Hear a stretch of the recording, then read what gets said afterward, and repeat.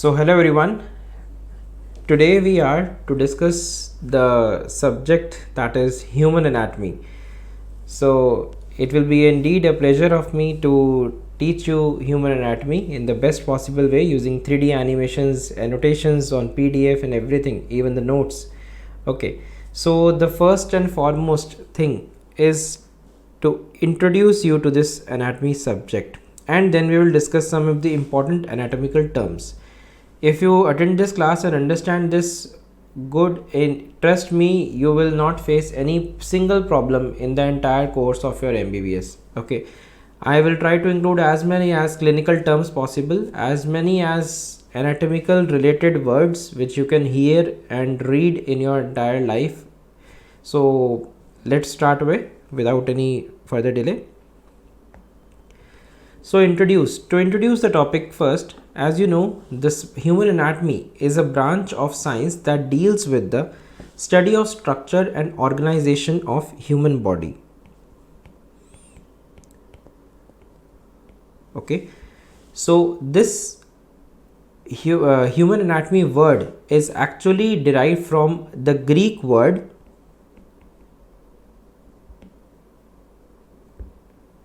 that is anatome.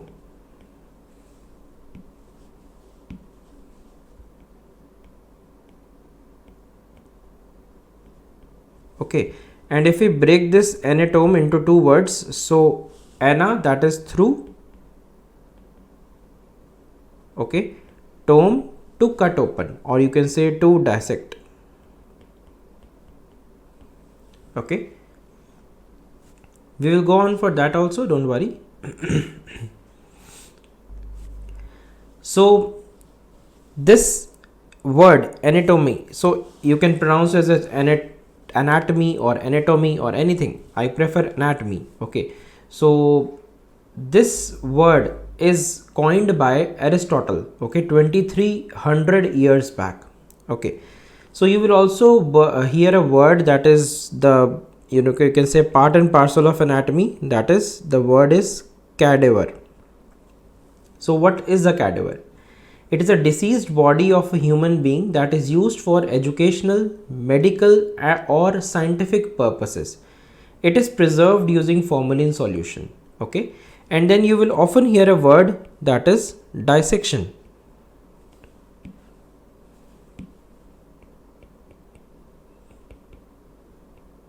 Okay, the process of carefully cutting and separating the various structures of the human body and to study the anatomical structures and its organization. Trust me, it's a beautiful machinery which is working day and night for you, and you don't even know about the so many structures there are in the human body. And trust me, consider yourself lucky that whatever you're going to read in this subject is present inside your body. So it's nothing you're wasting your time, you're reading more about yourself. Okay, so it's the best knowledge in the entire world which you can gather. So have that spirit always inside yourself. Okay, then we come on to the subdivisions of anatomy. So to study anatomy, we can divide it into various types, okay, based on the method of study. Number one, that is the gross anatomy, which will be the main course during your MBBS first year syllabus. Okay, so this is basically cadaveric, or you can say topographical anatomy. It is a study of the human cadavers by dissection. On gross, what you are seeing the structures, that is gross anatomy, and it can be divided further into two types. Okay, one is the regional anatomy. That will be the main syllabus through which we will also be going and making you read all these topics. So regional anatomy, a study of the human body in parts. Okay, so what are these parts? Head and neck region, this will all be the extremities or the regions which we will study. Then including inside the head and neck, we will have brain, or you can say neuroanatomy. Okay, neuroanatomy, right? Then we have thoracic region, thorax. Then just below the diaphragm we have the abdomen, and then further we have the pelvis and the limbs. Okay, so the upper limb and the lower limb. Okay, so we have the limbs, right? Then understanding this, so you can remember there are 6 different parts which we will be studying in the entire year. Okay, and in the course of the division, we can also read the entire anatomy in the form of systemic anatomy, that is a study of the human body forming a particular system. So I think this you have already studied in the biology classes in your 11th and 12th, where you heard the system wise anatomy. Okay, so what are those systems? The one is the integumentary system, okay, the skin basically, which we'll discuss today also. Okay, skeletal system consisting of bones. Arthrology, these words are very important. Arthrology is the study of the joints specifically. Muscular system, muscles. Nerves, nervous system. Cardiovascular system will include all the arteries and veins and capillaries and all those structures we will take up separately. Lymphatic system, we will discuss. Then endocrine, digestive, respiratory, reproductive and urinary system. So I will give you an overview of the last few categories of systems, which we will discuss separately in a separate class, to give you an overview. Most of the things are known to you, but there will be something which will be really helpful during your course of classes. Okay, then we move further. As I told you, one is the gross anatomy. Then we have the microscopic anatomy, that is a histology, and this will be the most important nightmare of you of your first year. Okay, and this will form the basis of the subject pathology, which will be in your second year MBBS. Okay, so again, this microscopic anatomy histology is very important, and that is nothing but study of the structure using microscope. A very important question which you should focus upon, and many of the students commit this mistake. Whenever there is a short note in your exams, in your university exams, theory exams, whenever they ask you to write the microanatomy, okay, microanatomy of thyroid gland, or suppose any structure, microanatomy, so that means they are asking you the histology. So do not start writing the gross anatomy, you will not get marks. If you out of 5, you will get 0 marks if you only write the gross. So you need to draw histological diagrams using the H&E pencils, and that will only fetch you marks whenever you read this word microscopic anatomy or microanatomy. So never forget this. This is a very important exam pro tip which you should remember. Then surface anatomy, there will be a separate viva for you in this in the main university exam for the surface anatomy, and I will also cover the surface anatomy topic wise wherever it's required. So that is nothing but to study the relationship of the deeper structures of the body. For example, we are palpating the radial artery. Okay, so there are certain important things to remember for bony landmarks, soft tissue landmarks, and certain arteries, vessels, and nerves, and even the internal organs. The surface anatomy is very important. Okay, then living anatomy, that will be again very important in the further course of years of your MBBS, in which you will understand the inspection, palpation, percussion, auscultation will form the 4 pillars of your examination findings. Okay, so these things you can do with various aspects like bronchoscope, gastroscope, cystoscope, and other imaging techniques also can be used. Okay, so you can pick up the word broncho, means we are talking about something related to the respiratory system. Okay, then gastro means for the gastrointestinal system, GIT. Okay, cystoscope is an instrument which can be visualized into any other internal organ. Suppose if you are looking into the urinary bladder, okay, so we are using cystoscopy. So there can be any kind of areas where you can looking through a instrument, so that is all these scopies. Okay, clinical or applied anatomy, which will again be the bread and butter of your anatomy classes. Trust me, if you write and become masters of this clinical or applied anatomy for each and every topic, you will do wonders in your main exams. Okay, even the viva, you will ace your exams. So even if it is asked or not asked, study everything related to clinical or applied anatomy. It is extremely important, not only for exams, for your entire life as a doctor also. So it's an application of the anatomical knowledge for diagnosing and treating various diseases and surgeries. Okay, then you know something about the radiological anatomy. So study of the bones and its structures using radiology. So this also I will take up a separate class in general anatomy for the principles of radiology, which you will understand further important aspects which will be useful for your examinations like ultrasonography, CT scan and MRI, and what or other things can be there. Okay, then there are other things like experimental anatomy, which includes the study of the factors that determine the form, structure and function of different parts of the body.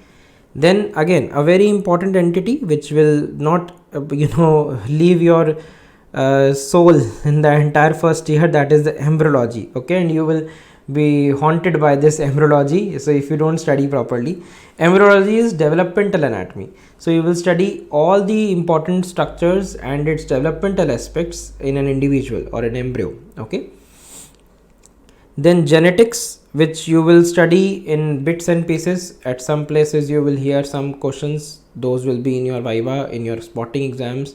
So you can do selective study for this genetics topic for your MBBS course with respect to anatomy. Then comparative anatomy is to compare the different structures with respect to different animals and human body.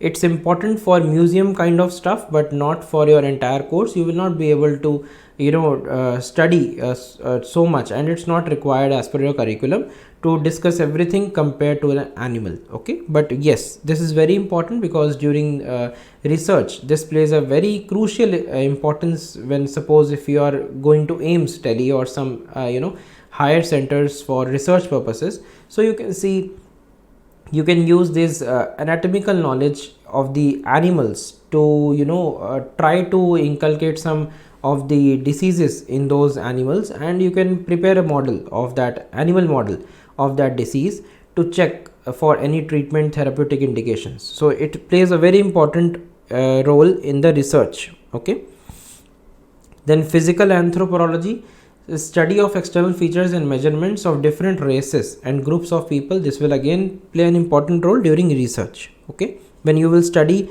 something, if you do out of your curiosity, if you do something with respect to different races, different ethnicity, if you are studying a disease in different kind of group of population, so that will play a very important role to understand the differences. Then something about the history of anatomy. See, trust me, I personally also hate the history of anatomy, but there is no other option, because this information which I am going to project in history of anatomy, it's not going to be very boring or dull. Trust me, the only important statements I have put in the subject of history of anatomy. So I am very choosy to what to tell you in this topic, even for the entire anatomy syllabus. So stick to that. There are other things in the textbooks, but if you stick to this, you can do wonders in your MCQs, in your theory exams, viva. You can study a lot extra, but this much will also do. Okay, so there are some contributions, okay, by certain important scientists or physicists or any important personnel. So you should know the names and for what they are known. Okay, so that's it. There is nothing too much to learn about them, and most of them you should already have heard maybe. Okay, number one is the Hippocrates. Okay, you know the Hippocratic oath also, right? You will be taking once you complete your MBBS. So that Hippocrates is known as the father of medicine. MCQ. Okay, these are all your one-liner MCQs which you should remember. Then the Herophilus is known as the teacher of anatomy in Egypt, as he was the first one to dissect the human body. Again, extremely important, and he is known as the father of anatomy. Okay, again an MCQ. Please remember, I will tell you another father of anatomy. Then there is Leonardo da Vinci. I think you have already heard of this name in movies and all. So he was an Italian genius artist and anatomist. He is known as founder of modern anatomy. Okay, not father, founder. So please remember, this is again an MCQ. All of you remember the artistic work of Leonardo da Vinci, that was Mona Lisa's famous painting. All of you have seen in various movies, it has been shown. Then a very important name which you should always and always remember, never forget this, that is the German anatomist name. He is known as the reformer of anatomy, again an MCQ often asked, and then he is also known as the father of modern anatomy, again an MCQ which has been asked. Okay, so then an important entity, that Andreas Vesalius, he has also written a book, that is De Humanae Corporis Fabrica.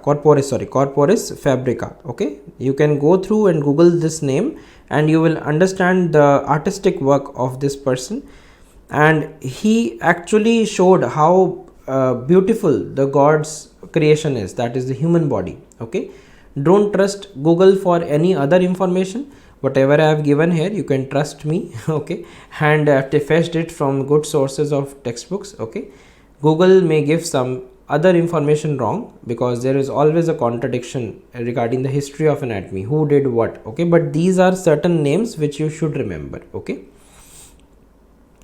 so then you might have heard of the name William Harvey, again extremely important name, you cannot forget this. This actually important for the blood circulation, so this name always link it with the blood circulation. So who established? So this is the William Harvey's name which you should remember. Okay, then Antony van Leeuwenhoek, a very important famous name which you will hear, as he discovered the microscope itself. So histological anatomy which you are studying, that has not been possible if he was not there, obviously. Okay, so discovered a microscope, again that is an MCQ which you should remember, who discovered it. Okay, they will give you the match of the following kind of questions where you should be able to guess the names and its relation, what he did actually.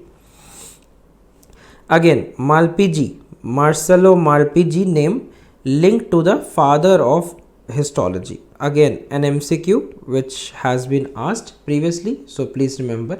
Then you will hear the name of William Hunter.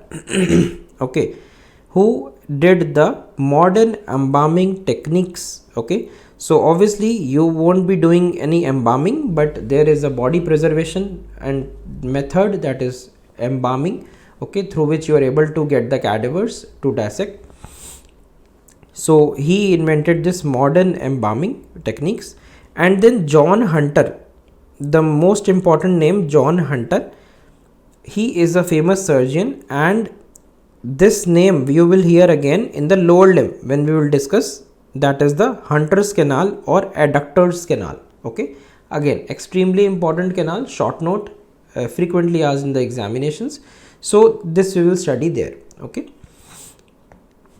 then we go on for the next name, that is again you might have heard somewhere, Roentgen. Okay, the von Roentgen, that is he discovered the X-rays.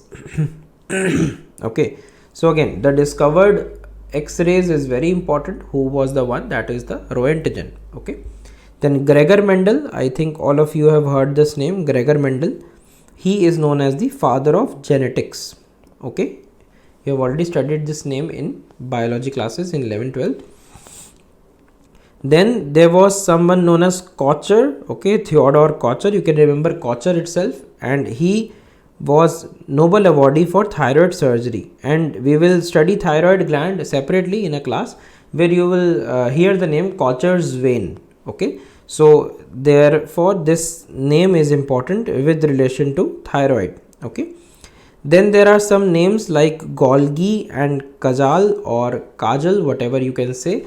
He was awarded Nobel Prize for the work on nervous system. So there are certain structures which we will see in the neuroanatomy.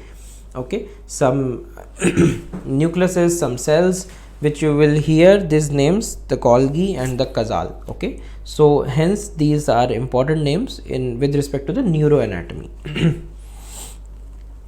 Then there is another name, that is Ernst Rusk and Max Knoll, who developed the electron microscope. Again very important, this is an advanced microscope, all of you have known this, we will study again in histology separately. Then the very famous person which you have heard in again 12th, that is Watson and Crick model, okay, of DNA. So these two people actually discovered the DNA structure of the 3D structure of DNA. Okay, so again this is important, and even this 1948 year for this Watson and Crick is again important, has been asked separately in the MCQs, so you should be aware of this. Okay, so that's it about the history of anatomy. Before we jump to the next, just want to tell you few things. Okay, so that is the next thing is the anatomical terminology. Okay, so before we begin this anatomical terminology, let me tell you a few important facts to remember. The largest region of the human body, that is the abdomen. Okay, abdomen has a lot of things we will discuss separately. The largest bony cavity of body, that is the cranial cavity. Okay, then longest bony canal of the body, that is known as vertebral canal. Okay, in which between the vertebrae you have a canal, we will study separately. Then largest serous cavity of the body, that is again the peritoneal cavity. Okay, we will study again in detail. Hardest tissue of the entire human body, that I hope you all know, that is the enamel of the tooth. Okay, then what is the first organ of the body which starts functioning? That is the heart.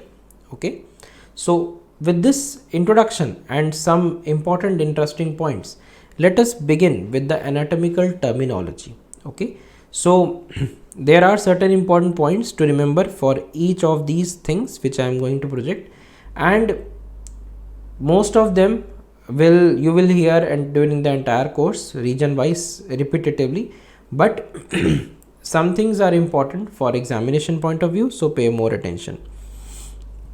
Anatomical position extremely important for theory as well as viva. Okay, so please remember this for sure, don't forget it.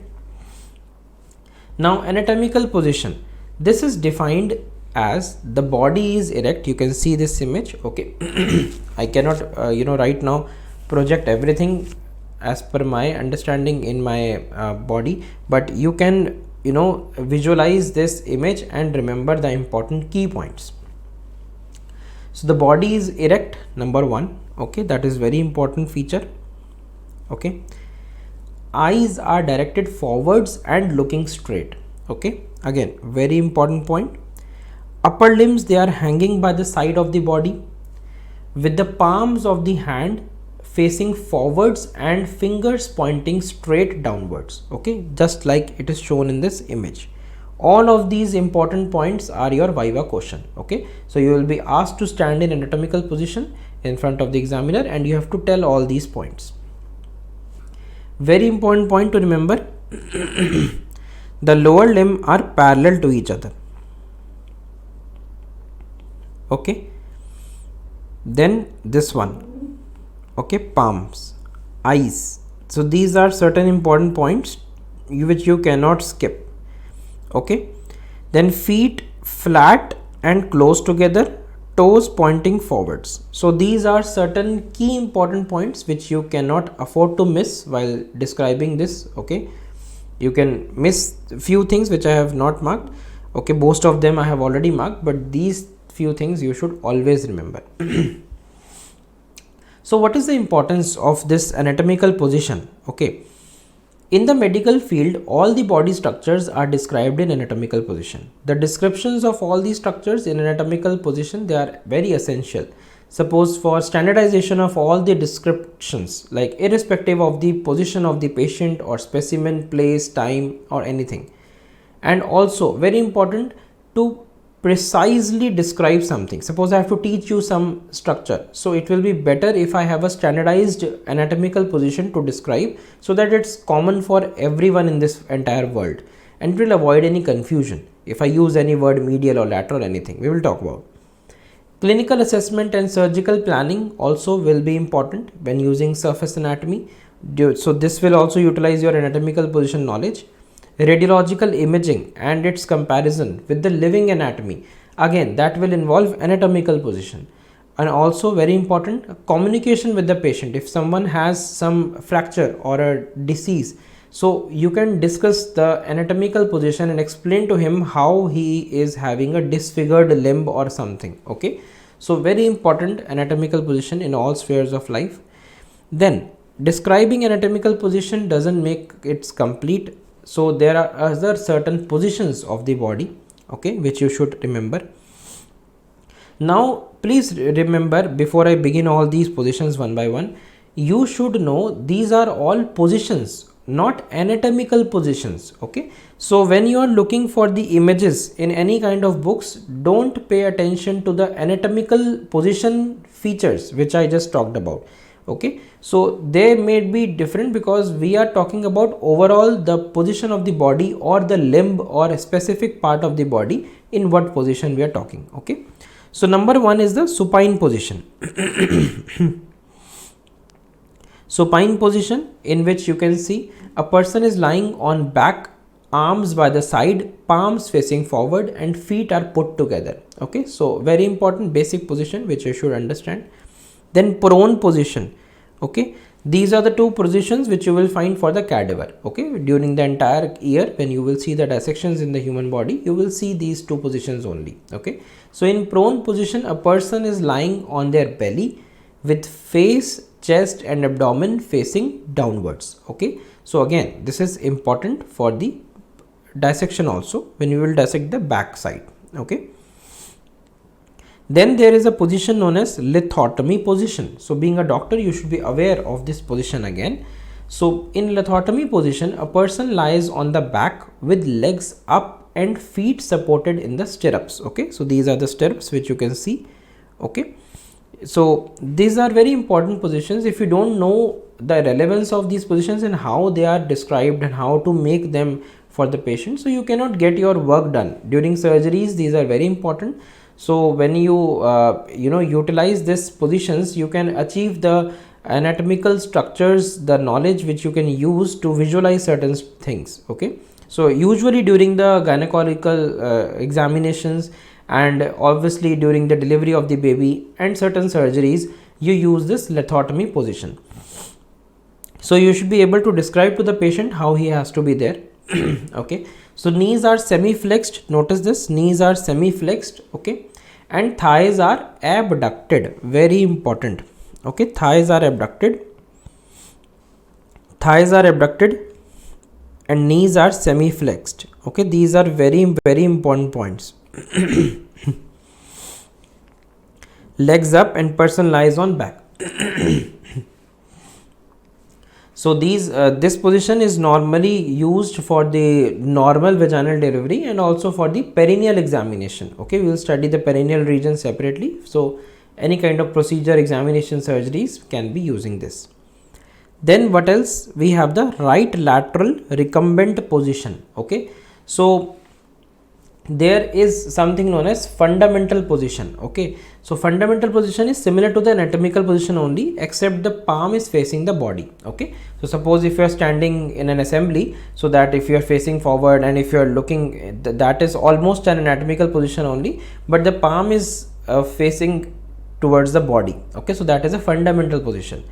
And then you have right and left lateral recumbent position, in which you can see the person is lying either on the right side or left side, with the body's right side or left side actually touching the surface. Okay, so these are the recumbent positions. Again, these are very important during certain specific procedures, like you will be examining the body, so you will be understanding these relevance of these positions later on. Okay, so if the surgeon or if the doctor who is teaching you the clinical examination, if he says please place the patient in left lateral recumbent position, so you should be able to understand what to do.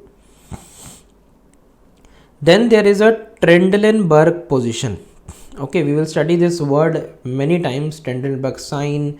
Okay, but position is something different. Okay, in this position, a person is lying in the supine position only, with the feet higher than the head. Okay, by 15 to 30 degrees. This position is very important, especially for you should know, because being a first year student, when you enter the dissection hall and you are seeing the cadaver for the first time in your entire life, you tend to faint. Okay, So some people vomit and some people tend to faint, and when you faint, then you have to be put on a stretcher or on a bed, and then we use this Trendelenburg position to make you wake up, okay, without any other medical attention. So this position helps. What it does, it does to help to increase the blood flow to the brain, okay. So blood flow increases to the brain, okay, in this region. So in cases of hypotension, in case of shock, it is used, okay, Trendelenburg position. It is even used in case of laparoscopic surgeries of the lower abdomen and pelvis, okay. So this is the clinical relevance for the Trendelenburg position, which you should remember. Then we have Fowler's position, okay. What is this Fowler's position? I think you all have seen in movies and pictures, and and so many, if you have gone in wards, you will see this Fowler's position very commonly. What is this? In this position, a person is sitting straight up or leaning slightly backwards, okay.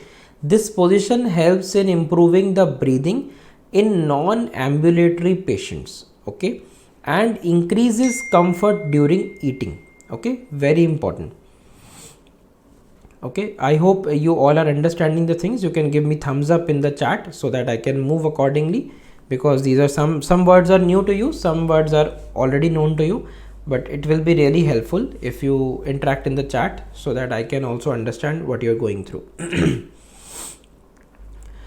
Okay, because the words will get tougher sooner or later, so hence you should be able to. Okay, so you can message in the chat if you're understanding everything. Give me a thumbs up or yes or something, okay. I will move accordingly, and it shows that you are attentive. Okay, so this is Fowler's position, okay, which I just told you. Then we have another position, that is the Sims position, okay. What is the Sims position? In this position, a person lies on his or her left side with left hip and lower limb straight, okay, right hip and knee semi flexed, as you can see in this image, okay.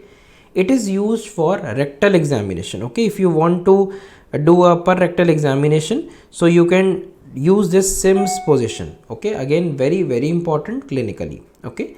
You will understand this further. I have written everything below also, used for rectal examination and improving breathing in non-ambulatory patient. I've written few keywords so that you can revise. Obviously you need to see my videos so that you can recollect the things what I'm telling you, okay. Then done with the positions, so then we can use the anatomical planes of the body to understand certain structures, okay. So see this beautiful image showing the different planes which you can understand. So midline, here you can see one plane, and then you can see transverse horizontal plane, and again mid sagittal, this is mid sagittal, then there is a sagittal plane parallel to it, and then there is a coronal section. If suppose if there is a wall in front of you, okay, so that is a coronal plane. Okay, so anatomical planes are useful for description of the different structural arrangements of the human body and relationships of the different structures. So if you do a CT scan or an MRI scan, so these are the different planes which are important, okay. So rectal means rectum, we are talking about the rectum basically. Okay, we'll study that in detail in the abdomen and pelvis region. Okay, we will discuss about these planes one by one, don't worry, I am bringing this topic now. So I hope you understand the importance, clinical importance of these anatomical planes, why they are important. So number one, we have a median or a mid sagittal plane, okay, which you can see in this image also, median or a mid sagittal plane. So this is passing through the center of the body, and it divides it into two halves, equal right and left halves, okay. So you will study this more importantly, mid sagittal section of the brain, where we will study different important structures. So neuroanatomy, sagittal section, horizontal section, coronal section is extremely important, okay. Then there is a sagittal plane, the word sagittal plane. Now there is a catch, okay. So please remember, as someone messaged in the chat also, any plane parallel to the median plane is sagittal plane, okay, simple. So it can be parasagittal, it can be simply sagittal.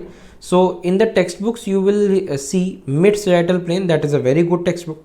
some textbooks may mention sagittal plane, so they have maybe they're not using the nomenclature properly, but you have to be very wary about where the word is used. But classically, if it is used mid sagittal section, so that means the midline, and if you are going parallel to the median plane, that is the sagittal plane. It can be parasagittal plane also.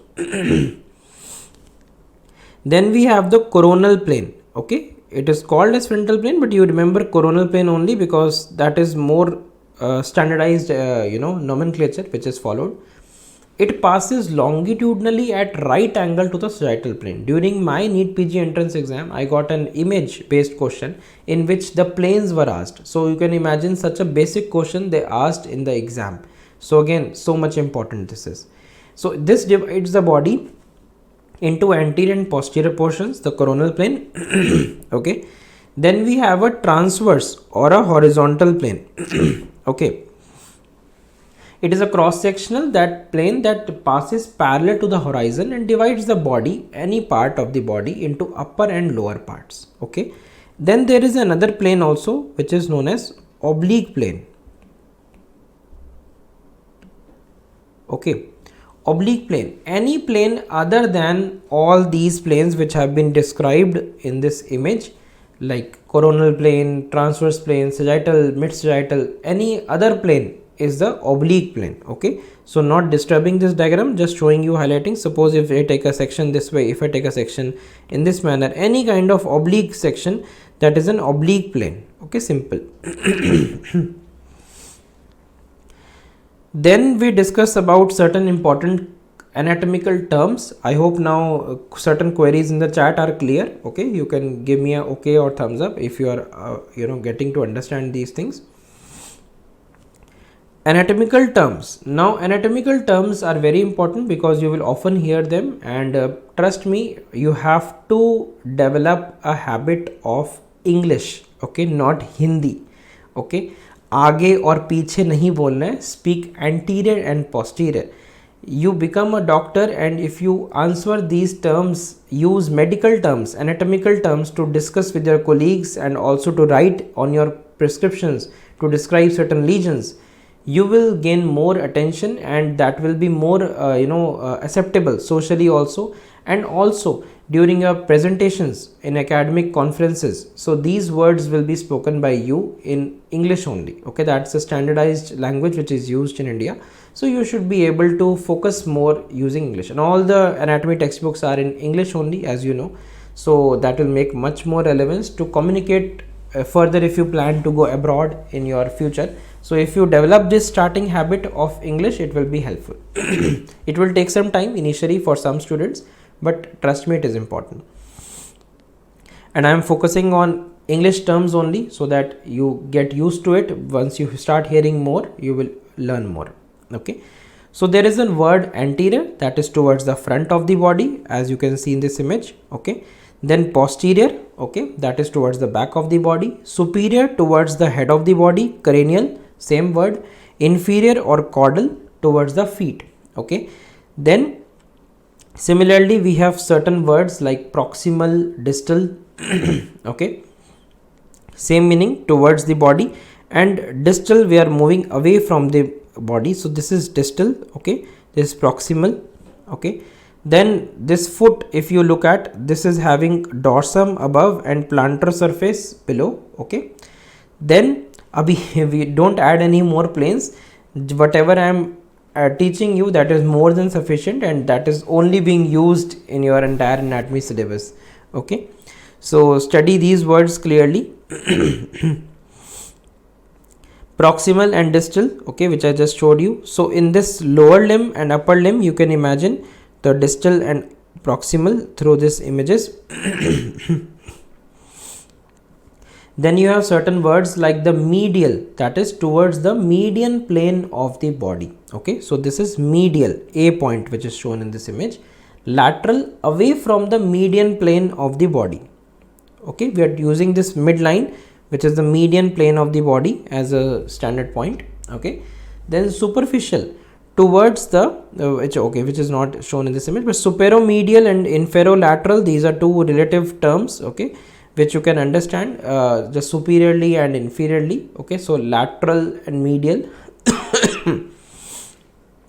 Similarly, there will be borders which will be medial close to the median plane, lateral away from the median plane, the borders of the limbs. Okay, and then there is different terms like superficial and deep. Okay, so superficial is towards the surface of the body skin. Okay, so that is superficial. Then we have deeper aspect. Okay, inside, deep inside, away from the surface or the body of the body or skin within the body, you can say. Okay, then again superficial, you can see in this image. Okay, then there will be some terms like central. Okay, central means towards the center of the body. Okay, central, that is towards the center of the body.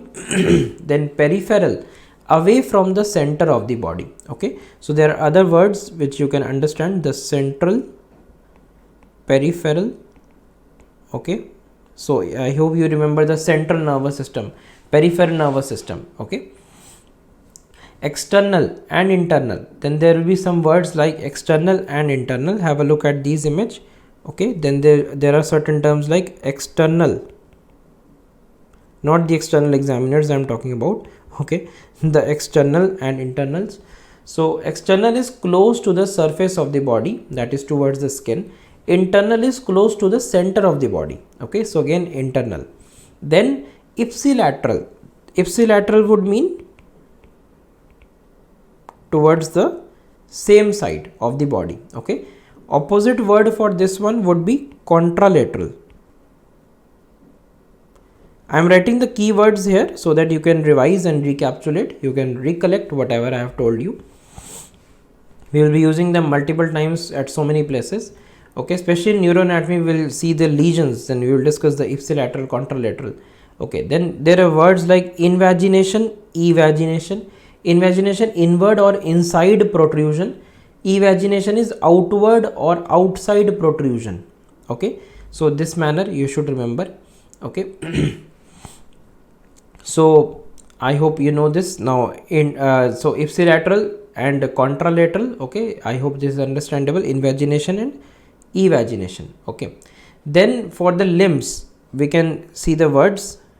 Okay, for the limbs we can use these words like proximal, which is written in this image only, proximal, and distal, which I showed you previous image also. Proximal is near to the trunk or close to the root of that limb. Okay, so starting point of that limb, that is proximal. Distal is away from the central trunk or away from the root of the limb. Simple. Okay, then there is a palmar surface. Okay, which you know, this is towards the palm of the hand. Then dorsal surface, towards the dorsum of the hand or the foot. Okay, for that matter. And then we have a ulnar border, that is a medial border, and lateral border or a radial border. So ulnar is towards the inner border of the forearm, and radial is towards the outer border of the forearm. Okay,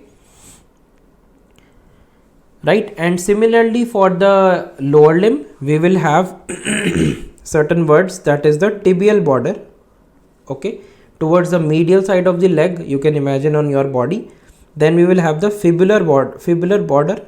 Okay, which will fibular side or tibial side towards the outer side of the leg, that is fibula. Tibia and fibula are the two bones, if you remember, for the leg. Then we have certain surfaces. One is the flexor surface.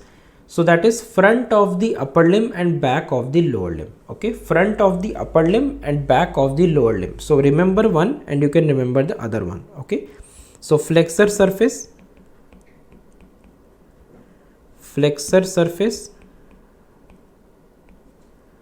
flexor and extensor. We will read them in the limbs. Okay, so this is flexor surface, front of upper limb and back of lower limb. Okay, and extensor surface, back of upper limb and front of lower limb. This will be very important when you study the muscles also. You will remember the flexor and extensor group of muscles. Okay, similarly. Then we have the plantar surface, that is towards the sole of the foot. Okay, so there is a plantar surface,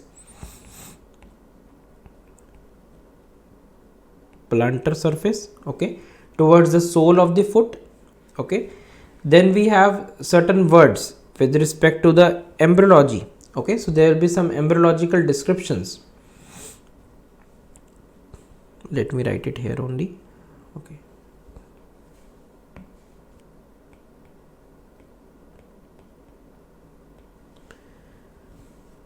then we have the certain terms used for embryological descriptions. Okay,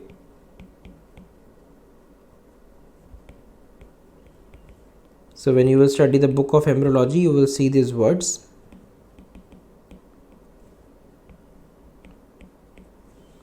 What are these words? Number one, ventral. Okay, that is towards the belly. Okay, then dorsal, that is towards the back. Okay, then cranial or rostral, again very important, you get confused between these two terms, the rostral end, that is towards the head end. Okay, cranial end. Caudal is towards the tail. Okay, then you have two words that is, one is the pre-axial border and post-axial border. Okay, so there is a word pre-axial and post-axial.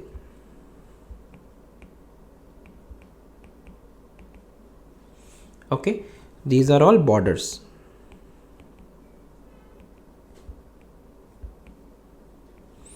Okay, the pre-axial border is the outer border of the upper limb.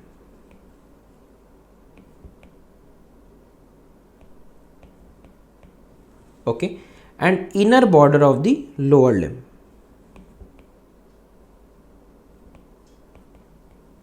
Okay, this has importance in case of embryo. Okay, not in case of adult. You will not be it is not of any relevant. You know the radial border, ulnar border, tibial border, fibular border, that is more than sufficient. Okay, so for post axial we have the inner border of the upper limb,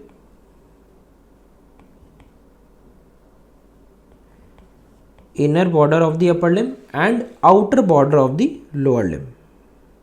Okay, exactly the opposite of the above. So during the embryonic development, okay, the limbs actually rotate opposite to each other. So the upper limbs, they rotate medially. Okay, so rotation, if you discuss rotation of the limbs, that is why this is happening. Okay, don't have to go into too much details how this rotation is happening, just the resultant of this rotation you should know and how it is happening.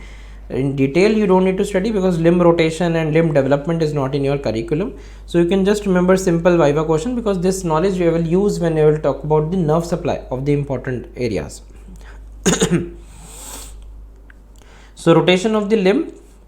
Okay, so that that includes the upper limbs, they are rotating medially. Okay, upper limb rotate medially. Okay, and the lower limb, they rotate laterally. Okay, so upper limb rotating medially, and in case of lower limb they are rotating laterally. Okay, so that is why we are getting these borders which are different for their different limbs, upper limb different, lower limb different. Then there are certain terminologies used for the muscles. Okay, which is number one, origin, that is relatively fixed end of the muscle. Okay, although these origin and insertion, these are relative terms. Okay, so insertion is relatively movable end of the muscle. Okay, this is relatively fixed end of the muscle. So nowadays the origin and insertion word is okay if you can remember, but you can simply use the word attachments, because it's not true for every place in the body that insertion is relatively movable and origin is relatively fixed. It's not happening everywhere, so that changes. So hence you can use the word attachment to be precise. Okay, so these are the origin and insertion which are relative terms. Okay, then there is a term tendon. Tendon means fibrous non-contractile cord or rope like end of the muscle, okay, tendon, which you know for the different muscles you will see the tendons. We will discuss a lot of tendons. Then there is the belly of the muscle, which is the fleshy and the contractile part of the muscle. Then there is a aponeurosis. Again we will discuss palmar aponeurosis, plantar aponeurosis. These are flattened tendons only, okay. Then there is a word raphe. What is raphe? These are stretchable fibrous band made up of interdigitating muscle fibers, okay. So there are certain raphes in the body, especially in the head and neck region we will talk about, okay, at some places. So those are raphe. Then we have ligaments. With respect to each of the joints we will talk about, there are certain ligaments like the fibrous inelastic band which are connecting the bones together. So bone to bone, that is ligament, okay. Then tendon is ligament, tendon is muscle to bone, okay, and ligament is bone to bone. Then other terms what are used, one is the prime movers. What is this? The group of muscles which initiate and maintain a particular movement, okay. So some muscle groups are known as prime movers. Some are known as antagonists, which oppose the action of these prime movers. Then we have certain synergistic muscles which assist the action of the prime movers, okay. Then we have fixators, which are a group of muscles that contract simultaneously and isometrically to fix the bone, okay, and they will facilitate the action of the prime movers, okay. So there are certain fixators of certain group of muscles, okay. So then there are certain terms with respect to the movements, okay. Number one, that is the flexion, okay. For the movements we are talking about flexion. So it approximates the flexor surfaces of the adjoining body parts to reduce the joint angle, okay. So this takes place in the sagittal plane around the transverse axis, okay. So you don't need to worry about the axis, because axis and all those structures are not too much asked in your viva and theory. That is for a postgraduates, that how the axis movement is happening around the axis. But for your undergraduate level first year, you don't need to bother about the axis and all. You just remember the movements, that is more than sufficient, okay. Then we have the extension, okay. As you can see in this image also, extension is, it approximates the extensor surfaces of the adjoining body parts to increase the joint angle, okay. So flexion of the elbow and extension of the elbow, which I can show you, okay. Then there are certain words which are adduction and abduction, okay. Adduction and abduction. There in this image you could see other words also, like the flexion and extension at the ankle joint. So those was plantar flexion, that is of this plantar surface that is having flexion, and the dorsum of the foot having its flexion. So that is dorsiflexion and plantar flexion, very important neurological examination. Then all the other joints are shown to do flexion and extension in this image. So these are certain movements which are happening at certain joints, right? Then we have an abduction movement, extremely important movement. We will study in the upper limb region how the abduction of the upper limb is happening, okay, at the shoulder joint especially. So it is the movement of the limb away from the midline in the coronal plane, that is abduction, okay. Then we have adduction, which is ADD. ADD means it is a movement of the limb towards the midline of the body in the coronal plane, okay. So I hope you understand. Flexion is this, flexion of elbow, and extension of the elbow is this, okay. And adduction adduction and abduction at the shoulder joint, okay, which you can see in this image. So these are very important movements. Examiner can say to you to do these movements and perform them, to tell you all the muscles how these are performing, okay. So again, these are very, very important from the examination point of view. Then we have certain other things. What are the rotations? Okay, medial rotation, lateral rotation, okay. So rotation movements which are involved. So rotation is the movement of the body part around the long or vertical axis. Okay, so it can be medial rotation or lateral rotation. Okay, simple.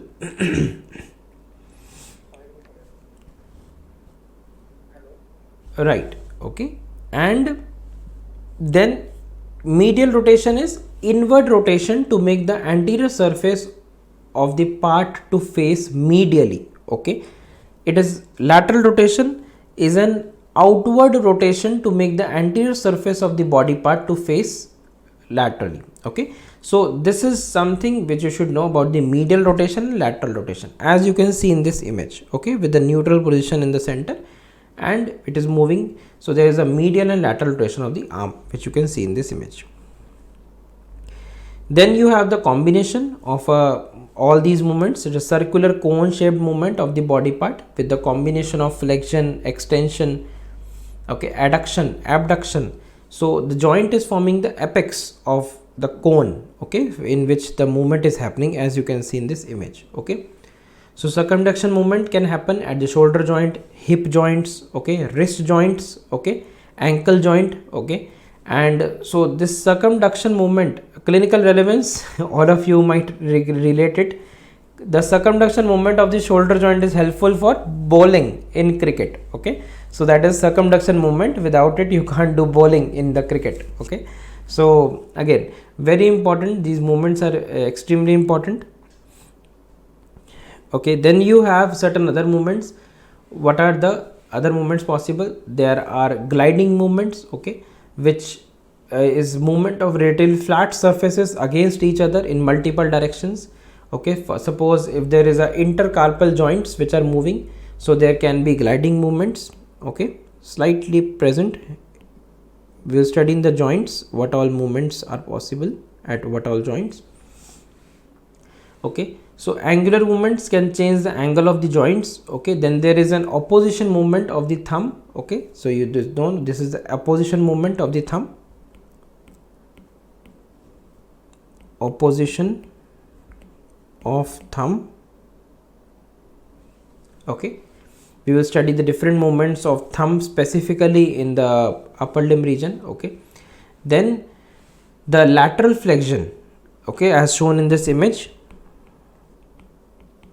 Lateral flexion, as you can see, this is the movement of the trunk sideways to the right side or left side. Okay, this is a lateral flexion. Elevation is movement that lifts the body parts upwards. Okay, so there can be a movement that is elevation.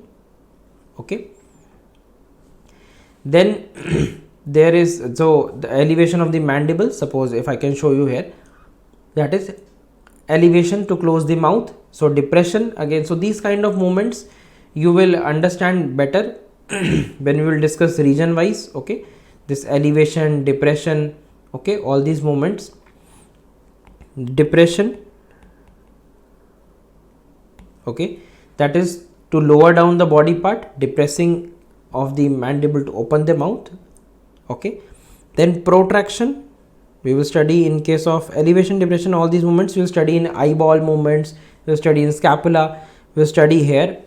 Okay, that is the mandible, you will study in the head and neck region. So protraction of the jaw, okay, and protraction of the shoulder, arm. So these are protraction movements. Then you have retraction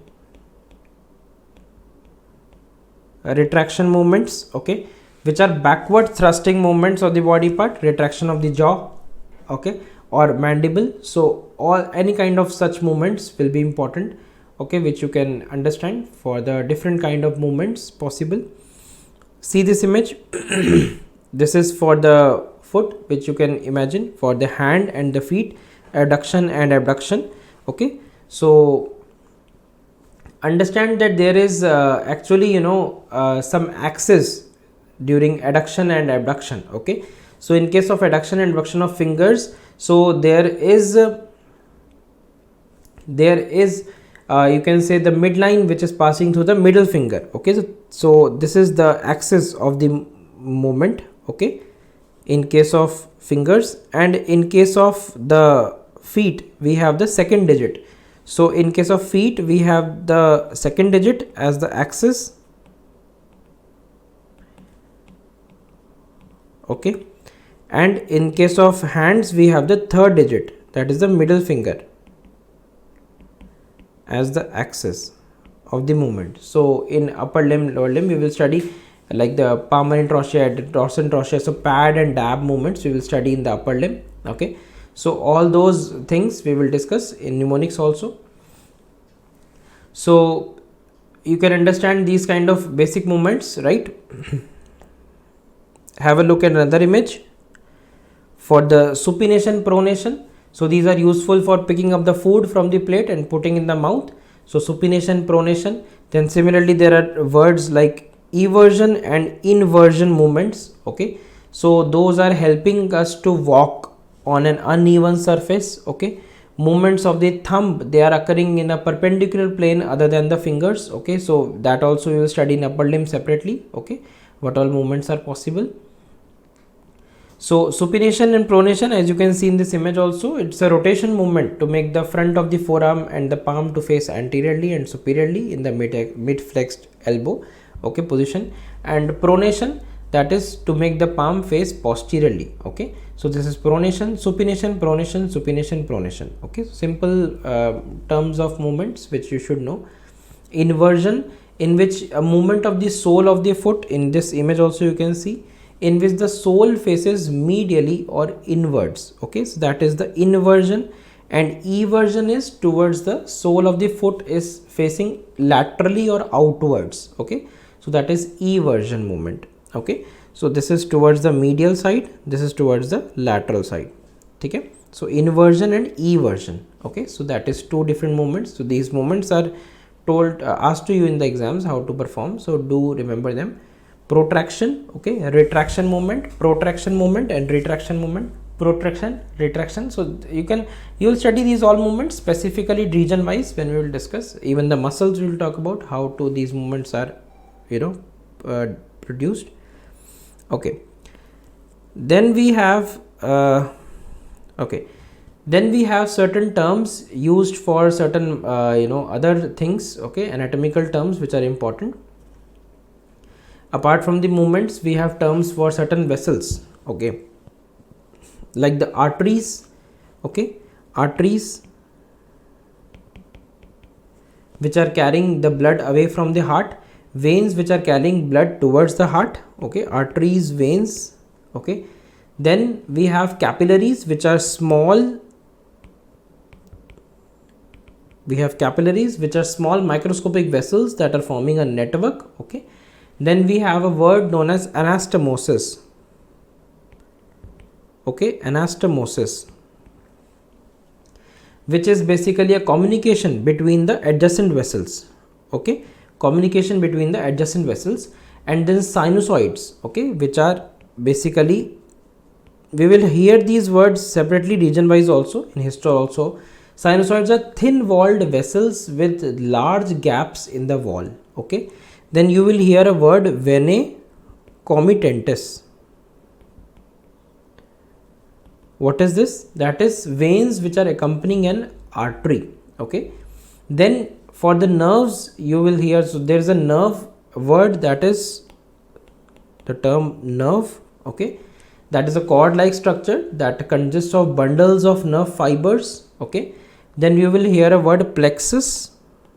Plexus is a network of these nerves only.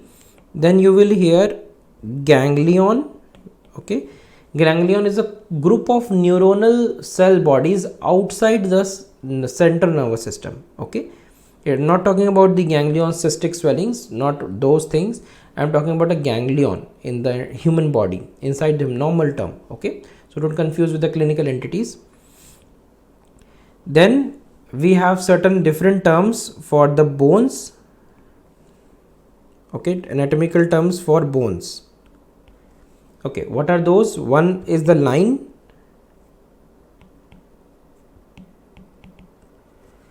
Linear elevations or less prominent ridges like the superior nuchal lines, temporal lines. Okay, then there is a term known as crest, a sharp ridge or a border. okay, like an iliac crest, okay, for example.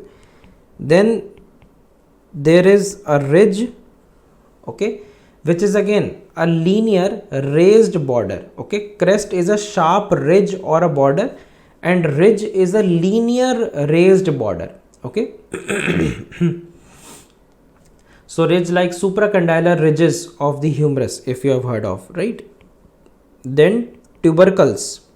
Tubercles are slight rounded elevations like the greater or the lesser tubercles of the humerus, okay. Then the tuberosity, okay. Prominent rounded elevations or projections like the ischial tuberosity in the hip bone. Trochanters, okay. Very large projections of the bones like the greater trochanter of femur, okay. Then spines or spinous processes, long thin projections like spines of vertebrae. Then styloid process, a sharp pointed bony projection, okay. Then head of humerus, head of radius, that is rounded articular end of the bone, okay. Then condyles, like rounded knuckle like projections, condyles of femur, condyles of humerus, okay. Then epicondyles, okay. Then we have epicondyles, okay. Rough prominence above the condyles like epicondyles of humerus. Then we have facets,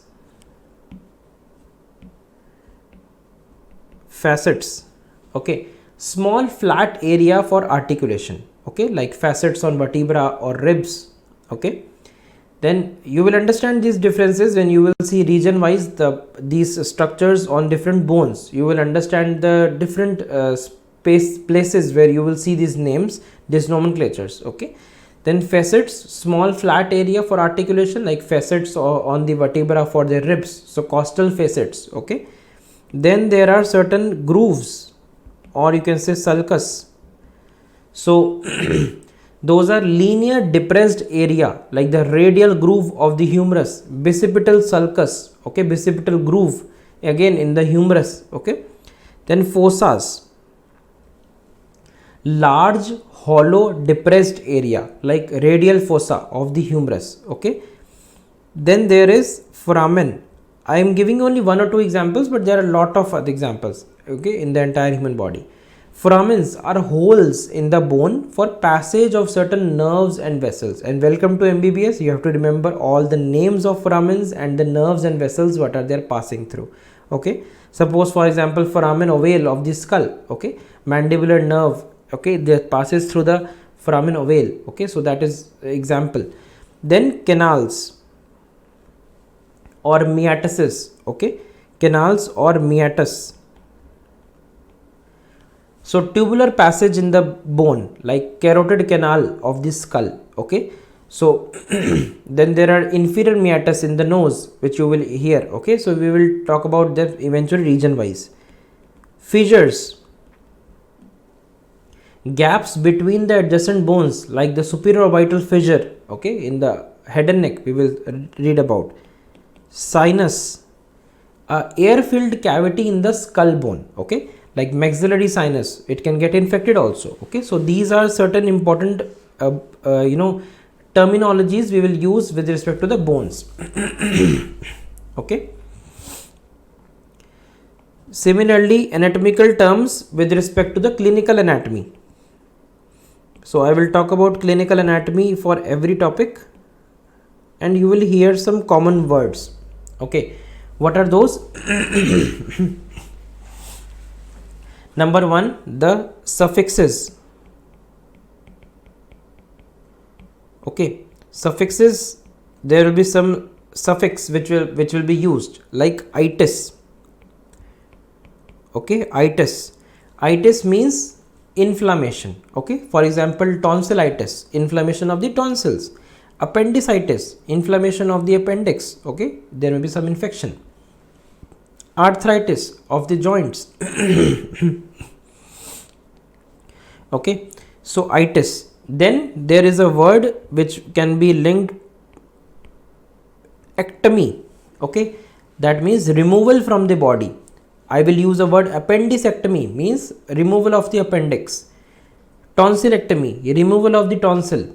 Then some word with the otomy at its end, means anatomy, if you remember. So means to open and close a hollow organ or any region. Like for example, a word laparotomy, that means opening and closing the abdominal cavity. So there is a laparotomy procedure. Okay, this is a surgery which is done. Then hysterectomy, that is removal of the uterus. Okay, then hysterotomy, that would mean opening and closing of the uterus. Just imagine for the cesarean section to take out the fetus. Okay, so hysterotomy. Okay, then cystostomy for opening the urinary bladder. Okay. Then there is a word which will have ostomy at its end. Okay, ostomy, which would mean to open the hollow organ and to leave it open. Okay, suppose if I am using a word cystostomy, that is to create an opening in the urinary bladder, and suppose if the urine is not passing, there is a urinary retention, chronic urinary retention, you can insert the Foley's catheter inside the urethra to take out the urine. If it is not inserting, if the Foley's catheter is not passing through the urethra, then you can make a cut open in the inside the urinary bladder to drain the urinary bladder. Okay, and to leave it connected to the exterior, to leave it open. Colostomy, to create an opening in the colon. Okay. Tracheostomy, very important procedure, life-saving procedure. You cut open the trachea to allow the person to breathe. Okay, so you can do an endotracheal intubation, in which you put a tube inside the trachea to to give the airway. You have seen the movies also, Ambu bag, which is inflating and deflating. So that is one procedure. If the oral cavity is not if it is disrupted, like suppose if in a road traffic accident there is the oral cavity is disturbed or distorted, so based on the Malampatti scoring, which you will hear in the anesthesia prof, so if the mouth opening is not proper, then you can cut open the trachea in the anterior end, and you can just create an opening to allow the person to breathe. You have heard of the word airway, breathing, circulation, ABC, that is for the life support. Okay, so that is a part of your basic life support course also, right? Then there is a word that is linked last में oma, that means a tumor, like a lipoma, tumor of the adipose tissue, osteoma, tumor of the bone, hemangioma, tumor of the blood vessels. Okay, so this kind of examples for the suffixes which you can remember. Okay, then again in clinical entities, clinical anatomy, you will hear some words. Okay, one is the symptoms. Symptoms is something which the patient is presenting with. Okay, complaints of the patient, you have to take care very clearly. If you don't hear them properly, he will kill you or he will beat you. Okay, that doctor साहब तो बहुत बड़े doctor साहब है, वो तो मेरी बात ही नहीं सुनते, उन्होंने तो सुना ही नहीं, उन्होंने बस एक लाइन सुनी और फिर दवाई लिख के भेज दिया, जाओ अम्मा घर जाओ. ऐसा नहीं, you have to listen everything in detail. Okay, so that is symptom. Then sign, that is something which you are eliciting in the patient. So that is an objective or physical finding of a physician on observing or examining the patient. Okay, then diagnosis,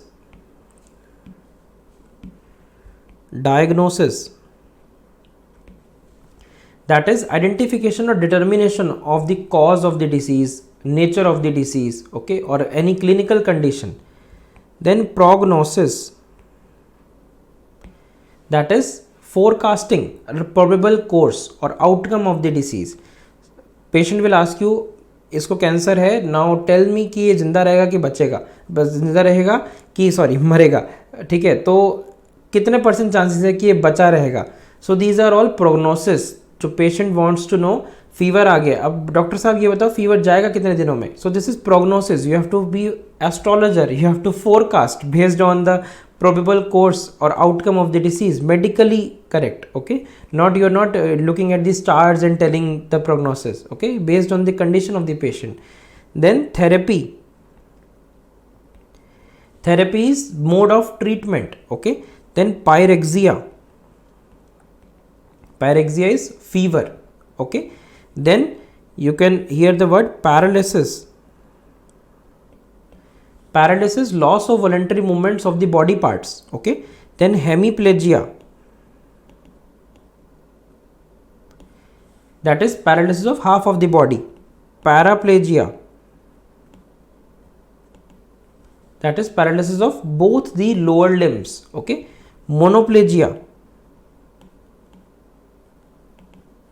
that is paralysis of any one limb, mono. Okay, then continuing the list further,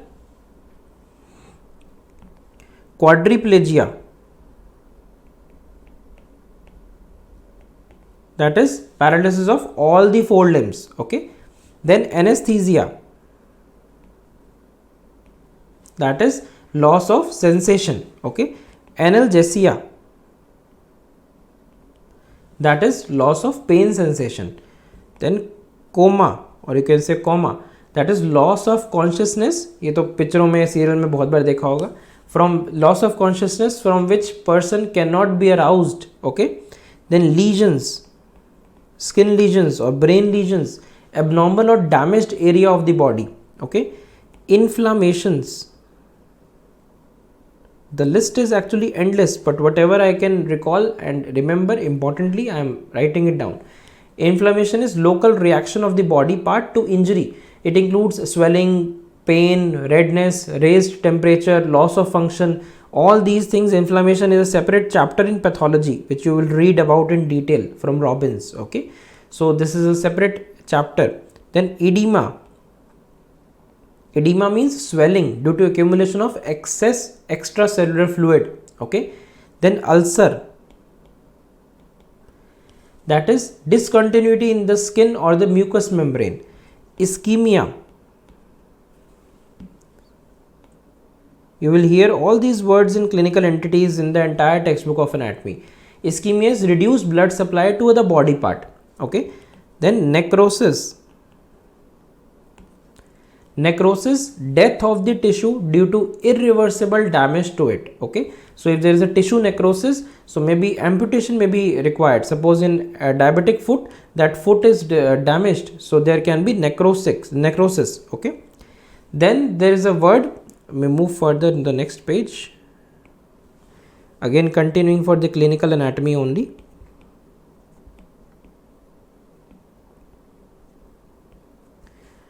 We were on necrosis. Okay, then we have infarction.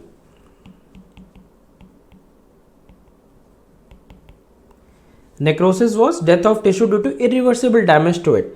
Then infarction, death of tissue due to loss of blood supply. Okay, that is infarction.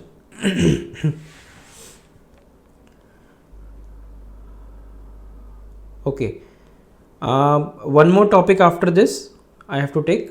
Okay, so you can I think in 5 minutes I can wind up this topic, and then after this topic we have the skin and its appendages, which would take another 1 hour. Okay, so you can either manage your time accordingly. I'm soon going to finish this in another 2-3 minutes. Okay, so yeah, you have to bear with me with these classes, because definitely these terms are very important for you to understand. Infarction, death of the tissue due to the loss of blood supply. Then gangrene. Okay, necrosis with putrefaction by the bacteria. Okay, again very important. Atrophy. Atrophy is decreased size of the cells. Then hypertrophy, that is increased size of the cells. Then hyperplasia, that is increased number and size of the cells. Then syndrome, a disease with group of signs and symptoms together. So there may be any syndrome which we will talk about eventually. Then tumor. Tumor is a circumscribed or non-inflammatory abnormal growth.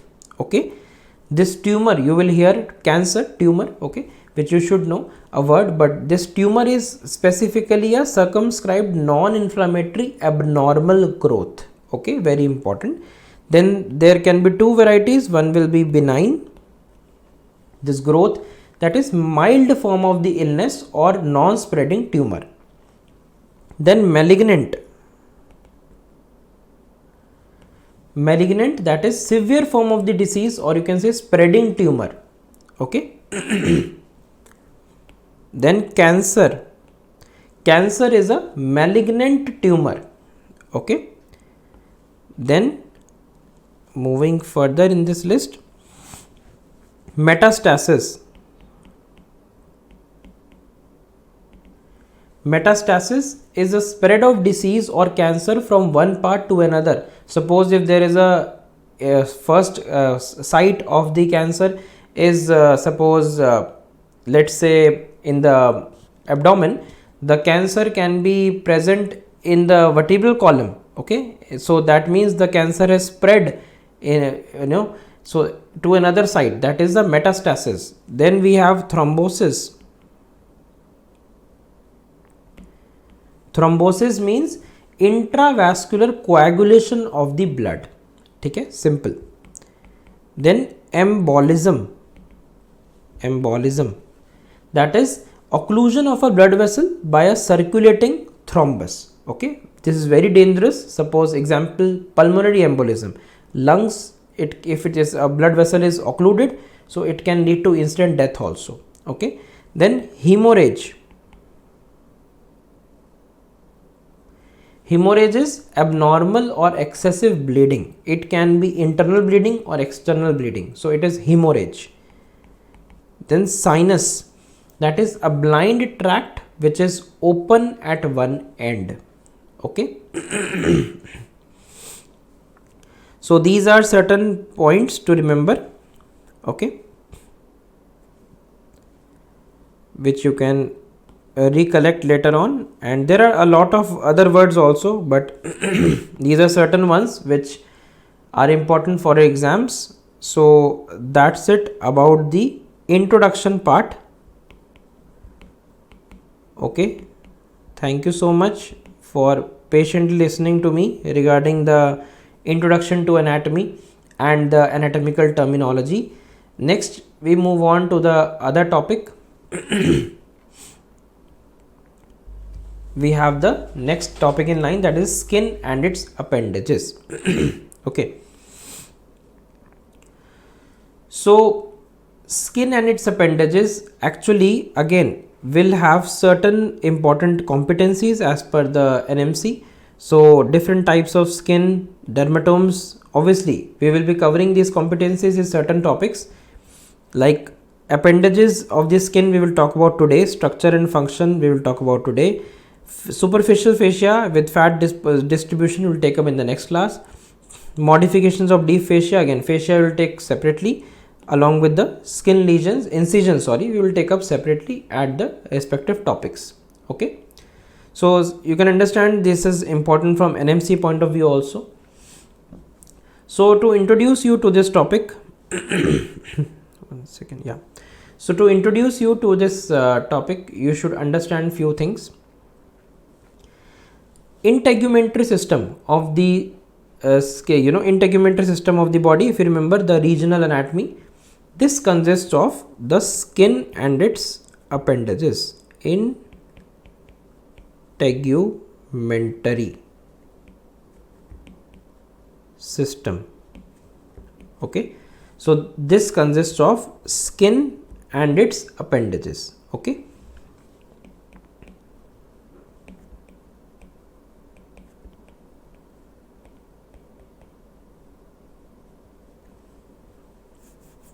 okay, so what all these are, one is the skin itself, that is consisting of two layers, the epidermis and dermis, which we will talk about in a while. Okay, then we have the hair follicles,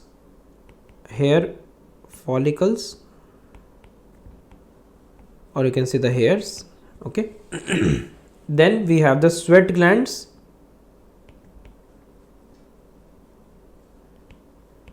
then we have the sebaceous glands,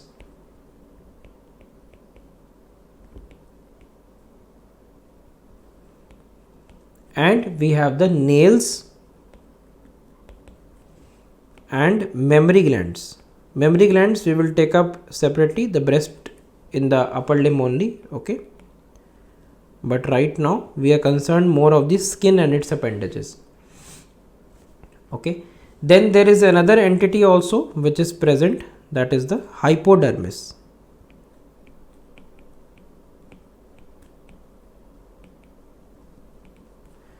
Okay, this consists of adipose tissue only, okay, that lies deep to the dermis. Okay, so that is hypodermis, subcutaneous fascia basically. Okay, so I think I can write it there only, it will make much more clarity. Wait,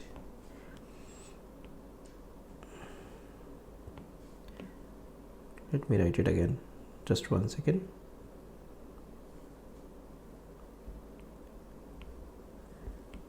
The epidermis,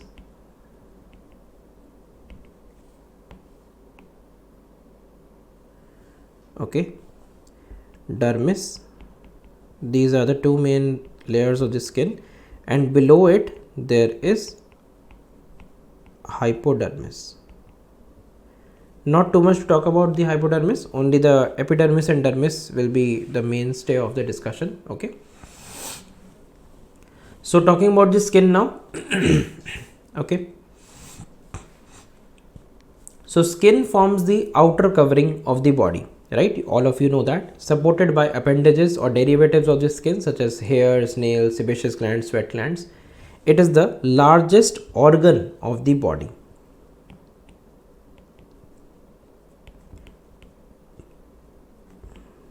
Okay,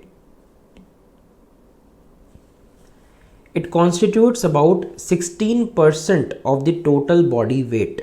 Okay, then functions of the skin, see, most of the things I am not writing, I am just telling you because those are just factual things which you can remember or may not remember, but some things which are the key points I am writing it down so that you can remember for your examination point of view. Okay, simple. Functions, I hope everyone is there. Please in the chat give me thumbs up or yes or something. Chat is dead, I don't like that. So chats and comments are very important to keep the classes live and running. I know this is going to be a burden for you because of the time frame and the duration of the classes, but this is as per the request of most of the students, because general anatomy is something which they are lacking in and they are not able to recollect so many things, understand so many things. So I have taken up this at priority. So I told you in the beginning also. So it is tough for me also to bear and this change of the timings. You have been with me in the previous extremity, upper limb we have discussed. Everything was very systematic, but now I am also going to rush because of the limited time frame which I have been given and also the duration of the classes. So please bear with me because it is ultimately benefiting you only because of the current demand of the time. Okay. So I hope it is okay. Give me thumbs up. If I have so many thumbs up, it will keep me motivated. I will not lose, my motto, because it's a lot of things to cover. I can cut down wherever I want, but that won't be useful to you. So functions, number 1, the protection. Okay. It acts as a physical barrier that protects the body from pathogens like bacteria, okay, and viruses, chemicals, physical injuries. Okay. Then we have regulation of the body temperature. So these are very important for Viva questions. Okay, so you should remember them. sensations.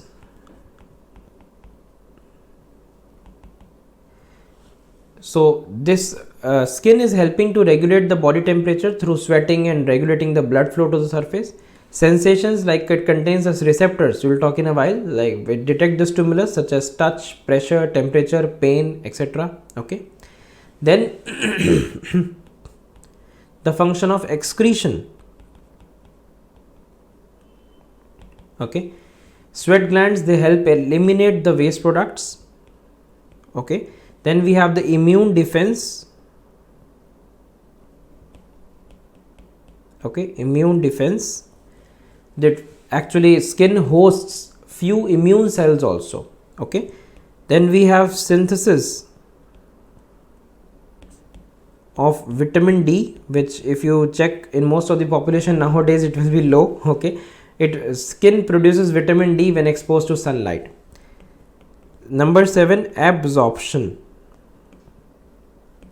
Okay, so these are all your functions of the skin which are covered in the NMC competency. I showed you in the initial slide also. Okay, it absorbs certain substances including medications and chemicals under specific conditions. Okay, so you can imagine skin is so especially the epithelium, it is so much selective. When there are certain microorganisms, it doesn't admit it inside, but if there is some ointment which you apply on the skin, it takes inside to cure the surface of the skin. So it is magical, right? So then we understand the functions. Then there are two types of skin depending upon the thickness of the epidermis. Number 1 is the thick skin, that is moti chamdi. Okay, thick layer of the epidermis, that is its epidermis shows thick stratum corneum. Okay, so that is thick skin. Thick skin does not have hairs. Okay, locations, example, the skin of the palm and the sole. Okay, skin of the palm and the sole of the feet. Okay, very important, that is thick skin. Okay, compared, there is no hair on the palm, right? So you can remember easily, there is thick skin. Then thin, or you can say hairy skin. I can write it here only so that you can remember for your entire life. This is hairy skin, thin skin or hairy skin. So in thin skin, epidermis is thin. Thin skin shows hairs. Example, the skin covering the entire surface of the body except the palm and the sole. Okay, that is understandable. And there are certain other things which you can understand in this image, but very importantly, please remember this, which is often asked in the MCQs regarding the stratum lucidum. So there are certain layers of the epidermis which I will talk to you in a while. Out of that, stratum lucidum is the one which is present in thick skin and absent in thin skin. So please remember this lucidum. Okay. Lucidum makes the entire difference. Okay, so stratum lucidum. And then epidermal ridges which are absent in thin skin. Okay, then hair follicles which are absent in thick skin. Ectropili muscle, again along with this hair follicles, जैसे रोंगटे खड़े हो जाते हैं, तो there is some thing in the skin which is actually keeping this hair follicles straighten up. So that is erectropili muscle. I'll talk to you in a while. Okay, so these are absent, hair is absent and erectropili is absent, simple. Sebaceous glands, they are absent. Okay, in this palm you will see there is sebaceous glands are absent. Sweat glands are many, very important. If you see when you are working, when you are seeing there is a sweat accumulation in the palmar surface. Sensory receptors are more in the thick skin. So obviously you are doing so many work with your palm and the sole, you are walking every day, so that is why. So this is again important. Location you already know, so very basic thing which you can remember. Then the structure of the skin. So skin consists of two layers. The one is, that is epidermis, and then we have the dermis. Okay, so epidermis is a superficial layer that consists of the keratinized stratified squamous epithelium that will be covered in histology. What is this stratified squamous epithelium, keratinized variety? We will talk about it separately. Okay. Dermis is a deeper layer that is made up of connective tissue. Simple. Okay. Very basic thing. So epidermis, it has certain layers which are important for your examinations, which you should know. So it consists of 5 layers. Okay. So what are those 5 layers?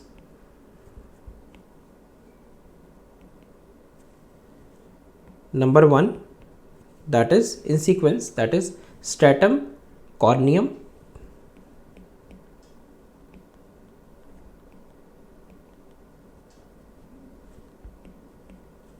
then stratum lucidum,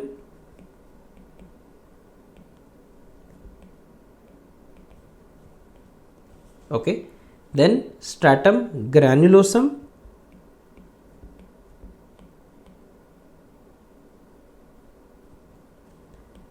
then stratum spinosum, and lastly stratum basale. Okay, you can remember through a mnemonic CLGSB. Okay, this is a mnemonic which I always remember, so you can remember CLGSB. Don't make too many mnemonics in the entire human body because too many mnemonics will confuse you in the exams. So keep minimum mnemonics, the ones which we are giving, or ones which are mentioned in the textbooks. That is more than sufficient. Don't make yourself any mnemonics. There are plenty of mnemonics you will hear. Okay. So these are the 5 layers of epidermis, and as you already know, we have already discussed, this stratum lucidum is the one which is present only in thick skin. Only in thick skin, and rest everything is same. So stratum lucidum is present only in thick skin, and if it is present, it is present between the stratum granulosum and stratum corneum. Okay, so you know where to look for. I have attached a separate image, although I am not going to talk too much in detail about the different aspects of this image, because obviously this will be covered in your histology separately. Okay, so then number 1, a few important points about these layers. The stratum basale, it is also known as stratum germinativum. Okay, germinativum. Okay, it is the deepest layer of the epidermis. It consists of single layer of cuboidal cells, okay, low columnar cells you can say, that are resting on the basal lamina. Okay, it contains melanocytes and mechanoreceptors. Melanocytes and mechanoreceptors.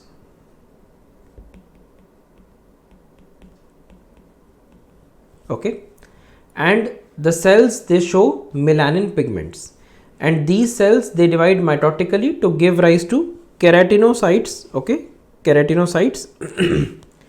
The cells of the skin, basically keratinocytes. Cytes is cells. Okay, so this is cells of the skin that form the superficial layers of the skin. So hence this stratum basale is known as stratum germinativum. Okay, so it is allowing the formation of the different layers of the skin. Then we have number 2, that is the stratum spinosum.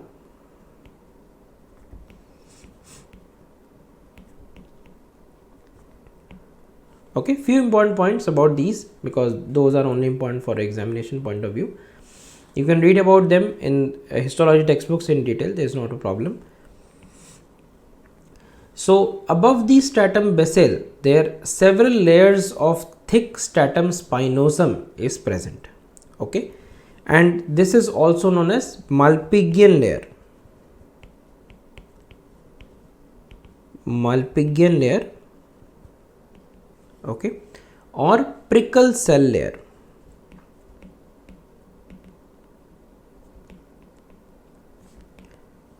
Prickle cell layer. Okay. Keratinocytes of the stratum spinosum, those are polygonal cells, okay, and that are connected with adjacent cells by some desmosomes, okay. So there are some desmosomes which are present, which are nothing but junctional complexes, okay. Again, so these desmosomes and all these structures you will study in the histology part, okay, the junctional complexes, that is separate chapter, okay, junctional complexes. Okay, which are actually joining the two cells, cell to cell talk, okay. And these spines are basically artifacts, okay. So during preparation of the tissues for sectioning, the cells often they shrink, and but these keratinocytes, which are these prickle cells, okay, which you can see in this image also, prickle cells, okay. So these remain adherent with each other at the site of the desmosomes, okay. So similarly, it is like a fevicol which is between the two cells, okay. So it creates spines over the surface of the cells at the site of the desmosomes. Thus the keratinocytes in this layer, this shows small spine like projections on the external surface, that is why it is known as stratum spinosum, okay. Then you have the next layer, that is the stratum granulosum.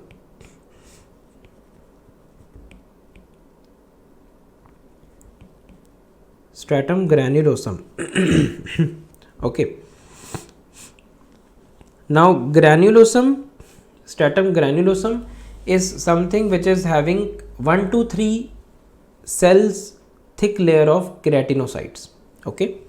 So 1 to 3 cell layers of keratinocytes, okay. And cells of the stratum granulosum, they contain granules of keratohyaline protein, okay. So hence this keratohyaline protein, and hence the name is given, that is a stratum granulosum, okay. And keratohyaline is actually a precursor of filaggrin protein, okay, that on aggregation forms keratin filaments, okay. So it's this keratohyaline, you can write this is nothing but a precursor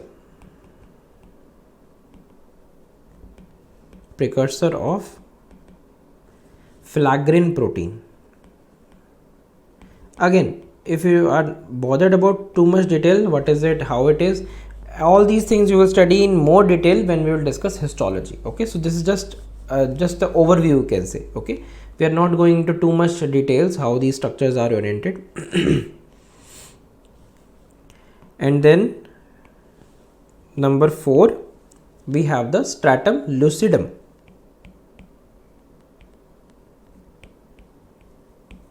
Stratum lucidum, okay. Stratum lucidum is basically, we are using the word lucid. Lucid means clear, okay.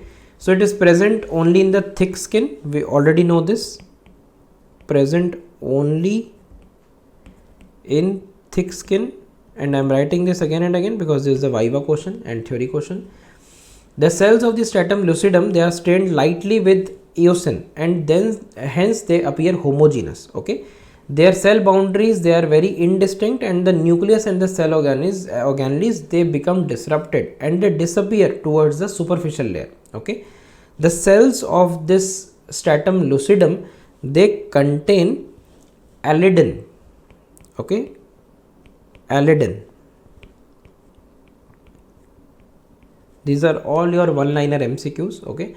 So what is alidin? This is a clear intracellular protein, okay. It is a clear intracellular protein, okay, which is, one thing more, here it was filaggrin protein, Okay, keratohyalin protein. Here it is illidin protein. Okay, so this illidin is a clear intracellular protein derived from the keratohyalin only. Okay, and later this illidin gets converted to keratin. Okay, in stratum corneum. Okay, so this is converted to keratin in stratum corneum. Okay, then we have the last fifth layer, that is the stratum corneum.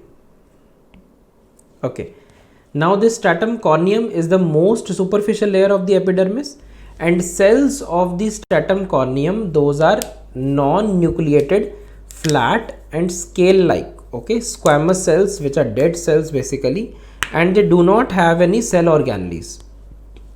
Okay, cells of the stratum corneum, those are filled with keratin filaments, and these cells, okay, so you can write the stratum corneum is basically having non-nucleated,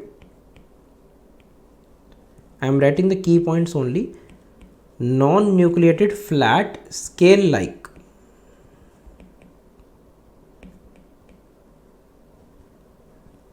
squamous cells scale like squamous cells, or you can say dead cells. Okay, and they do not have cell organelles. Without cell organelles. Okay, and cells of this stratum corneum that are filled with keratin filaments, and these cells are held together by extracellular lipid and carbohydrates that form a glue-like substance. Okay, extracellular lipid actually makes the skin impermeable to water. Okay, then the thickness of stratum corneum, it actually depends on the amount of friction to which the skin is exposed. Okay, very important. Stratum corneum is very thick in the palm and the soles. Okay, and superficial cells of the stratum corneum, those are being constantly shed off and are replaced by proliferation of the stratum germinativum, which I just discussed previously. Okay, so very important, this stratum corneum is very thick in sole and palm. Okay, right, I hope now you know. And if you remember, thickest skin of the body is actually in the upper part of the back. Okay, here the skin covers thin skin covers extremely thick dermis. Okay, so that is the thickest part, upper back or region. Okay, then if you just remember for a interesting fact, like mammary gland, those are modified sweat glands in females. Okay, so what I told you in the beginning, mammary glands, those are nothing but modified sweat glands in females. Okay, coming on to the clinical integration for the skin, whatever we have discussed till now. I told you anything we discuss will include clinical integration. Okay, number 1, the basal cell carcinoma. Okay, you will hear this word multiple times in the dermatology classes also. You know, dermatology, skin is a separate branch. Dermatology is one of the finest, topmost paid branches. So that is skin, derma. Okay, so the basal cell carcinoma, this is the most common skin cancer. It arises from the trichoblast, or you can say folliculosebaceous apocrine germinal layer. So it begins as a painless skin elevation. It rarely metastasizes, like spreads to different locations. I told you what is metastasis. And basal cell carcinoma occurs in hairy skin, mostly on the face. Okay, so that is the basal cell carcinoma. Second, we have heard of the term that is the squamous cell carcinoma, okay, or you can say epidermoid carcinoma. Epidermoid carcinoma. Okay, what is this? It arises from squamous cells of the skin and parts of respiratory tract and gut. Squamous cell carcinoma of the skin usually arises in the sun exposed parts, like the UV light exposed parts in older people, and mostly on the face, ears and back of the hands and the scalp region and the lips. Okay, so these are certain most UV light, that is why we say na, don't be exposed to sunlight, UV light, extreme bright light. So this is something which is possible, that is squamous cell carcinoma, epidermoid carcinoma. Okay, then we move further to the dermis. So we have covered epidermis. Let's talk a bit about dermis. Okay, so dermis is a deep vascular layer of the skin.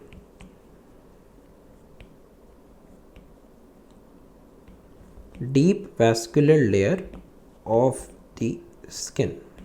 Okay, it is made up of connective tissue, contain the collagen bundles, blood vessels, lymphatics and nerve fibers. It also contains erector pili muscle and the hair follicles, which we'll talk about eventually.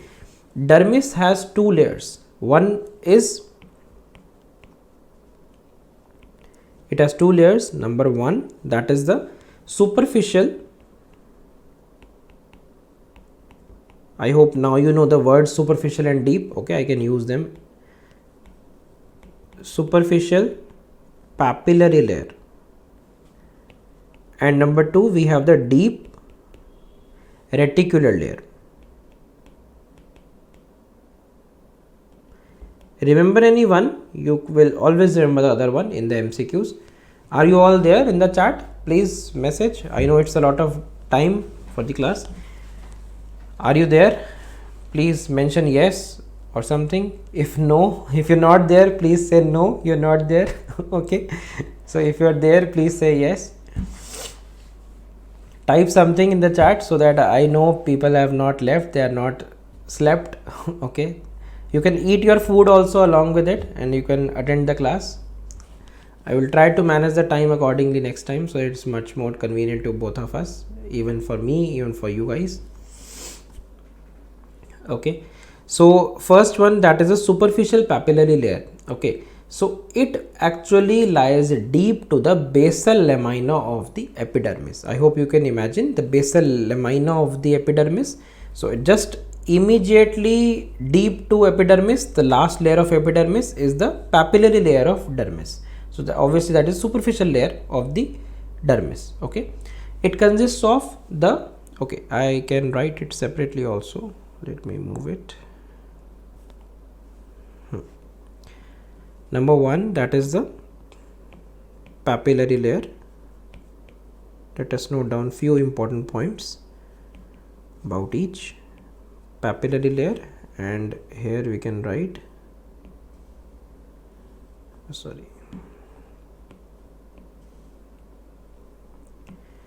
here we can write the other one, that is the reticular layer.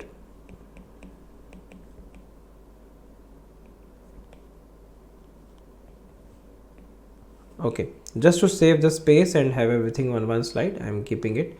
It's not like some difference or something we are making. Okay, so papillary layer of the dermis, this is actually lying just deep.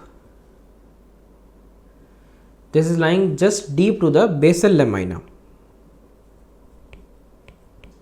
Deep to the basal lamina, okay, of the epidermis.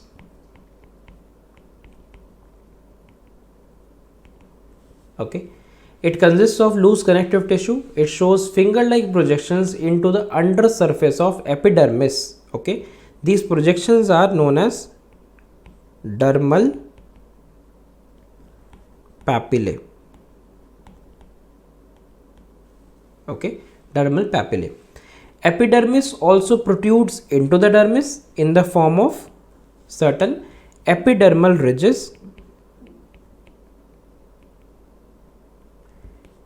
Epidermal ridges, or you can say the rete ridges, or you can remember retepegs. Okay, so dermal papillae and epidermal ridges, they are longer in the skin where the mechanical stress is more. For example, the skin of the palm and the dorsum of the hand. Okay, so there this is more longer. Then in case of reticular layer, it is lying deep to the, it lies deep to the papillary layer.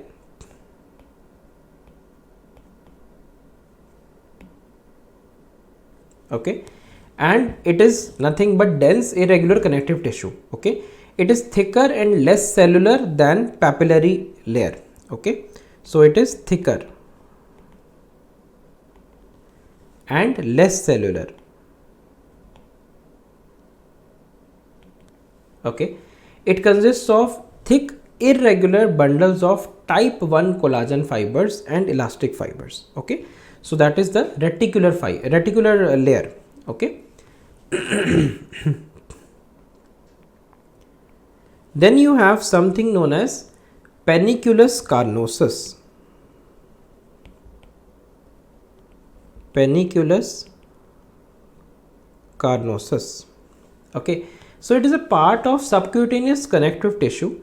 It consists of a layer of striated muscle just deep to the subcutaneous fascia, or you can say hypodermis. Okay, so you can write layer of striated muscles, okay, just deep to the subcutaneous fascia, or you can say hypodermis, which we just mentioned in the beginning. Okay, and it is well developed in lower animals.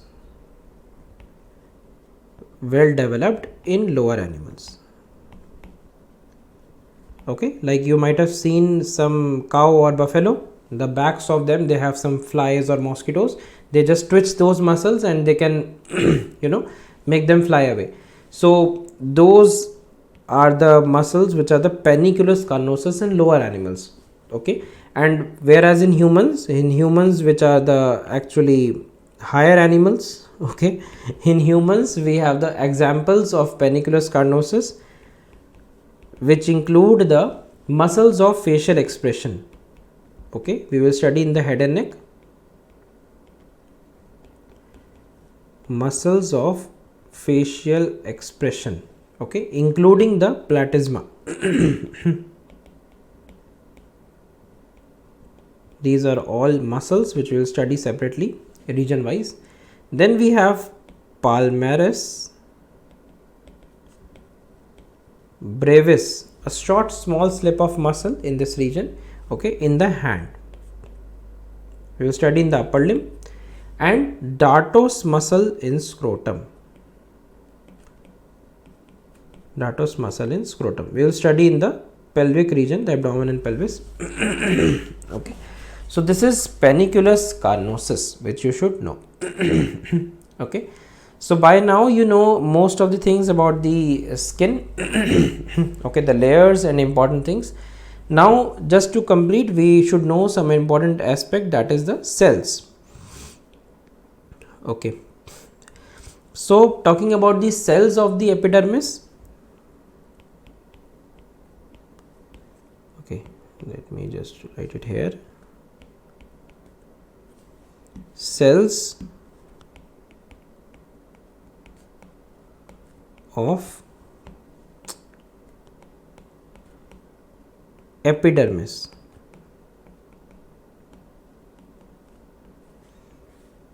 Okay,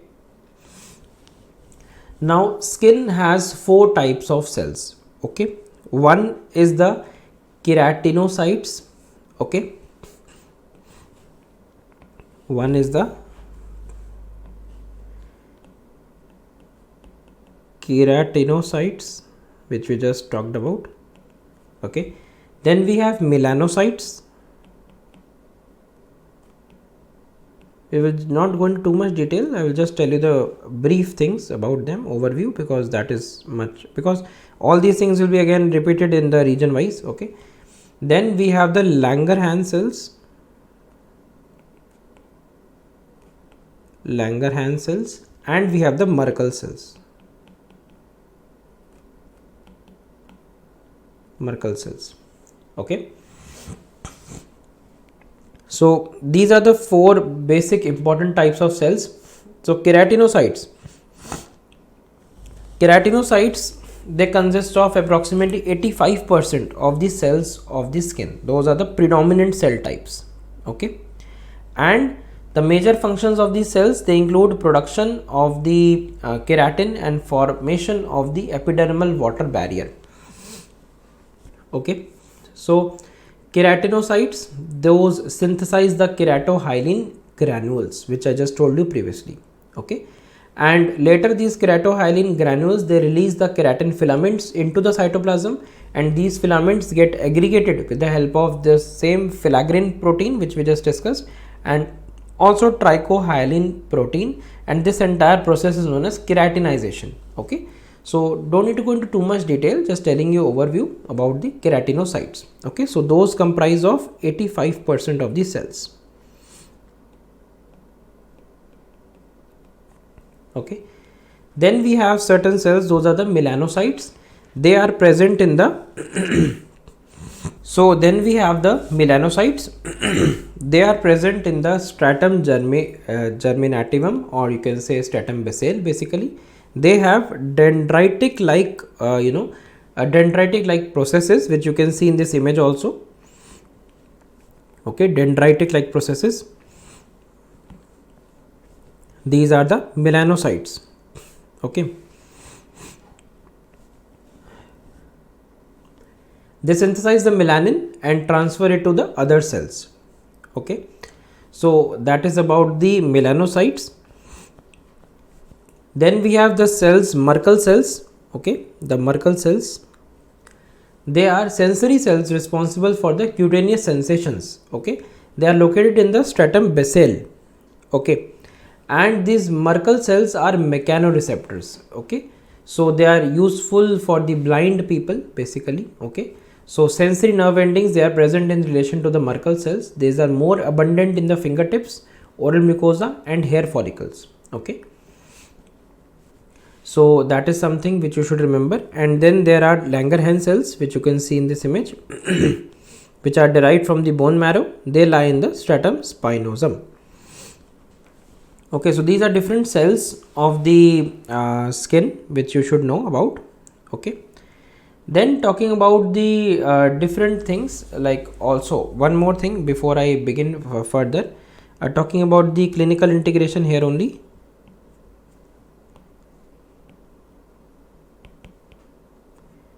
Clinical.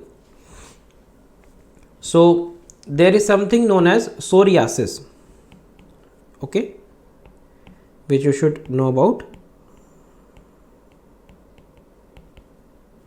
This is a skin problem, okay, a skin disorder which shows a patch of skin covered by silvery white scales. Okay, patch of skin consisting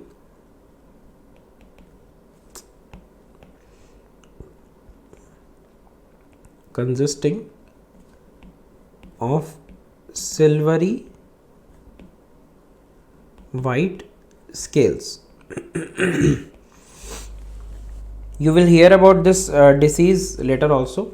Okay, and it occurs because of the rapid turnover of the keratinocytes. Okay, that is around 8 to 10 days. Okay, so next we come on to the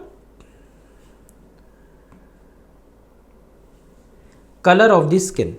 Okay, now very short entities are left.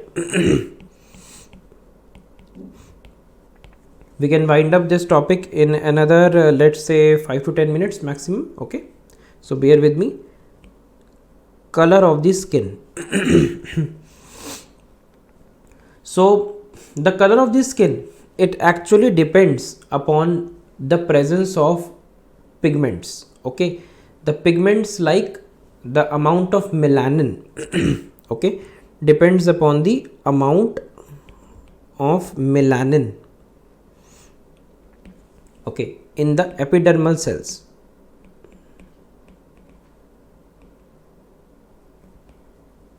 Okay, and just one second amount of melanin in the epidermal cells. Okay, and then it is the color of the skin is based on the carotene pigment carotene pigment. Okay, that is the yellow color of the skin.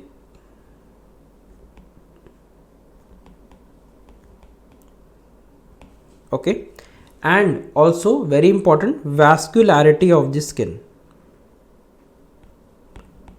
Vascularity of the skin. Okay, so that is the hemoglobin level.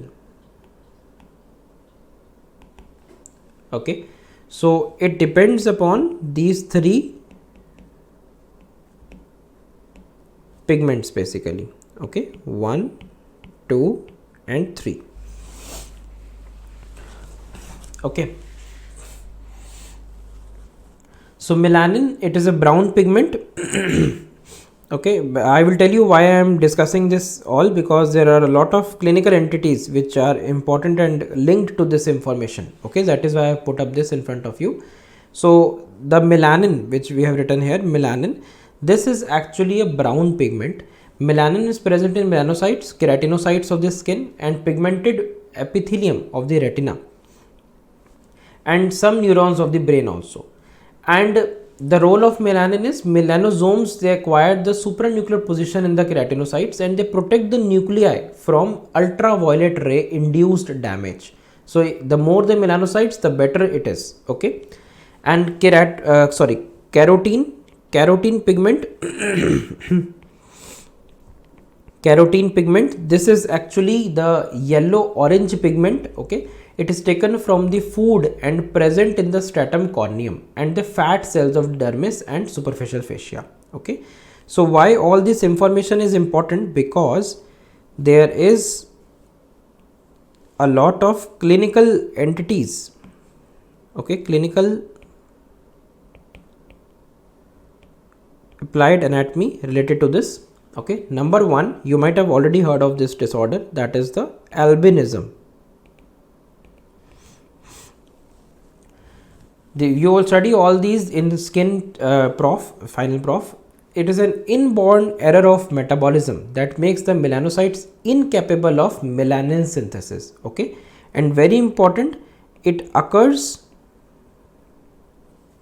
because of absence of tyrosinase enzyme.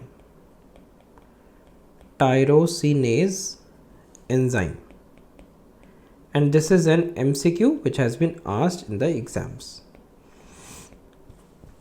Okay, then there is a clinical entity known as vitiligo. Okay, it occurs on destruction of the melanocytes, mostly because of autoimmune reactions only, and it produces patchy depigmentation of the skin.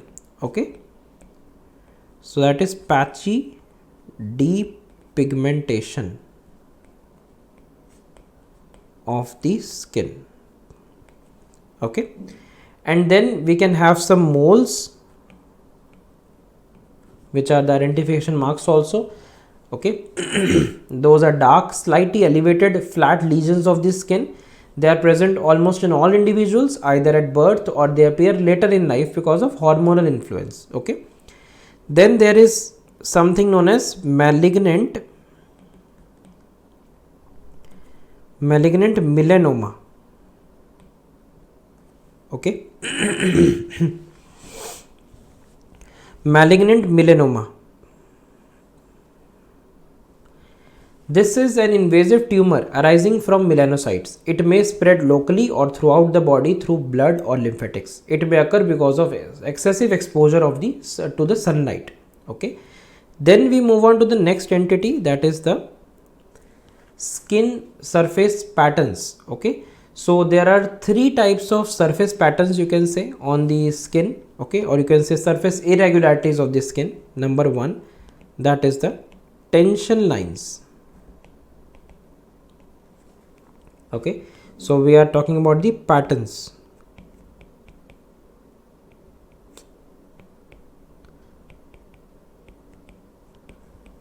Patterns of skin.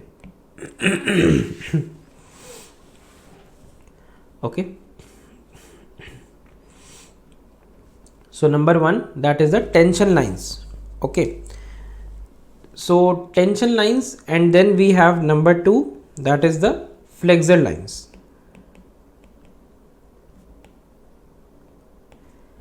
And number three, we have the papillary or friction ridges.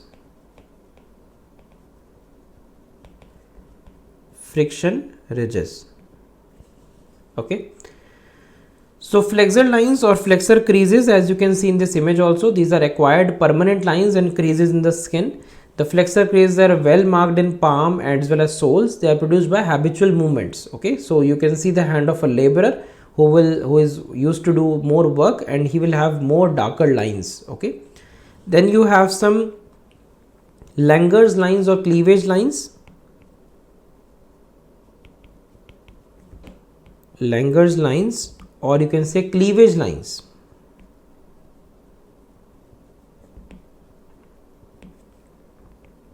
Okay, Langer's lines or cleavage lines.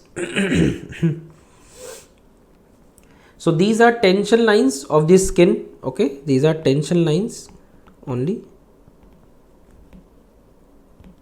Okay, these lines correspond to the natural orientation of the collagen and the elastic fibers in the reticular layer of the skin. Okay, so these are the Langer's lines or cleavage lines. So Langer, because the scientist name was Carl Langer, who actually invented this. So Carl Langer, so Langer's lines. Okay, then you have the skin along the flexor lines is thin and firmly bound to the deep fascia.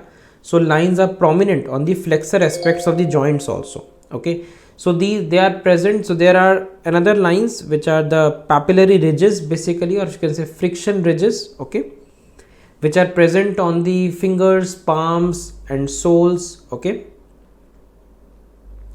and they form narrow ridges separated by parallel grooves and correspond to dermal ridges. Okay, the pattern of this is unique for any individual and hence very important for identifying. So fingerprints, very important. Okay, so these patterns are genetically determined. Okay, so there are papillary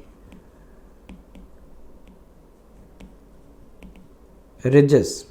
Okay, or you can say friction ridges.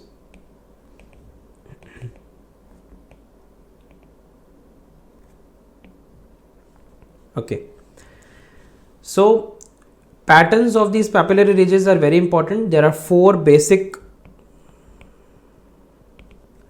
dermatoglyphic patterns. Dermatoglyphic, you should be knowing this word, dermatoglyphic patterns in the digits. This is basically the fingerprints which we are talking about in digits. Sorry, dermatoglyphic patterns in digits.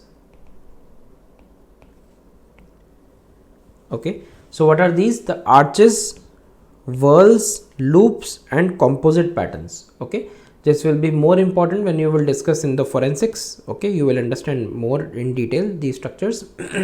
Okay, then clinical integration of this information that we just discussed,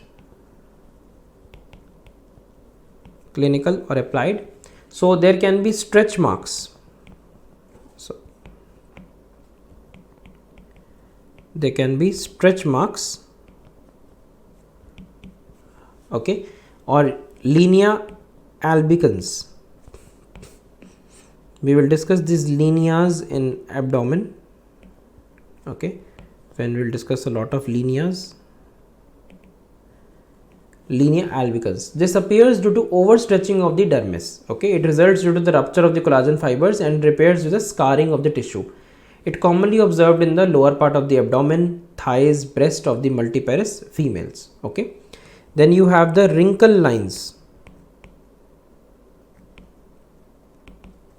Okay, which are produced by contraction of the underlying muscles. Then the lines of expression. Okay, the lines of expression. Okay, then yeah, this is the last topic only. We are going to cover this quickly in maximum 5 minutes. I will try to wind up. Okay, so the lines of expression, the furrows or the lines on the forehead, the face, they are produced by the continuous contraction of the muscles of facial expression. Then I told you the clinical and medico legal importance, that is the fingerprints. Okay, so every individual has unique fingerprint pattern, you already know that. Okay, so that is something which you should know about the different aspects of the skin visits to clinical entities. Then if I talk about the skin sensory receptors, so there are some free nerve endings. Okay, there are free nerve endings in the skin. Okay, which basically terminate in the stratum glandosum of the epidermis. They carry fine touch, heat, cold, pain sensation, hair movement sensations. Okay, then we have some Pacinian corpuscles. Okay, which are responsible for deep pressure and vibration sensations. Okay, then we have the Meissner's corpuscles for light touch. Okay, then we have the Ruffini's corpuscles, the stretch and the torque sensations. Okay, then we have the end bulb of Croce for cold temperature sensations, as seen in this image. Okay, very clearly you can see, not in detail, we are not going into too much detail because that is not beyond the class of this beyond the scope of this class, because definitely this all will be covered in the region wise when we will discuss separately. Okay, then we have the Merkel disc receptors. Those are the mechanoreceptors which I just told you previously also. Okay, so you should know about this. And then we come to the next part, that is the appendages of the skin. In appendages of the skin, the epidermis is actually giving rise to certain appendages, okay, which supports the skin. Okay, so the main appendage which we have to discuss is the nail hair. Okay, which you can see in this image also. Nails are modified zones of epidermis which are found. We will discuss those words, albicans and all, in abdomen region, so don't worry. Okay, so nails are modified zones of epidermis found on the dorsal surface of the tips of the fingers and the toes. Okay, high sulfur content of keratin is responsible for the hardness of the nail plate. Okay, so very important, you should know the parts of the nail. Okay, as you can see in this image also, number 1, the nail plate. Okay, which is important. I am highlighting the ones which are very important. There are a lot of other things also, you can completely ignore them. Okay, but one is the nail plate. So keratinized cells, basically the nail plate shows free distal end and an embedded proximal end. Okay, embedded proximal end. Okay, and a free end. You can see in your side also, in your hand also, the nail bed. Okay, sorry, nail plate, that is the body basically. Okay, so this is having an embedded proximal end, that is the root of, or you can say radix part. Okay, so that is the root of the nail. Okay, and then we have the nail bed. Okay, very important, nail bed. If you get any injury on this finger, then nail bed will become bluish. Okay, so this is basically, you can remember, nail bed is highly vascular. Okay, nail bed is highly vascular. Okay, connective tissue layer, that is deep to the nail plate, which you can see in this image also. Okay, that is a nail plate, nail bed. And these the rest of the nail bed is actually very important, because nail bed is vascular, and hence if there is any injury, so there can be bleeding from this nail bed. Okay, so that is mostly important for your examination point of view. Okay, then we have something known as lanula, which you can see in this image also, lanula. Okay, sorry, it's lunula, sorry, I'm sorry, pronunciation, lunula. Okay, this is a proximal soft half moon shaped. If you can see in this in your nails also, you can appreciate the proximity in your thumb, it will be most clearly visible, the lunula. So lunar, you know, that is the moon. So proximal soft half moon shaped white part of the nail plate that overlies the germinal matrix. Okay, so that is the lunula. Okay, then you have the eponychium. Eponychium, this is an extension of the base of the nail plate only. Okay, you can see this is extending here, you can see this is extending, the base of the nail plate, it is extending, and this extension of the nail plate behind this deep to the proximal nail fold, this is actually the eponychium. Okay, so then there is another word that you can hear, that is the hyponychium. Okay, so that is a part of the stratum corneum, the epidermis only, that lies under the free edge of the nail plate. You can see in this image, very well labeled. Okay, so that is about the part, and then there is another part which is not labeled here, that is known as cuticle. Okay, what is cuticle? It is a skin that overlies the base of the nail at the matrix. Okay, so that is the cuticle. So this part, that is the cuticle, this part of the skin that is overlying the nail matrix base of the nail basically, so that is a cuticle. Okay, so you know cuticle clearing also you do in manicure, pedicure, right? So this is about the basic structure which you should know. And so growth of the nails, it involves the proliferation of the cells of the nail matrix which produces continuous nail growth. Nails, they grow throughout the life. Okay, and growth of nails,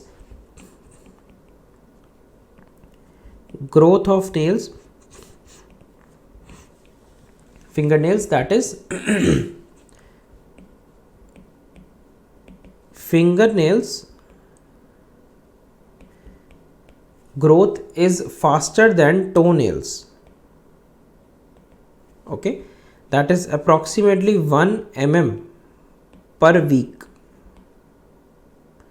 So when you cut your nails, you know, you cut these hand nails, fingernails more frequently as compared to the toenails.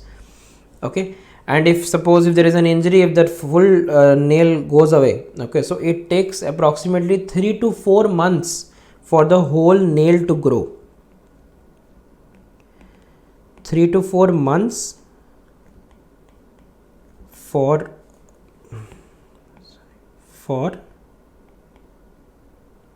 whole nail to grow again. Okay.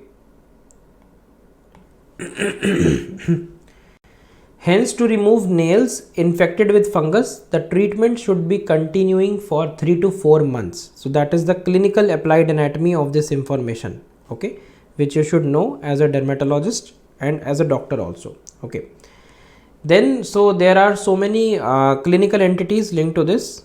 Okay, so then we talk about the clinical integration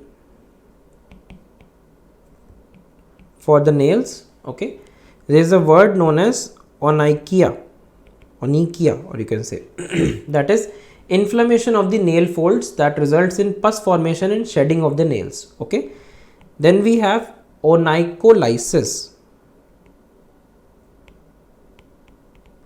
that is detachment of the nail plate from the nail bed. Okay, then you have an onychocryptosis.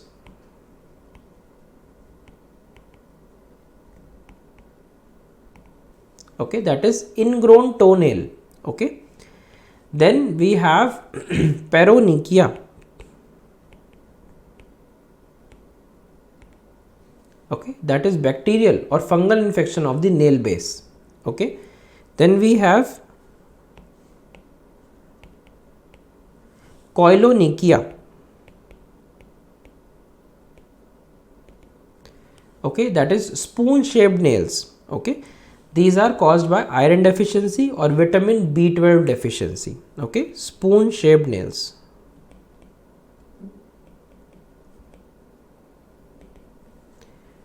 Okay, then have a look at another clinical entity, that is the nail clubbing. Okay, so there can be clubbing, nail clubbing. What is that? Bulbous swelling of the nail bed that results in convex curved nails. Okay, and increase in the angle between the cuticle and the nail plate. So nail clubbing is a deformity of the nails associated with a lot of diseases which we will study in the medicine prof. Okay, so that is due to the hypoxic injuries causing the proliferation of the nail bed and results in clubbing. For example, lung diseases, heart disease, and so on. Okay, so then there is a Shamroth window test which is done, okay, clinically tested on opposing the distal phalanges of the corresponding fingers of the opposite hands. A small diamond shaped window is usually apparent. Okay, you can check also, that is a diamond shaped window which you can see.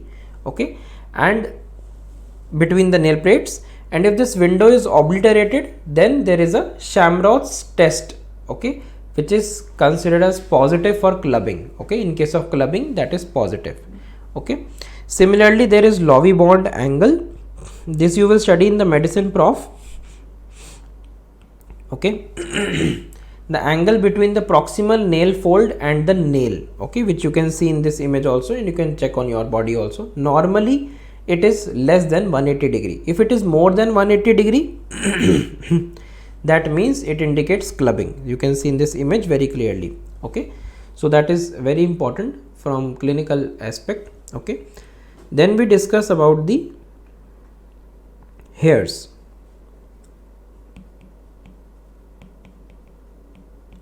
Okay, so they are elongated keratinized structures. They cover the entire body except the palm, sole, and sides of the hand. Okay, lips, feet, and ventral surface and sides of the digits. Okay, and structure wise, if you talk about the hair, we have three parts. Okay, number one, we have the shaft. Number two, we have the root. Number three, we have the bulb. Okay, shaft is the visible part of the hair that projects above the surface of the skin. Root is the part of the hair, see in this image, root is the part of the hair which is embedded within the skin and enclosed by a hair follicle.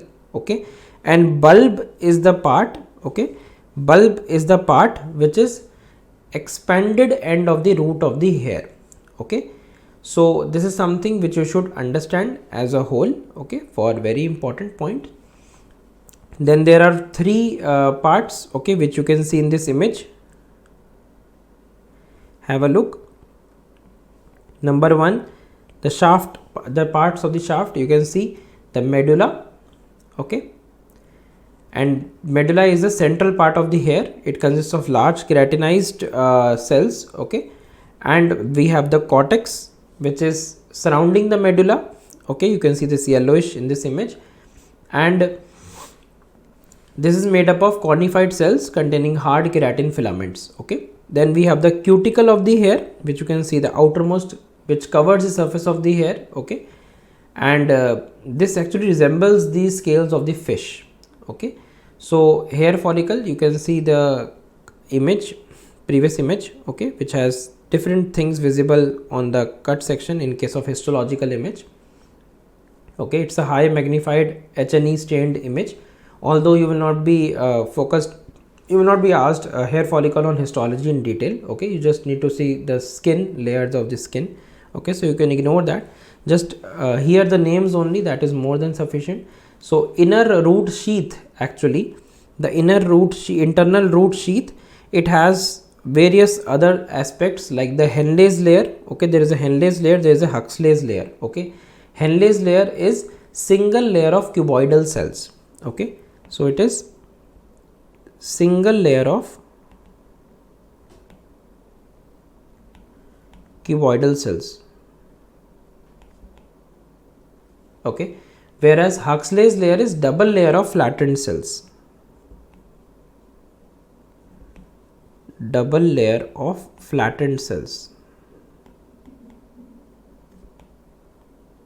Okay, and cuticle is having squamous cells that cover outer free surface of the hair shaft. Okay, so these are squamous cells. Okay, then outer root sheath, which we can see in this image.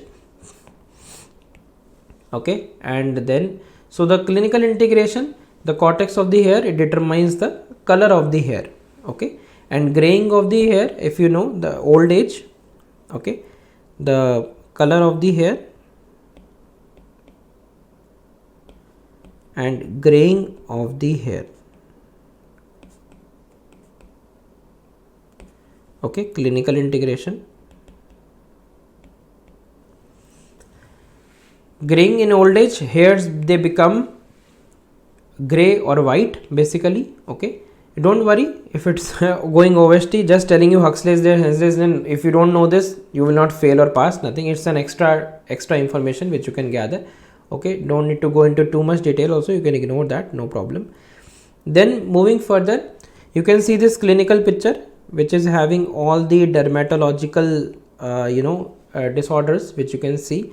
The acne vulgaris, pemphigus vulgaris, herpes zoster is a viral infection, psoriasis, which we just discussed, keloid, a scar mark, which you can see in this image, epidermolysis bullosa, melanocytic nevus, vitiligo disorder, okay, patchy depigmentation, which we just showed you, and sebaceous cyst, clubbing of the nails, onychomycosis, okay, and alopecia areata, which you can see the patch of the skin has been gone.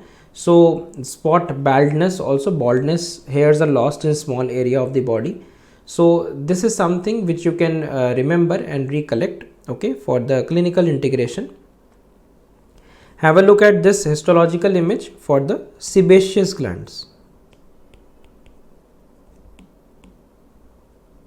Okay, sebaceous glands. So sebaceous glands are actually holocrine simple saccular glands present in the dermis. Okay, and this is an histological image showing the sebum secreting cells. Okay, you will see this sebaceous glands on histology also. We will talk about this in histology section. So even if we don't talk about hair in detail, that is not a problem. Okay, so you can totally relax if you don't know it just now, but just understand what is it. It's actually a holocrine simple saccular gland present in the dermis only. Okay, so hair independent sebaceous glands, they are found in the lips, areola of the nipples. Okay, and each of the sebaceous glands, they are having certain functions. Okay, they are secreting sebum, that is oily secretions. Okay, and so clinical correlation you can remember for this sebaceous glands, that is very important, and something which so many people experience, that is oily skin. Okay, that is known as seborrhea or oily skin.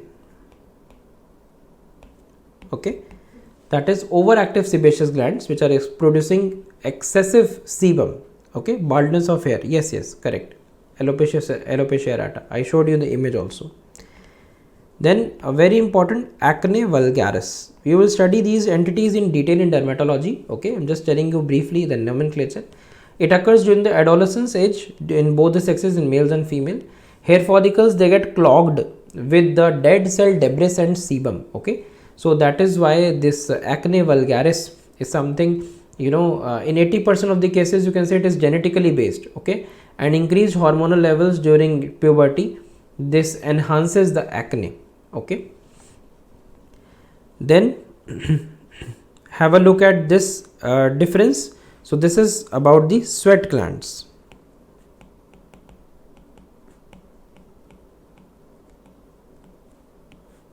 Okay, so there are basically sweat glands which produce sweat, or you can say perspiration. Okay, and there are eccrine sweat glands and apocrine sweat glands. Again, in detail I am not talking about here, I am just giving you a brief overview because everything will be discussed in histology, so it's no point talking about it here and then histo again. Okay, So just overview which you should know. So eccrine or typical merocrine sweat glands, these are distributed all over the body except the lips and the external genitalia. Okay, so very important, that is the eccrine sweat glands. Okay, and then there are apocrine sweat glands, which are atypical sweat glands. These are present only in the axilla, areola, okay, and nipple of the mammary glands, skin around the anal opening, and these apocrine sweat glands, these include glands of Moll, okay, MOL, glands of Moll in eyelids.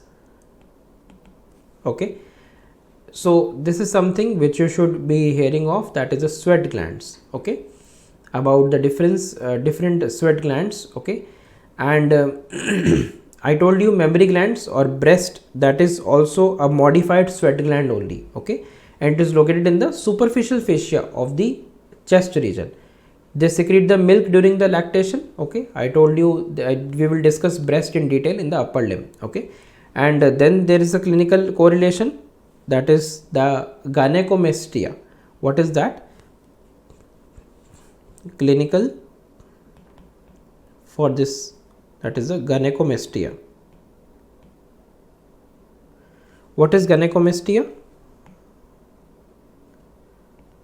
Gynecomastia. Okay, abnormal development of the breast in males.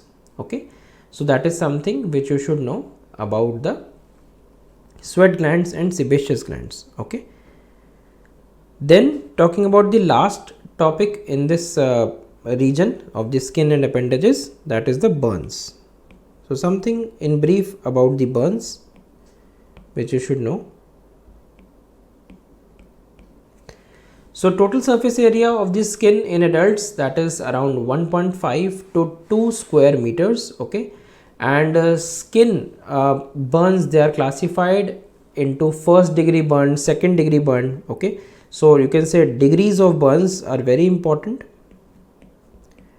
Degrees, number 1, first degree burn, second degree burn, and third is third degree burn only. Okay, so number 1, first degree burn, it destroys only the epidermis.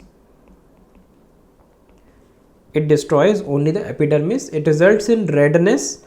Okay, it results in redness, swollen skin. Yes, you are right about the Klinefelter syndrome. We will discuss that in genetics.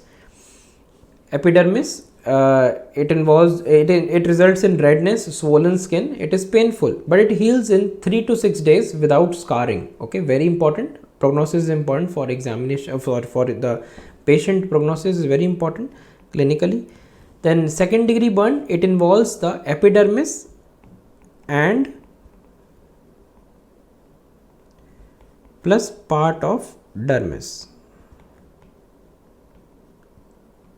Okay, it causes blister formation, very important. So second degree burn will lead to blister formation. So you should know as a medico that if it is second degree, only then blister will form, and it is again painful. It heals in few weeks with or without scarring.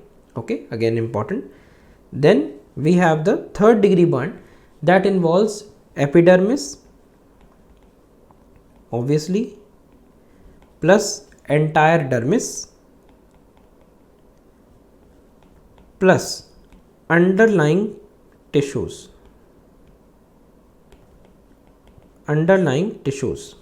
Okay, which involves the muscles and bones. Okay, it may involve muscle only or bone also, and the burned area is insensitive to touch. It heals with scarring only, and this will require skin grafting. Very important. The plastic surgeons, they are earning in crores from this skin grafting. Okay, due to the wounds of the burn wounds. Okay, so you should know this information if you tend to become a plastic surgeon in future. So you should know this also. Then there is a Wallace's rule of 9. Okay, rule of 9, which you can see in this image. Even the nursing staff knows this rule of 9, so you should be knowing at least, okay, because it's very important. Easy method to estimate the percentage of body surface area affected by the burns. Okay, so head and neck region, that is given 9%, you can see. Okay, each upper limb is given 9%. Okay, sorry, each upper limb is given 9%, and the front of the trunk is given the 9%. Okay, and back of the trunk again 9%, and each lower limb having 9% each. Okay, and then we have the 1% in the perineum or the genitals. Okay, so that is the rule of 9 to estimate the degree of burns. Okay, and age changes in the skin involve the wrinkles and the fine lines which can come, loss of elasticity resulting in sagging and laxity of the skin. Okay, uneven skin due to uneven distribution of melanin. Okay, reduced hydration and reduced capacity of wound healing. Okay, cosmetics can reduce aging to certain extent, but their overuse may be very harmful. So here we are with the next topic for today. Okay, so another important topic which is going to be asked in your exams for general anatomy, that is the connective tissues and fascia. Okay, and then we will take up the muscular system after this topic. So to begin with, first, just matter of an introduction. See, most of the things here which I will discuss will be taken up in histology also. Okay, microanatomy separately, but whatever is required for the basic general anatomy I will cover in this class. So the basic organization of the human body.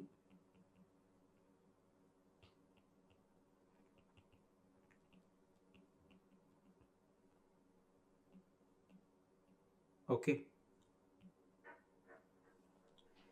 this includes, see,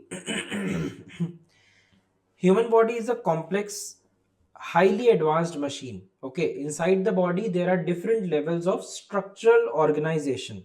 Okay, so there are basically, you can say, at there are four main layers of organization. Okay, four main layers of organization. Okay, what are those? Number one, the cellular level.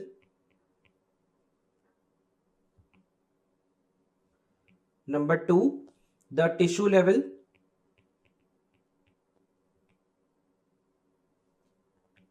Number three, the organ level.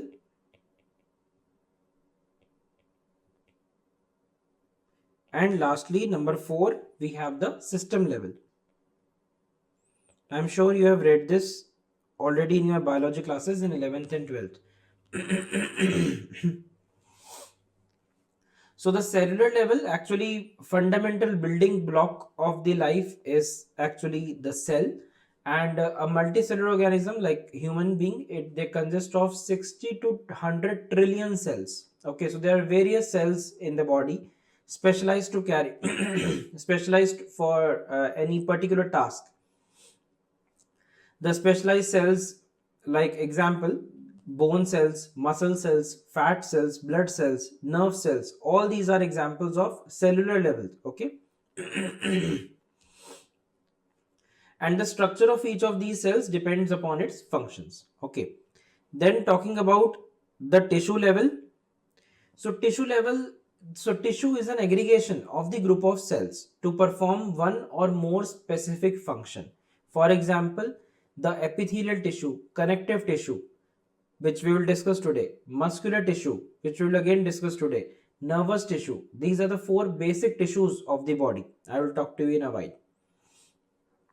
Then organ level. So an organ is a specialized self-contained structure that performs a specific function or group of functions. Suppose heart, kidney, liver, so many internal organs, stomach. Okay, so this is organ level structural organization. Then we have the systems. So each organ system consists of multiple organs working together to carry out designated function. Okay, similar function. So human body comprises of 11 primary systems, which includes the last class, if you remember, we have discussed yesterday regarding integumentary systems, skeletal, muscular. So these are all systems, skeletal system, muscular, nervous, and all these are going to be the general anatomy topics one by one. Okay, the integumentary system, skeletal, muscular, nervous, endocrine, circulatory, lymphatics, respiratory, digestive, urinary, and reproductive systems. Okay, so having understood this basic thing about the human body, we can move on to the specific thing to discuss today. That is number one, the tissues. Okay, so this is a very important thing to know because it will be asked to you in the Viva also, in theory exams as well. So for tissues, I told you it's an aggregation of the group of cells which are organized to perform one or more specific function, right? So what are the four basic tissues of the body which you should know?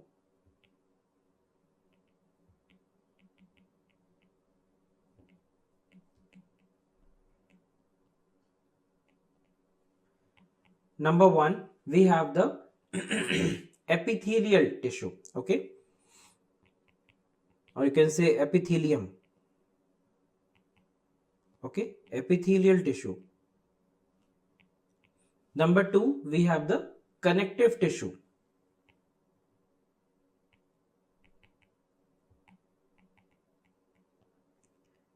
Number three, we have the muscle tissue.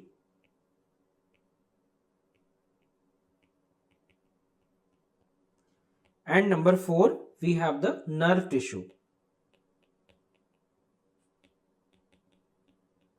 Okay.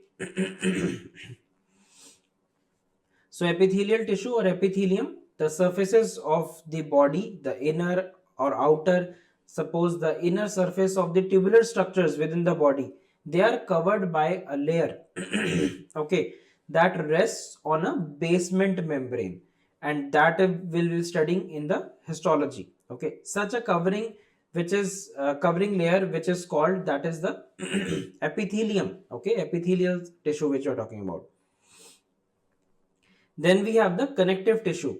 So it supports the three basic tissues of the body. Okay, and it consists of the cells and the connective tissue fibers, intercellular matrix. Okay, and specialized connective tissue including like bone with the mineralized matrix. Okay, cartilage with hyaline matrix. Okay, then we have the blood with the flowing connective tissue.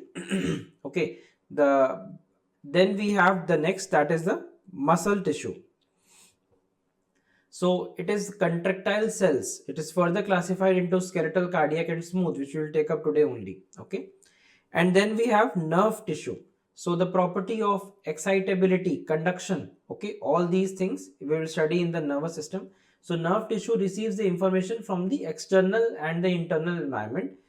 The brain actually interprets the information, it conveys to the other organs to control their functions. Okay, and it consists of nerve cells and supporting neurological cells.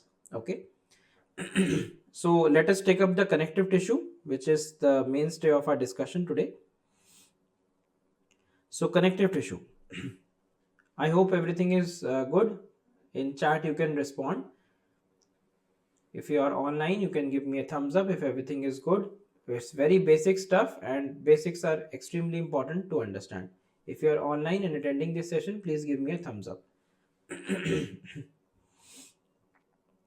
Okay, connective tissue. So connective tissue is comprised, or you can say characterized by the presence of three components. Okay, so there are three components. Okay, number one, the cells. Then we have the fibers. Okay, and then we have the extracellular matrix. Okay, extracellular matrix.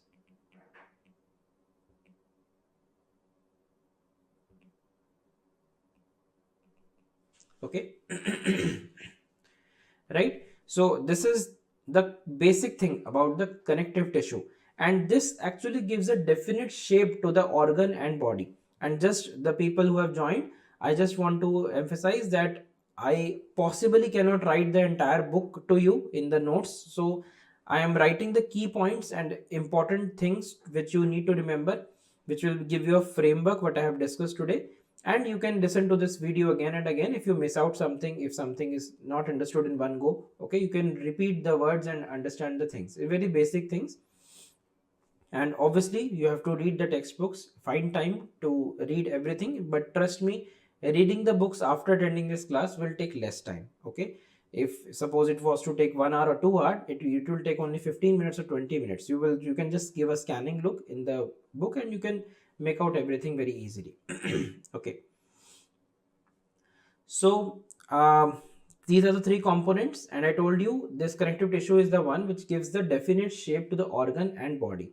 It supports the other tissues, performs various other functions. Okay, fibers of the connective tissue, okay, which I have written here, the fibers.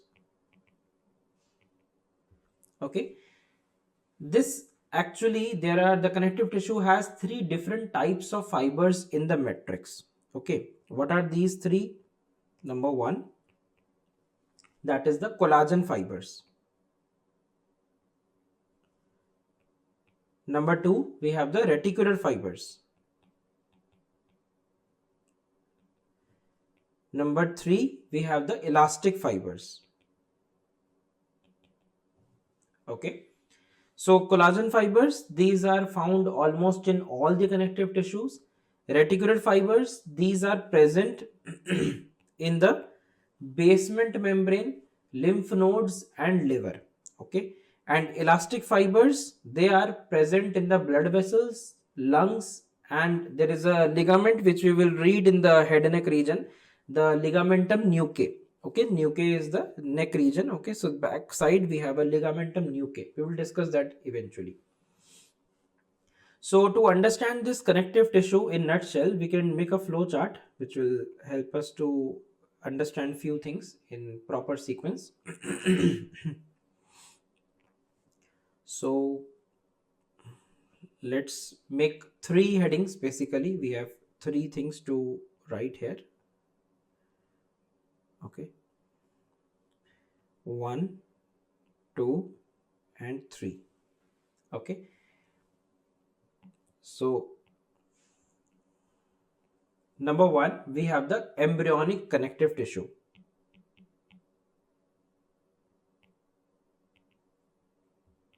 I am abbreviating as CT to save time. You can write full in your exams. Okay, then we have connective tissue proper.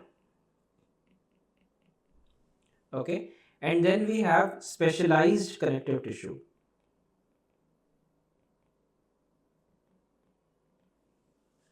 Okay, I will try to wind up till 9. Okay, maximum 15 minutes it can stretch, or maximum 20 minutes. I will try to wind it up till 9. My target is that. If it exceeds, that is not in my hand, but I will try to wind it up. I need to finish the topics.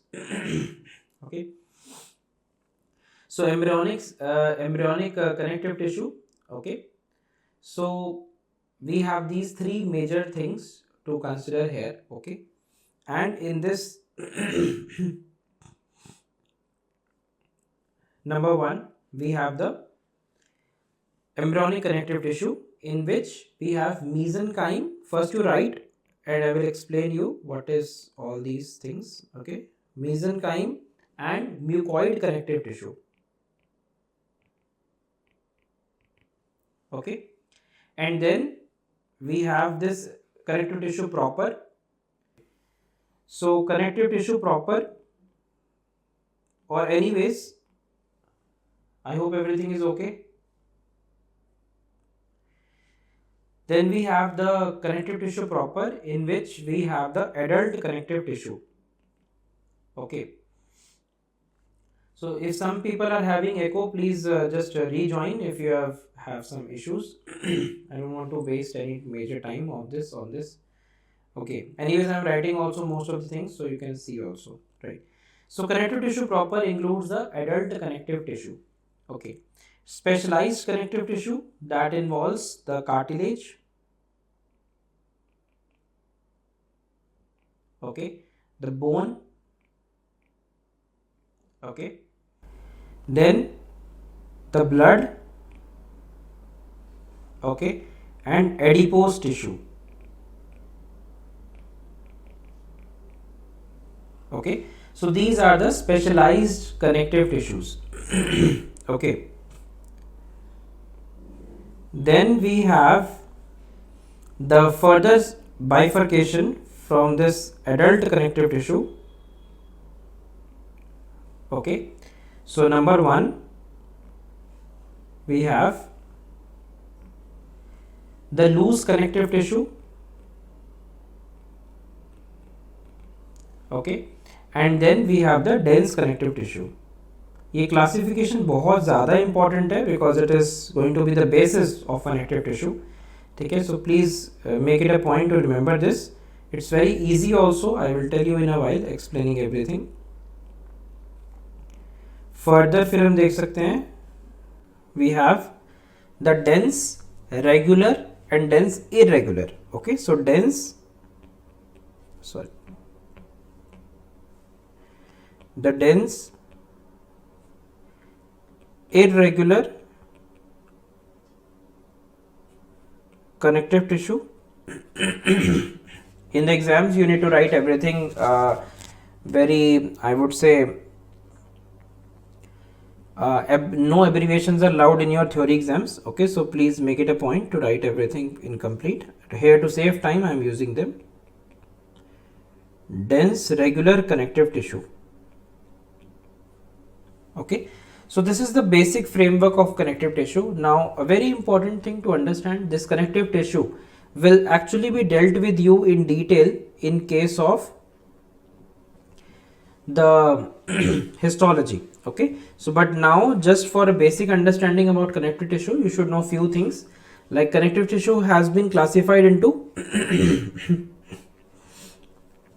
three major categories: the embryonic connective tissue proper and the specialized. Okay, so embryonic connective tissue, it is present predominantly during embryonic life. Okay, as the name suggests, and these consists of the mesenchymal tissue and mucoid connective tissue. You will be shown histological slides for this mucoid connective tissue, so that will be discussed again. Then we have the connective tissue proper, or you can say the general connective tissue. Okay, the general connective tissue. Okay, so this is one category. Then there is specialized and there was embryonic. Okay, so connective tissue in general, so this is present in all the organs of the body, and it is classified further into loose areolar tissue. Okay, like the consisting of loosely woven connective tissue fibers and abundant adipocytes. Okay, the fat cells. It is present in the superficial fascia, lamina propria. All these words you will hear in histology again, surrounding the blood vessels, the nerves and viscera and the muscles, parenchymas of the glands, and in the mesentery. Okay, linked to the intestines. Okay, then we have the dense connective tissue which can be further split into two categories, that is irregular and regular. So irregular, it contains mostly irregular bundles of collagen fibers. Okay, examples like dermis of the skin, dura mater. Okay, we will see in the head and neck region, submucosa of the intestinal tract, epineurium, pericardium, periosteum, tunica albuginea of the testes, the sclera, and even the capsules of various organs. Okay, talking about the dense regular connective tissue, have a look at this dense regular. So it contains a compact parallel array of thick bundles, that is regularly arranged collagen fibers. Okay, there will be regular arrangement. You will see in histology again. So examples of dense regular, very important and often asked in the exams, that is tendon. Okay, the ligaments and the stroma of the cornea. Okay, so that includes the dense regular connective tissue. Okay, then we have the Last category, that is a specialized connective tissue, which has characterized by specialized nature of their extracellular matrix, including the bone, cartilage. These are all separate chapters in histology, we will take up separately.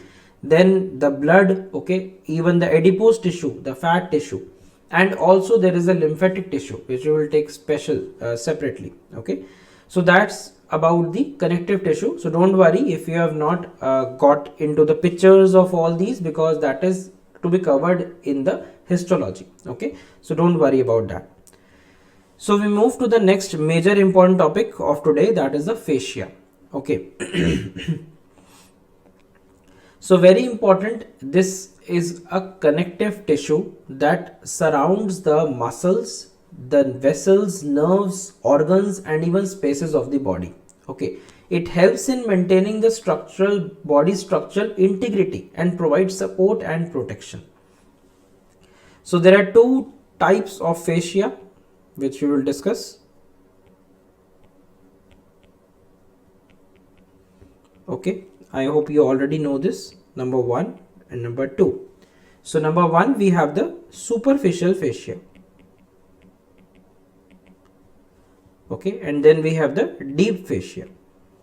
So immediately when you will cut open the skin, I will introduce you to the dissection also. In the last part of the general anatomy, I have kept a separate topic for that. So immediately when you cut open the skin, you will encounter the fascia. So it may be superficial fascia, it may be deep fascia, depending upon what you are dissecting and where you are seeing the structures.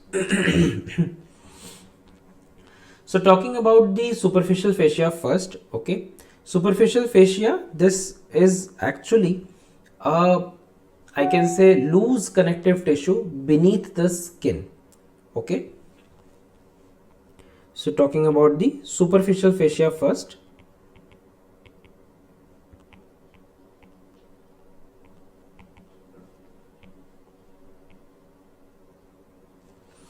Okay, everything is fine, समझ में आ रहा है अभी तक? Like please give me thumbs up if everything is okay. बीच में कुछ connectivity, कुछ problem थी voice में. I hope now everything is okay. Right, so superficial fascia is a layer of the loose connective tissue that is just beneath the skin. Okay, it connects the dermis, that is the part of the skin only. Okay, we discussed epidermis, dermis yesterday in the skin lecture. Okay, so it connects the dermis with the underlying deep fascia. Okay, hence also it is called subcutaneous tissue or hypodermis. Okay, it is primarily made up of loose connective tissue or areolar tissue with varying amounts of fat. Okay, so now what are the basic features of the superficial fascia?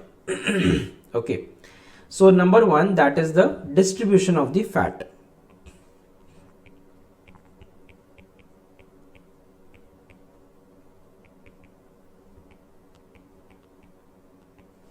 Okay, so fat is distributed in variable amount in the superficial fascia throughout the body. Very generalized statements I am telling you so that you can understand better. Okay. Thank you. Agar everything is fine. So धीरे धीरे you will have accustomed to my voice also. ठीक है, और फिर हो सकता है if I don't know students जो classes देख रहे हैं अभी तक, you may love my voice and you may fall in love with the subject also. So it depends upon time to time. कुछ students को they will not go to any other person, they will feel कि मुझे यहीं से सीखना है, I have to learn from me only. So it depends. Student to student variability होती है, but I try my level best to give things to you, okay, from maximum sources possible. And obviously if you have any feedback, you're most welcome. I will try to incorporate everything. I am very open to anything. If I need to learn something, I will do that. Okay. So distribution of the fat, fat is distributed in variable amount in the superficial fascia throughout the body. Okay, there can be thick or distinct superficial fascia which is present in the lower part of the anterior abdominal wall, okay, perineum and limbs. Thin superficial fascia is present. I will write some important things, don't worry, I am just telling you overall, okay, what is the placement. So thin superficial fascia is present in the dorsum of the hand, the feet, the sides of the neck, face and around the anus. Okay, so deep I would say this is the superficial fascia. It is variable amount of fat which is present. Okay, and the in the lower part of the anterior abdominal wall, we will discuss in the abdomen region also, the perineum and the uppermost part of the thigh.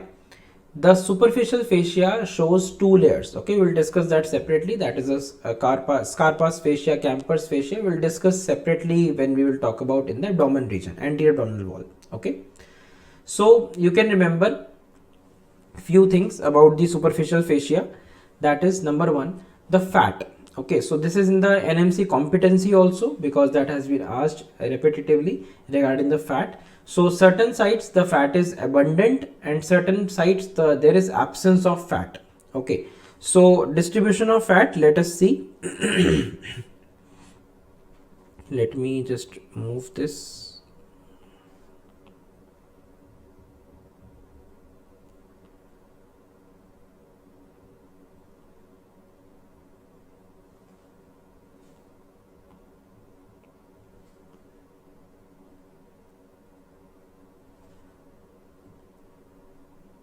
Okay, so we're talking about the superficial fascia and here the distribution of the fat.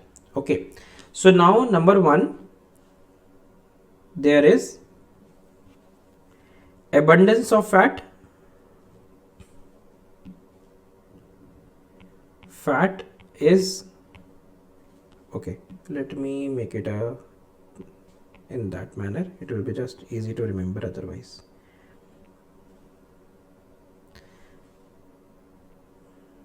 So at certain points in the body there is abundant fat. Okay, abundant fat. Okay, that is and certain sites there is absence of fat. Okay, we're talking about superficial fascia only. Okay, so number one, that is the abundant. Okay, so fat is abundant in the gluteal region. Okay, gluteal region, the buttocks. Okay, we will discuss separately all these regions. Okay, and then the front of thigh. Okay, and anterior abdominal wall, that is the belly fat, if you know, anterior abdominal wall. Okay, then mammary gland. Okay, that is itself having the breast tissue, actually that also has fat. You will see these things when you will dissect in the cadaver. In these regions you will be able to find a lot of fat. Okay, and overall the fat is more abundant in females and children. Okay, and fat also fills the spaces in the axilla, the orbit. Okay, fills the spaces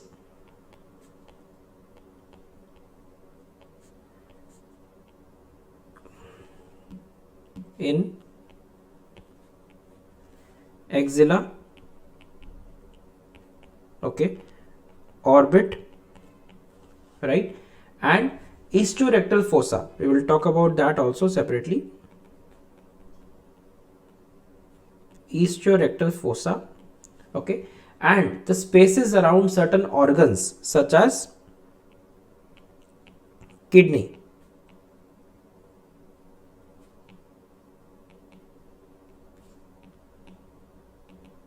Okay, perinephric fat. Okay, around the kidney, you will see that in dissection very easily. Okay, then we have the fat, which is the sites where the fat is absent in the superficial fascia. So that includes the eyelids. Okay, external ear.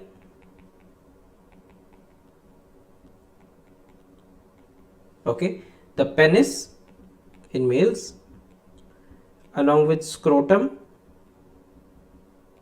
Okay, and flexor creases of the digits. Okay, the flexor creases of digits. Okay, of digits. Okay, superficial fascia and deep fascia general term है, हाँ मतलब fascia को ही हम दो layers देख रहे हैं, एक सुपरफिशियल है और डीप है, जो हमने जनरल एनाटॉमी में वर्ड्स यूज किए थे। सो बॉडी पार्ट के अकॉर्डिंग नाम अलग अलग होता, या actually no, the superficial and deep fascia is something which you know about the superficial and deep, basic thing. Okay, you have to attend the previous class, otherwise things will be gone. Okay, you will not understand these terms. Okay, then we come on to the contents.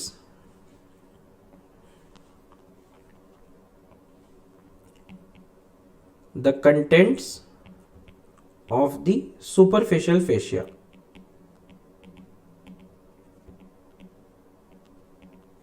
Okay, so there are certain contents which includes the adipose tissue itself. Okay, the adipose tissue. Okay, the mammary glands. Okay, they are also in the superficial fascia only. We will discuss that separately in the upper limb. Okay, mammary glands, cutaneous nerves and vessels.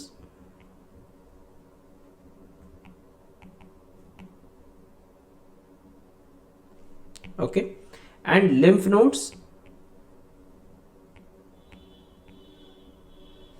Then there can be sweat glands.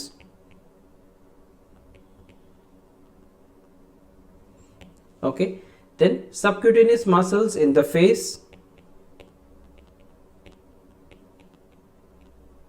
Okay, even in the neck and in the scrotum. We will discuss region wise, you will understand all things better. And then there can be hair follicles, which we also discussed yesterday only. Okay, so before I move any further, do you know the function? So basic function of the superficial fascia, that would include insulation. Okay, so due to the presence of fat and protection against the cold. Okay, so these are all your theory and viva questions which you can recollect. Okay, so if I talk about, we have the functions. Okay, so number one, insulation. Okay, so insulation due to the presence of fat and protection against the cold. Then padding and shock absorption.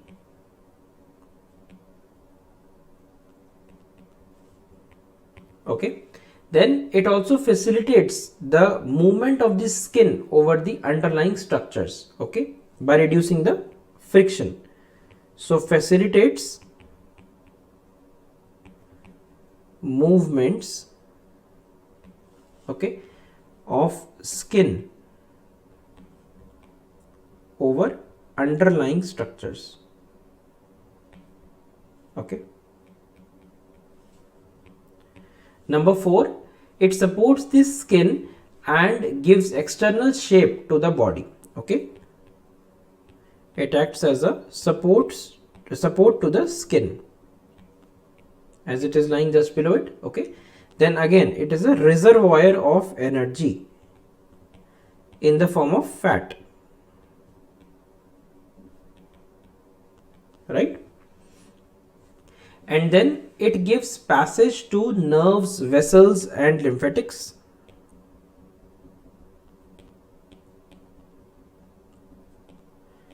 Nerves, vessels and lymphatics. Okay, and also it helps in wound healing and also immune response. Wound healing and immune response. So these are many functions of the superficial fascia, okay, which you should know. Okay, so this is something which you should remember, okay, for the functions of the superficial fascia. Then talking about the clinical integration.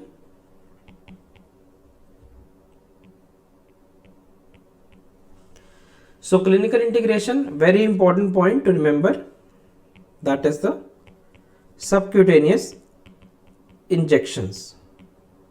Okay, anything what I will teach you in the entire course of anatomy has certain clinical entities to consider, and I will try my level best to include maximum clinical applied anatomy for every structure whichever I discuss, so that you know why we are talking about it. Okay, so this subcutaneous injections, as the name suggests, subcutaneous. Okay, so that is beneath the skin. Okay, so these are administered into the fatty tissue layer of the superficial fascia.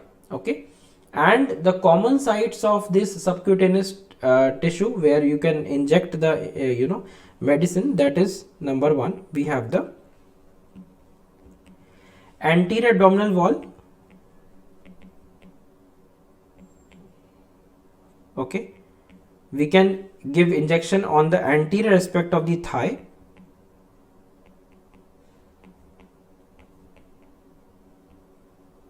Okay, and posterior aspect of the arm. Okay, in this region, posterior aspect, very important, not the lateral here, in the deltoid you give IM injection. Okay, but in the posterior aspect of the arm. Okay, and then also this all sites you can easily remember if you have some diabetic person at home who is using insulin. Okay, so you can remember through that. So this entire subcutaneous injection, this is most commonly used for the administration of,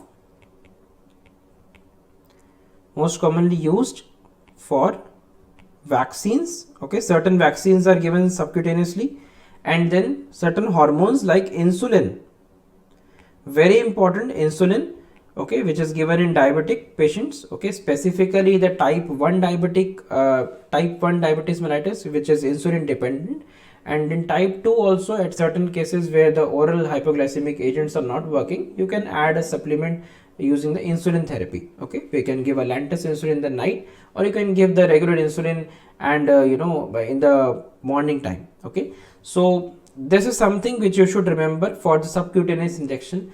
Now, why this is helpful?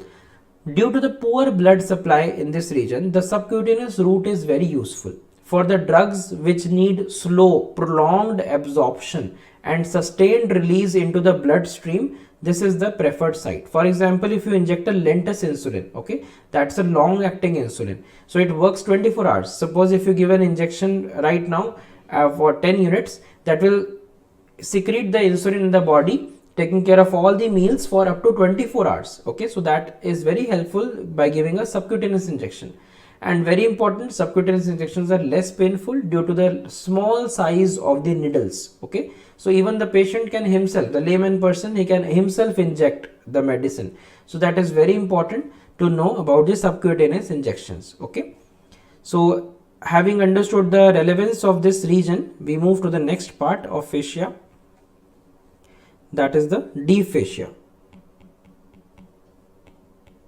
I hope superficial fascia is clear to everyone. Please give me a thumbs up in the chat. Please give me okay. It will be really helpful to understand that you are on this, we all people are on the same page. Okay, so I can move accordingly.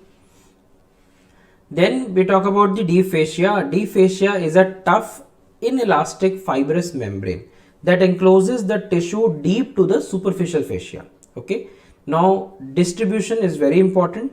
Deep fascia is well defined and thick in the limbs. Okay, and deep fascia keeps the soft tissues in place. It gives structural support and also shape to the body. Okay, very important, you should know that the deep fascia does not cross the subcutaneous bones. Okay, so because both are derived from the mesoderm only. Okay, so talking about the modifications of deep fascia, so there are certain modifications.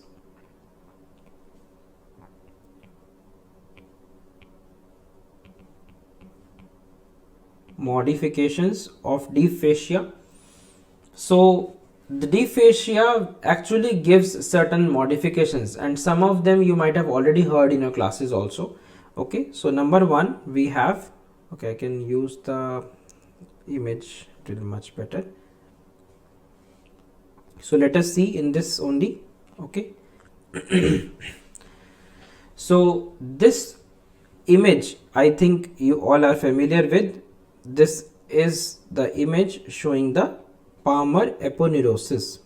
Okay, you can see flexor retinaculum in this image.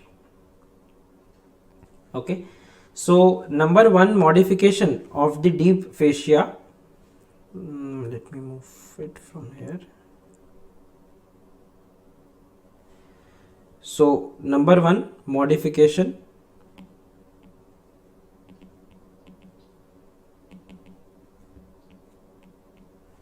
of the deep fascia, that includes aponeurosis. Okay, aponeurosis. Now this is a broad, flat, thick sheet of deep fascia that corresponds to the flattened tendon. Okay, you can see the tendon of the palmaris longus muscle which is ending into it. So very good example is this, which is shown in this image only. So you have to remember the modifications of deep fascia along with certain examples at this point for your Viva and theory exams for general anatomy. Later on, all these examples you will be very masters of this when you will go through the entire anatomy. So aponeurosis, I told you what is it, and the classical example is palmar aponeurosis in the palmar region. Then in the sole we have plantar aponeurosis. Okay, so this, in case of this palmar aponeurosis, this is representing the degenerated tendon of the palmaris longus muscle. Okay, so this is something which you should know. Then talking about the next, that is the retinaculum.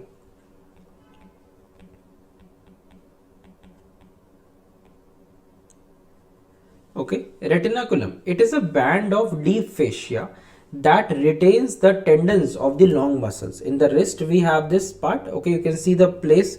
Remember here till this wrist joint, here you see the radius and the ulna parts. Okay, so here it is not present. The flexor retinaculum is present above the wrist in this place. Okay, over the carpal bones. So you know this is an important Viva aspect which can be asked you in the exams.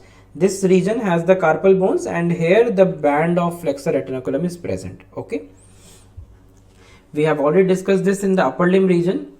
So you can talk, you can go through that classes to understand in detail about the flexor retinaculum. So it prevents the bowstringing of the tendons during the muscle contractions. So very good examples, flexor retinaculum as shown in the image. There is an extensor retinaculum around the wrist as well as around the ankle joints. Okay, so same things in upper limb and lower limb. Okay, then you have a third modification, that is the fibrous sheaths. Fibrous sheaths. Okay, so these are condensation of the deep fascia around the neurovascular bundle. Extremely important for Viva. All these sheaths are going to be your long questions in the exams. You will understand in region wise. Okay, so classical examples of this sheaths like structured, one is the femoral sheath as shown in this image also. Okay, so other examples being so femoral sheath, that is in the thigh region around the femoral vessels, and then we have the carotid sheath in the neck region around the common carotid artery, internal jugular vein, and also the vagus nerve is the content of this carotid sheath. Okay, then in the axilla region we have the axillary sheath around winding around the axillary vessels. Basically this is provided protection, you can say. Okay, so around the major vessels you will see all these kind of sheath like structures. Then you have fibrous capsules. Okay, then we have the number 4, that is the fibrous capsules. Okay, okay, so fibrous capsules includes modifications of the deep fascia that encloses the glands. Okay, so there is a parotid gland which has a capsule around it. There is a capsule of the thyroid gland. Okay, we will discuss in region wise. In head and neck region we will discuss the capsules of these glands. Extremely important from clinical point of view. We will talk about how and why this is important in the region wise. Then number 5 we have the intermuscular septa. Okay, between the muscles. So intermuscular septa. Okay, so these are deeper extensions from the deep fascia as you can see in this image also. The medial intermuscular septa and lateral intermuscular septa is shown in this image. Okay. Okay. So in this image you can see the cut section of the arm region, okay, where you can see the flexor compartment, extensor compartment, and there is a septa, okay, dividing these two compartments. Okay. So deeper extensions from the deep fascia, the deeper extensions from the deep fascia only, that is separating the muscles into separate compartments. Okay. And then we have something known as interosseous membranes. I hope you know the meaning. We can break the words. Interosseous, between the bones there is a membrane. Okay. So it is also a modification, that is, for example, connecting the radius and ulna in the forearm and tibia and fibula in the leg region. Okay. So that is a classical example of the interosseous membrane. Again, in the separate limbs we will be discussing it in detail, more detail. Okay. Then we have another entity that is known as fibrous flexor sheaths. Okay. So that is also a thickening of the deep fascia only on the flexor surface of the fingers and the toes around the long flexor tendons. Look at the images in the Netter atlas. You will see these fibrous flexor sheaths around the long flexor tendons. Okay. So these are nothing but they are holding the tendons in position and they prevent the bow stinging of these tendons during the muscle contraction. Okay. And then we have other things like the ligaments, okay, the fibrous capsules of the joints,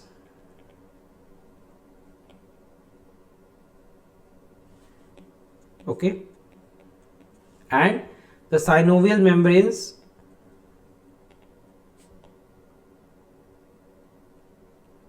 and even the bursa. Okay.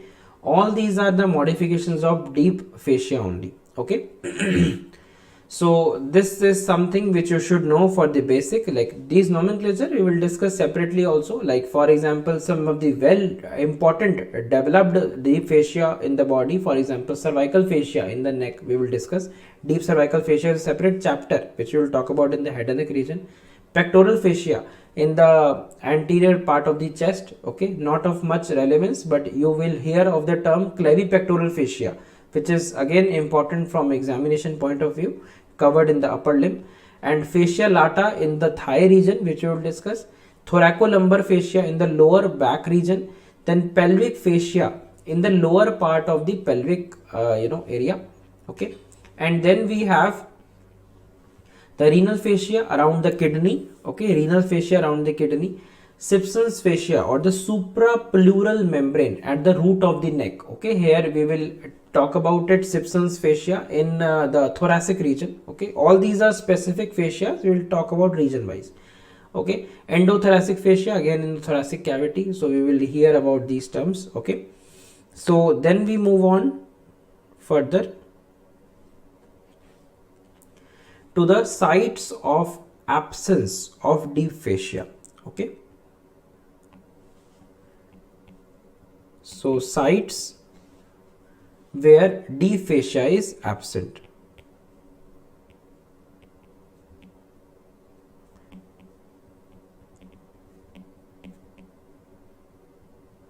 okay. What are these sites? Let us see. Number 1, the face, then breast, okay. Number 3, the dorsum of the penis and the clitoris, okay.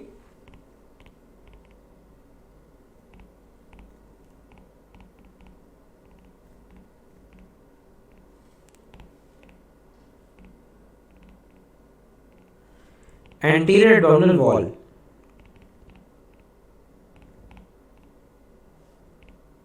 number 5, we have the scrotum, and then number 6, we have the istiorectal fossa, okay.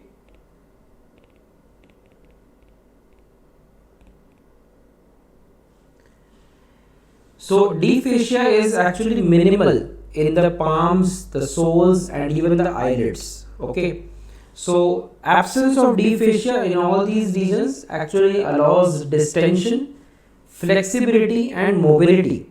Okay, so you can write this thing actually allows the distension depending upon the region to region. Okay, so that allows the distension, okay, flexibility,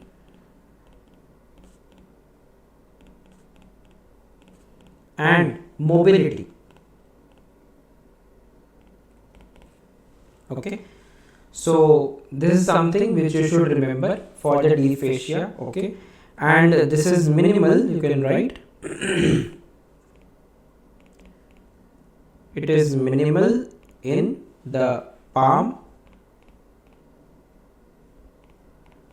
sole, okay, and eyelids. Okay, so the functions of the deep fascia, those include the structural support. Okay,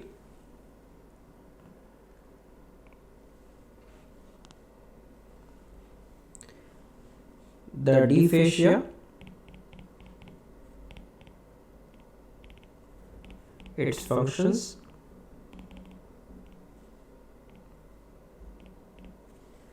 it includes the structural support. Okay,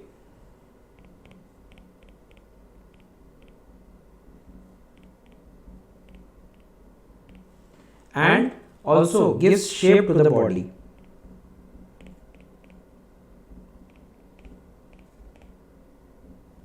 Okay, number 2, it gives an area for the muscular attachments.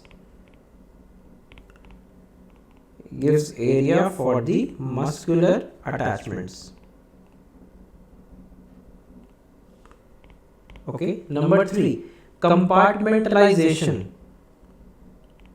Okay, compartmentalization. I hope you know the meaning of this word now. As I told you, the intermuscular septums, okay, which are dividing the various flexor and extensor compartments in the limbs. Okay, so we study that separately in the upper limb, lower limb. So compartmentalization, it is very helpful. Thank goodness we have compartments, because there is a nerve which is supplying all the muscles of one compartment: flexor compartment, extensor compartment, superficial group, deep group. So very easy to remember those nerve supply of any muscle in the body. Okay, we will discuss that region wise. Then we have the protection of these structures. Protection of these structures, the deeper structures. Okay, and transmission of weight and forces.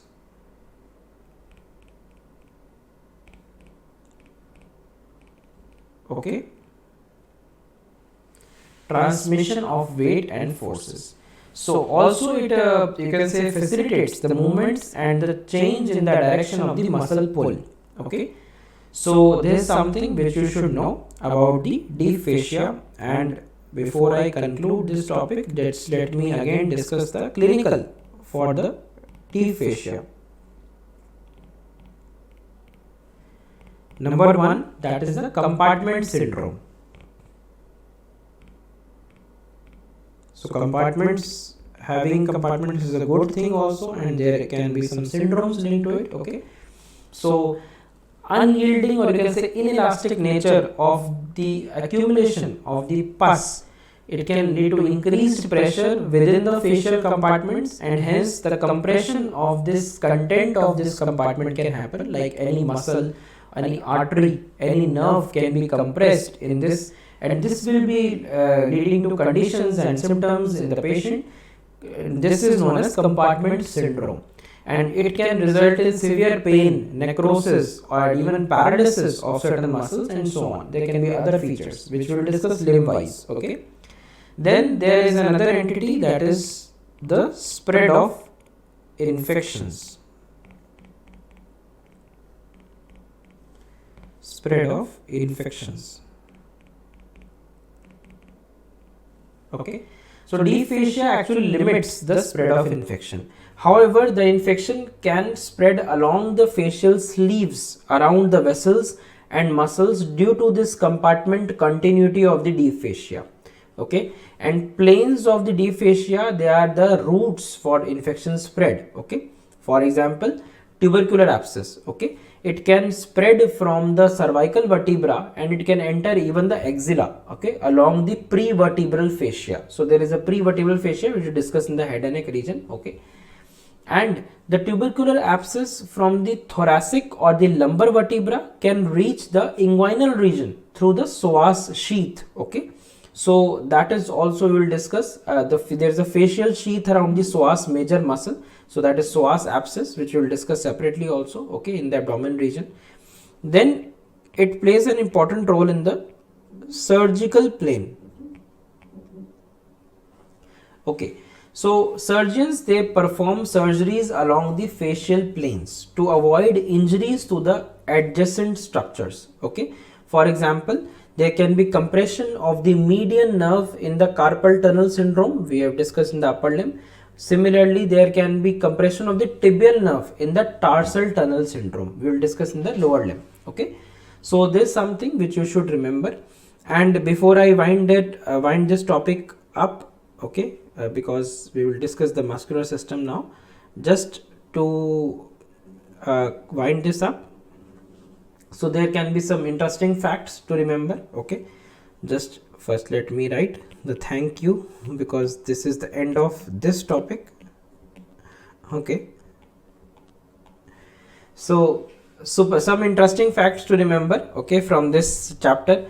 Superficial fascia of the eyelid, the penis, the scrotum, they do not have fat. Okay, very important, and you should know as a medico. Okay, temporal fascia in this region, head and neck, we will discuss separately, and fascia lata in the thigh region, these are the toughest fascia of the body. Okay, we even take some grafts from this temporal fascia to reconstruct in the perforations of the tympanic membrane. We will discuss that in head and neck. Deep fascia is absent on the face and also on the external genitalia. Okay, so these are some interesting facts to remember, which you can recollect, because this is all very basic anatomy, which if you know, it will be very helpful during the dissections. Okay, so thank you all for this topic. So I hope this is okay and clear. Give me a thumbs up. I have tried my level best to include all the maximum clinical relevant clinical entities from this topic. I hope you are there, you have not slept or you have not left the class. Okay, so just give me okay or thumbs up or yes or anything, whatever you feel like, so that to keep the chat running, I can move to the next topic. So next topic in line, we have the muscular system. Okay.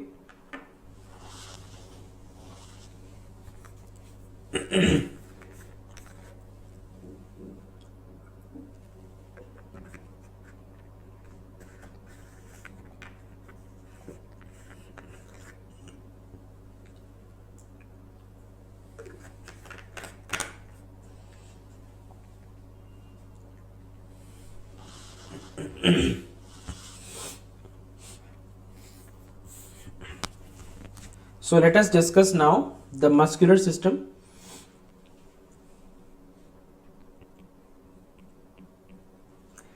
So before we discuss this, let me show you the important competencies as per your NMC's curriculum. Okay, so they expect you to know and the classification of the muscle tissue according to its structure and action.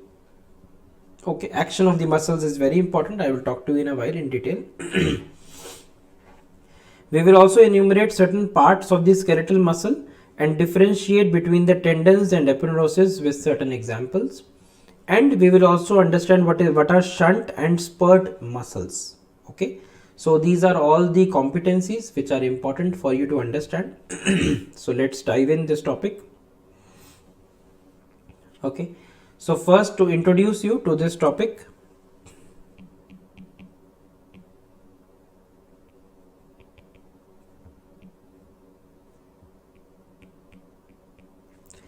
so muscle is a contractile tissue. Okay, please remember this very important line. Muscle is a contractile tissue. Okay, so the muscle tissue it consists of certain cells. Those are known as myocytes. Okay, myocytes, or you can say muscle fibers. Sorry. Muscle fibers. Okay, the myocytes are actually elongated, or they are spindle shaped cells. Okay, so actually the word mus is the Latin word for the mouse. Okay, so like the mouse is there. Okay, so sorry. So like you have the mouse. Okay, so similarly this is resembling, okay, the muscle cell. Okay, that is the elongated spindle shaped cell. Okay, elongated, or you can say a spindle shaped cell. That is about the muscle. Okay, so in a muscle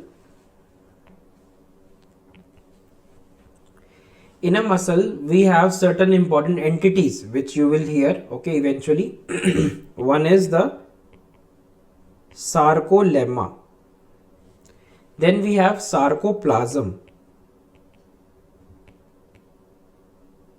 Okay, we have sarcoplasmic reticulum.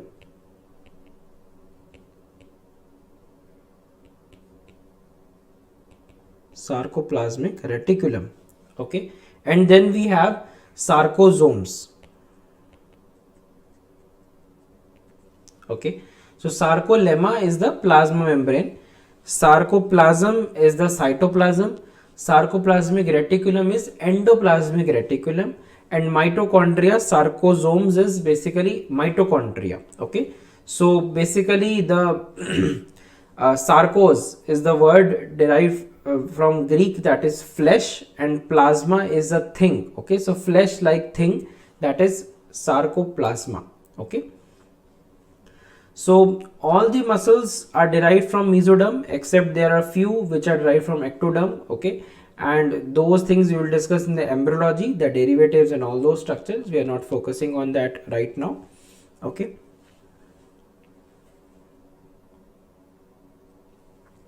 another thing I can just tell you overall, no need to write, we can just understand, it's very basic thing, that is regarding the major functions of the muscles. Okay, so I think that will be better if I can write it. Some students may have problem otherwise. Okay, so the major functions of the muscular system.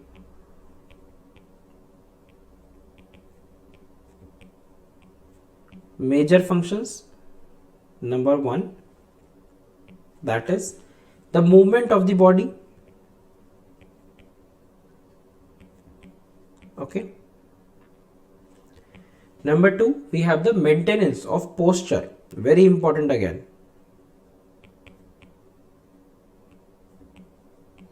Maintenance of posture. Okay, we have respiration. Okay, there are certain muscles which are responsible for respiration. Okay, then we have production of body heat.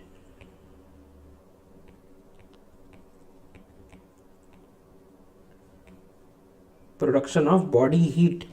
Okay, then also very important, which I am also doing to you because I cannot see you guys, but I am doing this, that is communication.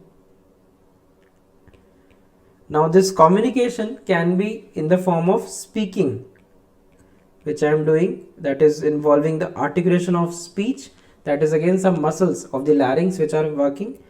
Then I am writing. Okay, I am writing using some muscles of the hand, and then even I am giving you some facial expressions. I don't know what are your facial expressions, but those are also certain muscles which are bringing the facial expressions. We will discuss them separately region wise. Okay, then there is something known as contractions.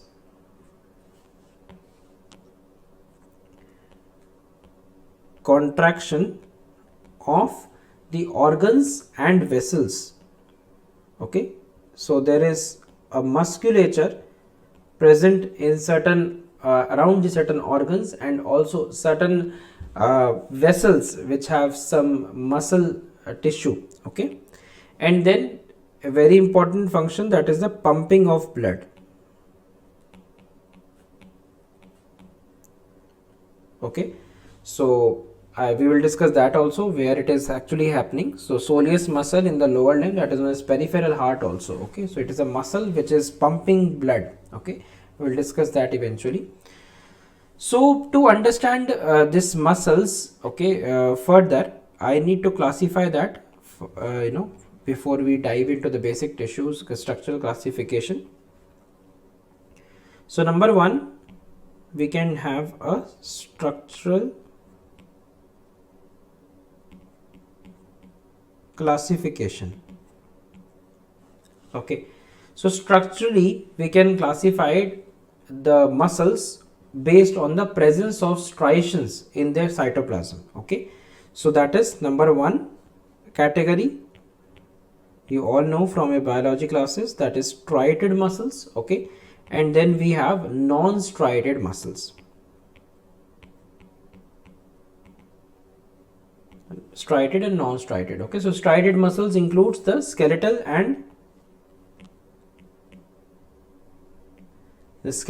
as well as the cardiac muscles, and non-striated includes the smooth muscles. Okay, similar kind of classification we can do, but based on the functions. So there is a functional classification of the muscles.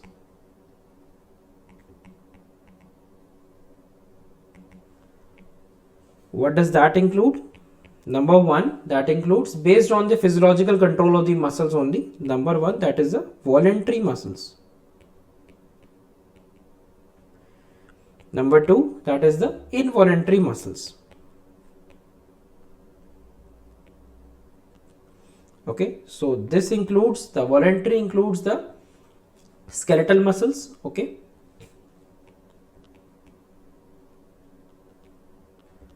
okay, and the involuntary includes the cardiac and the smooth muscles.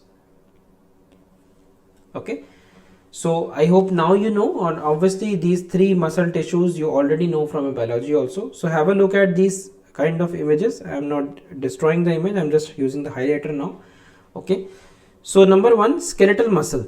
Okay, it has a long cylindrical muscle fibers which you can see running in the form of cylinders. Okay, and peripherally located flat nucleus. So it's a multinucleated muscle fiber. Okay, which you can see, and there is no branching which you can see. Okay, so again this is the skeletal muscle fibers which are running here. So cylindrical muscle fibers which are running. Compare it with the cardiac muscle.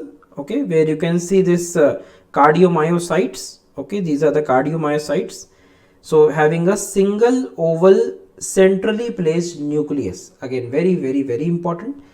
And obviously there will be striations here also. You can see different striations. Okay, there are striations in this. Okay, and there are also cross striations in this also. So another important thing is the intercalated disc which is present in this cardiac muscle. Okay, you can see the cardiomyocytes are joined by this intercalated disc, and there is a branching present in this cardiac muscle fiber which you can see in this image, right?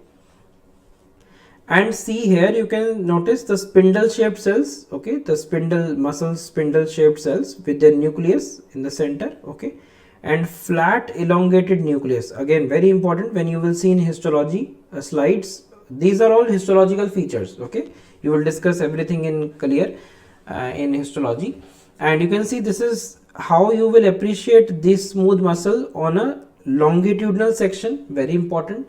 Compared to a transverse section of the same smooth muscle, where you will see the same cells in different manner. You will see dotted like structures. Okay, clusters of dot like structures with the nucleus, centrally placed nucleus.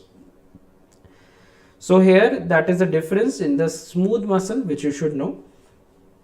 So just for a recapitulation, I have put this table in front of you so that you can revise later on. Okay, all these things are very known to you. There is nothing new. Okay, So skeletal muscle, unbranched cylindrical fibers, very long cylinders which we saw previously.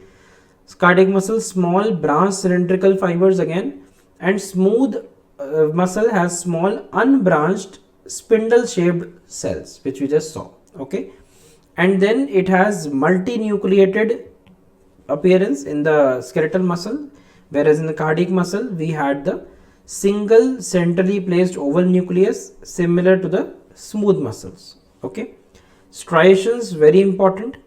Okay, cell junctions again very important. Functions you already know. Okay, and then talking about the regeneration after injury or rhythmicity. Okay, then presence or absence of stretch receptors and examples. So these are certain important things to remember.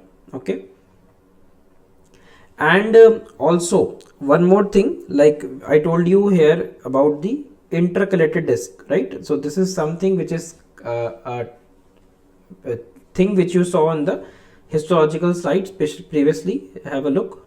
Okay, there is the intercalated disc.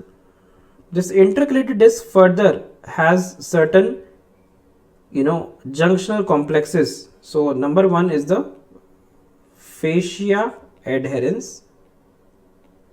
Again, in detail you don't have to go, I'm just telling you the names because that has been asked in the MCQs. And then we have the desmosomes, and then we have the gap junctions. Okay, so you can remember this with the mnemonic also, like F, D and J. So you can remember the functional DJ. Okay, if you can remember, recall later on, functional DJ. So cardiac muscle is playing a DJ band, and it has to be functional. Why I am telling you functional? Because cardiac muscle has a property that is functional syncytium. Okay, it works as a functional syncytium. So remember this for cardiac muscle specifically. Again, we will talk that in detail in histology, not here. Okay, I'm just telling you the main important things to remember. Okay, and all these things we have already discussed in the previous you know that from 11th and 12th also, so nothing very new. Okay, then we move to the next part, that is the basic property of muscles. So basic properties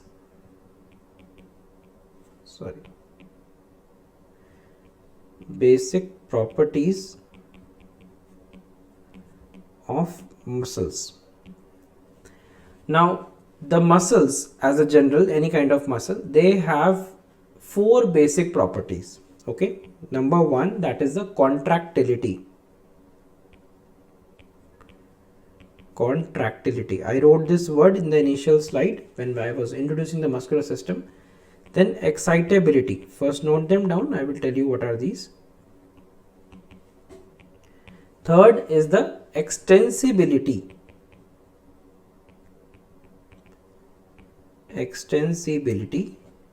Number 4, we have the elasticity. Okay, elasticity. Okay, so number 1, contractility, that is the ability to shorten with force. Okay, so in case of muscles.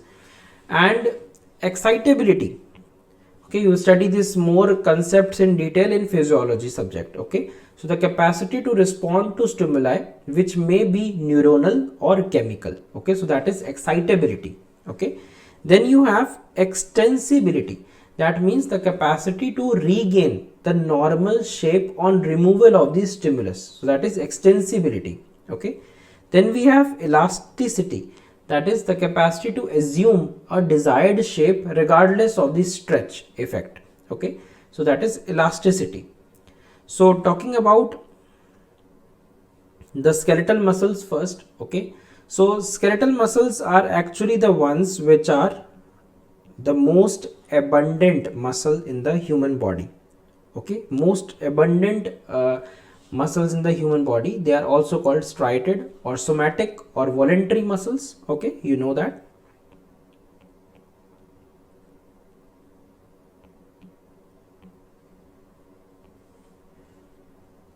Skeletal muscles. Okay. So typically, if I talk about the skeletal muscle as a general rule, the skeletal muscle has two ends. Okay, one is the origin, as you can see in this image. For example, any muscle you can take origin, and one is the insertion. Okay, and there are two parts, that is the fleshy part and the fibrous part. Okay, so these are certain parts of the skeletal muscle. So the two ends which I told you, the origin is the end of the muscle that remains fixed during the contraction, and insertion is the end of the muscle which moves during the contraction. So suppose if you're doing a flexion, okay, movement, so there is a muscle end which is actually contracting, okay, and which is bringing about the movement, and origin is relatively fixed. Okay, I will tell you certain about things more about the why this nomenclature has changed to attachment now. Okay, I will talk about in a while. And then the two parts which you can see in this image also, one is the fleshy part. Okay, that is basically the belly. Okay, any muscle we're talking about, a belly contractile portion, that is called as belly. Okay, and this is the contractile part. Okay, and the fibrous part, that is non-contractile.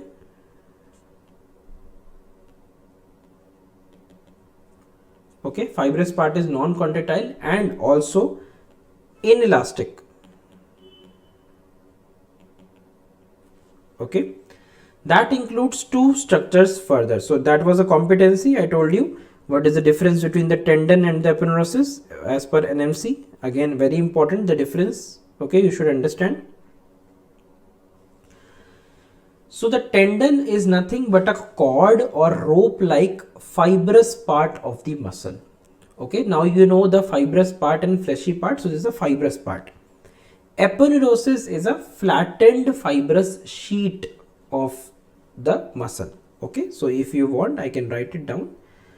Tendon, as it is in the competency also, tendon is a cord or rope like fibrous part of the muscle. Okay, compared to as the aponeurosis, if you remember the upper limb, we talked about the bicipital aponeurosis, which was holding the medial cubital vein also, right, for sampling. So, and tendon, the long head of the long tendons of the biceps brachii, if you remember, short tendons and heads of the biceps brachii. So there are certain tendons, cord like, rope like. There are numerous tendons in the forearm muscles, which we already discussed multiple times. Aponeurosis is a flattened fibrous sheet. Okay, so this is the difference between the tendon and aponeurosis. So you should know as a NMC competency, okay, competency based education. So this is important to remember. Then you hear a term known as raphe.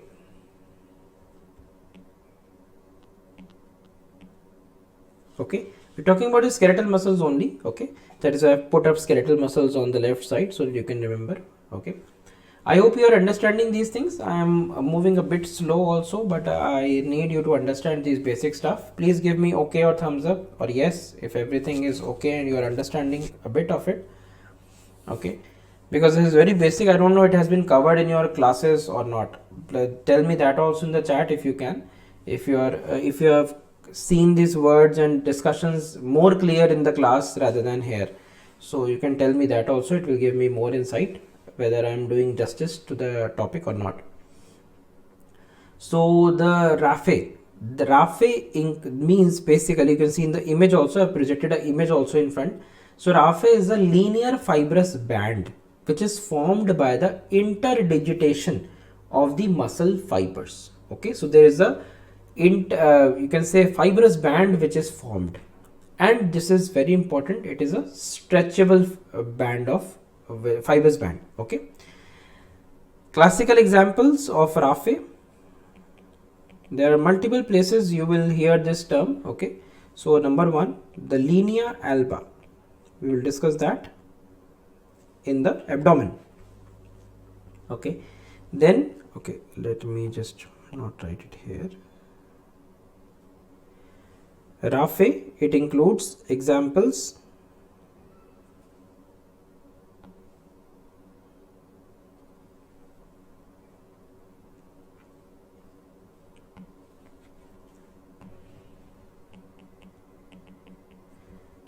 linea alba.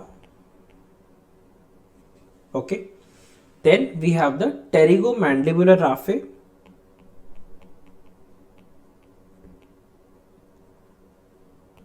pterygomandibular raphe, we will discuss in head and neck. Okay, then the mylohyoid raphe, okay, sorry,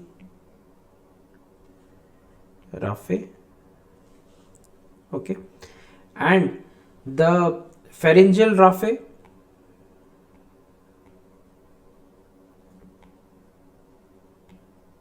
okay, and anococcygeal raphe. Okay, we will discuss these separately in the region wise anatomy. You will hear these words. In this example, you can see this mylohyoid muscle. Okay, you can appreciate in this muscle, in this image, mylohyoid muscle, and you can see the green color structure in the center, that is the median raphe. Okay, median raphe between the two sides mylohyoid actually. Okay, so this is formed by the interdigitation actually. Okay, so this is raphe, a fibrous band formed by the interdigitation of the muscle fibers. Okay, stretchable band you can say. Then any topic is not complete without its clinical integration, as I always do. So there is a clinical integration of this. So that is also an viva question also, to list the most common sites of intramuscular injections. Okay, so common sites of intramuscular injections. I have made a reel Instagram, okay, on my Instagram ID. I have made a reel also on this. You can see the augmented reality skeleton and the various sites where it is used for the intramuscular injections. And so the fleshy part of the skeletal muscle is commonly utilized by giving intramuscular injections. It is intra, not inter.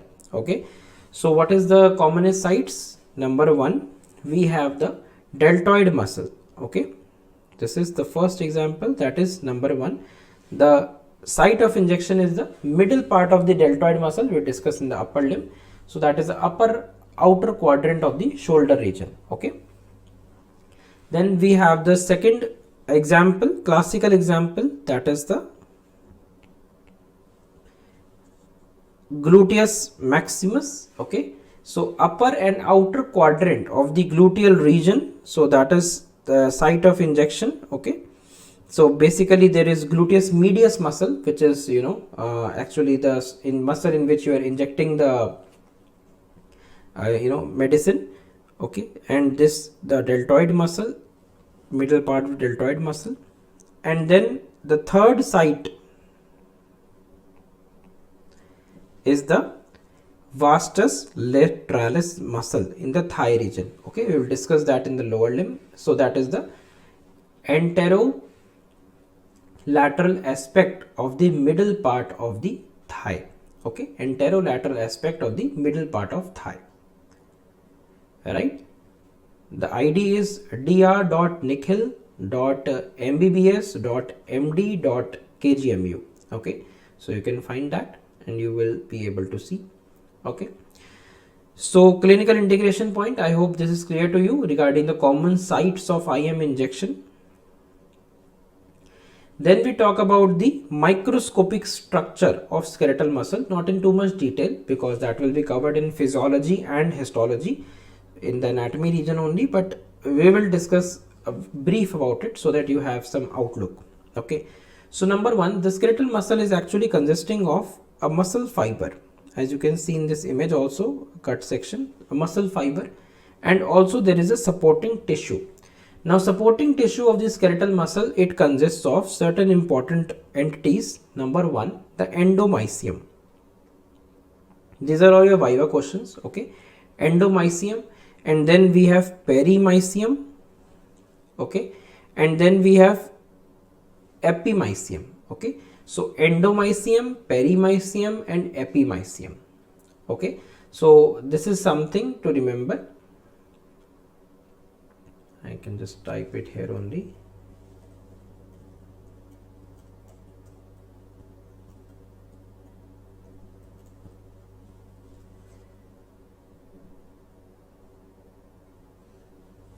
Okay, so the endomysium, you need to know the difference between these three mysiums because that is important to be asked in the exams. Okay, so endomysium is a layer of the reticular fibers that covers the individual muscle fibers. Okay, that is the endomysium. Okay, endomysium, right? And then we have perimysium. It covers a bundle, or you can say fascicles. That is the perimysium. See in this image only. Okay, so first in the endomysium, which is a layer of reticular fibers, it covers the individual. Suppose this pencil is an individual muscle fiber which is being covering. Okay, so this is an endomysium. Okay, I hope you are understanding these mysiums. Please give me thumbs up or something in the chat. I don't know if you are slept or there.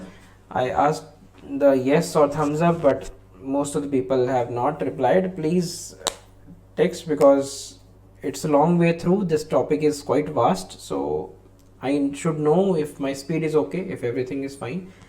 The people, all those people who are online, please give me a thumbs up or yes or something to understand whether it's going good for you, because I need to move at this pace, otherwise I will lose track. Okay, so supporting tissue I am talking about. Suppose this is an Apple pencil which is having, this is a muscle fiber, okay, that is having an endomysium covering it. Okay, and then there is a perimysium. Suppose there are multiple Apple pencils, okay, or fascicle of muscle fibers. So the bundle of Apple pencils, the muscle fibers, that is surrounded by a perimysium. And suppose there are multiple bundles of this Apple pencil, and then that is the entire muscle, and which is covered all around, that is by the epimysium. Okay, the outermost covering. So you can see in this image also these three mysiums which are important for viva exam. Okay, so please understand them because otherwise you will forget the basic structure. Okay, and another thing, I told you about the origin and insertion. So if by the external force the insertion end of the muscle is fixed, I told you insertion is the movable part. Okay, but if suppose insertion is fixed, so then the origin end of the muscle will move during the contraction. So this is known as reversal of the muscle action. So there is a recent concept in this. Okay, so remember, let me write here only where it was discussed. Okay, so there is a recent concept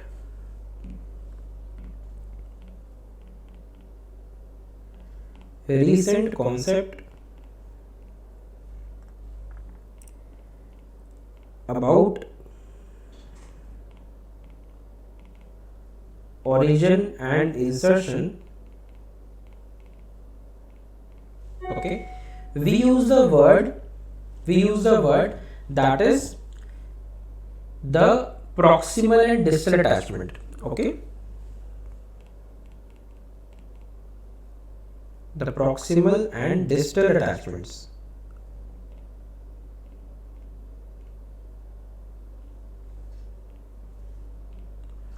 Okay, proximal and distal attachments.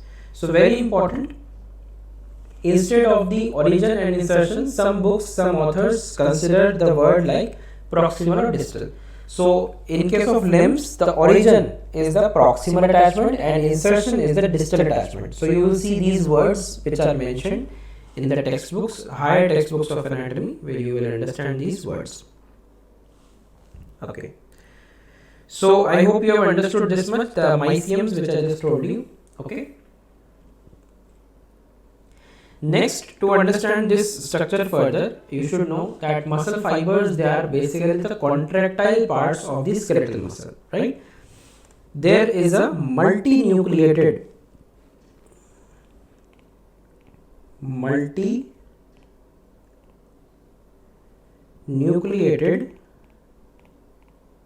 syncytium in case of skeletal muscles. Okay, I told you multinucleated syncytiums. Okay, now what is this? Each muscle fiber, as you saw in the histology also, a histological image, sketch image. So each muscle fiber is cylindrical and it has multiple oval flat nucleus placed at the periphery of the fiber. Okay, and we saw the cytoplasm that shows transverse striations of alternate dark and light bands. Okay, so let me bring you to this image. Have a look regarding the microscopic structure.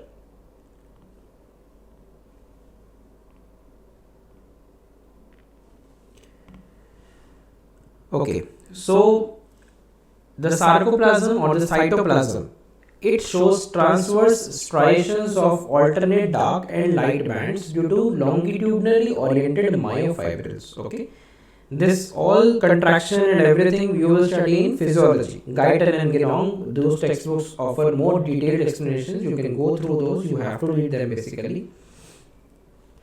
This consists of bundles of myofilaments. There are two types. One is a thick or myosin filaments. Okay, I'm telling you the basic things so that you can understand the concepts later in physiology. The thick, or you can say myosin filaments.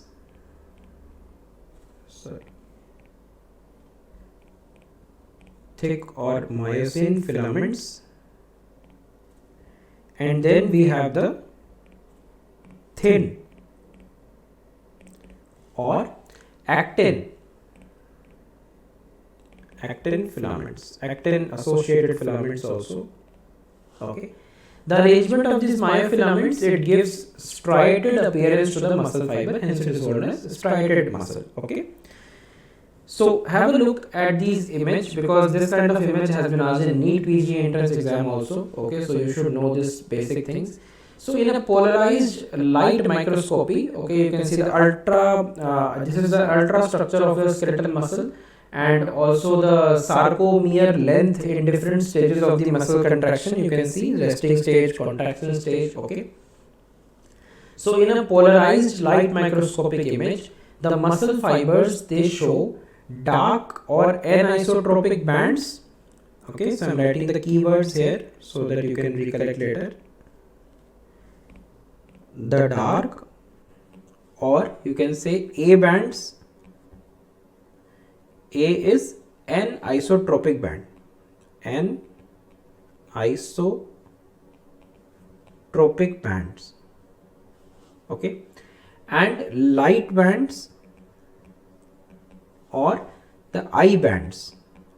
I or light, you can remember. Okay, I and light, dark ka A and A band, so that you don't forget. Okay, which one is which, and that is isotropic band.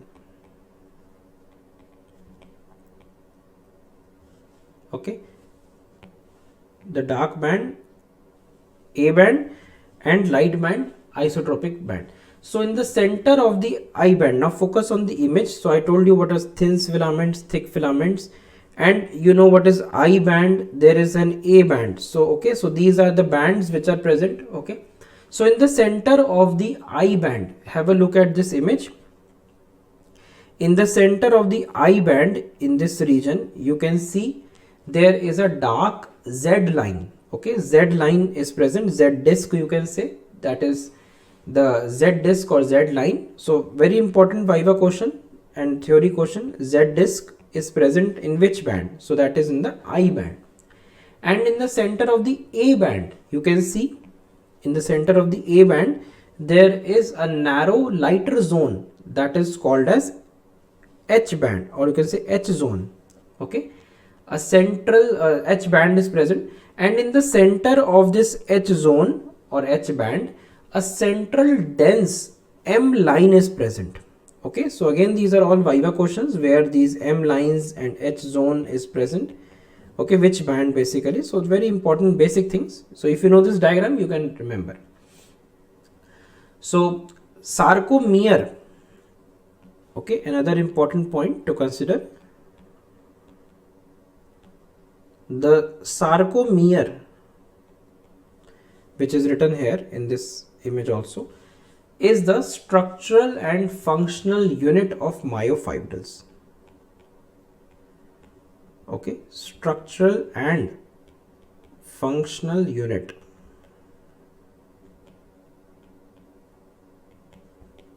of the myofibrils. Okay, so you can see in this image also this sarcomere. So this sarcomere is lying between the two adjacent Z lines. Okay, and you can see the two Z lines, Z disc basically, Z line or Z disc. Okay, you can see in this image the Z lines. Okay, so between the two Z lines you can appreciate there is a sarcomere, okay, which is having all these important things. So between the two Z lines, it is about 2 to 3 micrometers in length. Okay, so that is the sarcomere. Then talking about the clinical integration of this information which I just told you. Rather than clinical, the correct word for this entity would be medico-legal. Okay, medico-legal importance.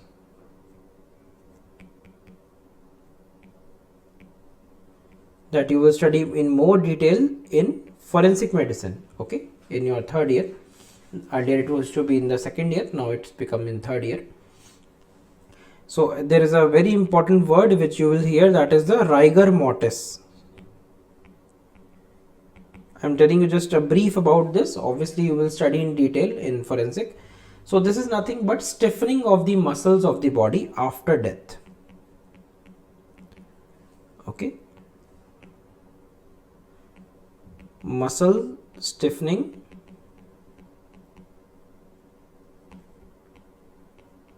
after death. Okay, it starts with 2 to 4 hours, okay, after death and lasts for 2 to 4 days.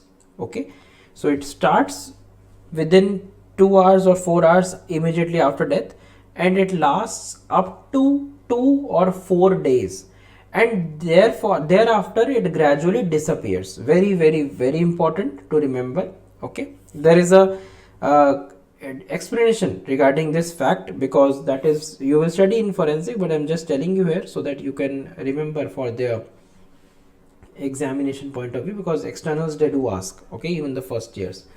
So just remember, for muscle contraction you will study in physiology. For muscle relaxation, the bond between the actin and myosin, this bond should be released, which requires ATP molecules. Okay, so after death there is depletion of ATP obviously, and the muscles they remain in contracted state.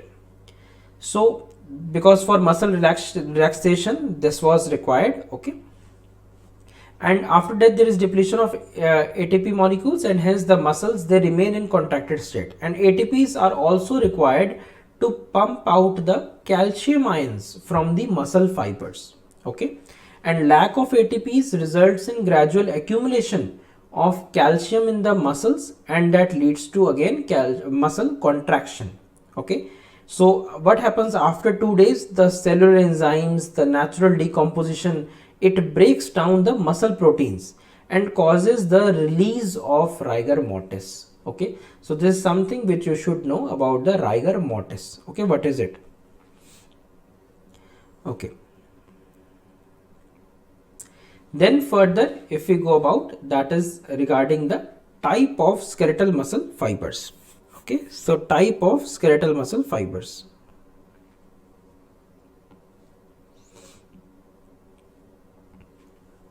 Okay, I hope till now everything is clear. Please give me thumbs up or okay. So based on the diameter and color, the muscle fibers, they are grouped as type 1 or red fibers. Okay, let me use different colors. The type 1 or red fibers, okay, and the type 2 or white fibers. Okay, so type 1 or red fibers, they are basically slow twitch fibers. Very important, extremely important for examination point of view regarding the twitch fibers. So these are slow twitch fibers, these are fast twitch fibers. You have provided a flow chart, a table, so that you can revise later. Okay, so they contract, the type 1, they contract slowly, but their contractions are more sustained. So they are resistant to fatigue. Okay, they are resistant to fatigue. Best example, the postural muscles and the limb muscles. Okay, muscles of the limbs. Then type 2b, or you can say white fibers. So those are thick fibers, or you can say fast glycolytic fibers. These are all your questions which I am typing, okay, which I am marking them, because these are the things which they ask in Viva also and theory also, examples also.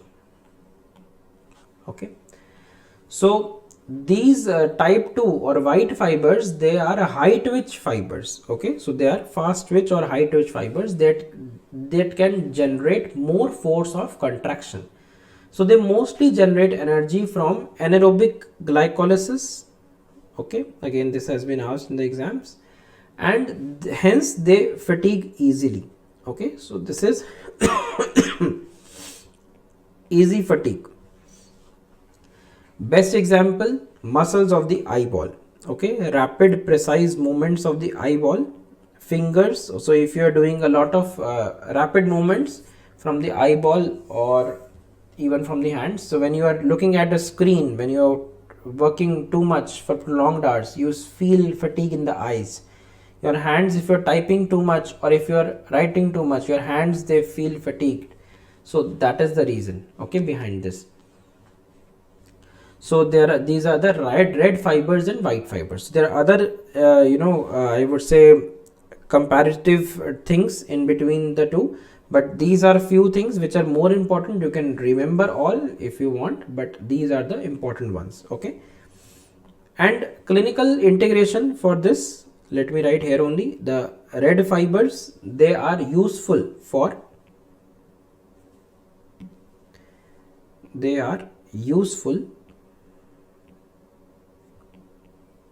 for long distance running.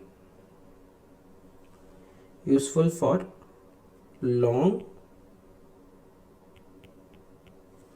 distance running.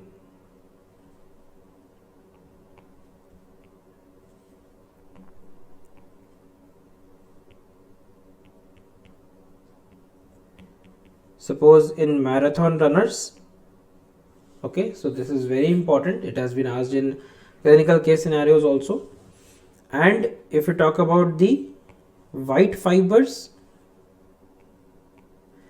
the white fibers, they are useful for rapid and skillful movements.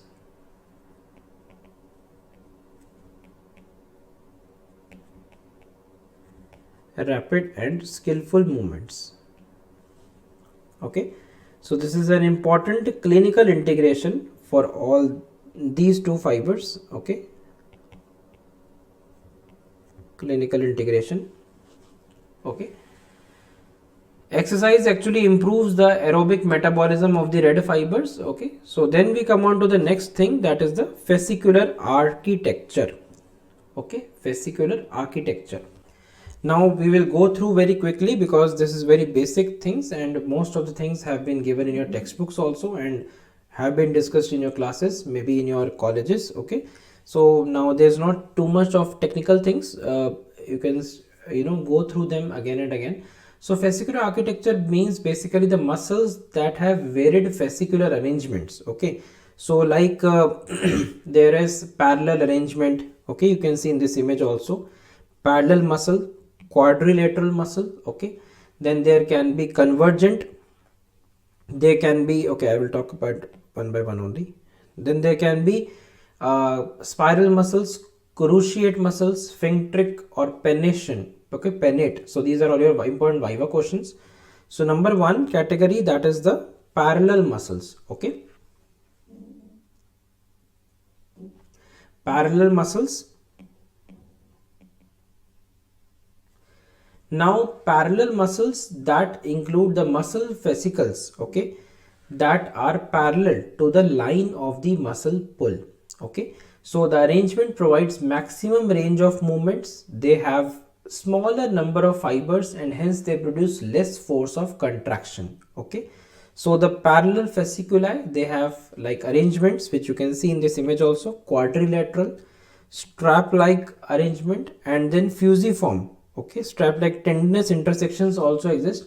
Quadrilateral muscles like thyroid muscle, pronator quadratus. Okay, you will study all these examples in textbooks and eventually in all the limbs we will discuss. Okay, so that is parallel group of muscles. Okay, in which you can see different examples. Then strap like muscles like rectus abdominis. Okay, you will see in the abdomen rectus abdominis, which will have tendinous intersections just like the same as shown in this sketch.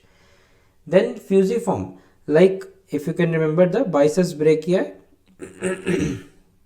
okay, biceps brachii muscle, the digastric belly. So all these are examples of the parallel muscle group. Okay, then we talk about the convergent muscles. Okay, then we have another category, that is the convergent. Okay, so convergent, the muscle fasciculi, they converge at the insertion point. So these are powerful muscles with a limited range of movement. Okay, so the convergent arrangement, like they can be triangular. Okay, so because see in this group you could see the quadrilateral, strap and fusiform earlier in the parallel. So in the convergent, as you can appreciate in the image only, this includes the triangular muscle group. Okay, example the adductor longus. Okay, fan shaped like the temporalis muscle in the head and neck region. We will focus on that. In the head and neck region, temporalis muscle, we'll say how these fibers are arranged, and very importantly the contraction will cause different movements of the mandible. Okay, then there is a spiral or twisted muscle. Okay, third category, that is the spiral or twisted muscle.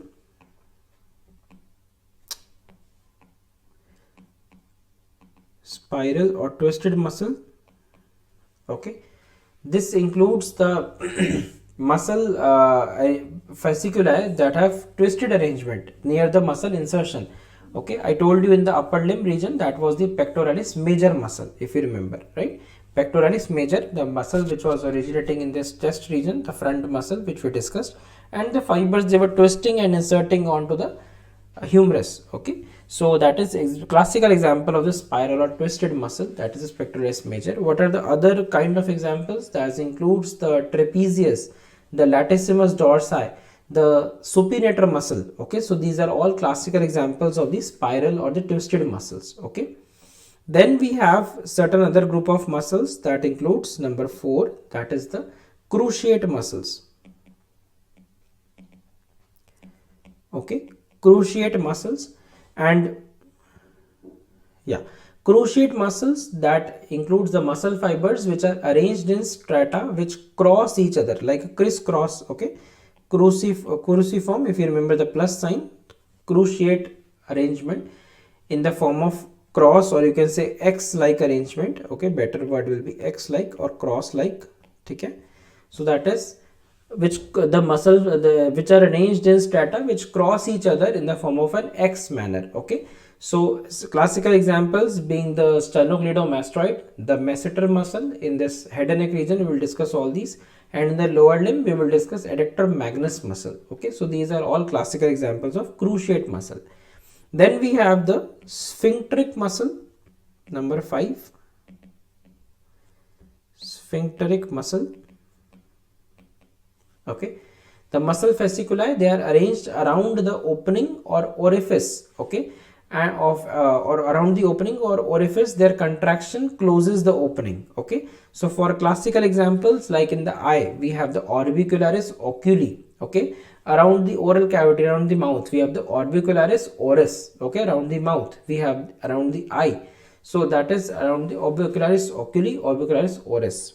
Okay, so similarly we have the pennate muscle groups. Okay, so as you could see in this image only, that is the pennate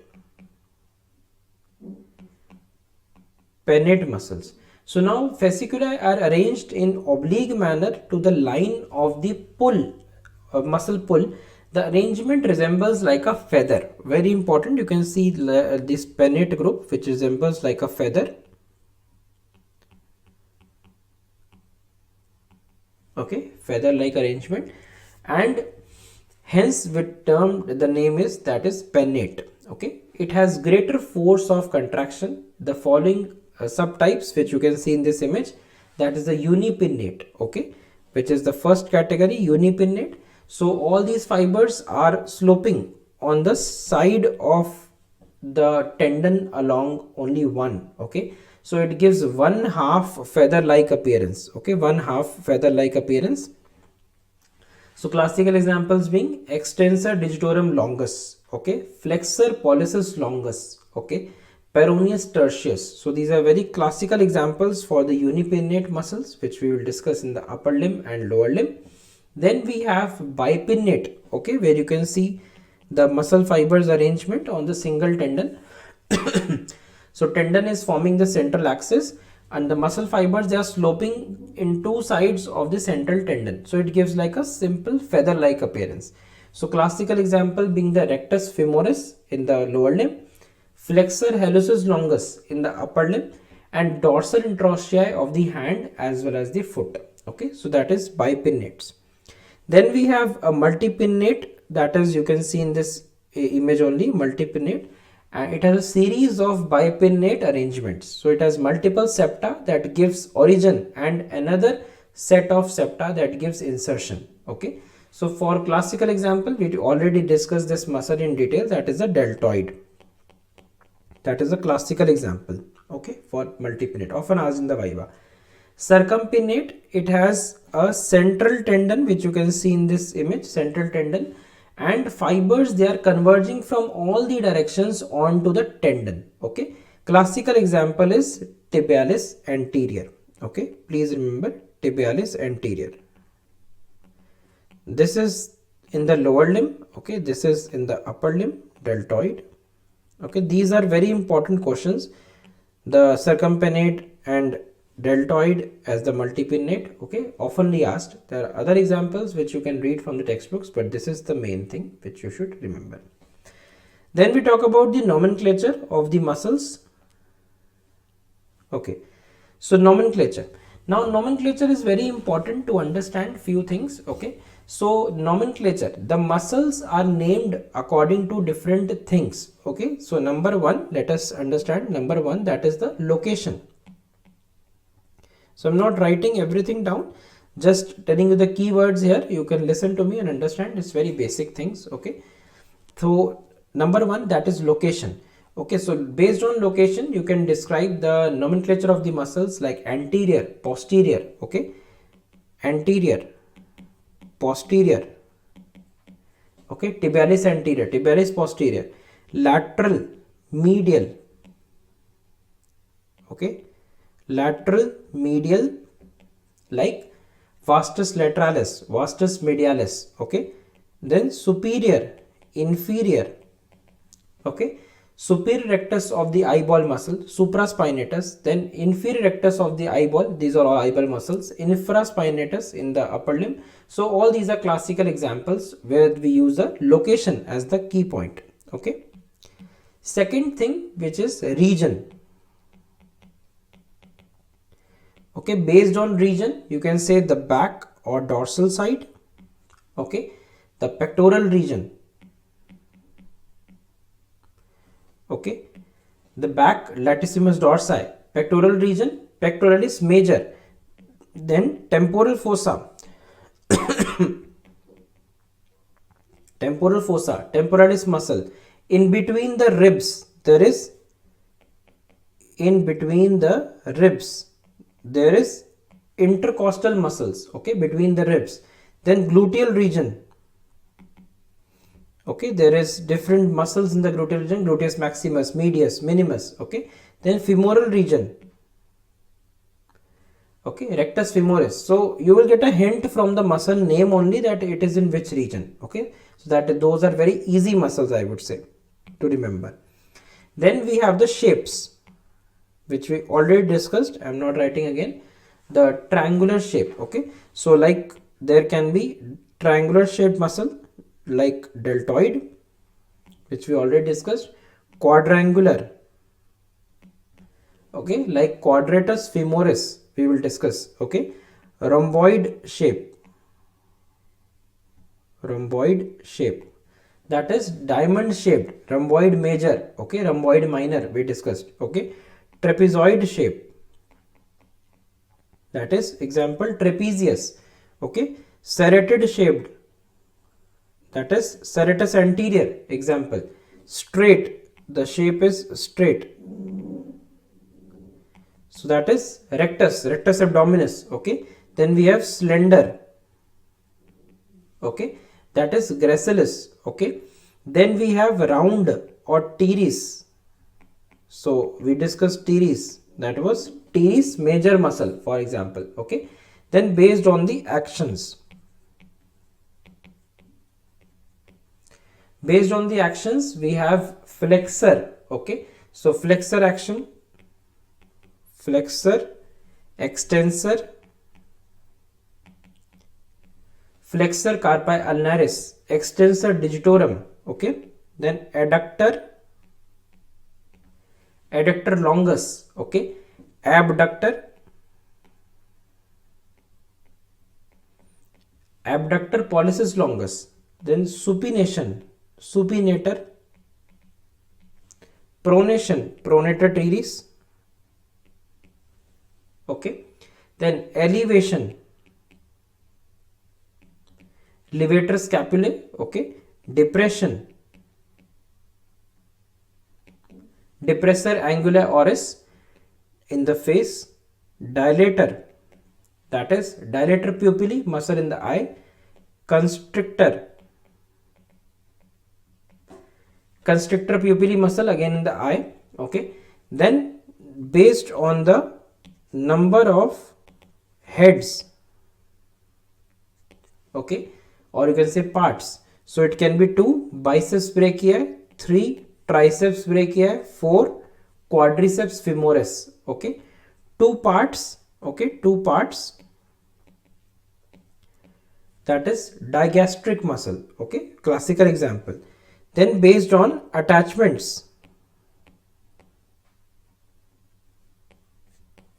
okay, based on attachments. So that is sternocleidomastoid, classical example. Sternocleidomastoid muscle attached to sternum, cleidoclavicle and mastoid process, okay. Then stylohyoid, classical example, attached to styloid process and hyoid bone, okay, classical examples. Then direction of fibers,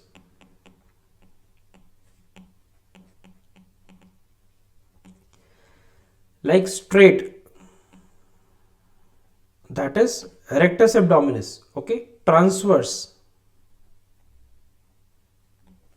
that is transverse abdominis. Obliques, that is external oblique abdominis muscles, okay. Then continuing the list further, 7 we have done, 8, that is size. Based on the size, that is big muscle, pectoralis major. Small muscle, pectoralis minor, okay. Long, I am giving you one example of each to make you understand. Adductor longus. Then short muscle, that is adductor brevis. Then broad muscle, that is latissimus dorsi, okay. So that is something about the size. Then the depth, that includes the superficial,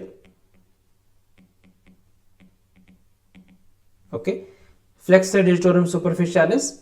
Then deep, that is flexor digitorum profundus, okay. Then external, like external oblique abdomen, again in the abdominal muscle, external oblique. Similarly internal oblique, a muscle in the abdominal region, we will study in detail, okay. So these are certain things which you can remember for the I would say nomenclature of the muscles, okay. So blood supply of the muscles, that is basically you can remember the muscles are very highly vascular to fulfill the need of the metabolic activity, and muscles, they receive neurovascular bundles through the neurovascular hiatus, okay. So the blood vessels, they enter the substance of the muscle and ramify, they split into delicate capillaries in the endomysium, and each muscle fiber, it is accompanied by parallel capillaries, okay. So before I continue further, for the nerve supply of the muscle, skeletal muscle, let us think about the clinical. So the clinical integration,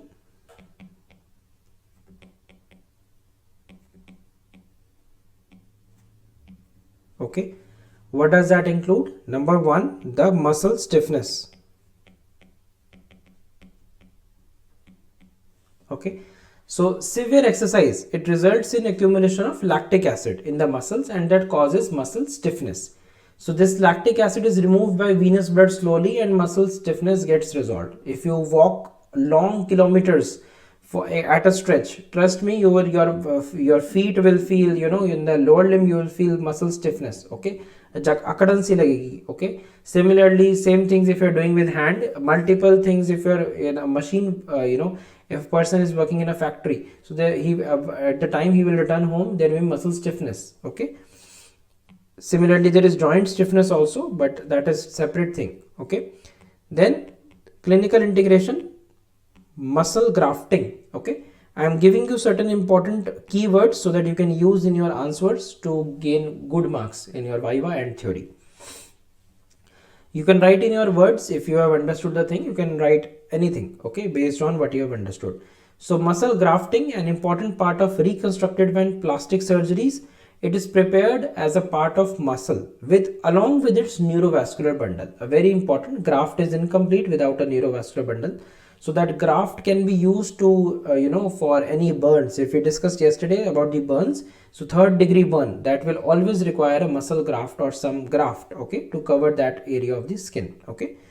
So depends whatever area has been disturbed. Then we come on to the nerve supply of the muscle, okay. So in nerve supply, there are, again, it's a very vast topic, and for this topic also you will study more details in histology as well as in physiology, okay. So I'm just telling you the brief outlook about this topic. So the muscle fibers, they are supplied by alpha efferent fibers arising from multipolar anterior horn cells of the spinal cord, okay. These are myelinated, okay, you can see myelinated axons. So these are myelinated and large diameter fibers. So now there are certain keywords to remember. One is the motor unit. Motor unit. Okay.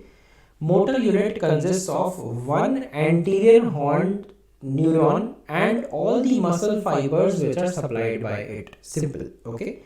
Small motor units, they are present in precision acting muscles like muscles of the eyeball, whereas large motor units, you can remember, small motor units, precision muscles of eyeball, okay, precision acting muscles, and then we have the large motor units, okay, which are present in the postural muscles.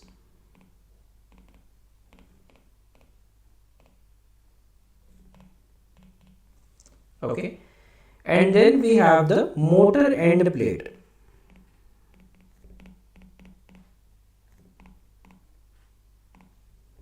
Motor end plate. Okay, the junction between the muscle fiber and the nerve terminal. Okay, so that is the motor end plate, which you should remember. Okay, again in detail you will study in physiology. The muscle spindles, they are the sensory organs located in the muscle only. Okay, so they are supplied by myelinated gamma efferent fibers that arise from the gamma motor neurons of the anterior horns of the spinal cord only. Okay, so in this image you can see another important entity, that is neuromuscular junction. Okay, neuromuscular junction, that is motor end plate only. So junction complex of the axon terminal, okay, axon terminal and the muscle fiber. Okay, so at the terminal end, as you can see in this image, okay, at the terminal end, axon loses its myelination. So here till here there was myelination. In this region you cannot see any myelination, and this divides into many terminal branches. Each terminal branch expands at its end, where you can see a terminal button has been formed. Okay, I can zoom in. This is a terminal button which is formed here. Okay, and this forms the junctional zone of muscle fiber at the plate. Okay, so that is a part of the sarcolemma only. Okay, so this is the part where you can understand how it is forming. Okay, so terminal button, basically this region, if you see in this image, terminal button, this consists of certain secretory vessels. Okay, so there are certain secretory vessels in this terminal button which contain acetylcholine neurotransmitter, okay, and numerous mitochondria also. Okay, you can see mitochondria are drawn in this image.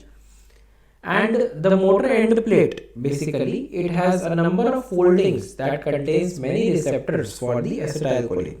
Okay, then there are certain synaptic clefts, as you can see in this image, which is a narrow gap between the axonal terminal button and the motor end plate. Okay, so this is the synaptic cleft which you can see in this image. Okay, synaptic clefts. And neurotransmitter actually needs to cross the synaptic cleft only. Okay, and acetylcholine esterase is an enzyme that destroys acetylcholine quickly. Okay, so this is something very basic about this neuromuscular junction, which you should remember. You will study everything in more detail in physiology. This is a topic from physiology. Okay, so read in detail.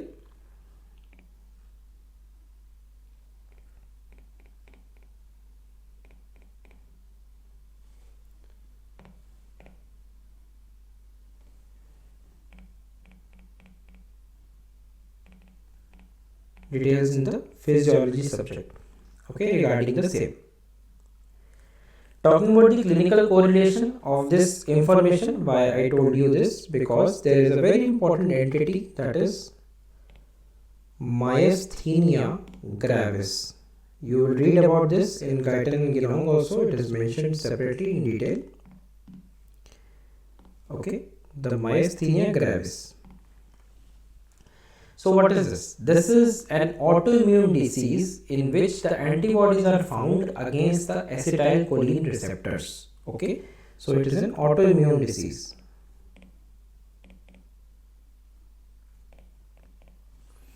Okay, and the antibodies are formed against the acetylcholine receptors.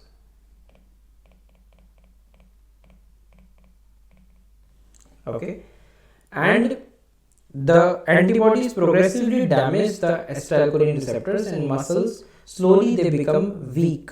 Okay, so they become non-responsive to acetylcholine. So basically the word myasthenia is having two words, myasthenia gravis. Okay, so myasthenia means weakness of the muscle,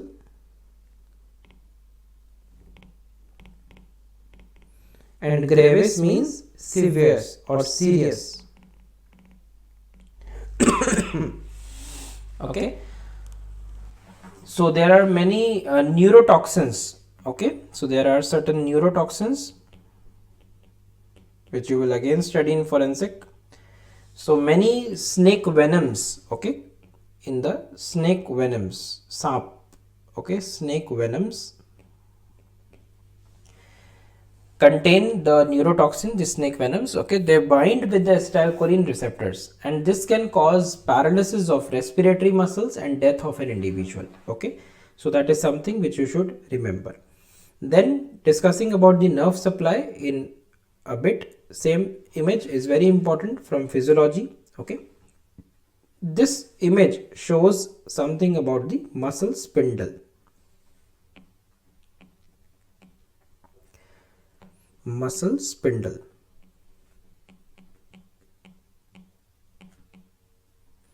Are you guys there or left? Please write something in the chat. You are there or left? I know it is getting over time, but this topic is important, so I cannot skip the important things. It's a lengthy topic indeed, but I need to tell you some important things so that you can read about them, okay. Are you there? Please give me yes or no. I don't have your faces in front of me, okay. So the nerve supply of the skeletal muscle, that includes this kind of an image which you can see, okay. So there are certain things in this image. The structure, okay, that is the muscle actually consists of capsules and sensory neurons and gamma motor neurons and intrafusal muscle fibers, okay. The capsule, that is the muscle spindle, is enclosed within a fusiform connective tissue, okay. Intrafusal muscle fibers, then there is something known as intrafusal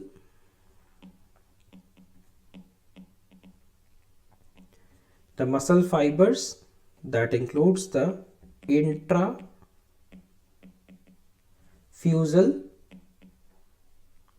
muscle fibers, okay, and we have the extrafusal muscle fibers. So muscle spindle, it actually has, you can see in this image also, the intrafusal and extrafusal. So the muscle spindle has intrafusal muscle fibers, those are enclosed within the capsule, okay. You can see this is a cut open section for the intrafusal muscle fibers within the capsule, and extrafusal as means that is bahar, okay. Extrafusal fibers, they form the main bulk of the muscle, okay. So that is the difference between the two. So extrafusal, that is forming the main bulk of the muscle, okay, and intrafusal fibers, those are enclosed within the capsule,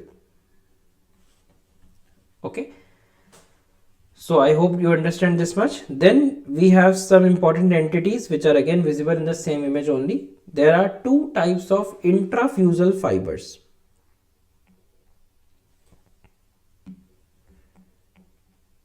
Types of intrafusal fibers,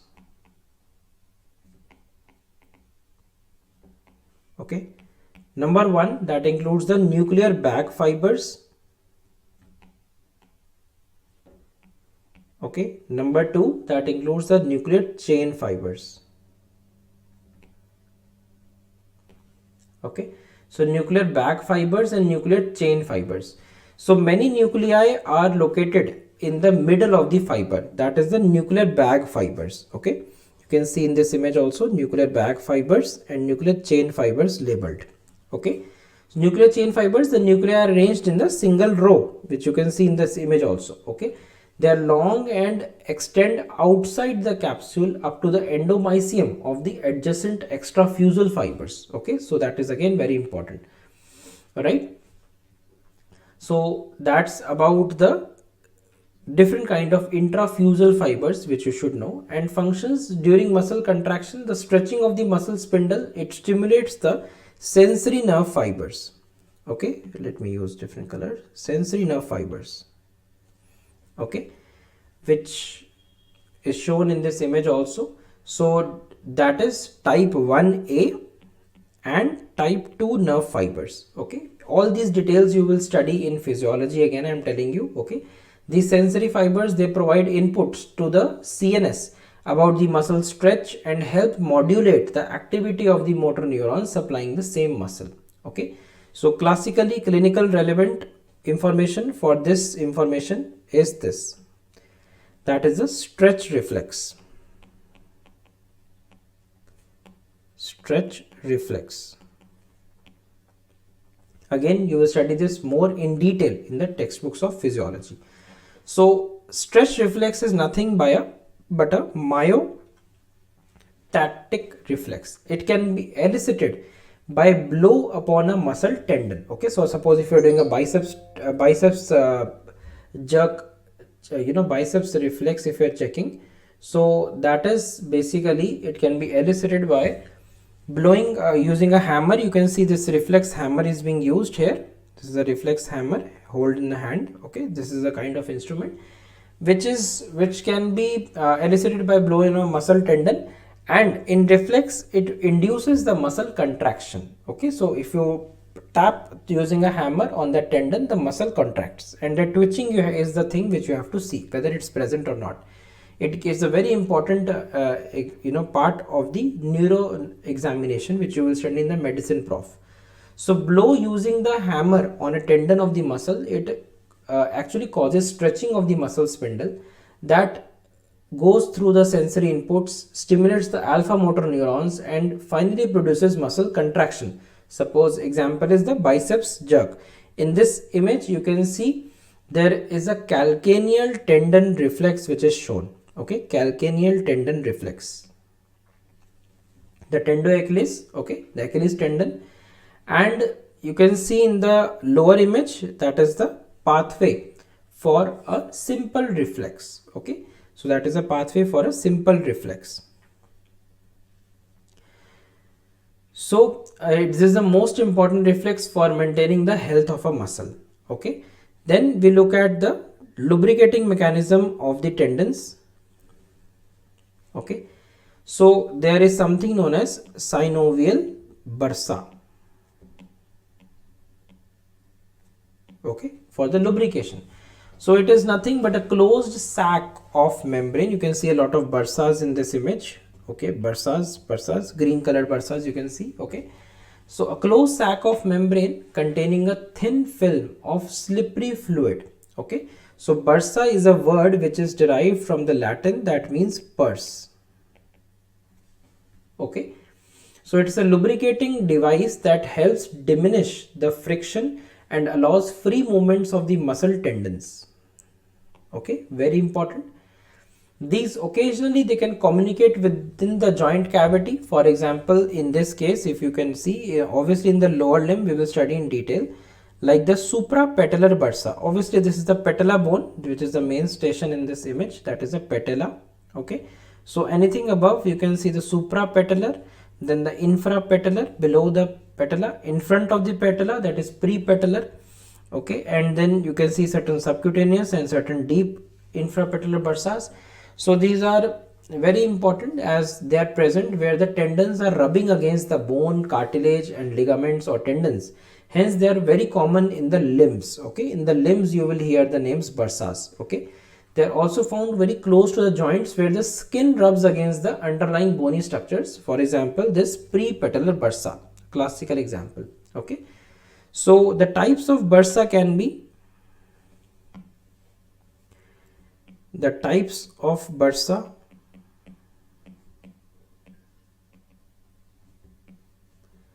number one, we have the subtendinous bursa.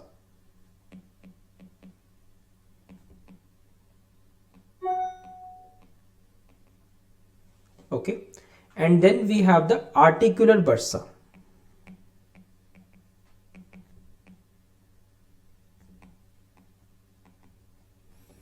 And then we have the subcutaneous bursa.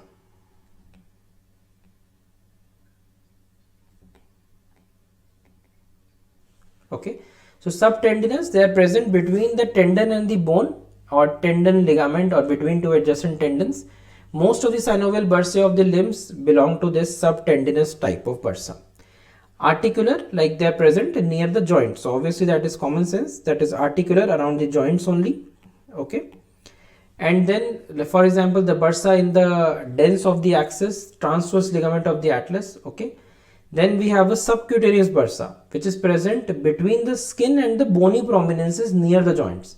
For example, this prepatellar bursa, it is also known as housemaid's bursa. We will talk about in lower limb, not here in detail. Housemaid's bursa. Okay, then subcutaneous infrapatellar bursa, this is also known as clergyman's bursa. Okay, so these are different names given to these bursa because they are more useful during those clinical conditions. Okay, like the prepatellar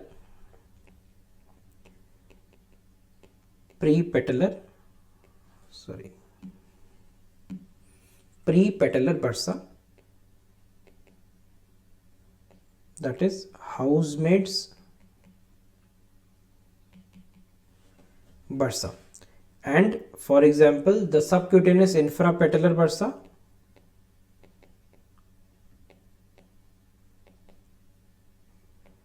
that is clergyman's bursa. We will talk in detail in lower limb. Okay. Then we have certain other entities. Those are the synovial sheaths.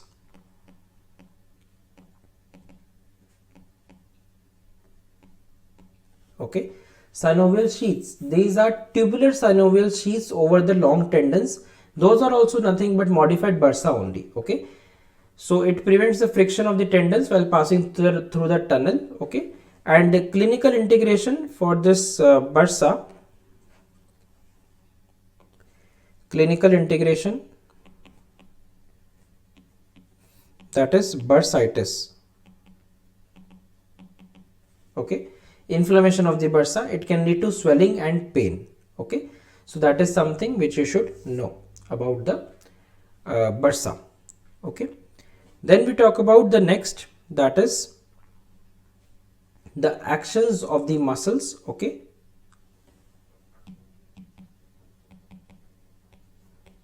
the actions of the muscles. I will wind up in another 5 to 10 minutes maximum. Okay, on stimulation the muscle contracts and produces movements. Okay, so the movements, the range of the movement, it will depend upon the range of movement will depend upon, number one, the length of fleshy fibers.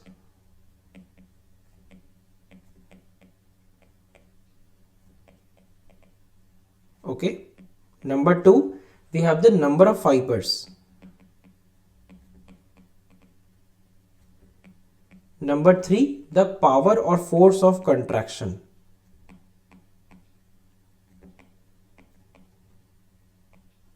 Force of contraction.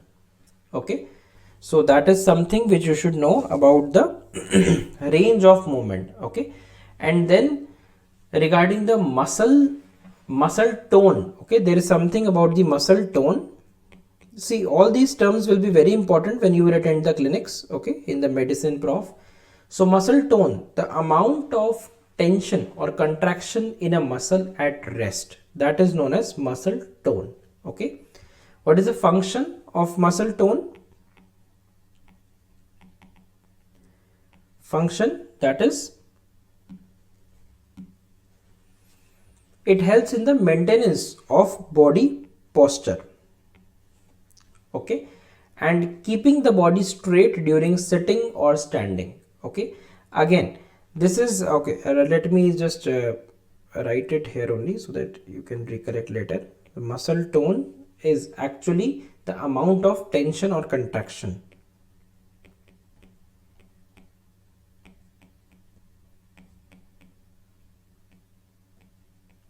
Okay, in a muscle at rest. Okay, so functions I told you, maintenance of the body posture and keeping the body straight during sitting or standing. It is maintained by a set of muscle fibers. Okay, and all the motor units, they are not contracting simultaneously at a given point. They are contract to maintain the muscle tone constantly. Okay, so now there can be things like hypotonia. Okay, so the clinical entity which is important with respect to the muscle tone, hypotonia. Okay, this is decreased muscle tone, decreased muscle tone. Okay, and whereas if you compare this with the opposite term, that is hypertonia, that is increased muscle tone. Okay, you will hear this word in various diseases also, okay, regarding the tonicity. So factors affecting the muscle tone can be the neurological conditions, certain disorders, exercise. Okay, even the exercise is also an important factor. Age, with age also the tonicity changes. Physical therapy can improve the tone of the muscles. Okay, so these are certain things which you should remember. Then regarding the muscle actions, okay, regarding the muscle actions, there is something known as excursion of the muscle. Okay, excursion of the muscle. So what is that? So there is a relationship between the tension and length. Tension and length relationship.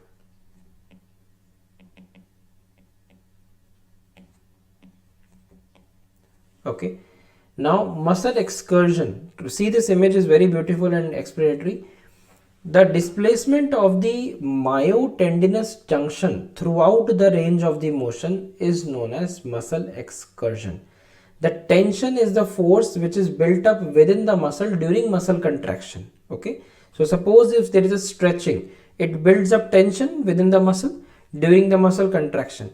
The muscle shortens by 1/2, or you can say 1/3 of its normal resting length, as you can see in this image. Okay, this image you can see the normal resting length. Okay, and in the contracted state it has reduced. Okay, the muscle is shortened.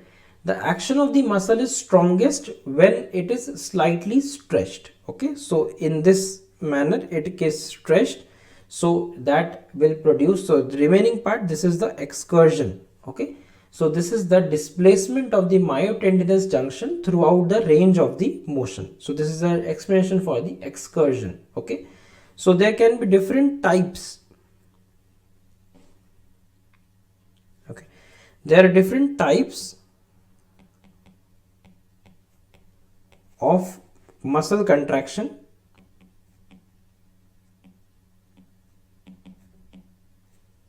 What are those? Number 1, isometric. Number 2, we have isotonic. Number 3, we have concentric. Number 4, we have eccentric. Okay, so isometric, the length of the muscle does not change and tension does not increase. Okay, very important to remember. The length is of the muscle, length of the muscle does not change. Okay, and tension does not increase. Tension does not increase. Okay, for example, holding the hand in outstretched position. Then isotonic contraction, in which the length of the muscle changes, the length of the muscle changes and tension is constant. Tension is constant. Okay, for example, the movement of the fingers and the hands. Okay, then concentric contractions, the length of the muscle decreases, length of the muscle decreases. Okay, whereas the tension is increased. Tension is increased. Okay, for example, most of the movements which are produced by the concentric contractions only, most of the movements in the body. Okay, eccentric, in which the length of the muscle decreases. Okay, and the desired tension is maintained. desired tension is maintained as per desire. Okay, for example, lowering the arm to the side of the body. Okay, so that is as per a desire, we are making the tension. Okay, and the length of the muscle is also decreasing, so that is eccentric. Okay, so these are certain types of muscle contractions which you should know. And then we move to the actions of the muscle, another aspect, that is another thing which you will hear in the questions, that is there is a category which is prime mover or agonist group. Okay, then we have an antagonist group of muscles, okay, or you can say opponents. And then we have third type, that is fixators, which is not shown in this image, fixators. And then we have the fourth type, that is the synergistic muscles. Okay, so what are these? I will explain you, just listen to me, because writing everything is not possible. So these prime movers or the agonist, okay, they are the group of muscles which primarily are responsible for producing a specific movement at the joint. Okay, so they are chief or prime muscles. For example, in this example only you can see Bryce's brachii is a prime mover of flexion at the elbow joint. Okay, so this is the prime mover or agonist. Then we have the antagonist or the opponents. These are the group of muscles that oppose the action of the prime movers. As the name suggests, they undergo controlled relaxation during contraction of the prime movers and help to produce smooth and precise movements. Okay, so simple thing. For example, for the flexion of the elbow joint, okay, if there is any doubt, you can later on refer to that. There are some mistakes in the book which you are mentioning. Okay, so just go through the content which I have told you. Many grammatical mistakes and other mistakes are there in those books. Okay, you can refer to the Gray's Anatomy also for more detailed discussions if you want to read in detail everything. So the antagonist or the opponents, they are the group of muscles those oppose the action of the prime movers. They undergo controlled relaxation during the contraction of the prime movers, and they help to produce smooth and precise movements, which I just told you. For example, for the flexion of the elbow joint, the biceps brachii is the prime mover, triceps brachii is the antagonist. And so these muscles, they have reverse role in extension at the elbow joint. Okay. Then we have fixators, or you can say stabilizers. Okay, fixators or stabilizers. So they contract to stabilize the origin of the prime mover. It's not true for this example because that is not happening in this example. But just remember, this is another action of the muscle, that is the stabilizer or the fixator action. These muscles, they contract to stabilize the origin of the prime mover so that it can act efficiently, same as the name suggests. For example, the muscles around the shoulder joint, they stabilize the scapula. Okay, so around the scapula also, so these so that the biceps muscle can contract to produce flexion at the elbow joint effectively. So suppose if you want to produce flexion at this elbow joint, so this shoulder joint and these scapular muscles, these all should be very much stable, okay, fixed. So otherwise this movement will be not proper. Okay, so that is the reason these are known as fixators or stabilizers. It's not drawn in this image, but you can take the same example and understand the other group of muscles. Then we have a special type, that is synergistic muscles. What are these? They are the ones which assist the prime movers in executing the movement. They don't necessarily perform the same action as the prime mover. If a muscle you can say crosses more than one joint, then the synergistic, they prevent an undesired action at the proximal joints. Okay, so suppose if there are two joints and it is not happening in this example, just telling you, suppose if there is a muscle which is going around the two joints, so and there is a specific action which has to be produced, so then they will this synergistic muscles, they will actually prevent the undesired action at the proximal joint so that the distal joints can move properly. Okay, This is true for examples in the wrist and the hand, okay, or the long tendons which are crossing different joints, you know, the wrist joint and the metacarpophalangeal joints, the interphalangeal joints. So those movements are very refined movements. So those are specific examples of these kind of images. Oh, sorry, of these actions. So suppose the long flexors of the fingers, they cross the wrist joint and other joints of the fingers. So while making a fist, okay, the extensors at the wrist, okay, extensors at the wrist, they are preventing the unnecessary flexion by the long flexors at the wrist joint. Here in this example, in this whatever I told you, the extensors of the wrist, those are acting as synergistic muscles, okay, when you are putting this flexion at the wrist joint, okay. So brachioradialis, as in this image you can see, brachioradialis is acting as a synergistic muscle to the biceps brachia to produce flexion at the elbow joint, okay. So that is something which is very easy to understand, okay. Then another concept for the shunt and spurt muscle, because it is important from NMC competency based also, I showed you previously. So take this example, very easy example to remember, again elbow joint only. The spurt muscle, okay, spurt muscle, suppose it is, this origins at a distance from the joint, okay, and inserts near the joint where it acts. It is also the prime mover of that joint. For example, the brachialis muscle in this image, okay, that is a spurt muscle, based on the origin and insertion. Shunt muscle, it's an origin near the joint and insertion is at a distance from the joint where it acts, okay. So it is a synergistic muscle, you can say, for example the brachioradialis in the same example. So very important, regarding the origin and insertion points, that is the difference between the shunt and the spurt muscle. So this is often asked in the vivas, okay, so please remember this. So if you forget, you can just remember one of those and other you can recollect.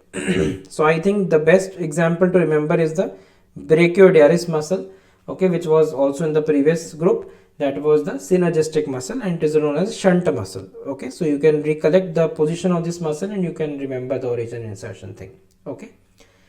Then we talk about the clinical integration point. So clinical integration of all this, whatever information we discussed, because nothing is complete without any clinical integration. Number one, the poliomyelitis. Poliomyelitis.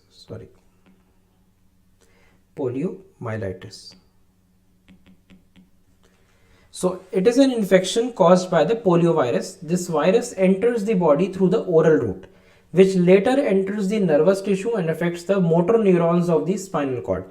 This polio, or you know, it is eradicated in India, but it may cause permanent lower motor neuron paralysis and muscle weakness, okay. So it was very important to eradicate this disease. Then we have something known as paralysis, okay. General anatomy is everything about the basic terms. Paralysis means loss of voluntary muscle function. It can be due to the damage to brain, spinal cord, or peripheral nerves in the body. Then there is an entity known as upper motor neuron paralysis, okay, upper motor neuron paralysis. It involves the loss of control of the cerebral cortex over the anterior horn cells of the spinal cord. So this can result in spastic paralysis and exaggerated or increased heightened tendon reflexes. You will study this all in different regions in the body, okay. Then there is a thing known as lower motor neuron paralysis, that involves damage to the anterior horn cells. Earlier it was upper level, that was the cerebral cortex. Here it is a lower level, that is the anterior horn cells of the spinal cord itself, or you can say peripheral nerves supplying the muscle. So this will result in flaccid paralysis, okay. So this was having spastic paralysis, this is having flaccid paralysis, okay. And with this was having increased tendon reflexes, okay, exaggerated tendon reflexes. This will have loss of or diminished deep tendon reflexes, okay, the deep tendon reflexes, okay. Then we have the muscle spasm. Number 5, muscle spasm or muscle pull. I think all of you have experienced this in one time or the other. That is painful contraction of the muscle. Okay, it can happen at any place in the body. If you are taking a roll on the bed, you can experience this. It occurs classically in tetanus, in epilepsy, in high temperature fever, and excessive exercise, and there are so many other examples. Okay, then there is a possibility of muscle atrophy, a reduction in the fleshy part of the muscle due to the loss of contractile proteins. So it can occur in used muscles for a very long time, or that is known as disused muscles, I would say, which are the muscles which are not used. So if you will not use your brain, that is disuse atrophy of your brain. Okay, just joking.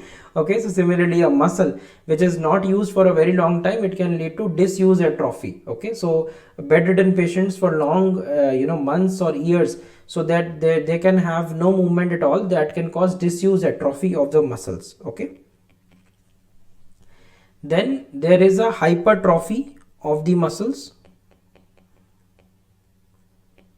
Hypertrophy, an increase in the size of the muscle fibers. It can occur in mechanical stress such as exercise, and there are classical disorders like left ventricular hypertrophy. The myocardial muscles in the left ventricle or atrium, or any kind of atrium or ventricle, they can be hypertrophy. Okay, so classically left ventricular hypertrophy, you will see many cases in your life.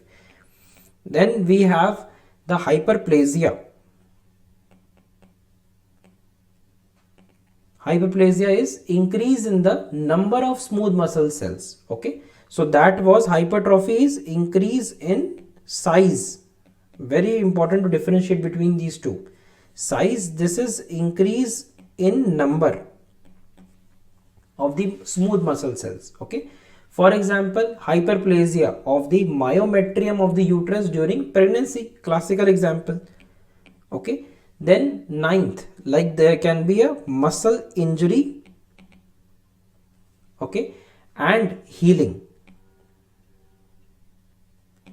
Okay, so skeletal muscles, they have limited capacity for regeneration, and if a large portion of the muscle is damaged, it can be replaced by connective tissue during healing. Okay, so that is something which you should know about the clinical integration of the muscular system. Okay, so last but not the least, some basic important interesting facts to remember.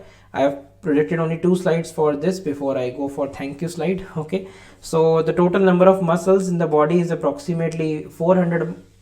Gluteus maximus is the largest muscle of the body. Sartorius, you will see all these lower limb muscles, is the longest muscle in the body. You will see that. Stapedius is the smallest muscle in the body. Plantaris muscle has the longest tendon, we already saw in the upper limb. Achilles tendon or tendoachilles in the lower limb, it is the largest tendon of the body. It is the most commonly ruptured tendon in the body, most exposed and most strong. You can see largest and strongest, you can say. Okay, so then we have the motor unit, which we discussed. It's a functional contractile unit of the muscle, and examples we already wrote that extraocular muscles in the eyeball, they have the smallest motor unit, and muscles of the lower limb, the posture, for the posture maintenance, they have the largest motor unit. Then we have red muscle, or which are the slow twitch fibers. I already discussed the difference between the red fibers, white fibers. Out of this, red is more important. As I told you, clinically important, questions have also been asked. Marathon runners, this is the muscle twitch fibers which are well developed. Okay, then the skeletal muscle, it actually has few satellite cells. Okay, you don't need to go into too much detail, just for a orientation. Interesting fact to remember, they can repair small damages to the skeletal muscle, which can have repair. Compared to the cardiac muscle, the the satellite cells are absent, and hence the cardiac muscle cannot regenerate. Again, a very important point. Vestigial muscles of the body, suppose there is a palmaris brevis which we discussed in the upper limb. Okay, auricle muscles around the ear pinna we will discuss in head and neck region. Soleus, I told you, is a peripheral heart of the body which helps in the venous return. Suppose the blood has to come from the lower limb to the heart. Okay, so that is a very important thing which happens. We will study in detail in the lower limb section. Muscles used for IM injections, I have already discussed in image also in clinical integration in this class only. There is a concept of hybrid muscles. We will discuss separately. I will make you write a list of hybrid muscles once we are done with the syllabus. There's a lot of diaphragms in the body, hybrid muscles in the body. There are a lot of things to discuss. You can follow my Telegram channel. I keep on posting such kind of lists also personally. Okay, so there are two different nerves. Like the muscle, single muscle is supplied by two different nerves. Okay, suppose for example, we have already discussed the flexor digitorum profundus, FDP muscle. We discussed the medial half, lateral half, supplied by different nerves, median nerve and ulnar nerve. Then similarly the story is in adductor magnus and pectineus, which is in the lower limb, and digastric muscle in the head and neck region. Smooth muscles, they have highest regenerative capacity. Okay, smooth muscles, that is very much present in the entire body. We will discuss that at separate spaces. Then another important fact, most of the muscles, those are supplied by the nerves from their deeper aspect only, except the case in case of sartorius, which we will study in the lower limb thigh region, which is supplied from its superficial aspect. So nerve is supplying from the top only. So that's it about the muscular system. I have tried to cover maximum clinical and maximum keywords which you could understand. Okay, please stick to the notes. Okay, one is the cardiovascular system and one is the lymphatic system. Okay, so you will take them in maximum important questions which will be asked in your exams and viva and theory. Okay, so definitely I will try to cover maximum clinical also, so that you don't miss any important points. So without wasting any time, let's begin. So as per the competency based curriculum, you have to study these points mandatorily. Okay, so we will be discussing about the blood, vascular and lymphatic system today. Okay, and also we will discuss about the circulation, pulmonary versus systemic circulation. Most of the things you already know from your biology classes. Okay, 11th 12th. So it's just I can say a recapitulation or a new thing which you will just same things we will repeat, and some things we will build upon from the basics. Then differences between the arteries and veins, excellent and very important question. Okay, frequently asked in the exams, and this is again something which is histologically more relevant. Okay, so we will talk about it more in detail in histology. Okay, but I will give you some outline here so that you don't miss your general anatomy part. Then the differences between elastic muscular arteries and arterioles. Then about the portal system. Okay, we will discuss some examples, and the concept of anastomosis and what is collateral circulation with the significance of end arteries. We will discuss what is end arteries, okay, in the last part. And then we will talk about what is meta-arterioles, precapillary sphincters, arteriovenous anastomosis. So these words may seem new to you right now, but trust me,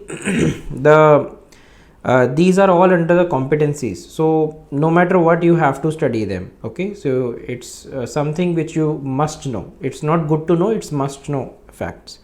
Then we will understand what is the difference between thrombosis, infarction, sorry, spelling is incorrect, infarction and aneurysm.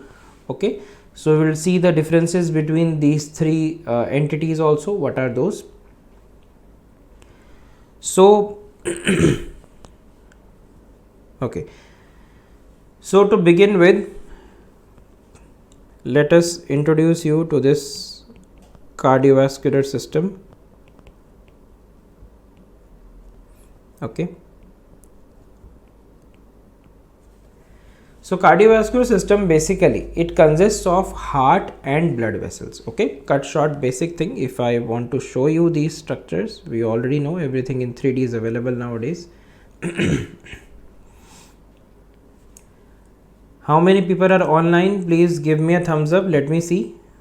We have good number who are studying general anatomy side by side. That is also one thing, a task actually, to study everything side by side. Give me a thumbs up to show you are online and you are reading things. So let us put some arteries. The cardiovascular system would include the arteries and veins. So this is the entire system which we are going to discuss about the cardiovascular system basically. Okay, you can see in this image, in this 3D model, you can see a lot of arteries and veins. Okay, very easy thing. If you remember the arteries, veins, most of the places they go hand in hand. Okay, so wherever you will hear a name of the artery, similarly there will be a name of the vein. Okay, so that way things become much easy for you in eventual course of time.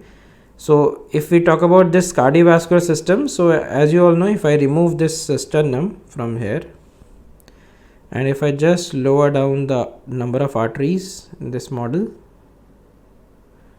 okay, so you can see the main thing that is beating here, which is covered in the fibrous pericardium, and then the parietal layer. We will discuss that in thorax in detail.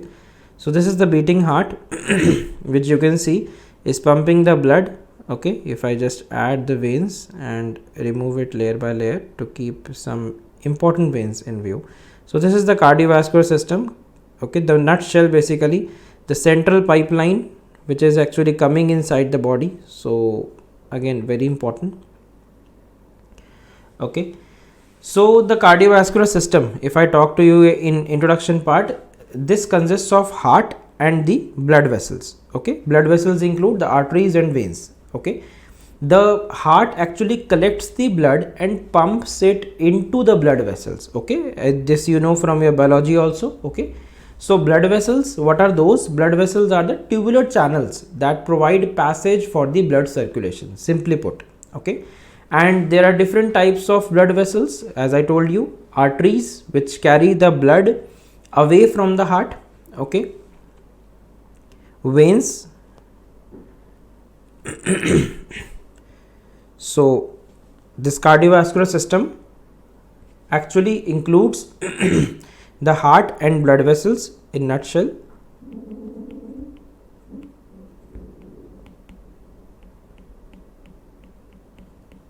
Okay, and if we talk about the blood vessels, these include the arteries.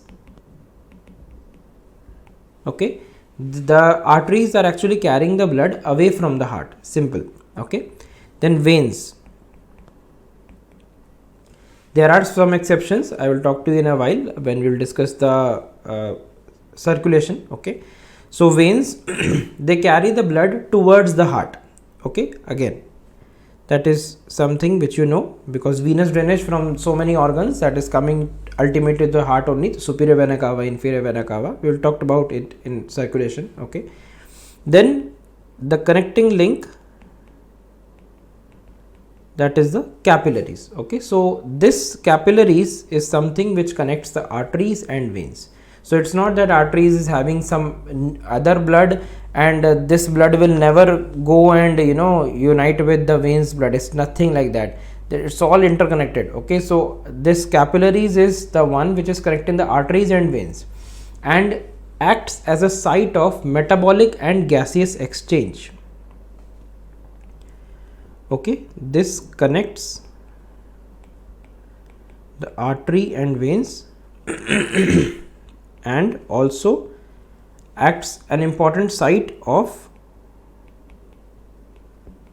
metabolic and gaseous exchange.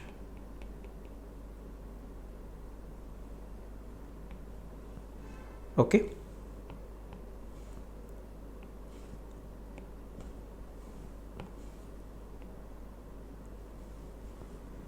so this is about the capillaries, okay, which you should know as a basic thing. So what are the functions of the cardiovascular system?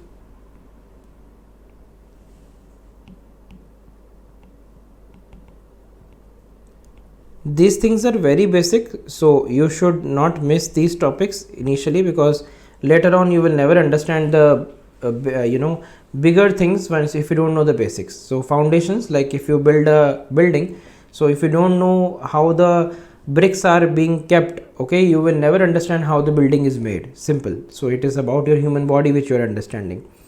So the functions include Number one, the most important function which you all know, that this cardiovascular system, it helps to carry the blood.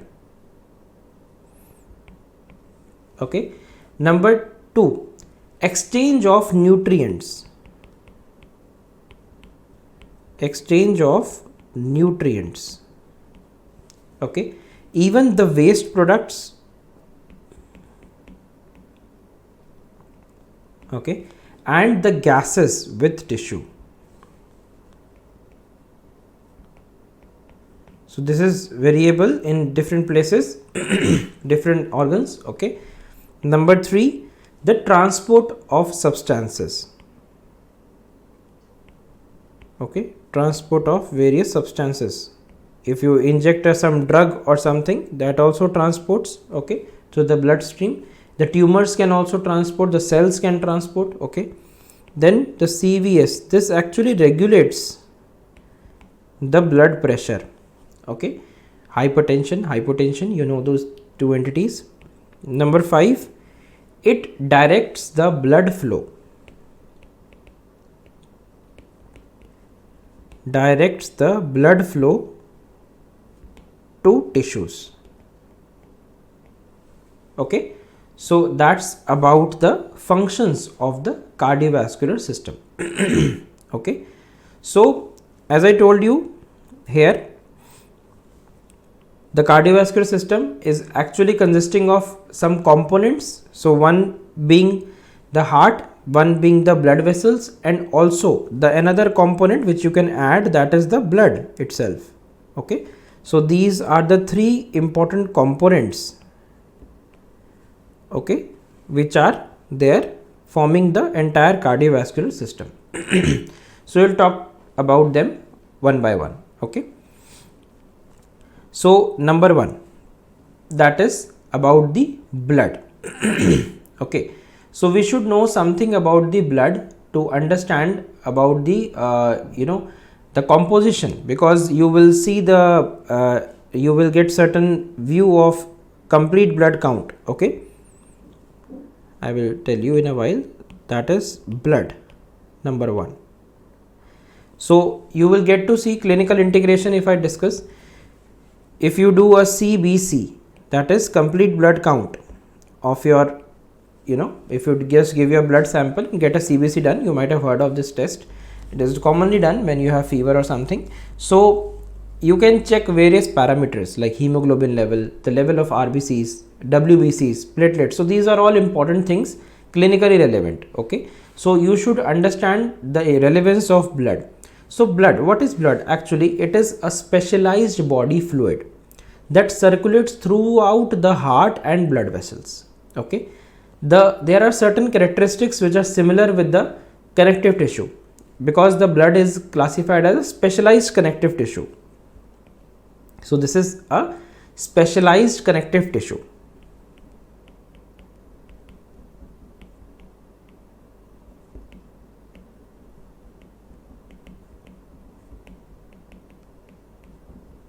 Okay. So there are certain I would say characteristics. What are those? The blood actually contains certain cells. Okay, those includes the RBCs, the WBCs, the platelets. Then there is extracellular matrix around the cells, that is in the form of plasma. So you will see all these levels in the reports. Okay. Then instead of connective tissue fibers such as collagen, the blood contains soluble proteins like fibrinogen, okay, which actually later gets converted into insoluble fibers like fibrin. Okay. And the blood actually consists of, makes up, I can say, 8% of the total body weight. Okay. So this makes up 8% of total body weight.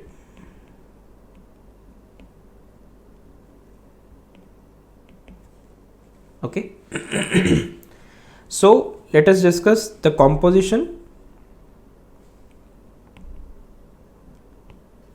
The composition of blood.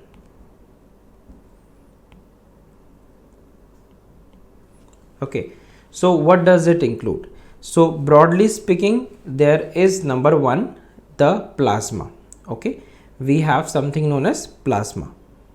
Not the plasma TV I'm talking about, okay, it's the plasma, the extracellular matrix, okay. So this has certain proteins, okay, like albumin, globulin and fibrinogen, okay, and even it has water and minerals, okay. So you know blood transfusion is done, so in case if there is some element missing, so you can even give only plasma also, plasma infusion, okay. So there is importance, a blood transfusion is a separate I would say branch nowadays, okay. So transfusion medicine, that is separate branch, you can specialize in that branch. So that is about the plasma.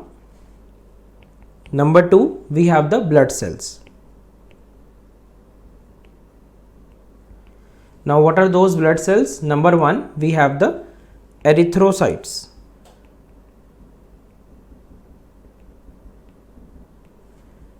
Number 2, we have the WBCs, that is the white blood cells.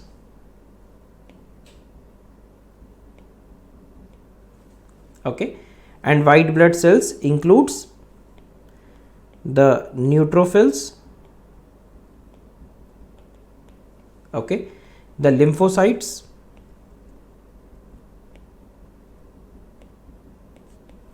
and monocytes. You will see all these names on the CBC report. I suggest you to see the CBC report once in a while, okay. Eosinophils and basophils, okay. Then we have the platelets, very important. All of you know in dengue or dengue, whatever you pronounce, there's a reduction in the number of platelets, okay. So these are certain important cells, clinically relevant. The levels of these will be very important if you will study the medicine prof later on, what all cells are increased in what all disease disorders. So that is all important which you will study eventually through the course of your MBBS, okay. So let us talk about them one by one in a very brief manner, okay, so that you know something about it rather than being blank about it.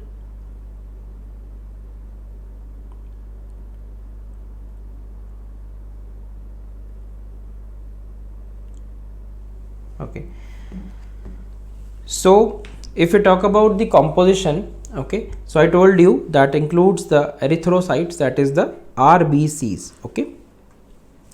Now RBCs, you can say these are the disc shaped cells, okay, disc shaped cells, those are the erythrocytes. I can write here only erythrocytes or RBCs, okay, that is the red blood cells.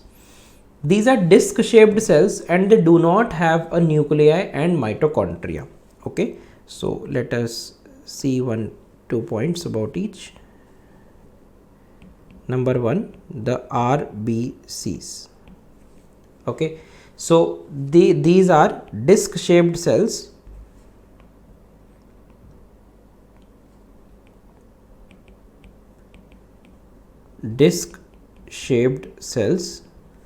okay, and they do not have nuclei,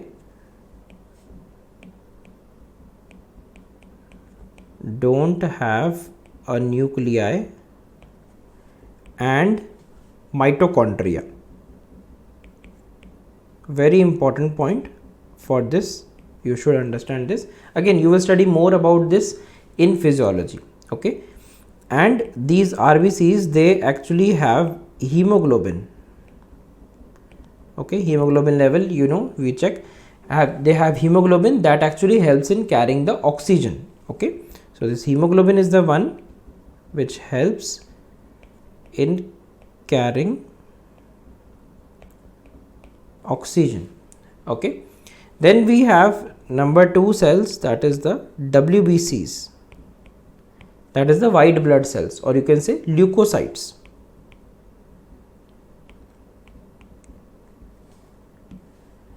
leukocytes, okay, RBCs or erythrocytes.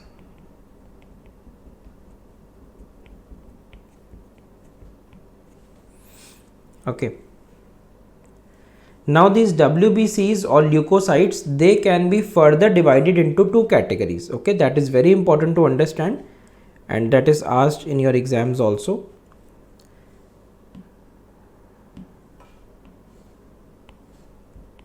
Number one, that is the granulocytes.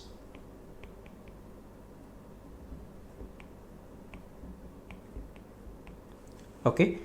Now granulocytes, they have numerous cytoplasmic granules. Okay, as the name suggests, they have numerous cytoplasmic granules. Okay, for example, there are three examples in this. That is, number one, we have the neutrophils. I will show you images also in a while. Neutrophils, eosinophils, and basophils. Okay, and we have the other category, that is the agranulocytes.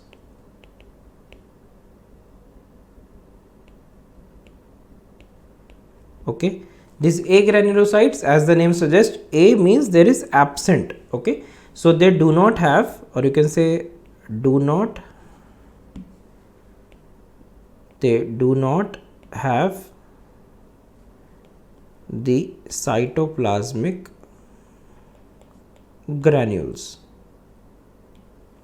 Okay, so what are the classical examples? There are lymphocytes and monocytes.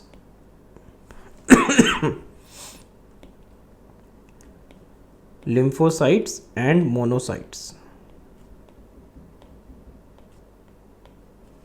Okay, simple. I hope now the classification is clear to you. Okay, that what is it, how it is. Okay, and before we begin the discussion about these, you should understand few things, that there are different cells. Okay, I told you, one is the erythrocytes, RBCs, one is the WBCs, and these are actually, all of these cells, the number of these cells are very important clinically. Okay, in certain disorders, certain cells, they specifically increase, and there are certain syndromes in which certain cells increase. Okay, so that will be taught to you during a course of your MBBS. Okay, you will hear them eventually, but right now you should understand, granules are small you can say fragments, which you can see in this. Okay, I will show you in the images, don't worry about granules. Okay, so this is one classification which you should remember for the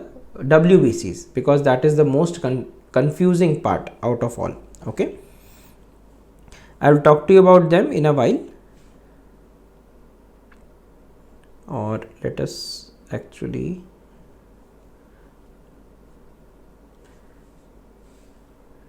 me just duplicate this one. Yeah, so about this we will talk in a while. So talking about the lymphocytes, see, out of these we have certain cells, those are the lymphocytes. Okay, which are very important. So let me write something about them, because that is clinically also relevant, and exams 5 also they ask more about the lymphocytes. So lymphocytes, they can be grouped into further 3 types based on the presence of CD molecules, that is a cluster of differentiation. Okay, so these can be grouped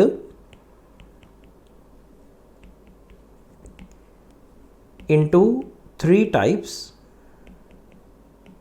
Okay, into 3 types based on the presence of CD, that is cluster of differentiation.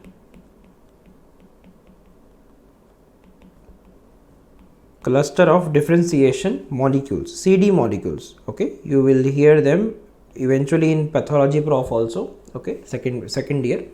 You will study them in detail actually. Okay, right now you just need to know the names and simple basic entities about them. So number one, we have, that is the T cells. T cells are responsible to maintain cell mediated immunity. I will talk about immunity also in the last part. Okay, but right now just remember this, that this are the T cells are responsible for cell mediated immunity. Then there are B cells, which are responsible, or you can say maintain the humoral immunity. I will talk about immunity later, don't worry. Okay, humoral immunity. Okay, so humoral immunity of the secreting antibodies basically. Okay, you can write of secreting antibodies. Okay, then third category we have, that is the natural killer cells, that is abbreviated, famous abbreviation NK cells. Okay, they destroy the antibody bound cells, as the name suggests, killer cells. Okay, so they destroy the antibody bound cells. Okay, and another point to remember, that T cells they mature in thymus. Okay, thymus. And B cells they differentiate in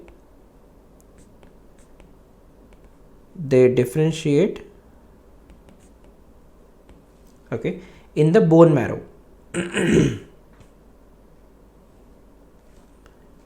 Okay, in bone marrow. Okay, and they mature to form the plasma cells. Okay, and they mature to form the plasma cells. That actually plasma cells they secrete the antibodies. Okay, so we have the name T cells thymus, B cells bone marrow, you can remember. Okay, very easy. I think all of these things are already heard previously also, it's just a recapitulation for some of the students. Okay, yes, okay, I will take care, no, don't worry. Actually I informed, but they did not write it, so don't worry. Okay, so lymphocytes, this is something which you should remember for lymphocytes. Similarly, let us note down some important points for another thing, that is the platelets.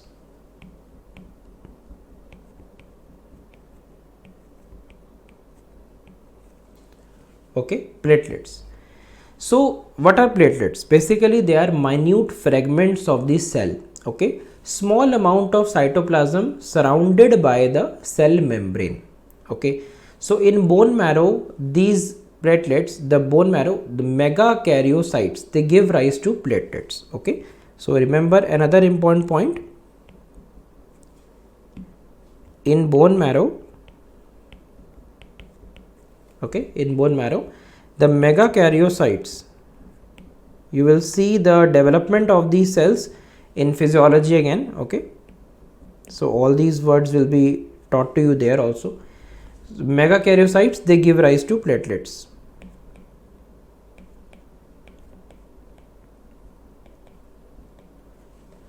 Okay. The schedule has already been updated in the application, so please check the application for the schedule. Okay, so there is nothing to miss out anything. If there is any change, it is very much updated in the application, so keep that application with you open. Okay, so megakaryocytes give rise to platelets and they stop bleeding as it is involved in the formation of blood clot. Okay, so platelets ka basic, they help in to stop bleeding okay, because they are involved in formation of blood clot.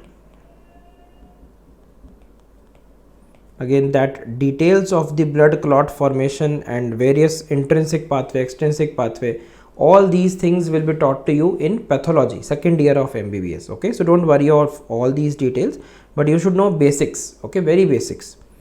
And this formation of blood clot is at the site of injury. Yeah, I will take up everything, don't worry. I hope you are loving the classes. Please give me some voting in this chat so that I can also get more motivated. If you love all the classes, the text, the notes, the planning of the classes, I will teach you everything. Okay, whatever is missed, I will take everything. Okay, so don't worry. So this is about the basic about the platelets. So if I talk about the functions, okay, so what are the functions of the platelets?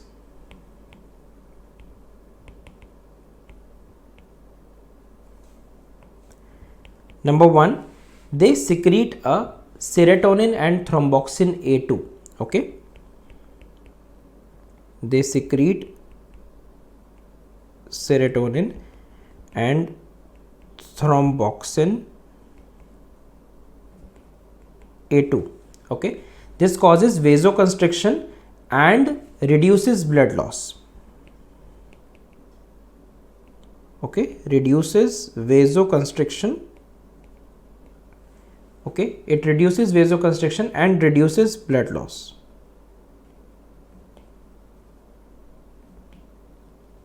Okay, very important point. We will again don't have to go into details about this.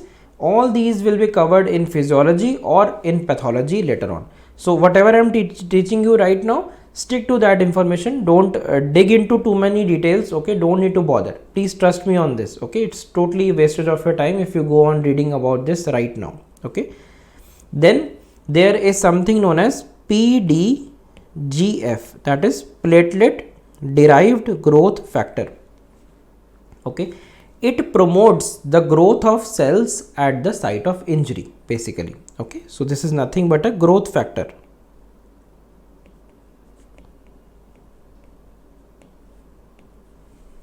Okay, it is a growth factor. Then number 3, okay, fibrinogen, that is converted to fibrin.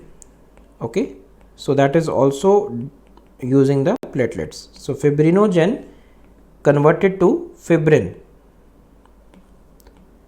at the site of injury. Okay, so that is something which you should understand in depth about the platelets, its functions, basic things. Okay, then similarly if we talk about the other things, that is the plasma. Okay, then there is something to discuss about plasma.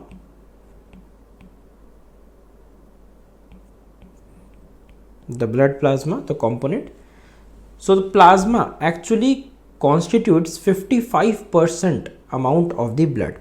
Okay, so this is 55% amount of the blood. So you can imagine how much important is plasma, and this is nothing but a yellow fluid.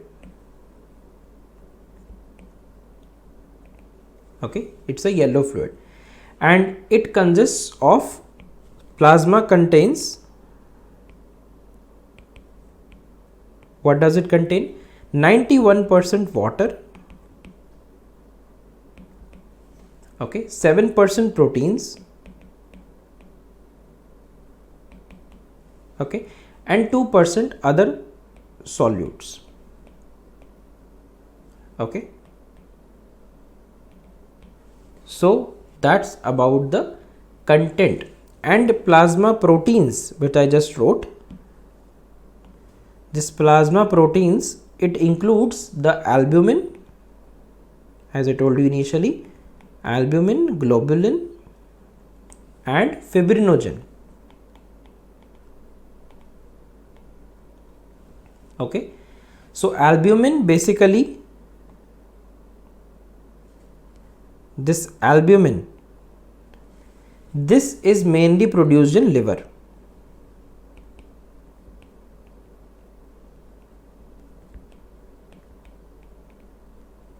Okay, and this maintains the osmotic pressure of the blood. Okay, very important, helps in the maintenance of osmotic pressure of the blood.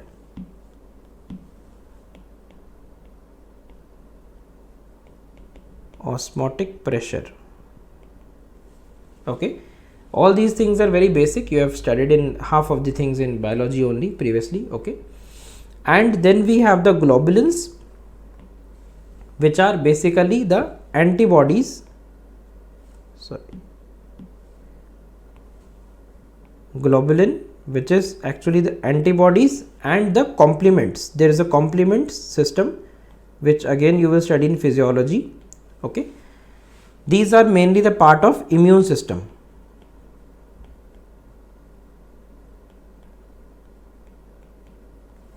Okay, so this is about the albumin and globulin. And if we discuss about the fibrinogen, the fibrinogen is something that is the clotting factor. Okay, so this is the clotting factor. Again, clotting mechanism you will study in physiology. Okay, so this is something which you should remember for the different kind of structures inside the blood. Okay, now we can go on to this table. Okay, so this table actually shows you important information which you should remember about the neutrophils, basophils, eosinophils. You can see this grain like structure inside all these three. Okay, these all, if we remember, I already told you, granulocytes. And then we have agranulocytes, which are monocytes and lymphocytes, we just discussed. So you can see lack of any grains like structure inside. Okay, so very importantly, if I talk to you about them, the neutrophils, it includes the nucleus. Okay, which is classically important, you will study more in detail on pathology prof. Okay, that is, the nucleus is having 3 to 5 lobes. Okay, this is a MCQ which has been asked. Okay, to identify how the neutrophils look like. The cytoplasm, it shows pink or reddish purple granules. Okay, again an important point. And the basic function of neutrophils is phagocytosis, eating up of the microorganism. Simple. Look at the basophils that have a nucleus which is segmented. Okay, it seems to be in a segments.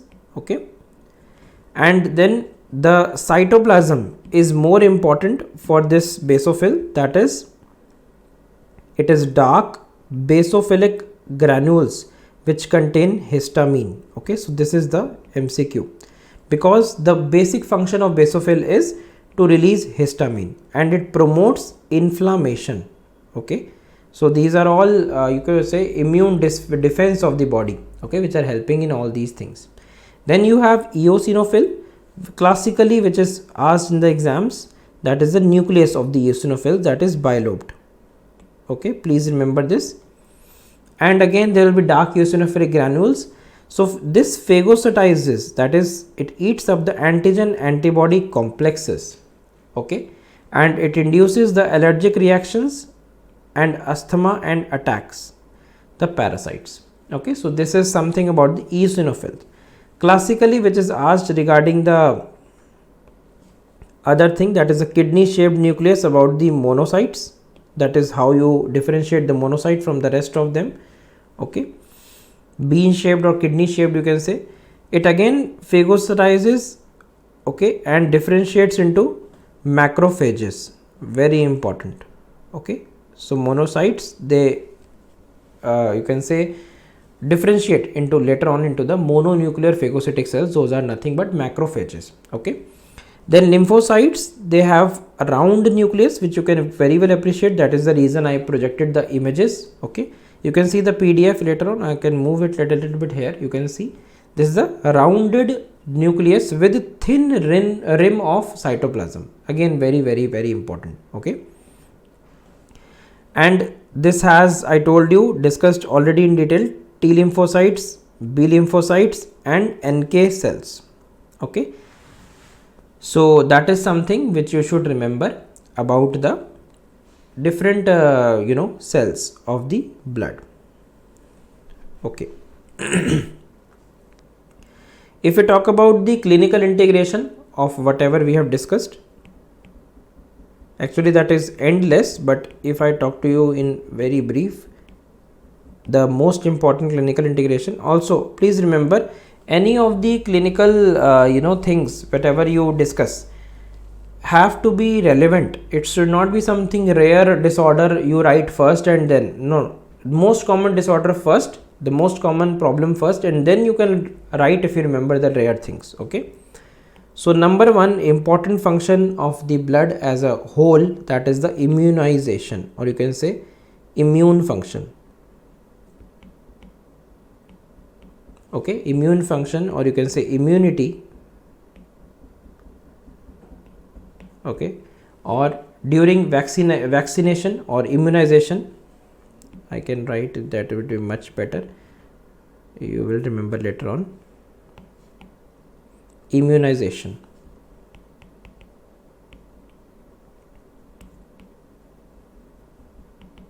Okay, so during the immunization or vaccination, if you know, you might have got some or the other vaccine in your body, like COVID vaccine also, they are the inactivated microorganisms or its parts, which is injected or either given orally or either given nasally, okay, into your body. Now what does it happen? It activates the B cells to form mature memory B cells, which remain in dormant phase in the spleen, lymph nodes and other places. We will discuss about the lymphoid organs in a while. So on exposure of the microorganism, like suppose COVID, if you get COVID infection, so on exposure of the microorganism or its antigen, these cells, which are the memory B cells, these cells get activated to form the plasma cells, and they produce antibodies which protect the body through humoral immunity. Okay, so this is some basic concept regarding immunization, vaccination, which you should read about in the textbooks, whatever you have. Okay, then blood can act as a route of spread. Okay, so blood as a route for spread. Now spread of what? Acts, I can say spread of something which is bad or something which is good also. Okay, so I can say route for spread, or I can say it acts as a vehicle, okay, for the spread of microorganisms,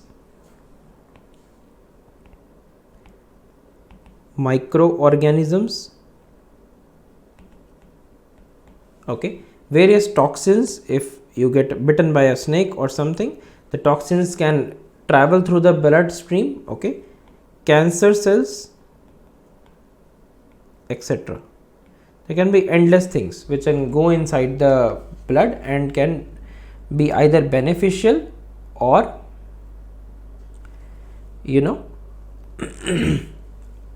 lost to you. Okay, so that is about the clinical integration of the blood. So talking about the next component of the cardiovascular system, that is the heart.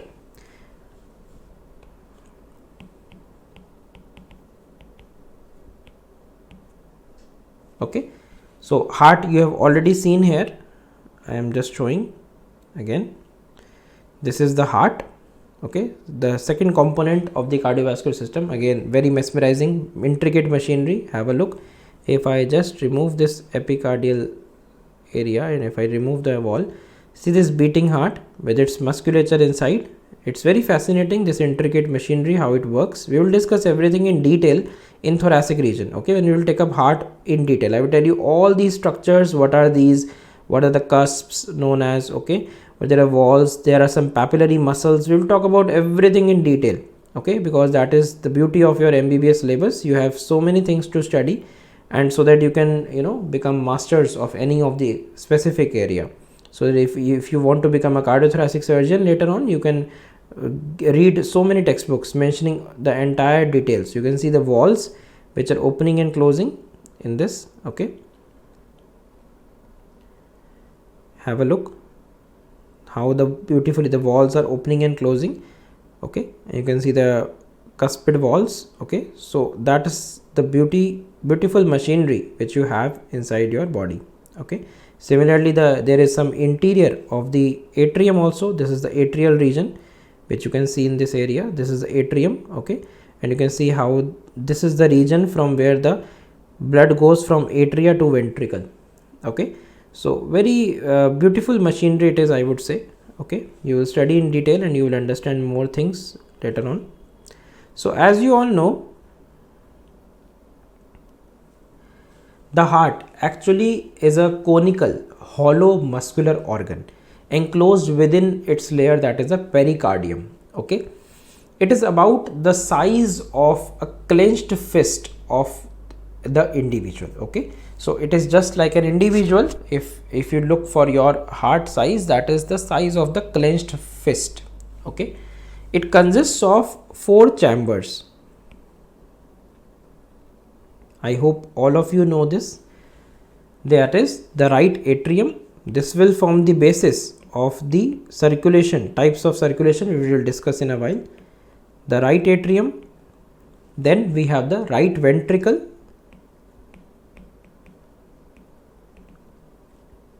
similarly we have the left atrium,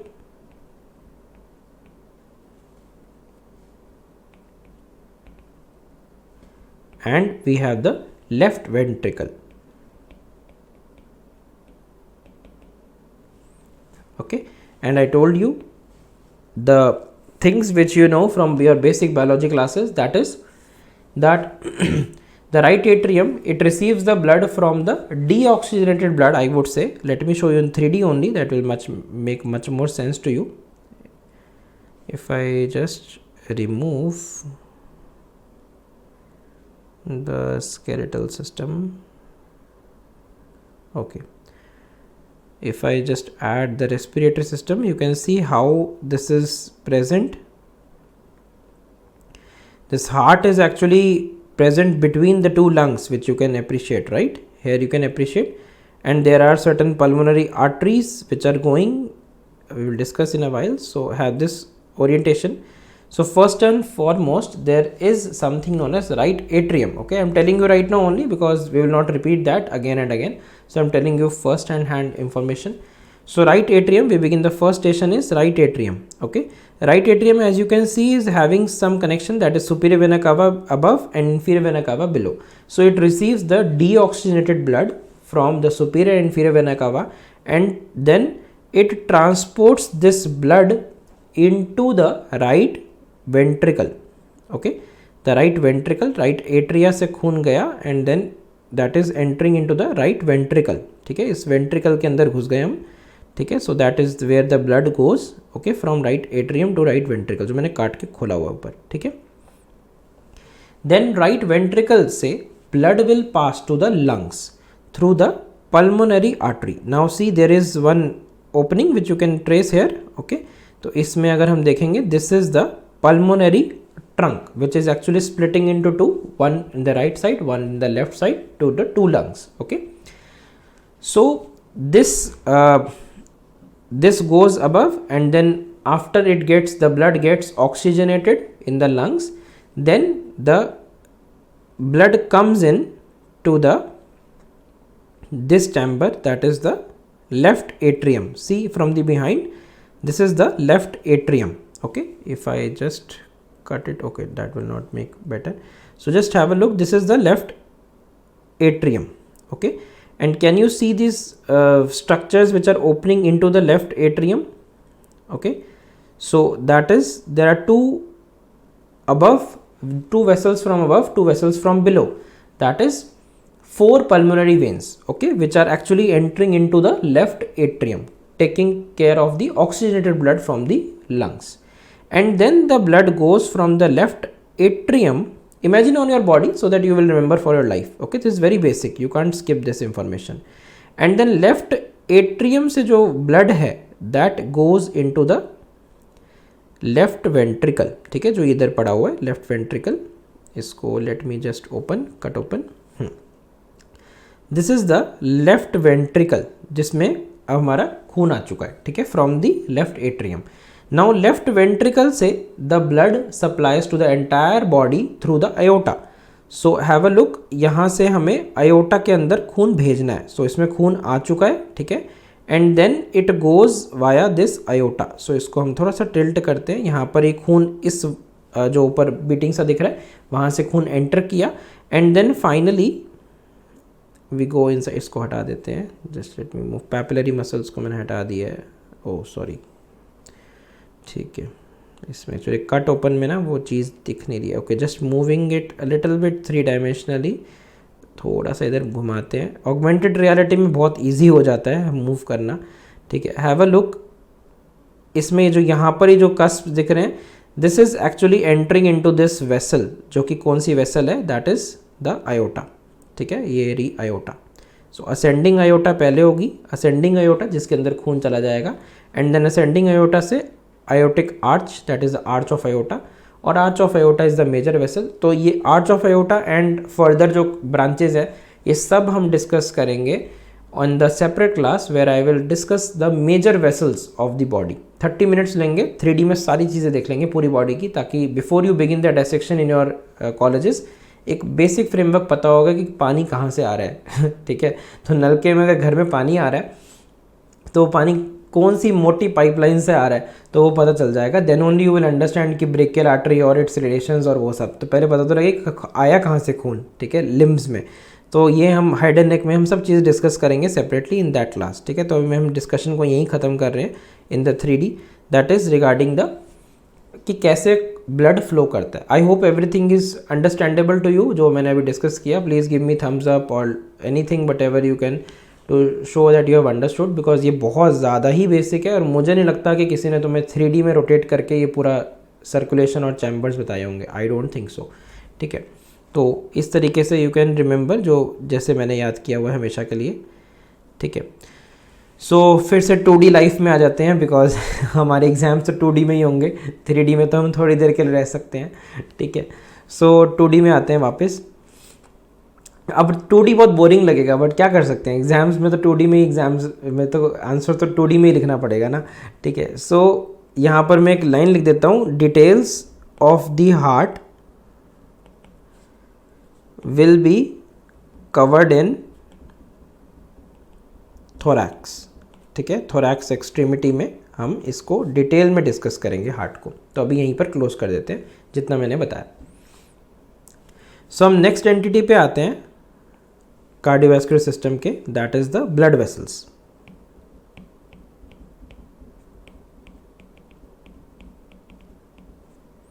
ठीक है, blood vessels. अब blood vessels में broadly classify अगर हम करें, so there are arteries which are carrying the blood away from the heart, capillaries which are nourishing the tissue, and veins which are carrying the blood towards the heart, ठीक है। ये basic if you all know. So blood vessels can be classified into number 1, that is the arteries,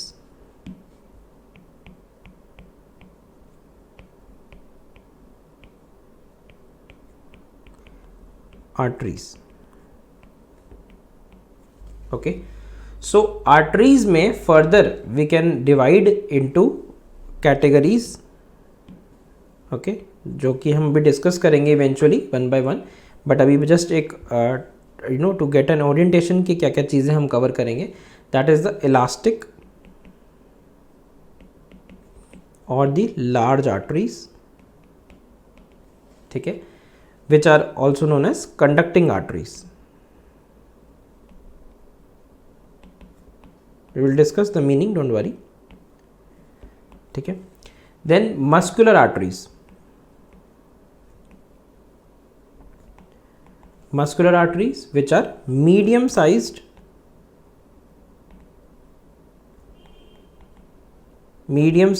or you can say distributing arteries, ठीक है, distributing arteries हम discuss करेंगे इनके बारे में। थर्ड इज द आर्टीरियोल्स,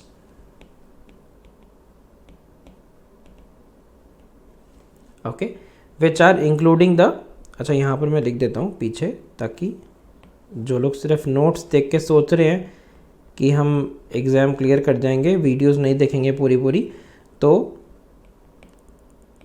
उनके लिए ये टीज़र ठीक है, ताकि उनको याद रहे कि नोट्स के साथ लाइव क्लास या फिर रिकॉर्डेड क्लास भी देखनी है, ठीक है। सो आर्टीरियोल्स में we have further two things, one is the terminal arterioles and the meta arterioles. हम डिस्कस करेंगे, याद होगा मेटा आर्टीरियोल्स मैंने बोला था एनएमसी कॉम्पिटेंसीज में भी था, सो हम डिस्कस करेंगे ये क्या चीज़ है, ठीक है। So this is something about the first category, that is the arteries. Second category ये है हमारे पास, दैट इज द कैपिलरीज, ठीक है।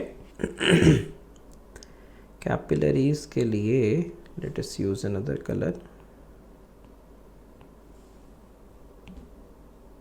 Second, that is the capillaries.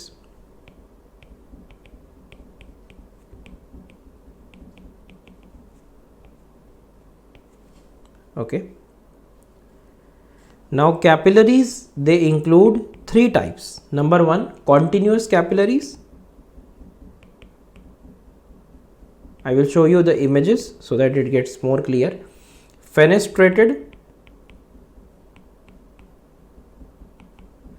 or you can say visceral capillaries. Number three, we have sinusoid or sinusoidal. Sinusoidal capillaries, ठीक है। So these are the capillaries जो कि arteries और वेन्स को connect करती है, तो मैंने पर्पल में बना दिए ताकि याद रह जाए, ठीक है। Then we have the third category, that is number 3, जो कि ब्लू से लिखेंगे हम, that is veins,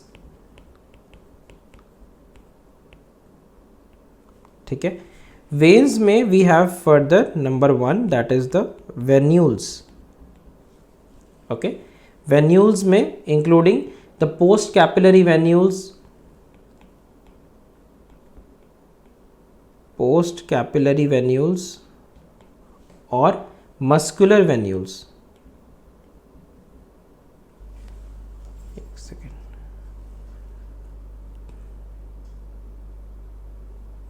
post capillary venules or the muscular venules. Then we have the small veins,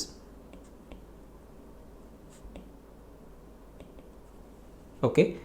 Then we have the medium sized veins,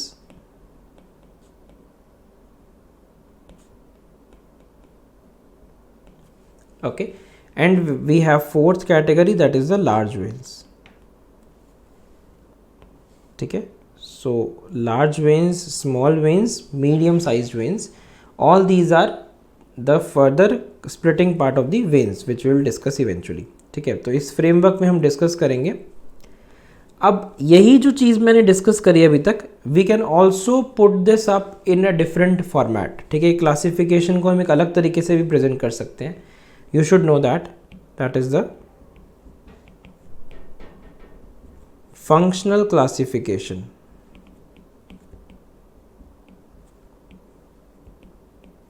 okay. Functional classification पूछ लेते हैं कभी कभी वाइवा में, ठीक है। So you should be able to know what is, बड़ी basic चीज़ है, ठीक है। Number 1, that is the distributing vessels,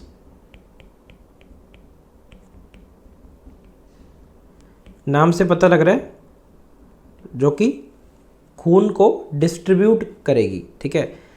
classical example जो कि सबको समझ में आ ही रहा होगा, दैट इज द आर्टरीज, ठीक है। Number 2, we have the resistance vessels, okay, resistance vessels,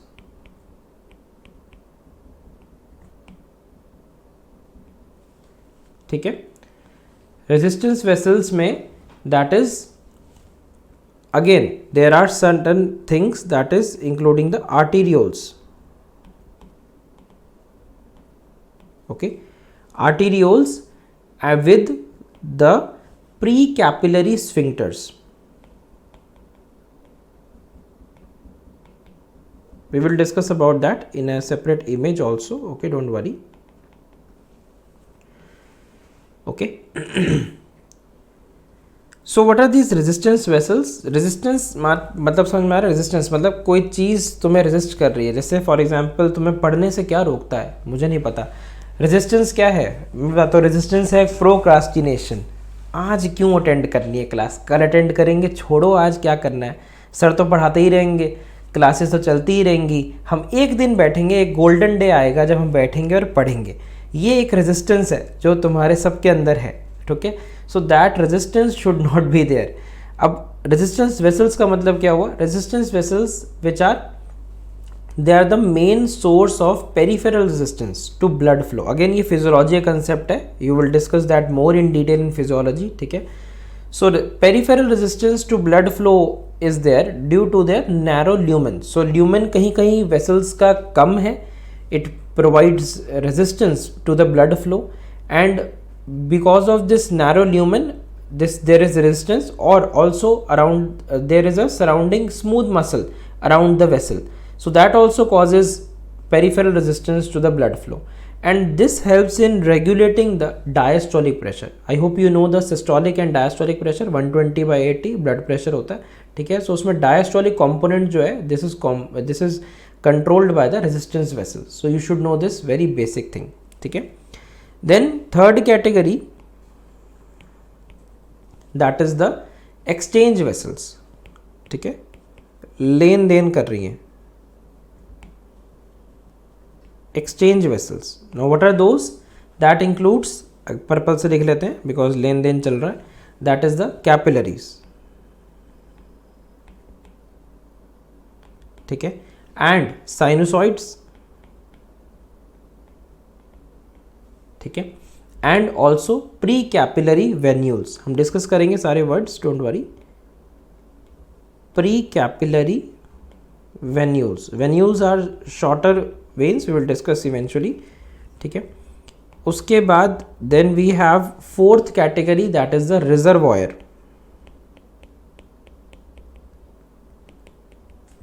or capacitance vessels.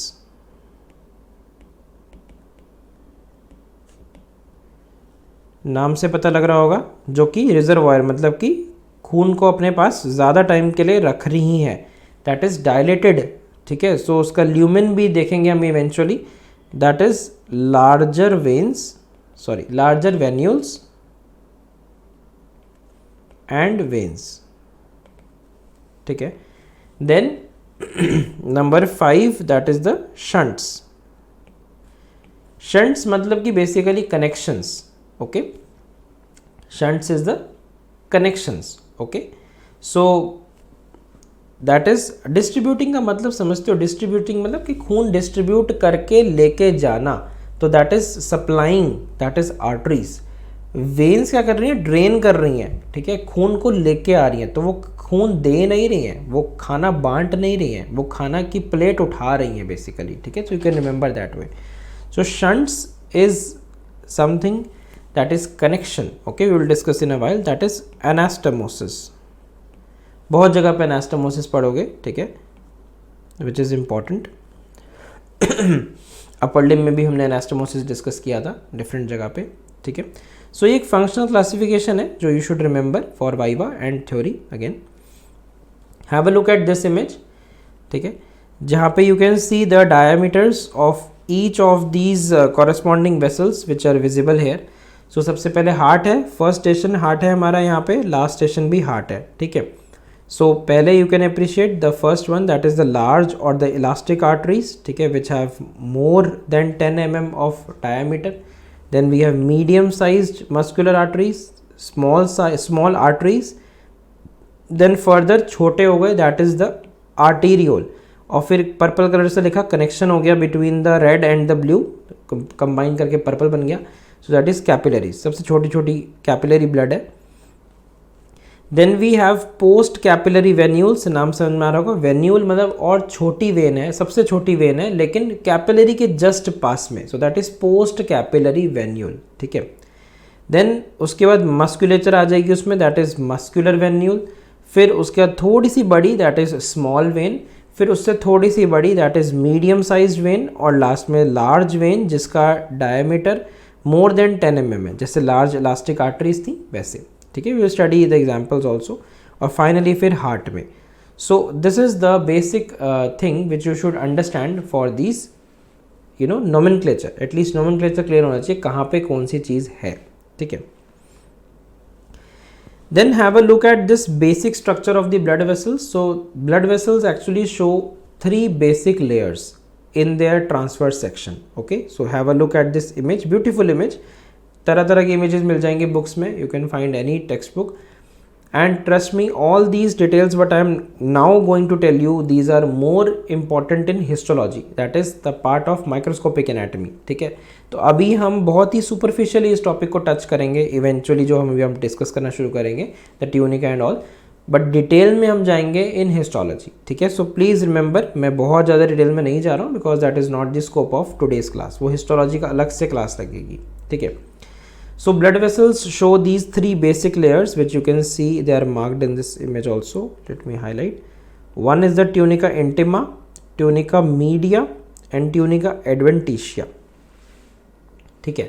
So tunica का basic मतलब क्या है? Tunica means tunica is equal to coating, okay? एक कोट पहना हुआ है समझ लो, ठीक है। वो कहाँ पे प्रेजेंट है उसके आगे नाम उस हिसाब से पड़ गया। So presence and thickness of these layers it depends upon the size and type of the blood vessel, ठीक है। सो जैसे कि ट्यूनिका इंटिमा है which you can see in this image, I am zooming in a little bit. Tunica intima को देखते हैं, have a look. So that is the innermost layer which you can see in this image, ठीक है। इसमें लिख देते हैं, you can remember later, this is the innermost layer of the blood vessel.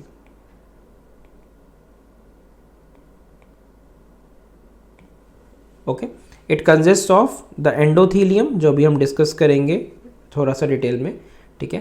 And then सब endothelial connective tissue, ठीक है। Endothelium के जस्ट नीचे, मतलब ऑब्वियसली कट सेक्शन है तो यू कैन इमेजिन 3 डायमेंशनली कैसे दिखेगा ये, ठीक है। And then we have the internal elastic lamina, okay, that is fenestrated in this case, okay. Fenestrated मतलब कि पंचर्ड है, ठीक है, जगह जगह पे, ठीक है। There is some spaces in between, ठीक है। So this is having internal elastic lamina. So these are all the layers from inside to outwards, ठीक है, जो अभी मैंने डिस्कस करी, ओके। इंपॉर्टेंट लेयर्स जो कि डिस्कस करेंगे बाद में भी। अब endothelium is the one which actually consist of the epithelium. So उसके अंदर फॉर एग्जाम्पल ब्लड वेसल की अगर हम बात करें, that has a simple squamous epithelium, ठीक है। सो इंटरनल इलास्टिक लेमाइना जो यहाँ पर बना हुआ है, फेनेस्ट्रेटेड भी शो कर रहे हैं, it consist of many fenestrated elastic sheets and these fenestrations actually permit the transmission of nutrients to the outer wall of the blood vessels from its lumen.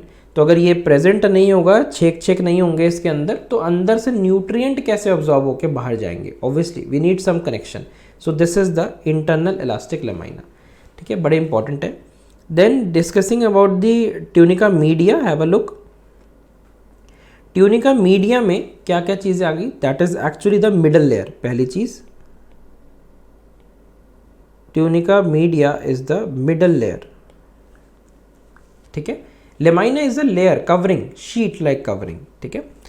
So middle layer, अब middle layer of blood vessel it consist of concentric layers, circular layers और spirally oriented smooth muscles. अब बड़ा important है, इसमें smooth muscle sales आ जाते हैं यहाँ पर, that is why this becomes an example of smooth muscle cells, ठीक है। So there is smooth muscles and it's thicker and it contains more smooth muscles than that of veins, okay. So I can say external elastic lamina, there is something known as external elastic lamina in this tunica media.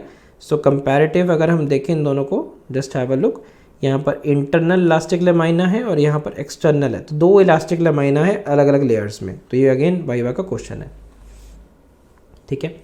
So external elastic lamina, it separates the tunica media from the next layer, that is the tunica adventitia. जो smooth muscle sales of tunica media they can produce contraction and relaxation under autonomic neuronal control, ठीक है, वो हम nervous system में पढ़ेंगे, ठीक है. Then we have the tunica adventitia, that is the last layer which you can see here, that is this is the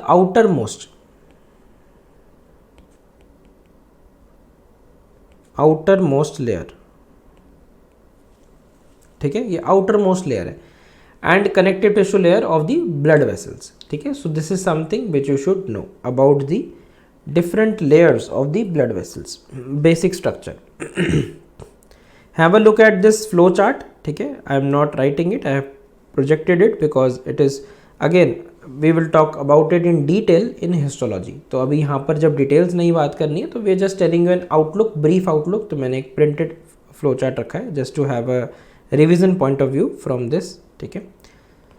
So have a look, we have talked about the wall of the blood vessel with its 3 different layers, okay, जो हमने भी discuss करी, and these are the different aspects of them. तो जो अभी मैंने discuss कर ली है that is it, and जो रह गया we will talk in histology, ठीक है. देन हम आ जाते हैं नेक्स्ट चीज पे, दैट इज द एंडोथीलियम, ठीक है. अभी एंडोथीलियम ने देखा था कहाँ पे था, ठीक है, सबसे अंदर की साइड पे था endothelium. You can see in this image also endothelial cells होंगे, ठीक है. So endothelium is nothing but a lining epithelium of the internal surface of the cardiovascular system, ठीक है. So it is a lining epithelium of internal surface of cardiovascular system. So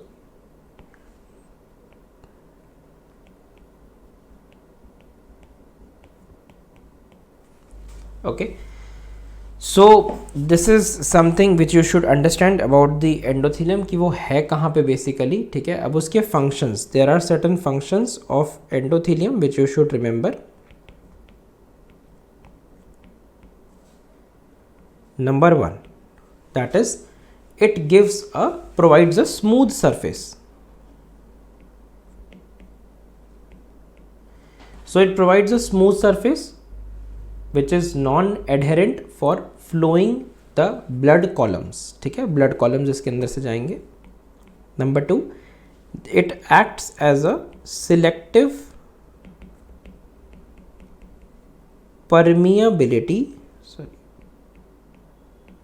permeability barrier, ठीक है. So that means it allows the movement of selected substances across it through simple diffusion, pinocytosis, receptor mediated endocytosis, ये सब पढ़ा होगा biology में. Transport of substances mainly depends upon its size and the charge, ठीक है.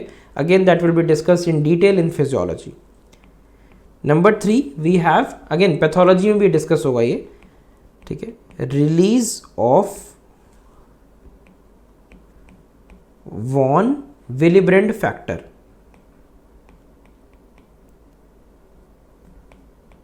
Von Willebrand factor, ठीक है. This is nothing but a plasminogen activator inhibitor, ठीक है. अगेन इसकी डिटेल में नहीं जाना है, it will be talked to you in pathology, ठीक है. सो अभी मैं नाम लिख के छोड़ रहा हूँ, that is a von Willebrand factor, ठीक है. So in case of damaged endothelium, this would release the von Willebrand factor which induces the platelet aggregation and clot formation, ठीक है. So that is the role of von Willebrand factor. Number 4, release of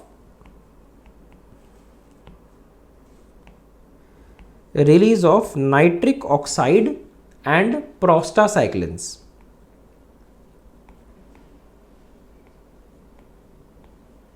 and prostacyclins, तो ये basically क्या है, वेजोडायलेटर agents हैं, ठीक है, help in वेजोडायलेटेशन.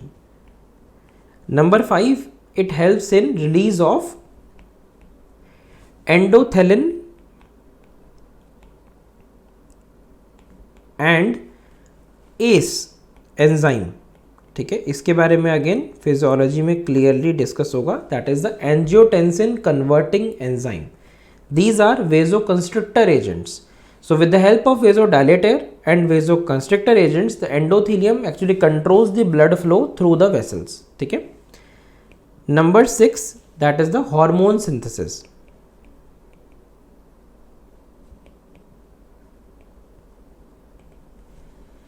So it synthesizes and secretes many growth factors such as the colony stimulating factors, the fibroblast growth factors, platelet derived growth factor PDGF जो भी हमने डिस्कस किया था लास्ट स्लाइड्स में. ठीक है.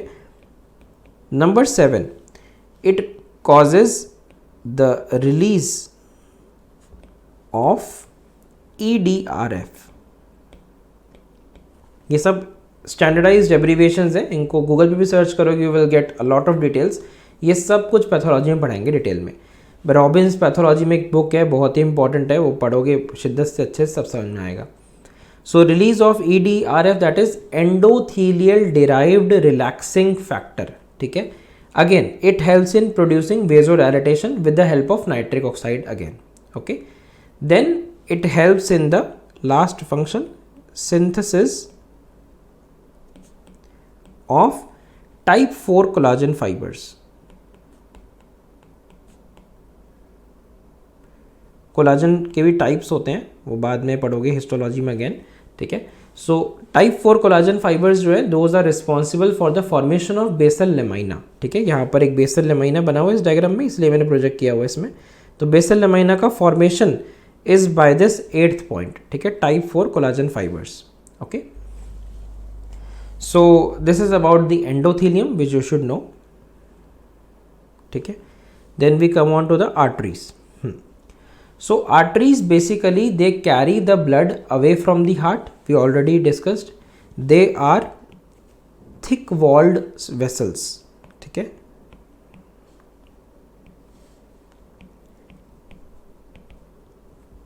They are thick walled vessels. Okay. They have smaller or round lumen as compared to veins. Smaller, or you can say round lumen as compared to veins. ठीक है. Very important, they do not have valves. ठीक है. Then there is something important about the neurovascular bundle. ठीक है. So neurovascular bundle,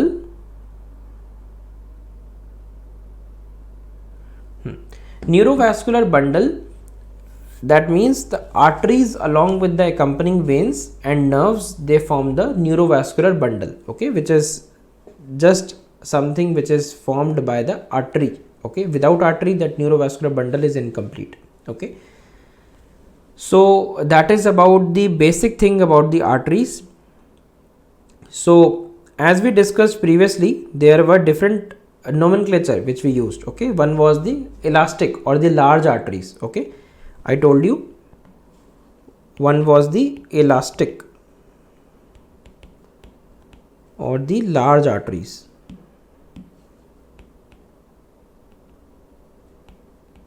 Okay, so that includes multiple layers of vascular smooth muscles, okay, and elastic lamellae in the tunica media. Diameter we already discussed. So what are the classical examples of this elastic or large arteries? The aorta, which we just showed you, pulmonary trunks, okay, the brachiocephalic arteries, the common carotid arteries in the neck region, the subclavian artery which is the main supply to the upper limb, okay, common iliacs which are actually bifurcating into external and internal iliacs, okay, pulmonary artery which I just told you, pulmonary trunks splitting further. So these are all elastic or the large arteries, okay. Then we have number 2, that is the muscular arteries. Muscular arteries, or you can say medium sized arteries. इन सब का details we will discuss in histology, ठीक है. So it includes, नाम से पता लग रहा है मस्क्यूलर, सो दैट मीन्स यहाँ पर मसल्स थोड़ी ज़्यादा होंगी, ठीक है. So more smooth muscles and less elastic lamellae, ठीक है. डायमीटर भी इसका 2 से 10 मिलीमीटर्स होगा. Prominent feature of muscular arteries is the presence of greater number of smooth muscles, इसलिए इसका नाम मस्कुलर आर्टरी है, सिंपल, ठीक है। And because of less amount of elastic material in tunica media the internal elastic lamina can be easily identified, ठीक है। अब इसका क्लासिकल एग्जाम्पल मस्कुलर आर्टरी का ब्रेकियल आर्टरी, अपर लिम्ब में हमने पढ़ा था ब्रेकियल आर्टरी, ऐसे ही थाइज में फिमोरल आर्टरी, ठीक है, और अदर आर्टरीज, ठीक है। So if we just need to write remember any few examples, तो यहाँ पर मैं लिख देता हूँ आयोटा, पल्मोनरी ट्रंक, ठीक है, और भी बहुत सारे एग्जाम्पल्स हैं, ठीक है, बट ये 2 एग्जाम्पल्स याद कर लो मिनिमम, ठीक है। एंड अगर मस्कुलर आर्टरीज की बात करें तो ब्रेकियल आर्टरी, ब्रेकियल आर्टरी और फीमोरल आर्टरी। अगर कुछ मिस आउट हो रहा है तो please refer to the recordings, ठीक है, बिकॉज अभी बहुत सारी चीज़ें कवर करनी है। सो ब्रेकियल आर्टरी और फीमोरल आर्टरी, ठीक है, कुछ नहीं है, बेसिक सी चीज़ है। इलास्टिक आर्टरी में there is multiple layer of smooth muscle cells and elastic lamellae, ठीक है, और उसमें इलास्टिक में स्मूथ मसल्स की जो लेयर है that is relatively less, muscular में स्मूथ मसल्स का कंटेंट ज़्यादा है और इलास्टिक मटेरियल कम है, that is the basics between the two, ठीक है। सो नाम से ही पता लग रहा है, हिंट मिल रहा है बेसिकली, ठीक है। Number 3 that is the arterioles,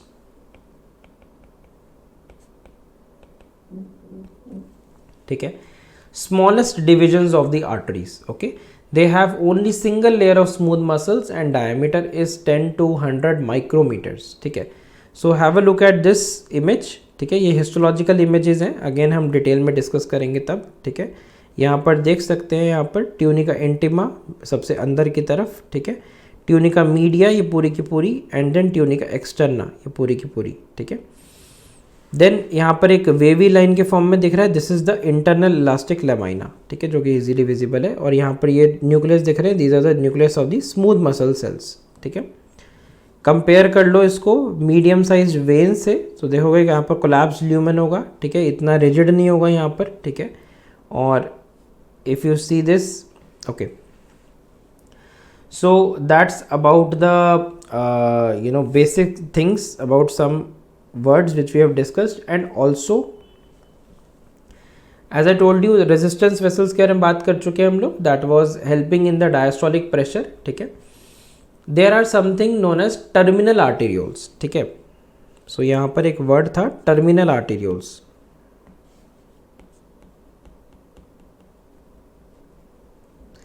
terminal arterioles have diameter less than 50 micrometer, ठीक है। so that is the terminal arterioles, ठीक है, diameter less than 50 micrometer। अच्छा, then there are certain other arterioles, that is the meta arterioles,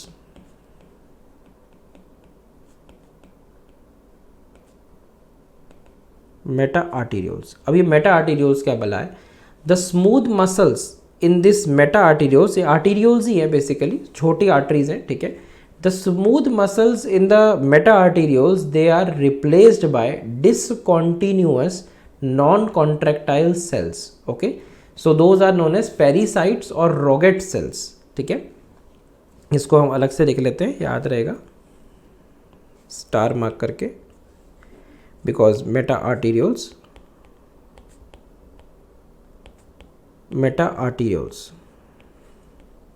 ठीक है, these are in this meta arterioles the smooth muscles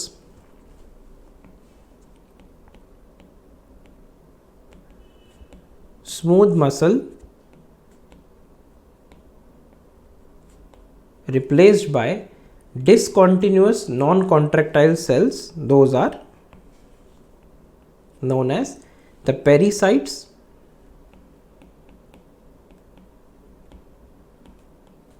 or roget cells, ठीक है। this is nothing but discontinuous non-contractile cells,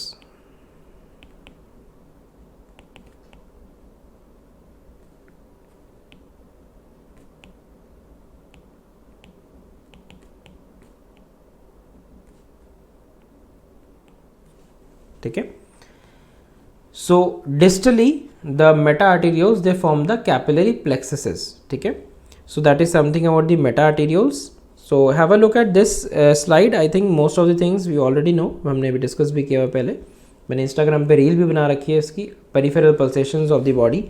अब उसमें number 1 is the radial, brachial, carotid, dorsalis pedis, posterior tibial, popliteal. ठीक है, जो कि हम सीक्वेंस में लिखी हुई है मैंने, विच आर ईजिली पैल्पेबल. सबसे आसान पैल्पेबल जो है सबसे ऊपर है, और सबसे मुश्किल पैल्पेशन जिसका है that is the last one. ठीक है, so arterial pulsation is very important. ये हम जैसे जैसे रीजन वाइज डिस्कस करेंगे, हम सारी चीज़ें we will discuss in that way. So rhythmic expansion and contraction of the arterial walls as the blood is injected from the heart into the arteries, okay, during each heartbeat.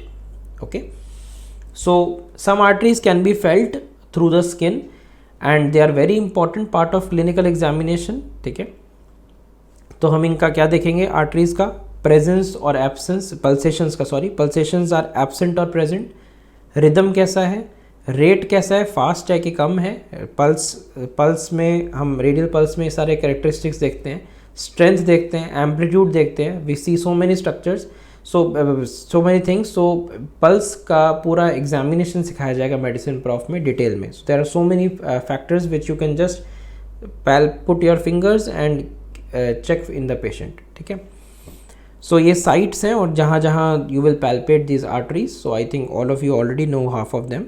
So if not, we will discuss them region wise. ठीक है, so घबराने की बात नहीं है. Then we talk about the capillaries. So capillaries में it's a network of vessels in the tissue and they are the sites of exchange of nutrients. Okay, so it consists of endothelium and basal lamina. And इस case में capillaries में there is no tunica media and tunica adventitia. Okay, very important. Capillaries, no tunica media and tunica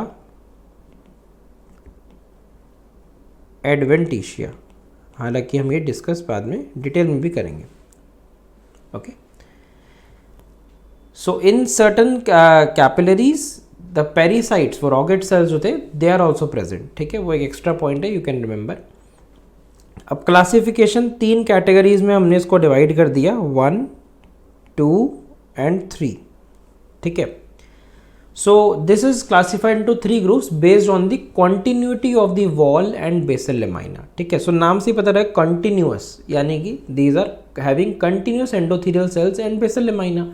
so classical examples continuous capillaries का, that is found in the connective tissue. ठीक है,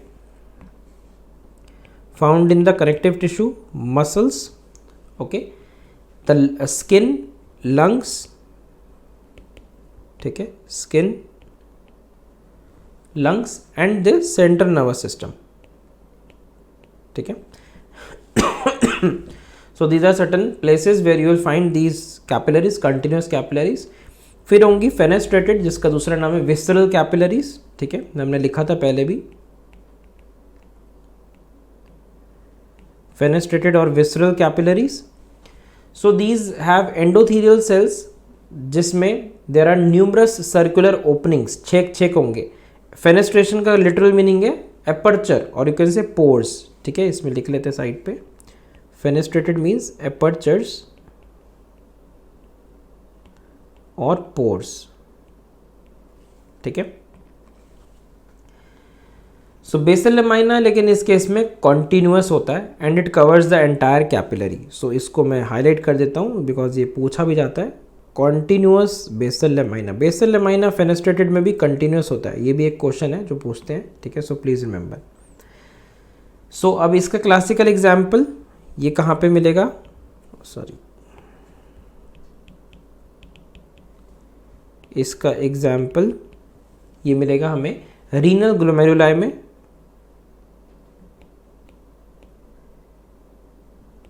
ठीक है, pancreas, okay, the endocrine glands,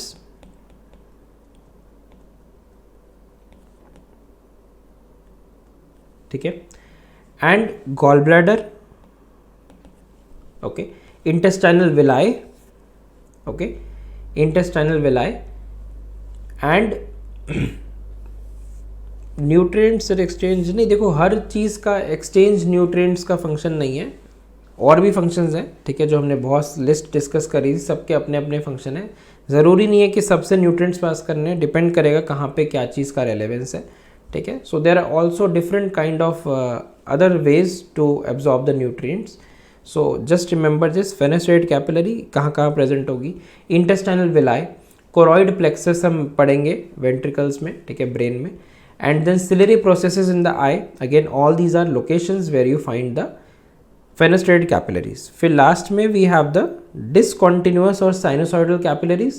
So fenestrated endothelial cells, and they have a very important point to remember, that is the discontinuous, नाम से पता लग रहा है, discontinuous basal lamina, ठीक है, यहाँ पर basal lamina भी discontinuous है, please remember this, and this is the question कि इन बाकी दोनों में continuous है, बिकॉज फेनेस्ट्रेशन से दोनों में ही है, ठीक है. सो डिसकॉन्टिन्यूस और साइनोसाइडल कैपिलरीज, सबसे अच्छा example the liver, okay. So the example location is the liver, ठीक है. In liver the sinusoidal wall, it shows specific special cells, okay, like the Kupffer cells, okay, Kupffer cells जो हम discuss करेंगे liver में specifically, again histology का ही part है ये, ठीक है. These are phagocytic macrophages, Kupffer cells, and we will discuss about Ito cells, ITO cells, Ito cells, ठीक है, जो विटामिन ए स्टोरिंग सेल्स भी कहते हैं, ठीक है. So these are Ito cells. तो ये हो गए डिफरेंट काइंड ऑफ हमारे कैपिलरीज जो कि वी डिस्कस्ड, ठीक है. सो कैपिलरीज का बेसिक काम क्या है बॉडी में, that is the to see the blood flow, okay. So इसको हम देख लेते हैं, यही सेम चीज़ जो मैंने डिस्कस करी, you can see in this form and a flow chart form also to recapitulate later on, okay.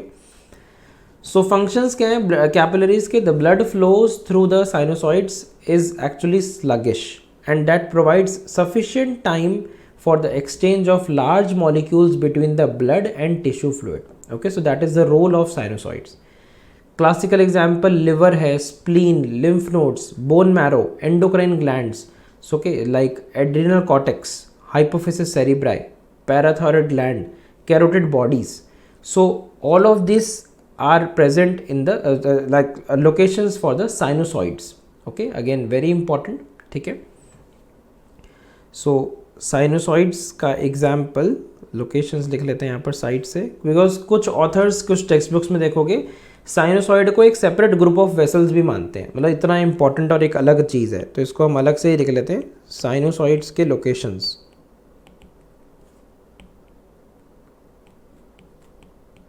ठीक है. दैट इंक्लूड्स लिवर, स्प्लीन, ठीक है, lymph nodes, bone marrow, okay, endocrine glands like adrenal cortex,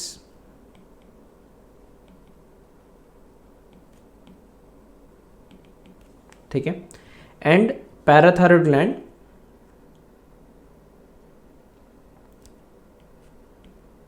parathyroid gland, ठीक है, giving the parathormone, okay, parathyroid gland, PT इसे लिख देते हैं, पैराथायरॉयड ग्लैंड, ठीक है. Even the carotid bodies, okay. Physio biochemistry के नोट्स, हाँ ठीक है, they will do, no problem, okay. Right. So capillaries का फ्लो चार्ट देख लिया हम सब ने, सेम चीज़ है जो हमने डिस्कस करी, इमेज फॉर्म में ज़्यादा अच्छे से याद रहता है, आई होप, राइट. फिर हम बात करते हैं वेन्स की, ठीक है. अब वेन्स में they actually carry the blood towards the heart, right. So functions of the veins, so they are actually thin walled as compared to the previous vessels, okay, they are thin walled,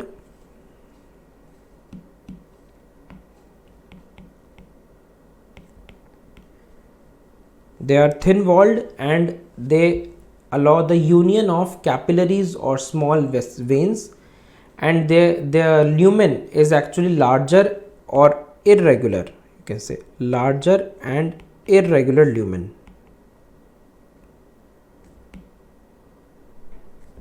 than arteries.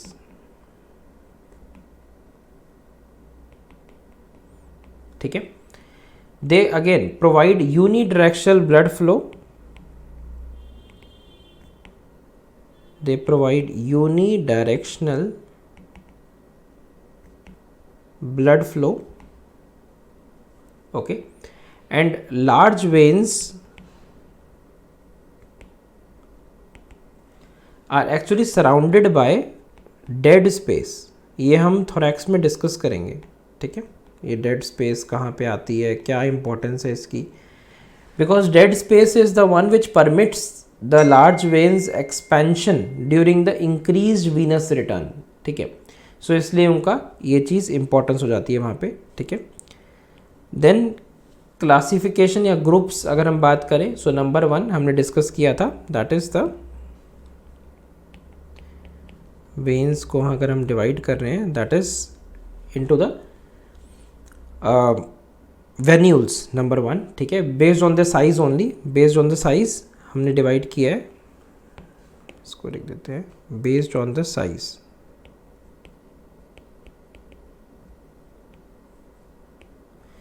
Based on the size हमने divide किया था venules में.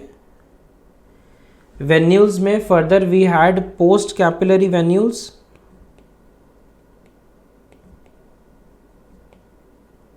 ठीक है, and we had the muscular venules.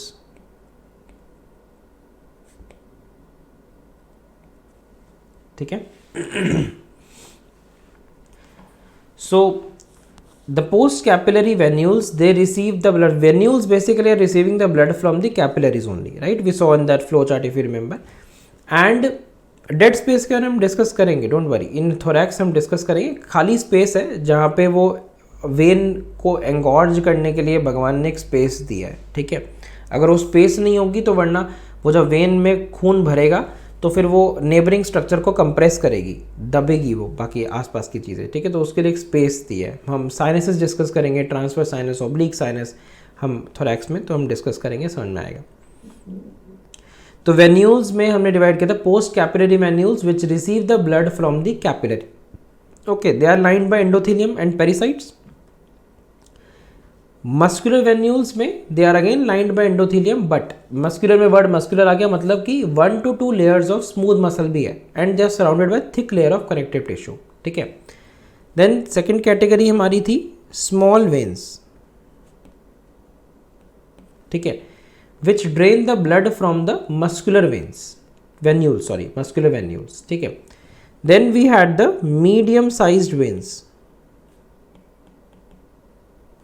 and lastly we had the large veins. ठीक है, so the medium sized veins, they accompany the medium sized arteries. Simple. Radial vein, tibial vein, popliteal vein, ये सारे examples हैं medium sized veins के.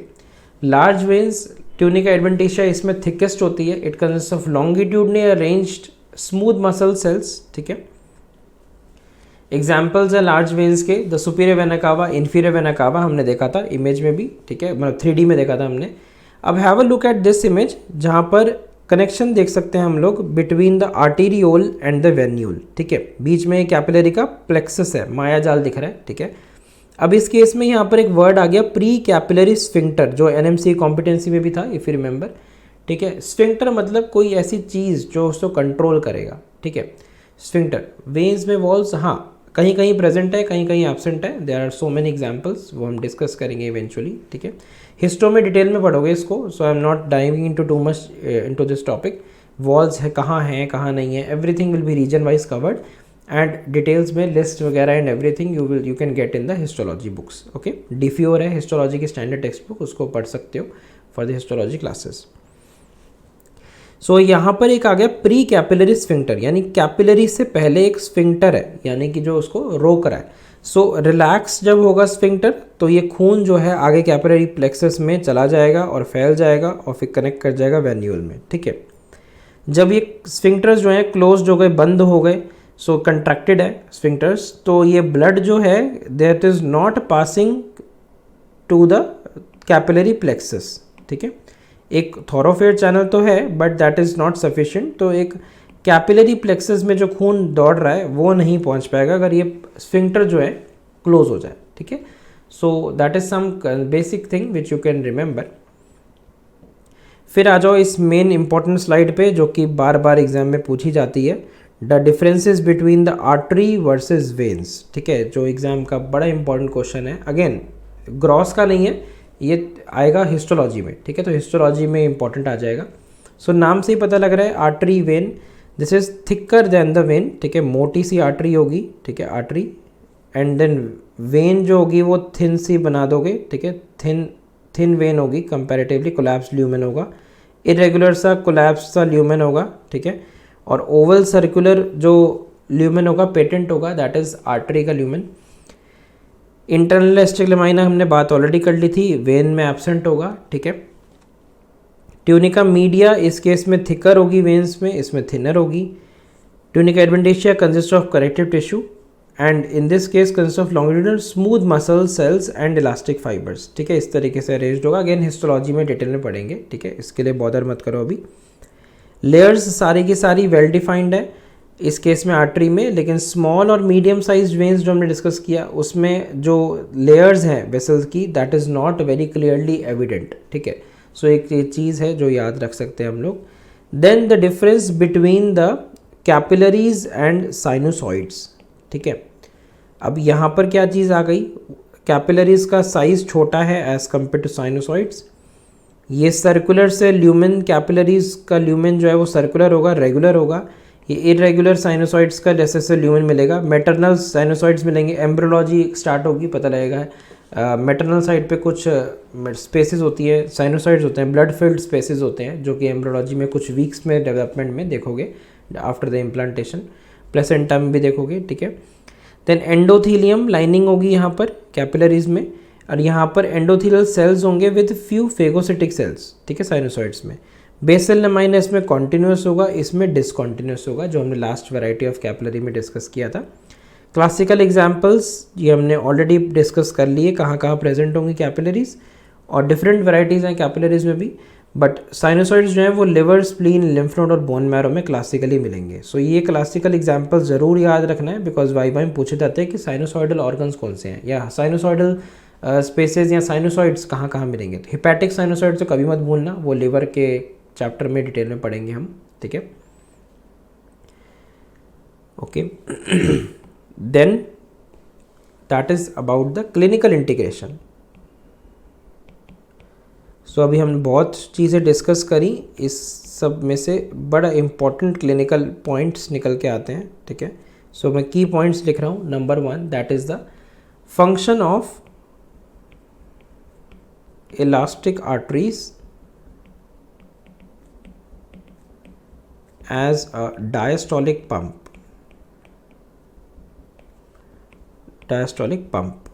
ठीक है। सो ventricular systole, इसको समझो, ये फिजियोलॉजी में भी डिस्कस होगा। वेंट्रिकुलर सिस्टोल के केस में, यानी कि कंट्रैक्शन के केस में वेंट्रिकल्स का, the elastic arteries they dilate to acquire a sudden rush of blood from the atria, ठीक है, टू एकोमोडेट द ब्लड। अब ड्यूरिंग द वेंट्रिकुलर डायस्टोल, जब वेंट्रिकल कॉन्ट्रैक्ट करने के बाद जब रिलैक्स करेगा, डायस्टोल होगा, रिलैक्स करेगा, सो ये जो वेसल्स है they will have an elastic recoil feature, ठीक है, जिसमें these arteries will push the blood into the medium sized arteries and maintain a continuous blood flow. So इसका मतलब क्या हुआ, elastic arteries will pump the blood even during diastole of the ventricles. Again very important point, ठीक है। So elastic arteries are acting as a diastolic pump, ठीक है। Number 2, there is entity which you already know, that is hypertension, ठीक है। So it is sustained diastolic pressure above 90 mm of mercury और sustained systolic pressure above 140 mm of mercury, ठीक है। तो classical description है, that is 140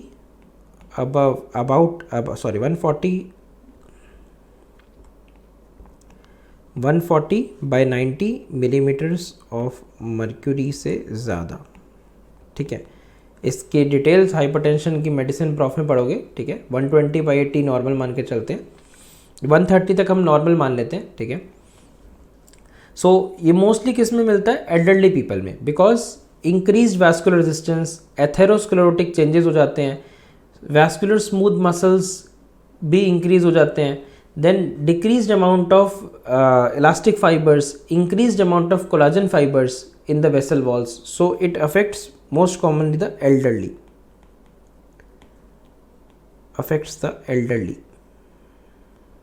ठीक है। Number 3 we have varicose veins, ठीक है। So these are abnormally dilated veins, especially seen in the veins of lower limb, again in older people because failure of the valves. तो decreased vascular smooth muscle tone and prolonged standing, जो लंबे लंबे समय से खड़े रहते हैं, that can also be a problem, ठीक है। Then we discuss something about the venous walls, जो कि लोग पूछ भी रहे थे, ठीक है, about the venous walls.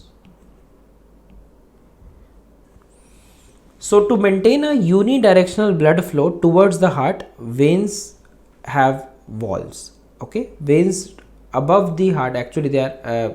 So these walls are actually helping to maintain the blood flow against the gravity. Okay, and from superficial to deep veins. तो lower limb में हम इसको डिटेल में पढ़ेंगे, वेरिकोज वेन्स और ये सब चीज़ें, ठीक है. एंड सोच के देखो, इमेजिन करो, खून जो है लोअर लिम्ब में तुम पहुंचा तो दोगे आर्टरीज के through, but it needs something to bring back the blood against the gravity to the heart. So veins के थ्रू जो वीनस ड्रेनेज मिल रहा है लोअर लिम्ब का, दैट इज एक्सट्रीमली इंपॉर्टेंट, ठीक है. तो उसमें ब्लड फ्लो जो होता है that is very important. So walls near the termination of internal jugular vein neck में, सबक्लेवियन वेन, ठीक है, यहाँ पर फीमोरल वेन्स थाई में, they prevent the venous blood black flow during increased intrathoracic pressure, जैसे कि इंस्पिरेशन, ठीक है, कफिंग और during increased intra abdominal pressure जैसे कि डेफिकेशन. सो इन सब केसेस में यू नीड द वॉल्स, वरना ब्लड फ्लो हैम्पर होगा, ठीक है. But there are certain specific sites which you can remember. So there are certain veins which do not have walls in their lumen. Okay. So remember some veins which do not have walls. Veins without walls in lumen. Okay.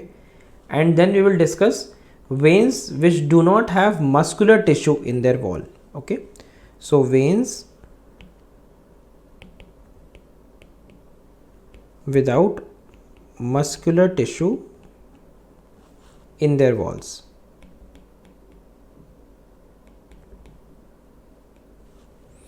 ठीक है. So ये दो categories में हमें veins के नाम याद रखने हैं, ठीक है, विच इज़ इम्पॉर्टेंट. सो यहाँ पर हमारे बड़े सारे एग्जाम्पल्स हैं. Number 1 the superior vena cava and inferior vena cava, ठीक है. Then hepatic veins, portal veins, hepatic and portal veins, ठीक है. देन रीनल वेन्स, ठीक है. Then uterine veins, uterine and ovarian veins, ठीक है. Then pulmonary veins and facial veins, ठीक है. We will discuss them region wise, ठीक है, जहाँ जहाँ जो जो इम्पोर्टेंट होगी. Then veins without the presence of any muscular tissue in their wall, very important, ड्यूरल Venus sinuses. Head neck में हम सेपरेट चैप्टर है जो हम डिस्कस करेंगे. पायल वेन्स, पाया मैटर, ठीक है, ब्रेन में ही अगेन. देन रेटिनल वेन्स, ठीक है. Then we have veins of the erectile tissue,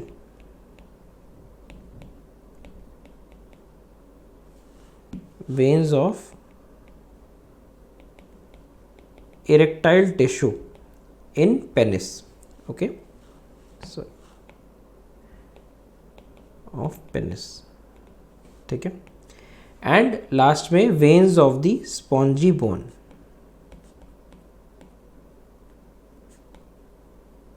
ठीक है.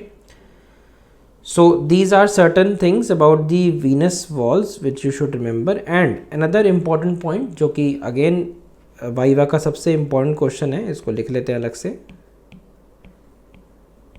Various factors which help in venous return.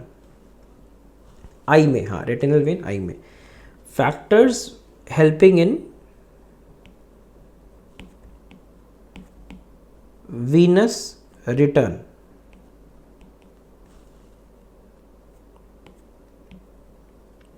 Okay, so number one we have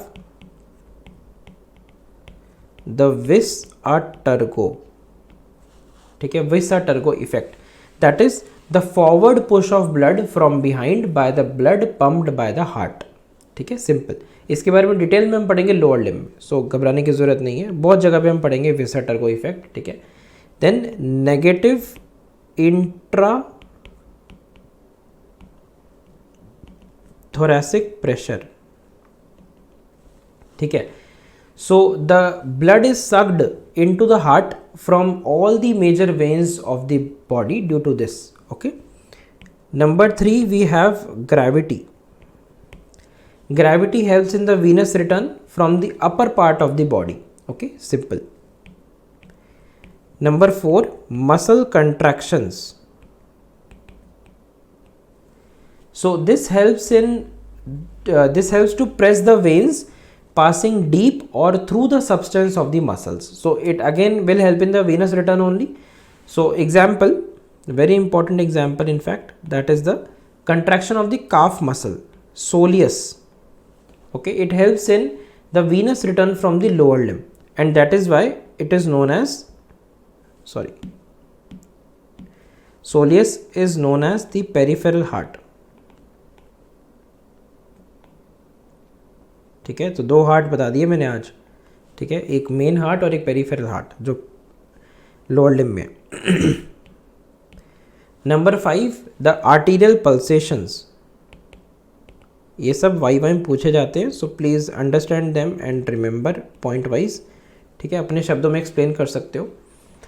Arterial pulsations, so most of the veins they are accompanied by the arteries. Okay, so these arterial pulsations they drive the venous blood towards the heart basically. Okay, then the sixth point which we have already discussed, that is the venous valves. So they prevent the backflow of the blood and maintain unidirectional blood flow. ठीक है, simple. So इस veins का जो हमने valves वगैरह वाला point discuss किया, इन सब का clinical integration क्या हुआ? Clinical. So number 1 there are certain sites of venipuncture. अब ये क्या चीज़ है? वेन को पंक्चर किया, मतलब वेन को हमने काट के ओपन किया. सो it can be done for collection of blood samples. Superficial veins normally हम टैप करके कॉमनली यूज़ कर सकते हैं फॉर वेनिपंक्चर. हम वेन से ग्राफ्टिंग भी करते हैं. ठीक है, इन द लोअर लिम्ब, वो हम लोअर लिम्ब में डिस्कस करेंगे. देन वेरी इंपॉर्टेंट एंटिटी जो कि बहुत सारे केसेस देखोगे वार्ड्स में, सर्जरी प्रॉफ में, वेरिकोज वेन्स. हम लोअर लिम्ब में अच्छे से डिस्कस करेंगे इस टॉपिक को. These are dilated tortuous veins. So continuous standing for long period में induce varicose veins which is caused by again weakening of these venous walls only, weakness of walls of the veins. ठीक है, so it results in pooling of the blood in the veins. Veins में खून फूली जाएंगी veins. ठीक है, so it can occur commonly in the veins of the lower limb, specially speaking the great saphenous vein. ठीक है, बड़ी important है, हम लोअर लिम्ब में अच्छे से डिस्कस करेंगे. It can also occur in the lower end of the oesophagus और in the anal canal also. ठीक है, सो ये एक चीज़ है जो कि you should remember. Okay, then हम आ जाते हैं नेक्स्ट टॉपिक पे, दैट इज द एनास्टमोसिस.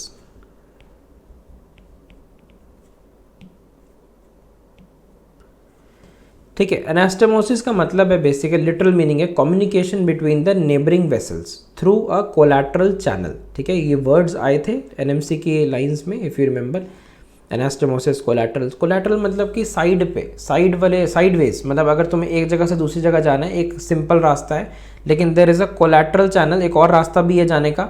ठीक है, वो अगर तुम्हें रास्ता ब्लॉक दिख रहा है तो तुम दूसरे साइड से जा सकते हो अपने डेस्टिनेशन में पहुंचने के लिए। सो दैट इज़ कोलैटरल्स। ठीक है, सो और पिक्चर भी देखोगे, कुछ पिक्चर्स में भी दिखाया है कोलैटरल डैमेज, मतलब कि पिक्चर का नाम भी है शायद कोलैटरल डैमेज, मतलब कि जो मेन टारगेट पे हमें बॉम्ब ब्लास्ट करना था, लेकिन उसके साथ वाले एरियाज में भी धूल मिट्टी उड़ी और बॉम्ब ब्लास्ट के इफेक्ट्स आ गए। So that is collateral damage. ठीक है,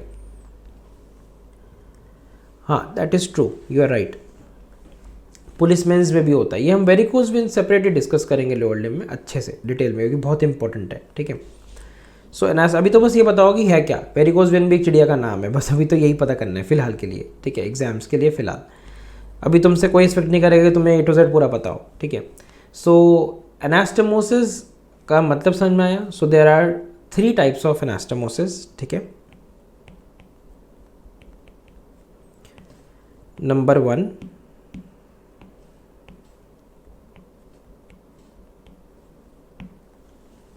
arterial anastomosis, then venous anastomosis, and then arteriovenous।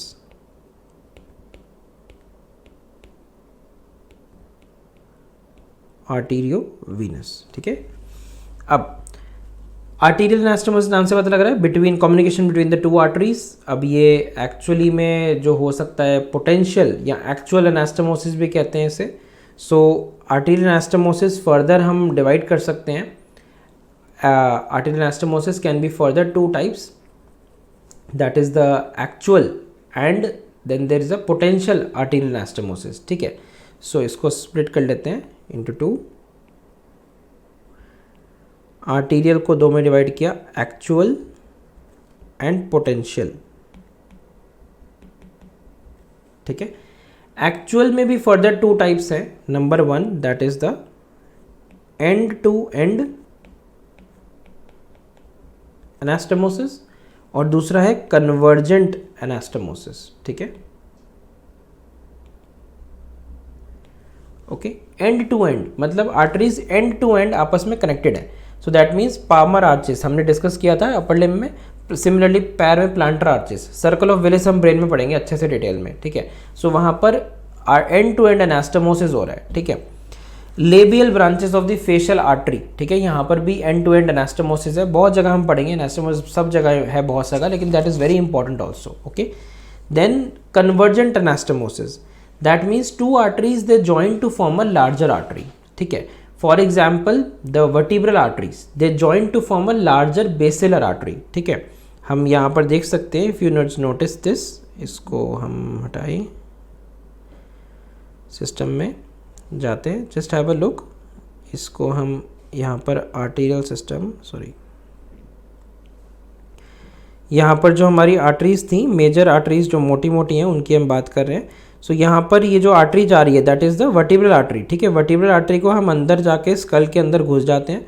सो देखेंगे यहाँ पर जो आर्टरीज है दोनों साइड की, लेफ्ट और राइट वर्टिब्रल आर्टरीज ने यूनाइट कर दिया टू फॉर्म द, देखोगे यहाँ पर क्या हुआ, ये एक साइड की वर्टिब्रल आर्टरी दूसरी साइड की दोनों यूनाइट करके बेसिलर आर्टरी बन गई। So this is convergent anastomosis, 2 arteries ने आपस में यूनाइट किया to form a larger another third artery that is the basilar artery. इसको अच्छे से हम न्यूरो एनाटॉमी में पढ़ेंगे बिकॉज बहुत इंपॉर्टेंट है ये। ठीक है, okay, so that is convergent, याद रहेगा। Then we have potential arterial anastomosis between the terminal arterioles. ठीक है, so in such anastomosis collateral channels they dilate gradually over a period. So sudden occlusion of the main artery, the potential anastomosis may fail to compensate the loss of blood supply. For example anastomosis in the coronary arteries. ठीक है, so ये जो है between the terminal arterioles, ठीक है, classical example है इसका anastomosis of the coronary arteries, heart में। ठीक है, simple. Then venous anastomosis, that is communication between the adjacent veins. For example dorsal arches होती है हैंड और फुट में, हमने देखी थी अपर लिम्ब में. ठीक है, बहुत सारा वीनस कनेक्शंस हैं. हमने 3D में लास्ट में रीकैप भी किया था अपर लिम्ब का, उसको ज़रूर देखना, उससे बहुत सारी चीज़ें क्लियर होंगी. ठीक है, then we have the arteriovenous communication anastomosis shunts. ठीक है, सो इसको हम कह सकते हैं शंट्स, आर्टीरियो वीनस एनास्टोमोसिस या शंट्स. सो ये बेसिकली नाम से पता लग रहा है आर्टीरियो वीनस यानी कि आर्टरी और वेन के बीच में communication. So it helps to supply the blood to the organ as per the need. So shunt vessel they prevent or permit the entry of blood as per the requirements. For example, the skin of the nose, the lips, external ear, mucous membrane of the nose, erectile tissue of the sexual organs, the tongue, okay, the tongue and the tip of the fingers, the nail beds, okay, all these regions are having arteriovenous anastomosis or shunts. ठीक है, so that is something which you should remember. Okay, then हम discuss करते हैं another important entity, that is the end arteries.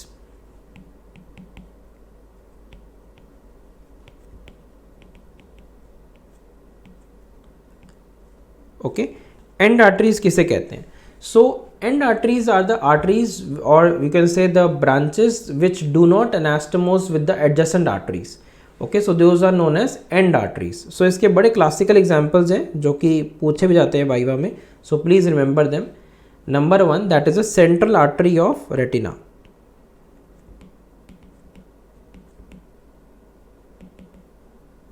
Central artery of retina. ठीक है, then लैब्रिंथाइन artery of year. ठीक है, then central branches, so central branches of the cerebral arteries. ठीक है, and then vasa recta of the mesenteric arteries.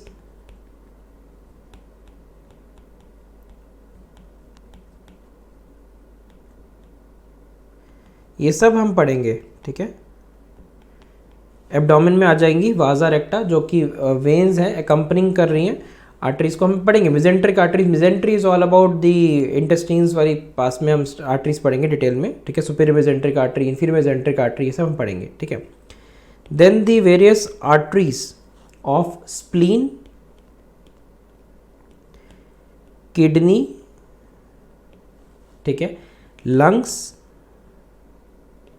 And metaphysis of long bones. Metaphysis of long bones. ठीक है, so these are the classical examples of end arteries जो कि सबको याद रखनी चाहिए फॉर वाइवा. ठीक है,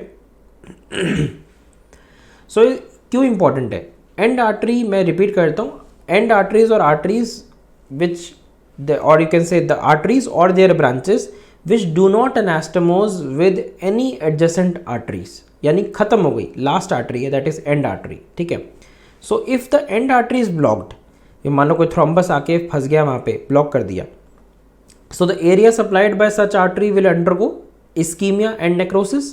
so that is important, the clinical importance of the different arteries. ठीक है, so that is something which you should remember. अभी हम डिस्कस करेंगे वाजा रेक्टा वगैरह रीजन वाइज डिस्कस करेंगे. अभी डिटेल में बात करेंगे तो टाइम क्लास का खत्म होता जाएगा. ठीक है, so these are the end arteries which are supplied. So which is very important, अगर वो ब्लॉक हो जाती है तो उस पार्ट का जो एरिया है that will go ischaemia and necrosis. ठीक है, so then we talk about the next topic in CVS only, that is the types of circulation. अब ये वाला टॉपिक थोड़ा सा आसान हो जाएगा बिकॉज हमने ऑलरेडी सब कुछ डिस्कस कर लिया है. So it's just a recap now. ठीक है, ओके. नहीं, हार्ट के केस में थोड़ा सा डिफरेंट केस सिनेरियो है. हार्ट में देर इज अनदर एंटिटी जो कि हम कह सकते हैं there are functional end arteries. जो क्वेश्चन पूछ रहे हो हार्ट अटैक में, there is something known as functional end arteries. ये भी कहीं लिख लो अगर चाहो तो. There is a concept of functional end arteries. हमने पूछा तो I can recollect now, I can tell you. Functional end arteries का मतलब क्या हुआ? In case of coronary arteries, जैसा कि यू आर आस्किंग, ठीक है, in case of coronary arteries और and also the central branches of the cerebral artery, जो मैंने ऊपर लिखा है, इन दोनों केसेस में there is a potential anastomosis, जो अभी हमने डिस्कस किया था। सो इसका मतलब अगर if there is a sudden blockage of these arteries, so these arteries are not capable of development of collateral circulation, तो इसलिए इन आर्टरीज को हम फंक्शनल एंड आर्टरीज कहते हैं। मतलब असली में these are acting as end arteries functionally, okay, because blockage हो गया तो कोलैटरल सर्कुलेशन बन नहीं पाता, इसलिए हार्ट में अगर कोई एरिया ब्लॉक हो जाता है so that leads to myocardial infarction, myocardium का इन्फाक्शन हो जाता है, ठीक है। सो टाइप्स ऑफ सर्कुलेशन, तो वेरियस टाइप्स हैं, जैसे कि पहला टाइप हम डिस्कस करें, that is a systemic circulation. Number 2 we have the pulmonary circulation, ठीक है। Number 3 that is the portal circulation. Number 4 that is the foetal circulation, ठीक है, which is during embryonic life, ठीक है। So these are certain circulations. अब इसमें मेरे ख्याल से इफ वी कैन रिकलेक्ट, हमने ऑलरेडी ये सब डिस्कस कर लिया है, सिस्टमिक और पल्मोनरी। सो सिस्टमिक क्या है? Circulation of the blood ejected from the left ventricle through the body which has only one set of capillaries. So left ventricle से आयोटा, आयोटा से आर्टरीज, फिर कैपिलरीज, फिर वेन्स पूरी बॉडी में, and then vena cava से खून फिर से चढ़ जाएगा राइट एट्रियम में, ठीक है। सो सिस्टमिक सर्कुलेशन हमने 3D में कवर कर लिया था, ठीक है। एंड ये हमने डिस्कस करा था सिस्टमिक और पल्मोनरी सर्कुलेशन, ठीक है, if you remember. So systemic circulation में बेसिकली ऑक्सीजनेटेड ब्लड है जो हार्ट से टिश्यू तक जा रहा है, ठीक है। पल्मोनरी सर्कुलेशन में transport of the deoxygenated blood from the right ventricle to the lungs and to bring back the oxygenated blood from the lungs to the left atrium, ठीक है, जो हमने डिस्कस किया था। सो राइट वेंट्रिकल से pulmonary trunk में, फिर pulmonary arteries, फिर capillaries in the lungs, oxygenated हुआ ब्लड, फिर 4 पल्मोनरी वेन्स, और उसके बाद खून गया लेफ्ट एट्रियम में। सो ये जो पिक्चर थी that was pulmonary circulation. Again this is carrying deoxygenated blood, तो हमने डिस्कस कर लिया था। अब आ जाते हैं पोर्टल सर्कुलेशन पे, जो हमने डिस्कस नहीं किया था, ठीक है। सो portal circulation that is a circulation in which the blood flows through 2 consecutive capillary networks before returning to the heart, ठीक है। सो जैसे फॉर एग्जांपल पोर्टल वेन है, ठीक है, सो लिवर में, so heart is going heart first station है, last station again heart है, तो हार्ट से आर्टरीज में blood again first capillary network के थ्रू पोर्टल वेन में गया, पोर्टल वेन से अगेन सेकंड कैपिलरी नेटवर्क में गया, फिर वेन्स के थ्रू अगेन हार्ट में चला गया। सो इस केस में अगर हम बात करें हिपैटिक पोर्टल सर्कुलेशन की, तो नंबर 1, 2 एंड 3 इसके 3 आर्म्स बना लो।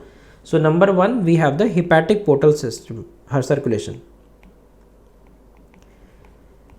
हिपैटिक पोर्टल सर्कुलेशन, ठीक है, जिसमें it is present in the liver, ठीक है। सो फंक्शन क्या होगा? Nutrients absorbed in the intestine, they are modified and stored in the liver during this circulation, ठीक है। सेकेंड है हमारा हाइपोफिजियल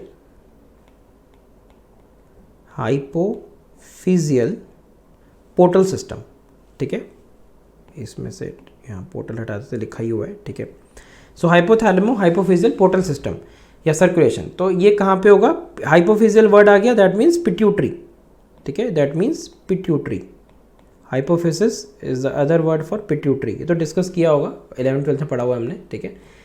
सो इसका फंक्शन क्या है? टू ट्रांसफर द स्टिम्युलेटरी और inhibitory hormones of the hypothalamus, जो हायर सेंटर है, to the pituitary for controlling its hormonal secretion. याद होगा थायराइड स्टिम्युलेटिंग हार्मोन TSH, याद होगा, ठीक है। सो इस तरीके के हार्मोन्स, कोई स्टिम्युलेटरी है, कोई इनहिबिटरी है, so those are all the functions for this circulation. Then we have the renal portal circulation. Renal नाम से पता लग रहा है किडनी में होगा। So renal it helps to maintain the required electrolyte balance, they first enter into the liver, that is something which is you will understand when you will discuss liver. Okay, so ये again physiology में जब पढ़ोगे hepatic system तो you will understand everything in detail, सारे organs का function क्या क्या चीज़ें होती हैं. तो फिजियोलॉजी एनाटमी दोनों साथ साथ पढ़ना है, ठीक है, उसको छोड़ के नहीं चलना है कि वो बाद में पढ़ेंगे. सो पोर्टल में, रीनल में, it helps to maintain the required electrolyte balance and to also eliminate the waste products. ठीक है, वेरी इंपॉर्टेंट, वेस्ट प्रोडक्ट्स भी रिमूव करता है. ठीक है, and then foetal circulation. Foetal circulation के लिए इस इमेज को देख सकते हैं सब लोग, for the foetal circulation.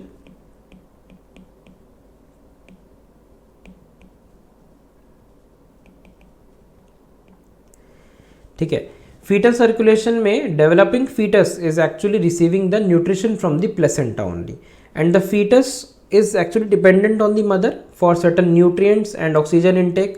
Also carbon dioxide और वेस्ट प्रोडक्ट्स का एक्सक्रीशन, ये भी वो डिपेंडेंट है मदर के ऊपर. ओके, ऑब्वियस सी बात है.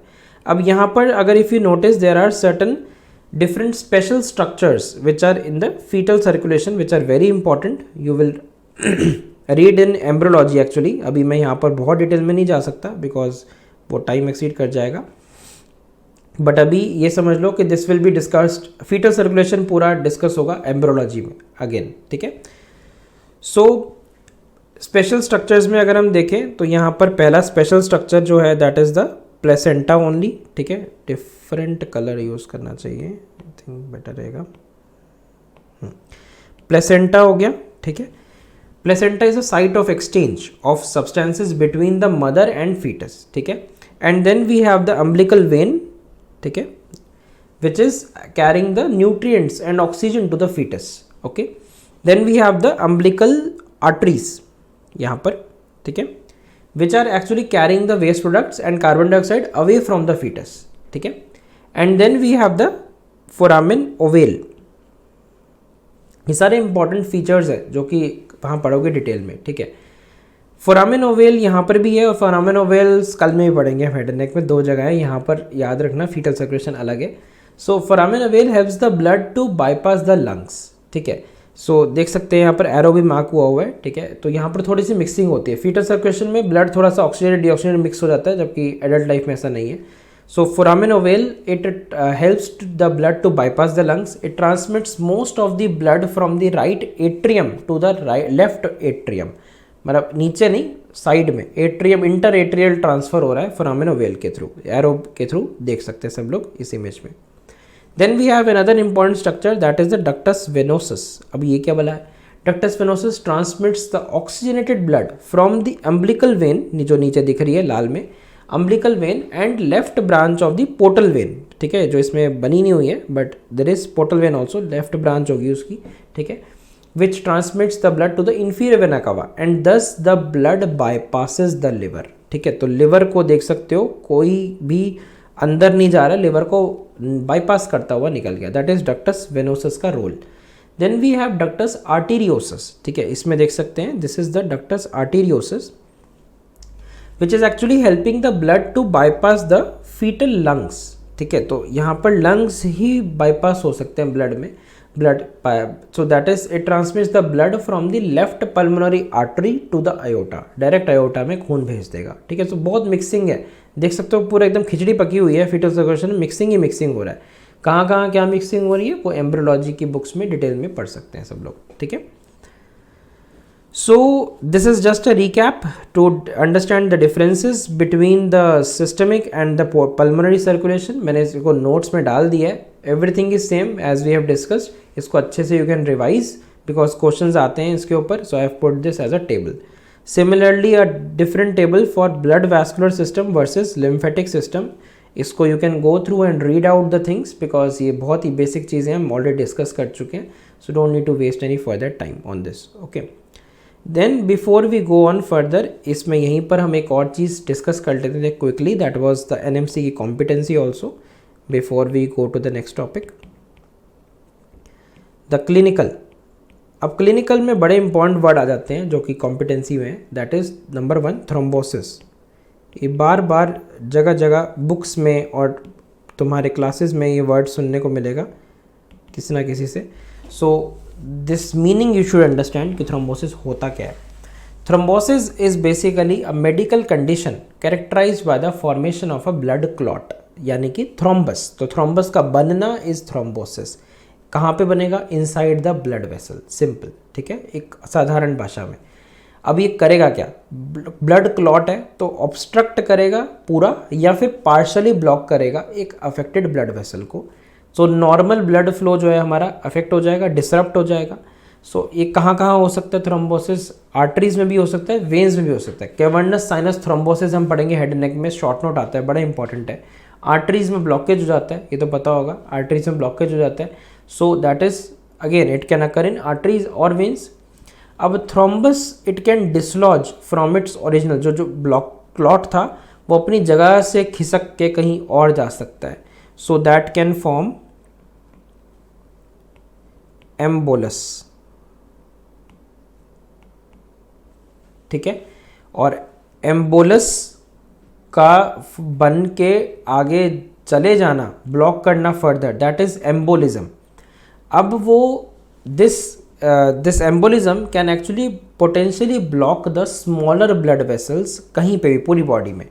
So it can cause serious complication, instant death भी हो सकती है पेशेंट की, सुना भी होगा, pulmonary embolism is the cause of death in that person, ठीक है।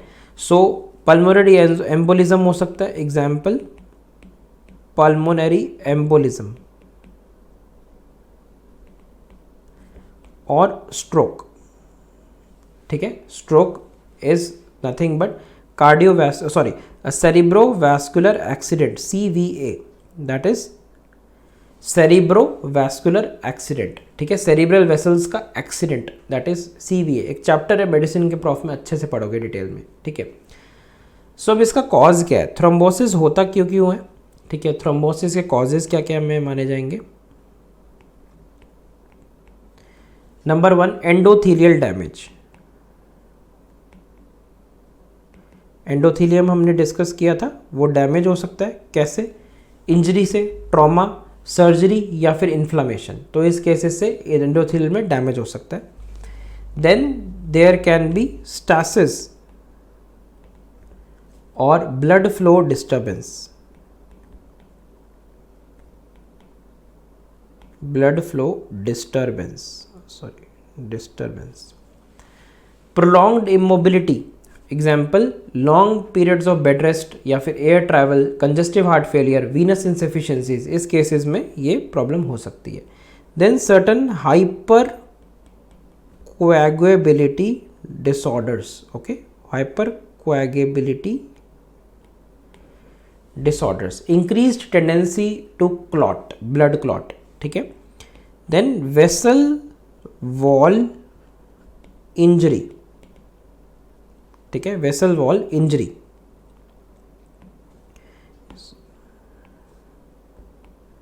एक दो तीन चार, हाँ ठीक है। सो वेसल वॉल इंजरी, ठीक है, इसमें जैसे कि एथेरोस्क्लेरोसिस में हो सकता है, ठीक है। So this is something about thrombosis. Then second entity है हमारे पास, एनएमसी कॉम्पिटेंसी में भी है, इसलिए हम डिस्कस कर रहे हैं डिटेल में थोड़ा सा, दैट इज द इन्फार्क्शन, ठीक है। इसकी डिटेल्स पैथोलॉजी में पढ़ोगे, ठीक है, सब क्या है, क्या चीज़ें हैं, कैसे हैं। इन्फेक्शन मतलब टिश्यू का death due to inadequate blood supply to the affected area, simple. क्यों होगा ये, कब होगा? कॉज्ड बाय आर्टरी का ब्लॉकेज या रप्चर या मैकेनिकल कंप्रेशन या फिर वेजो कंस्ट्रिक्शन, ठीक है। द रिजल्टिंग डेड टिश्यू और lesion is known as infarct, ठीक है। सो मायोकार्डियल इन्फार्क्शन सुना होगा क्लासिकली, ठीक है। अब इसमें कॉजेज क्या क्या आ जाएंगे? कॉजेज में एथेरोस्क्लेरोसिस, अगेन एथेरोस्क्लेरोसिस जो वर्ड है इसकी डिस्क्रिप्शन डिटेल में अगेन पैथोलॉजी प्रॉफ में आएगी। देन थ्रोम्बोसिस, ठीक है, itself is a cause of infection. Embolism, ठीक है, वेजोस्पाज्म, ठीक है, वेसल्स में स्पाज्म, इन्फ्लामेशन और इवन ट्रॉमा। समझ में आ रहा है? Please give me thumbs up और okay if you are able to understand the things. थोड़ी सी टेक्निकल, थोड़ी सी मुश्किल नए नए वर्ड्स आ रहे हैं, but you have to cope up because medical में सब कुछ इंपॉर्टेंट है, जो जो पढ़ सकते हो जितना पढ़ सकते हो, बिकॉज मरीज़ कभी भी किसी भी चीज़ का आएगा। और ये वर्ड्स का मतलब ही नहीं पता है तो आगे डिस्कशन भी नहीं कर पाओगे किसी सीनियर के साथ क्लिनिक्स में basically. Aneurysm,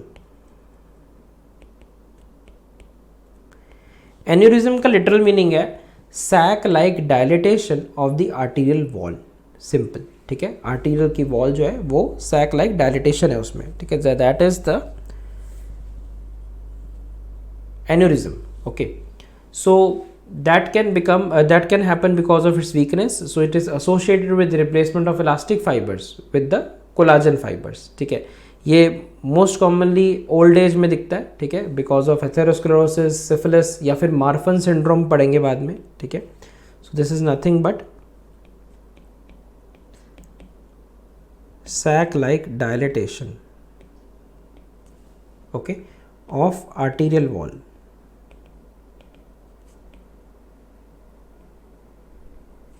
okay, simple. So इन सब चीज़ों का जो हमने डिस्कस किया अभी तक, ठीक है, उन सब का क्लिनिकल इंटीग्रेशन में आ जाता है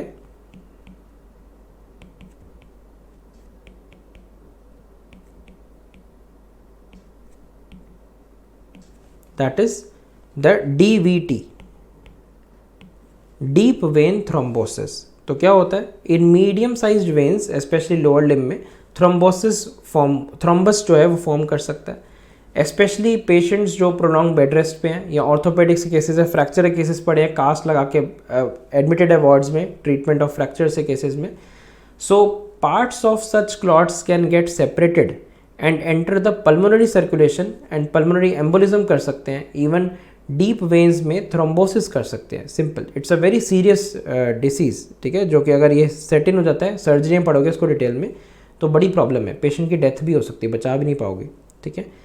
then there is something known as thromboangiitis obliterans, ठीक है, इसका दूसरा नाम है बर्जर्स डिसीज, ठीक है।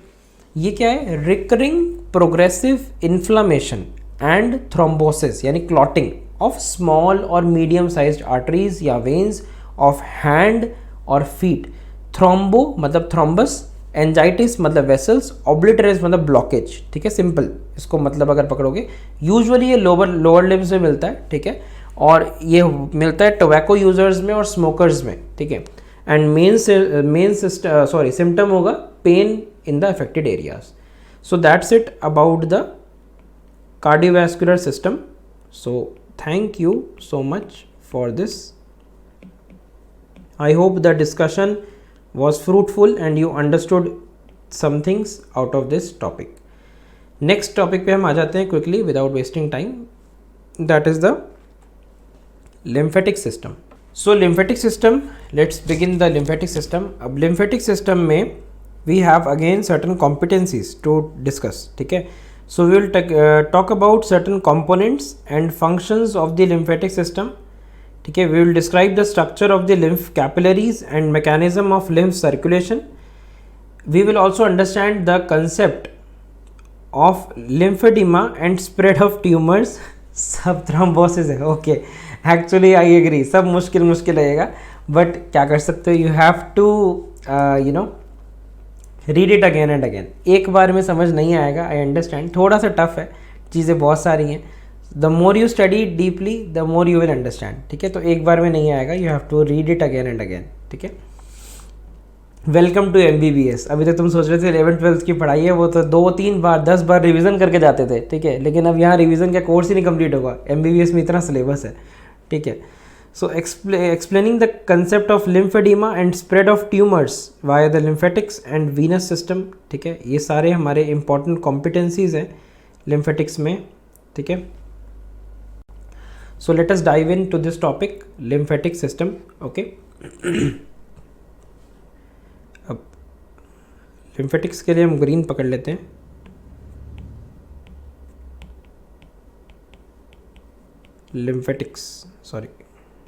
lymphatic system,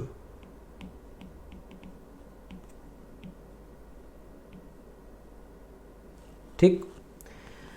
So it consists of an extensive network of lymph vessels that drains the extracellular fluid and acts as an accessory system to the venous system. भाई arteries से खून हम लेके जा रहे हैं, ऑक्सीजन ब्लड, डीऑक्सीजनेटेड ब्लड हम Venus drainage के थ्रू लेके जा रहे हैं, वापस लेके आ रहे हैं, तो हमें ये सिस्टम चाहिए ही क्यों?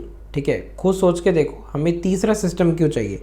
हमने ऑलरेडी देखा था 3D में, यहाँ पर अगर हम ऑब्जर्व करें, इसको सबको हटाए, एक बार दोबारा देखो, यहाँ पर हमारे पूरी बॉडी में यहाँ पर वीनस सिस्टम था, आर्टीरियल सिस्टम था, ऑलरेडी इतना सब कुछ था, पूरा मायाजाल था।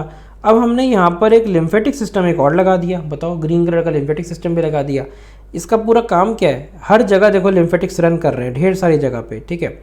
सो अब इसको हम डिस्कस करेंगे इवेंचुअली क्या है ये रेलेवेंस, ठीक है। इसमें देखोगे यहाँ पर थाइमस ग्लैंड दिखेगा, ठीक है, this is thymus gland, okay.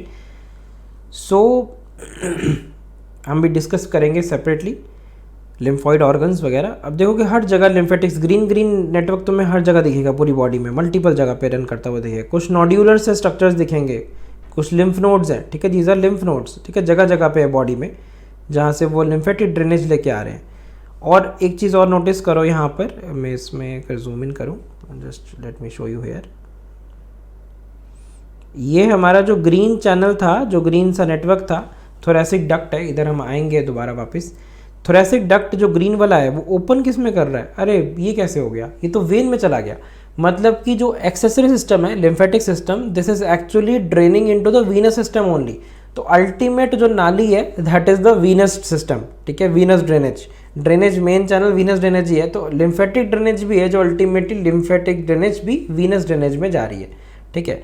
So ये एक पॉइंट सबको याद रखना है कि ये वेन्स में ही जाएगा, ठीक है। यहाँ पर एक इस तरफ देख रहे हो, एक इस तरफ देख रहे हो, राइट साइड पे राइट लिम्फेटिक डक्ट है और लेफ्ट साइड पे थोरेसिक डक्ट है जो कि इंटरनल जुगुलर वेन में ड्रेन कर रही है, ठीक है। अभी हम बाद में डिस्कस करेंगे, ठीक है, सेपरेटली कि क्या क्या चीज़ें हैं। Brachiocephalic vein, sorry, brachiocephalic vein अभी हम डिस्कस करेंगे, let me go through separately. So talking about the lymphatic system, अब this is an extensive network of lymph vessels which I just told you that drains the extracellular fluid, okay. So it drains the extracellular fluid, okay, and it acts as an accessory system, accessory to venous system,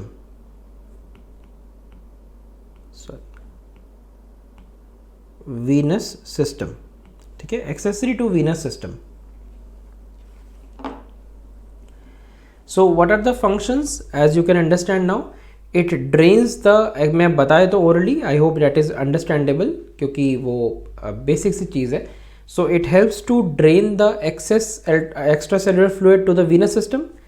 It filters the absorbed fluid and material, ठीक है. It provides a defense mechanism against the disease causing microorganisms, ठीक है. So have a look at this image, ठीक है. You can understand few things, that is the components of the lymphatic system.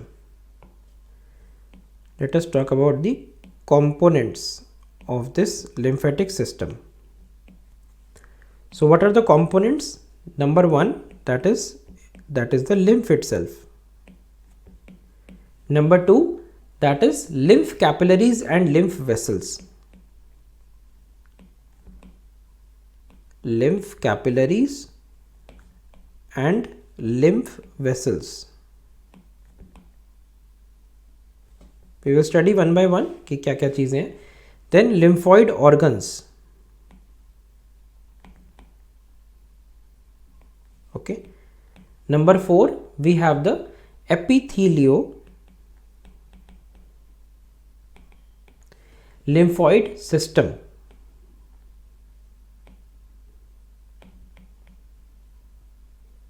ठीक है.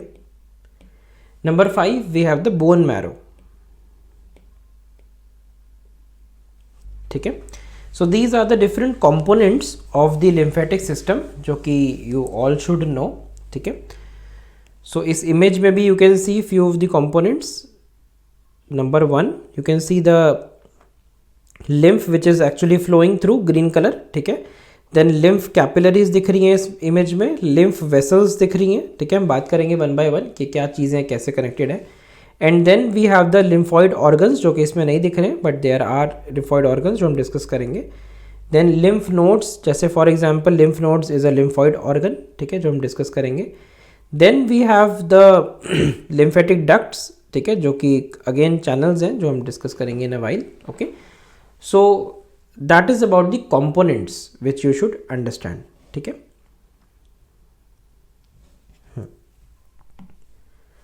So talking about each of these one by one, number one, that is the lymph.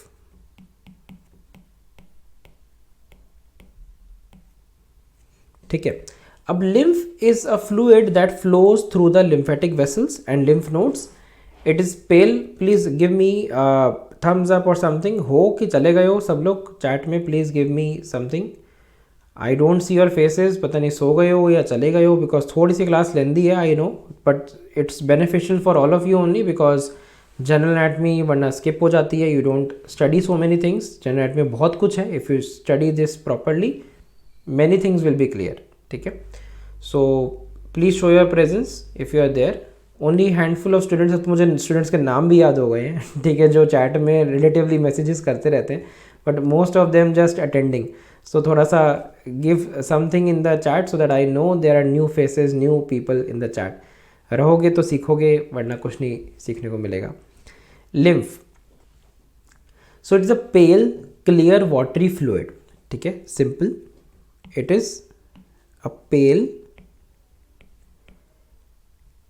clear, watery fluid. Okay. That is generated from the transurates, that is the extracellular fluid, and contains the plasma proteins, ठीक है.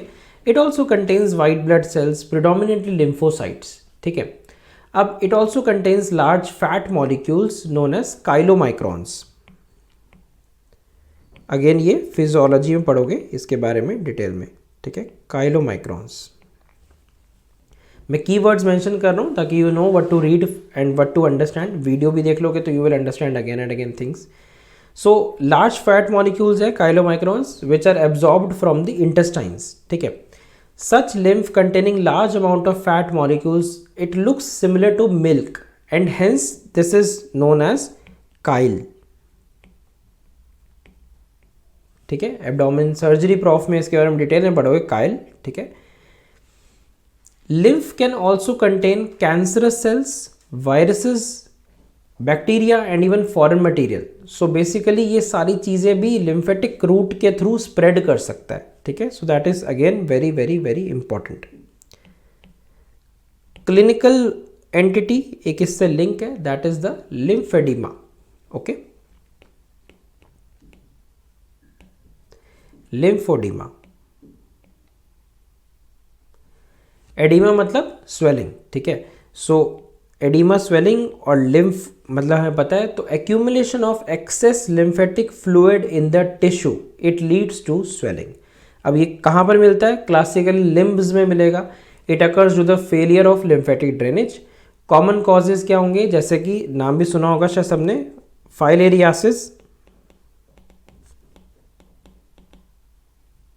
Filariasis, elephantiasis कहते थे, याद है. Infection by a parasite that grows and blocks the lymphatic vessels. So ये हो सकता है कॉमन कॉज ऑफ लिम्फेडिमा. या फिर और भी तरह के इन्फेक्शंस, या फिर ट्रॉमा, कैंसर सेल्स, ठीक है, या फिर सर्जरीज, ठीक है. So this is something about the lymph which you should remember. Then talking further about the second entity, that is the lymph capillaries.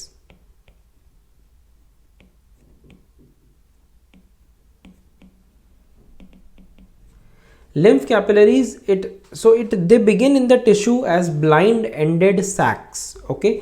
So similar to the endothelium in the blood capillaries जो हमने discuss किया था, lymphatic capillaries are lined by lymphatic endothelium, ठीक है, there is a lymphatic endothelium lining these capillaries, ठीक है. These lymphatic capillaries, these lymph capillaries, they are actually more permeable than blood capillaries, so they permit entry to absorb larger lipid molecules in the intestines. Okay, then talking about the next category, that is the lymph vessels, ठीक है. Lymph vessels में actually the you can से lymph capillaries हम जो discuss कर रहे थे, lymph capillaries के बाद लिम्फ कैपिलरीज में एक और चीज़ है before I sorry lymph capillaries में एक चीज़ रह गई है. Lymph capillaries they are actually absent in certain sites which you can remember, absent in they are absent at. So what are those? So lymphedema मैंने कहा था accumulation of excess lymphatic fluid in the tissue leading to swelling, ठीक है, simple meaning है. Absent at epidermis, okay, cornea, cartilage,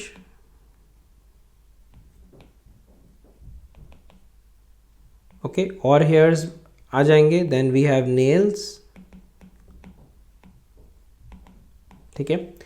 then splenic pulp,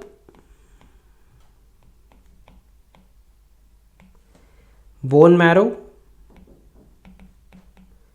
choroid जो हम न्यूरोएनाटमी में पढ़ेंगे, ठीक है, ये सब हम डिस्कस करेंगे बाद में. Internal ear, okay, meninges and any kind of nervous tissue, ठीक है, simple. Then there is something known as I can say the concept of lymphatic drainage, which you should understand as a basic term. Okay, so have a look. यहाँ पर क्या हुआ, there are certain tissue cells जो कि tissue spaces होंगी, यहाँ पर extra cellular spaces में lymphatic capillaries रन कर रही हैं, ठीक है, जो कि लिम्फ को लेके जा रही हैं, एक्स्ट्रा सेलुलर फ्लूइड को through the lymph vessels with walls and then it's going into the lymph node. तो यहाँ पर जो एंटर कर रहा है channel, so lymph capillaries are carrying the lymph towards the lymph nodes through the afferent channels. So यहाँ पर जो ये चैनल है, यहाँ पर जो ये चैनल बना, that is the afferent lymph vessels, जो कि इस डायरेक्शन में लिम्फ को लेके जा रही है इनटू द लिम्फ नोड, ठीक है. और फिर उसके बाद हमारे आए इफरेंट्स, ठीक है, जो कि lymph actually leaves the lymph nodes through the efferents. So efferent lymph vessels,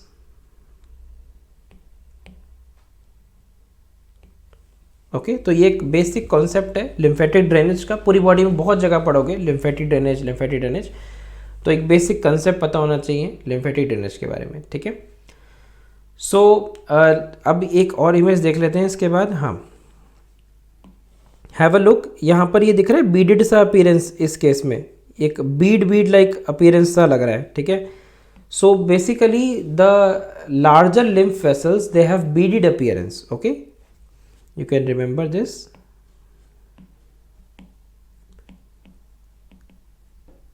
Larger lymph vessels, they have beaded appearance. ये बड़ा इंपॉर्टेंट वाइवा का क्वेश्चन है, सो प्लीज रिमेंबर दिस, ठीक है. जो HODs होते हैं they keep on asking this basic question, तो ये पता होना चाहिए, ठीक है. These have beaded appearance because, now why, because the due to the presence of numerous valves basically, okay, due to presence of numerous valves, okay, within their lumen.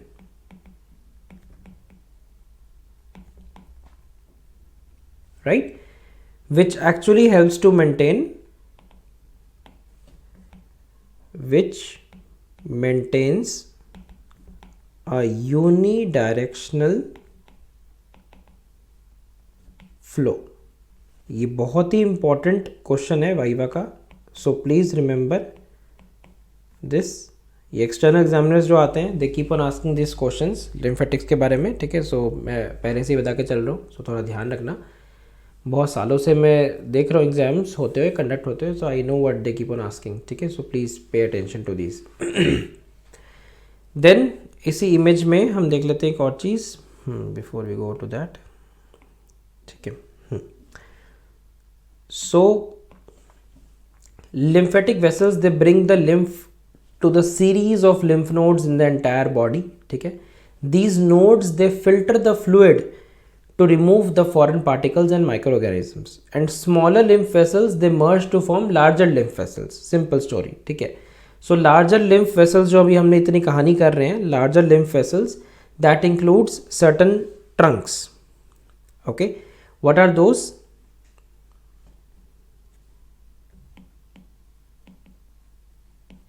Larger lymph vessels,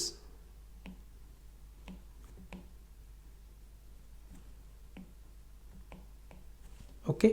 What are those? Number 1, thoracic duct, ठीक है. Right lymphatic duct, okay. Then we have jugular lymph trunk on both the sides, left and right, ठीक है. Then subclavian trunk, ठीक है. Subclavian trunk, again left and right side. Then bronchomediastinal trunk, ठीक है, again left and right side, ठीक है. Intestinal trunks, okay. Then there are intestinal lymph trunks, ठीक है, इंटेस्टाइन्स के पास. Then we have lumbar lymph trunks. So these are certain examples of larger lymph vessels.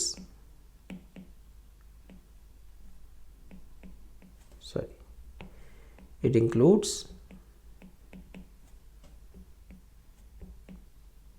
ठीक है. सो एक डायग्रामेटिक रिप्रेजेंटेशन है ताकि you can remember image wise, ठीक है, कहाँ कहाँ क्या है. इनके ट्रंक्स के नाम पता हो that is more than sufficient, ठीक है. नाम से भी हिंट लग रहा है कि कहाँ पे जा रहे हैं, ठीक है. So that is also something to remember. Then further हम जाते हैं नेक्स्ट इमेज पे. इसी इमेज में अगर देखोगे ध्यान से, जस्ट ट्रेसिंग इट आउट, यहाँ पर ये दिख रहा है ये चीज़ which is going this way, this is the thoracic duct, ठीक है, जो बड़ी इंपॉर्टेंट है. इस पे क्वेश्चन भी आता है शॉर्ट नोट के नाम पे, so that is something to be discussed, ठीक है.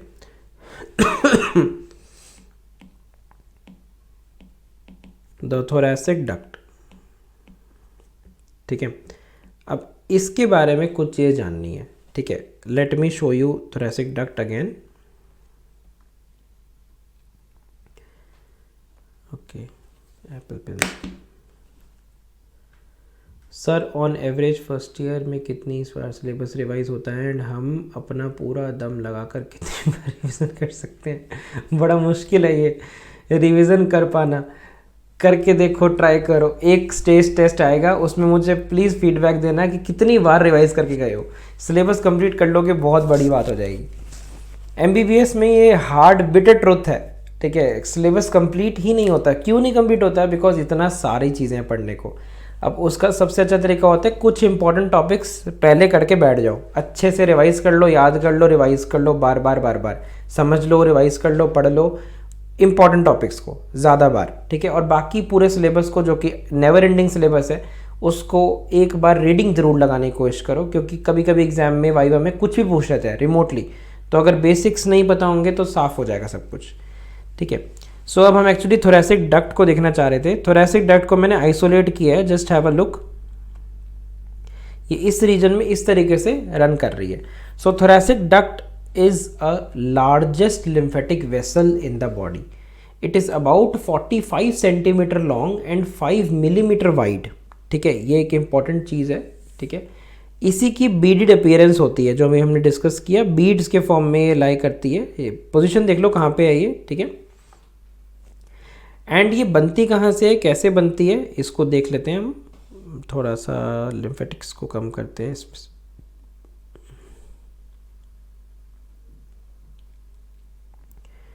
वेन्स जो काम की हैं थोड़ी सी रख लेते हैं मेन। ठीक है,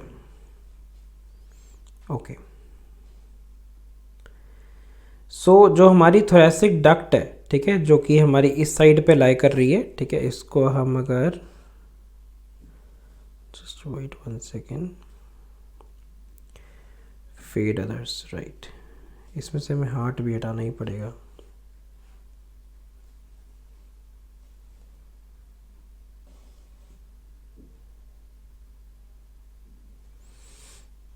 ठीक है, थाइमस को भी हटा देते हैं। ओके, सो यहाँ पर ऑब्जर्व करो सब लोग, this is something that is the thoracic duct. ठीक है, जो कि यहाँ लाई कर रही है इस रीजन में। अब this thoracic duct begins as a continuation of upper end of cisterna chyli. अब ये क्या चीज़ है, इसको देख लो, नीचे की तरफ जाते हैं सबसे नीचे।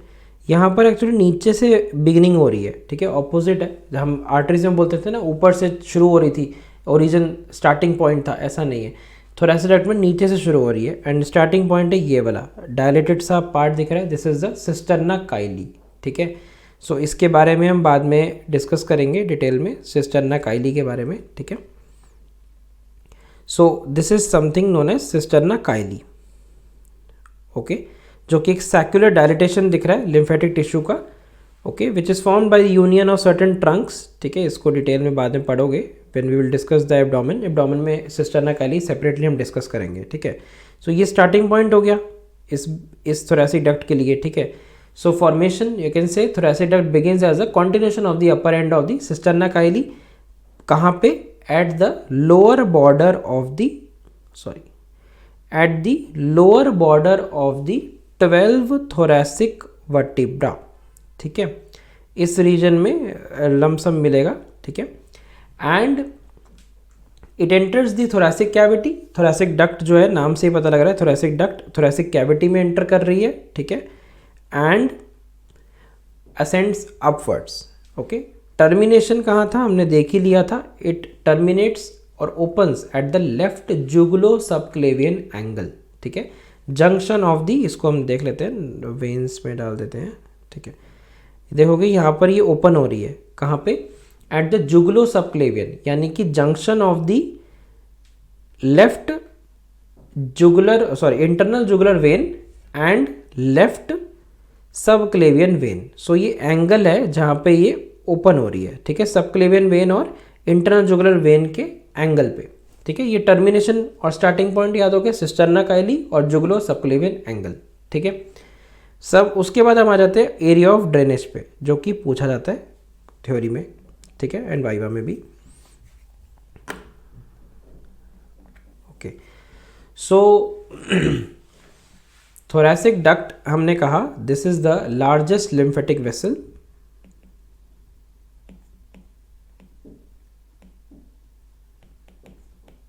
largest lymphatic vessel. Okay, it is 45 centimeter in length. Okay, shown in 3D, ताकि जो नोट्स वाले बच्चे हैं उनको हम थोड़ा सा जला देते हैं क्योंकि वो लोग सिर्फ नोट्स की बेसिस सोचते हैं कि नोट्स देख लेते हैं, छोड़ो क्लास क्या देखनी है, तो पता रहेगा उनको कि क्या मिस कर रहे हैं अगर वो वीडियोस नहीं देख रहे हैं। And it is 5 millimetre wide. Okay, and it has a beaded appearance, और बीडेड क्यों है वो हमने डिस्कस कर लिया था अभी थोड़ी देर पहले। It has a beaded appearance, ठीक है, due to the presence of numerous valves, जो हमने डिस्कस किया। ठीक है, वेरी इंपॉर्टेंट वाइवा क्वेश्चन। ठीक है, फॉर्मेशन में वी डिस्कस्ड, फॉर्मेशन में स्टार्टिंग या beginning point begins at the cisterna Kylie, schematic में भी दिख रहा है यहाँ पर सिस्टर्ना काइली, ठीक है, एंड टर्मिनेट्स एट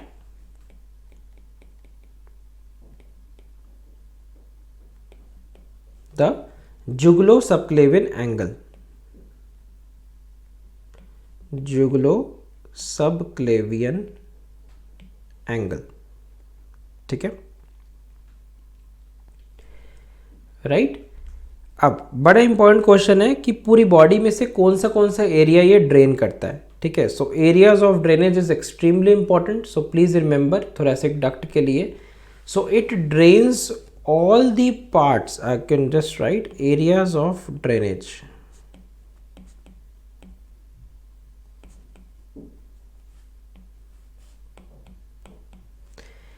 अब इस इमेज पे आ जाते हैं, have a look at the areas of drainage, ठीक है। सो यहाँ पर बड़ा इंपॉर्टेंट कंसेप्ट है जो कि अगेन वाइवा का भी क्वेश्चन है। थोरेसिक डक्ट जो है बॉडी में ज़्यादा एरिया ड्रेन कर रही है as compare to the right thoracic duct, sorry right lymphatic duct, ठीक है। हाँ, जुगलो सबक्लेवियन एंगल पे एंड करेगी जो भी हमने डिस्कस किया। तो थोरेसिक डक्ट देख सकते हैं इस बॉडी में पूरा, thoracic duct is draining the lymph from all the parts of the body except, अब एक्सेप्ट में ये सारे लिखे हुए हैं यहाँ पर, that is the right of the head and neck, right upper limb, right chest wall, right lung and right part of the heart, ठीक है, right side of the heart and right surface of the half of the liver, ठीक है। So ये exceptional case है, ये वाले part छोड़ के बाकी पूरी बॉडी जो है थोरेसिक डक्ट ड्रेनेज कर रही है, सिंपल, ठीक है। अब तो जो एक्सेप्शन है उसके बारे में एक थोड़ा सा ब्रीफली बात कर लेते हैं, that is the right lymphatic duct, इसका नाम ही यही है, तो कन्फ्यूजन ही नहीं होगा कि ये किस साइड पे है ये, ठीक है, कि राइट साइड है कि लेफ्ट साइड है, this is on the right side और वो था लेफ्ट साइड पे, ठीक है। अब this is a large lymphatic duct present on the right side at the root of the neck, it is about 1 centimetre long, इसको देख लो 3D में, कहाँ गया, this is right lymphatic duct, इसको मैं आइसोलेट करूंगा बस इतनी सी है, ये देखो छोटी सी, this is the right lymphatic duct, ठीक है। तो याद रहेगा सबको कितनी बड़ी है ये, 1 सेंटीमीटर, ठीक है। सो ये जो फॉर्म हो रही है दिस राइट लिम्फेटिक डक्ट, ये कैसे कैसे बन रही है, ठीक है, ओह सॉरी, कैसे कैसे बन रही है। So it is formed by the union of the right subclavian trunk, the right jugular trunk, okay, and जो नीचे की तरफ दिख रहा है that is the right bronchomediastinal trunk, ठीक है। So it is formed by the union of right bronchomediastinal trunk, okay. So main trunks तो यही हैं जो बना रहे हैं इसको, there are other things also, but ये कुछ ट्रंक्स हैं जो डिफरेंट रीजन से आ रही हैं और वो यूनाइट करके बना रही हैं राइट लिम्फेटिक डक्ट, ठीक है। और ये टर्मिनेट कहाँ कर रही है, सेम स्टोरी, लेकिन अब ये राइट साइड पे है, ये याद रखना है। तो राइट जुगलो सबक्लेवियन एंगल, तो यानी कि राइट सबक्लेवियन वेन और राइट इंटरनल जुगुलर वेन के एंगल पे एंड कर रही है, ठीक है। एक एंगल बन रहा है इसमें, ब्रेकियोसेफेलिक वेन में ड्रेन करने से पहले यहाँ एक एंगल बन रहा है, उस एंगल पे ड्रेन कर रही है, ठीक है। So this right lymphatic duct is actually terminating, और यू कैन से पहले तो formed by,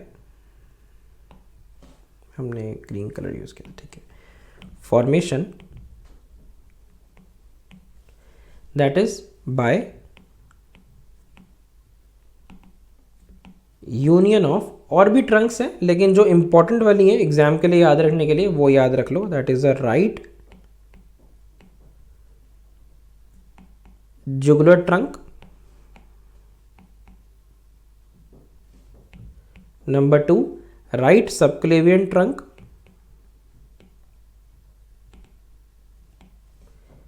number 3 the right bronchomediastinal trunk,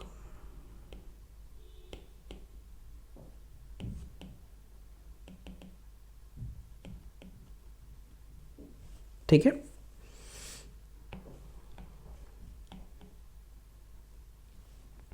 and termination मैंने वहाँ पे लिख दिया जुगलो सबक्लेवियन एंगल, ये कौन सा था, left side, left jugulo subclavian angle था थोरैसिक डक्ट के लिए, ठीक है, this was the left jugulo subclavian angle, और इसमें टर्मिनेशन में राइट जुगलो सबक्लेवियन एंगल, ठीक है। मैंने 3D में दिखाई दिया, again I can write this here, shown in 3D, ठीक है, ताकि हम रिवाइज कर सके बाद में। Okay, so areas of drainage में तो स्पेसिफिक हो गए, जो एक्सेप्शन था वो यहाँ पर एरियाज हो गए, that is the right side of this all these things जो हमने डिस्कस किया, ठीक है। सो ये सबको याद रखना है। देन एक कॉन्सेप्ट है before we go further into, okay, lymphatics में ही एक और कॉन्सेप्ट है, that is the lymph vessels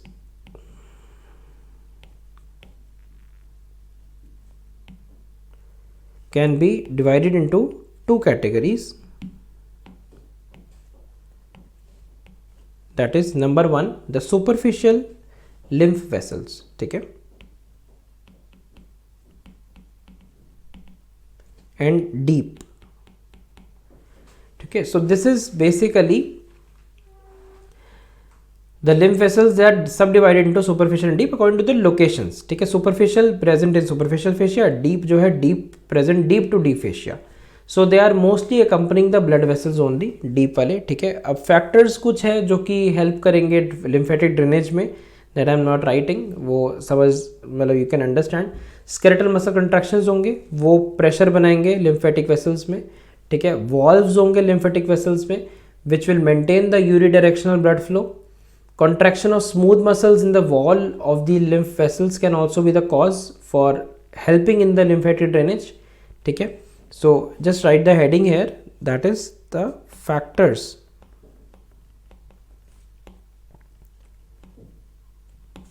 helping in lymphatic drainage,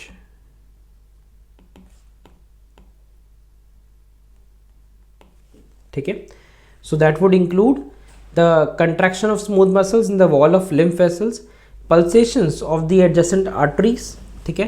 negative intrathoracic pressure होगा जो कि क्रिएट होगा ड्यूरिंग रेस्पिरेशन, डायफ्राम की मूवमेंट होती है ड्यूरिंग रेस्पिरेशन, वो भी लिम्फेटिक ड्रेनेज को हेल्प करेगा। लिम्स को एलिवेट रखना ग्रेविटी के against, so that is also one different thing to remember. उसके बाद हम आ जाते हैं into the next topic, that is the lymphoid organs, ठीक है, बड़ा इंपॉर्टेंट है, प्लीज पे अटेंशन नाउ। ये वाइवा में, थ्योरी में, सब में पूछा जाता है लिम्फॉइड ऑर्गन्स के बारे में, ठीक है। एमसीक्यूज भी भर भर के आते हैं इस टॉपिक से। So lymphoid organs basically they are made of lymphoid tissue. अब lymphatic tissue is specialised form of connective tissue, उसमें इम्यून सेल्स हैं, lymphocytes, plasma cells, and meshwork है रेटिकुलर फाइबर्स एंड सेल्स का, ठीक है। So there are certain primary lymphoid organs and secondary lymphoid organs. तो एक flow chart बना लो easily याद रखने के लिए।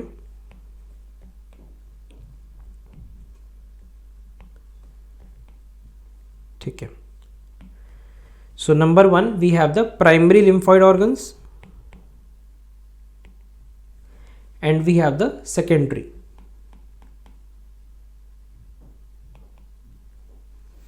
ठीक है।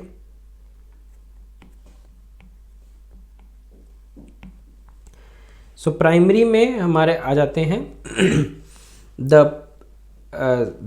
organs which actually convert the stem cells into the immunocompetent immature cells, okay, so they convert the stem cells into the immunocompetent or immature cells, ठीक है।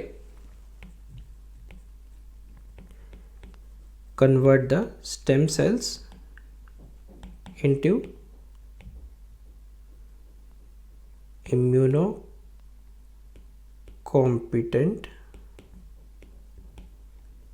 cells, ठीक है। इसके एग्जाम्पल्स में आ जाते हैं, we have number one thymus. Again ये सब चीज़ें हम हिस्टोलॉजी में डिस्कस करेंगे डिटेल में। Thymus and bone marrow, Okay, then we have another secondary, that is site for activation and proliferation. It is site for activation and proliferation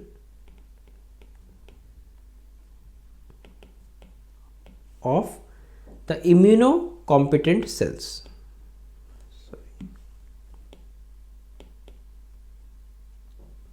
Immunocompetent cells.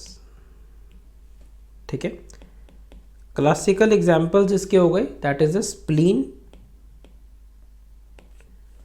Lymph nodes, ठीक है, tonsil, appendix and even malt. Malt के बारे में बात करेंगे, that is mucosa associated lymphoid tissue. ठीक है, अभी हम डिस्कस करेंगे बाद में. तो इन सारों में से हम जो डिटेल में तुम्हें पढ़ाते हैं, which discuss everything in detail in histology specifically. अभी तो हम सिर्फ क्रॉस में बात कर रहे हैं जनरल एनाटमी में, बट जो बाद में डिटेल में पढ़ोगे that is regarding the thymus, spleen, lymph nodes and tonsil. ये 4 इंपॉर्टेंट लिम्फॉइड टिश्यूज़ हैं जो कि वाइवा में, थ्योरी में, स्पॉटिंग में सब जगह पूछे जाएंगे. And also we have appendix जो कि हम एब्डोमिनल रीजन में डिस्कस करेंगे. ठीक है, so these are certain important lymphoid organs which you should know. So primary lymphoid organs जो मैंने लिखा है यहाँ पे, they are actually also called as central lymphoid organs. ठीक है, इसका दूसरा नाम है प्राइमरी और सेंट्रल लिम्फॉइड ऑर्गन्स. ठीक है, these organs actually produce the immature lymphocytes from the stem cells or immature cells. Secondary वाले जो है, they are providing exposure to the foreign antigens and convert immature lymphocytes into the active lymphocytes. तो activation और proliferation जो है वो सारा काम secondary का है. ठीक है, जो हमने अभी डिस्कस किया. देन इवन इलियम, जो ड्यूडेनम जेजुनम इलियम है, इलियम के अंदर पियर्स पैचेस होते हैं, that is also the example of secondary lymphoid organ. ठीक है, so you can remember that also. So ये एक चीज़ समझ में आई बेसिक सा. ठीक है, then we make another flow chart for something different, that is the lymphoid tissue.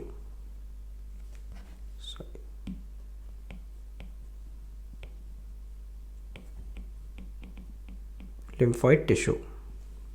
ठीक है, अब लिम्फॉइड टिश्यू को हम 2 चीज़ों में डिवाइड कर सकते हैं. ठीक है,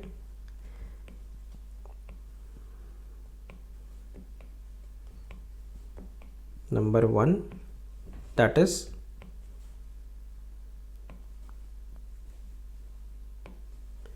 diffuse lymphoid tissue, and number 2 we have dense lymphoid tissue.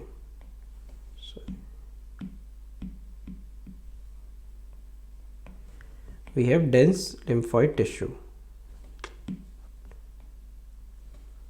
Okay, अब diffuse lymphoid tissue that is not enclosed by a capsule. Okay, not enclosed by a capsule. Okay, for example, the lymphoid distributed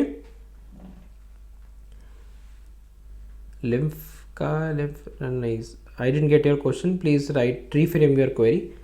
Okay, lymphocytes distributed in the malt.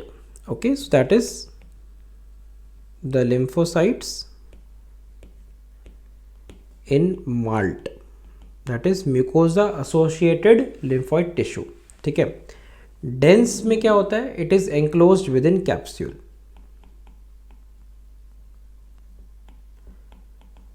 Enclosed within capsule. Example, lymph nodes, okay, tonsil, thymus and spleen. ठीक है, ये सब examples हैं for the diffuse and dense. ठीक है, so ये कुछ याद रख सकते हो. अब कुछ कुछ टेक्स्ट बुक्स में, मतलब कुछ कुछ बुक्स में यू विल ऑल्सो, मैं बता के चल रहा हूँ पहले बिकॉज कन्फ्यूजन होगा वरना, कुछ टेक्स्ट बुक्स में माल्ट जो है, जो यहाँ लिखा है मैंने डिफ्यूज़ में, कुछ कुछ उन टेक्स्ट बुक्स में इसको डेंस में भी लिखा हुआ है, ठीक है। सो बिकॉज लिम्फॉइड टिश्यू जो है that can be associated with mucosa, so इसको कहते हैं mucosa associated lymphoid tissue. Ileum most common site है माल्ट के लिए, जैसे कि पियर्स पैचेस वगैरह, ठीक है। और कुछ कुछ टेक्स्ट बुक्स में डेंस में भी लिखा हुआ है, तो इतना कंफ्यूज नहीं होना है, that is also acceptable. But फिलहाल जो मैंने स्टैंडर्ड टेक्स्ट बुक्स में देखा है that is the diffuse lymphoid tissue, ठीक है। So no controversy, please write it in diffuse, classical example, ठीक है। देन हम आ जाते हैं यहाँ पर फर्स्ट पे, one by one quickly discuss कर लेते हैं। नंबर 1 वी हैव द, नहीं लिम्फोसाइट्स अलग चीज़ है, वो एक कंपोनेंट है, लिम्फ एक अलग चीज़ है जो अभी हमने डिस्कस करी, ठीक है।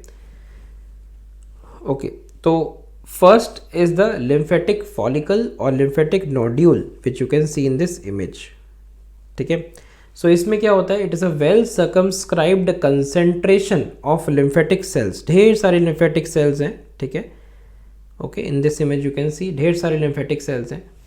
And lymphatic nodule it is not surrounded by a capsule, ठीक है, स्फेरिकल होगा, वॉइड भी हो सकता है। They are present in all dense lymphoid tissues except thymus.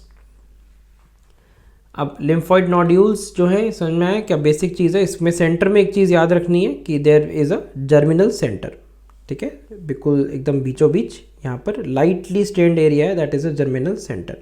इसको अगेन हिस्टोलॉजी में हम डिटेल में पढ़ेंगे, ठीक है, we will discuss this everything in detail in histology. Then we have the next category that is the lymph nodes, lymph nodes, ठीक है। So small kidney shaped structures होंगे विच फिल्टर द लिम्फ, मैंने 3D में भी दिखाया था, ठीक है। There are about 450 lymph nodes in the entire human body, out of which 60 to 70 nodes are in head and neck and upper limb region only, और 100 जो है वो थोरेसिक रीजन में है, और 250 के आसपास एब्डोमेन में, पेल्विस में, लोअर लिम्ब में है। सो इतना ज़्यादा vast number of lymph nodes है। You can see certain examples of lymph nodes present in the entire body in this image, ठीक है। देन सो यहाँ पर कुछ मेन लिम्फ नोड्स हैं जो कि दिखाए हुए हैं। एक्सिलरी लिम्फ नोड्स दिख रहे हैं जो अपर लिम्ब में, इग्वाइनल लिम्फ नोड्स लोअर लिम्ब में मिल जाएंगे, ठीक है। यहाँ पर यू कैन सी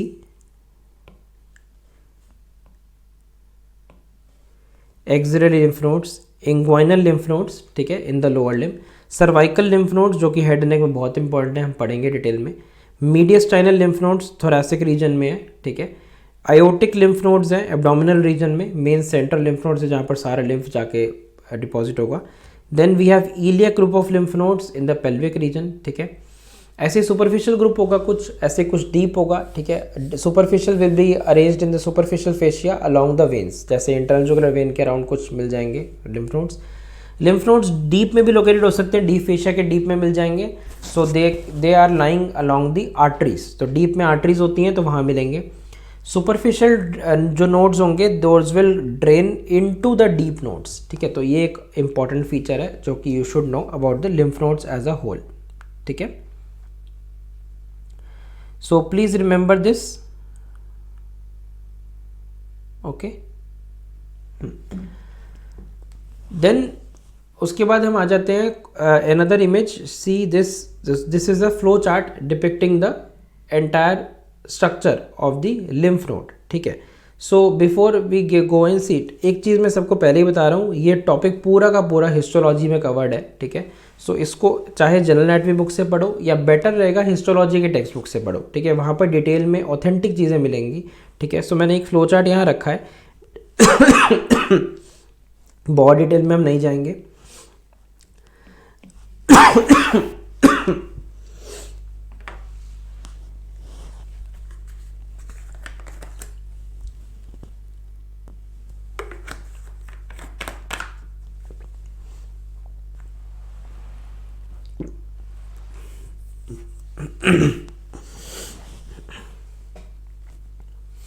सो बहुत डिटेल में हमें डिस्कस नहीं करना है, ठीक है।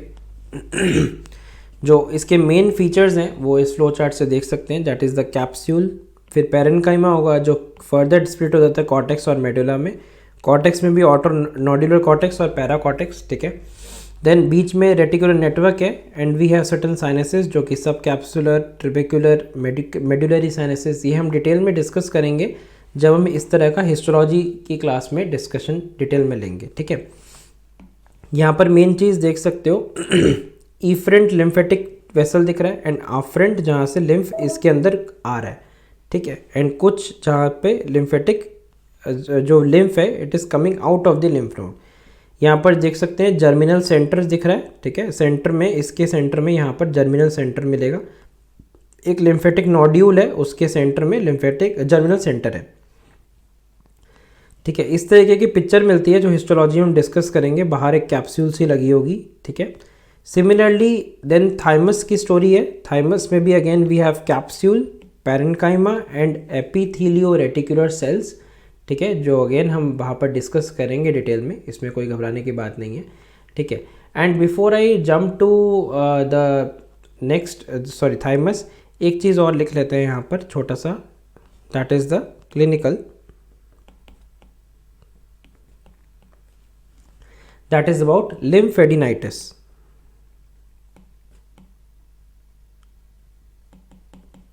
ठीक है। So inflammation of the lymph node is known as lymphadenitis, इसलिए मैंने यहाँ पर लिखा है lymph nodes become enlarge due to proliferation of the lymphocytes, ठीक है। इन्फेक्शन हो सकता है, कैंसर हो सकता है, मेटास्टासिस, तो स्वोलन पेनफुल लिम्फ नोड्स होंगे, फीवर भी आ सकता है पेशेंट में, ठीक है। और इनफैक्ट मेटास्टासिस भी हो सकता है लिम्फ नोड्स में, ठीक है। So that is also important. Metastasis हमने डिस्कस किया था फर्स्ट क्लास में, ठीक है, क्या क्या वर्ड्स होते हैं general. So cancer cells primary cancer lesion से ट्रैप हो सकते हैं लिम्फ नोड्स में एंड मल्टीप्लाई कर सकते हैं लिम्फ नोड में, और फिर सेकेंडरी कैंसर लीजन बना सकते हैं बॉडी में कहीं और, ठीक है। So most common route of metastasis जो होता है दैट इज़ ड्यू टू मतलब via this lymphatic route only, ठीक है। So is by the lymphatic vessels. तो एक ये क्लिनिकल है जो लिम्फ नोड से लिंक्ड है, वी शुड नो, ठीक है। देन थाइमस में कुछ इंपॉर्टेंट चीज़ें हैं जिसमें से सबसे कोर इंपॉर्टेंट चीज़ है जो आइडेंटिफाइंग फीचर है basically, that is the Hassall's corpuscles, ठीक है, जो कि hyaline material which is surrounded by concentrically arrange epithelio reticular cells, ठीक है। फिर ब्लड थाइमिक बैरियर और ये सब चीज़ें हम थाइमस में डिस्कस करेंगे हिस्टोलॉजी में, ठीक है। So don't worry right now ये क्या क्या चीज़ें हैं। Have a look at this histological image जिसमें कैप्सूल है, ठीक है। देन उसके बाद you see cortex and then the part you can see medulla, और यहाँ पर ये ढेर सारे हेसल्स कॉर्पसल्स दिख रहे हैं जिस पे फोकस किया हुआ है। ये एक हेसल्स कॉर्पसल है जो इस तरीके से दिख रहा है, अनियन शेप्ड अपीयरेंस मिलेगा सेल्स का, ठीक है, and they will be onion peel shape basically. So these are type 6 epithelio reticular cells, ये हम पढ़ेंगे जब हम थाइमस डिटेल में डिस्कस करेंगे, ठीक है। हेसल्स कॉर्पसल्स और you can say thymic corpuscles, ठीक है, ये एक इम्पॉर्टेंट पॉइंट है, ओके। एंड अगेन इसका clinical relevance before I move to the next, thymus के साथ that is link to myasthenia gravis, हमने ऑलरेडी डिस्कस कर लिया था, रेयर ऑटोइम्यून डिसऑर्डर है, लास्ट क्लास में पढ़े थे हम। It is associated in 70% cases of thymomas, ठीक है। So this is associated in 70% thymoma cases,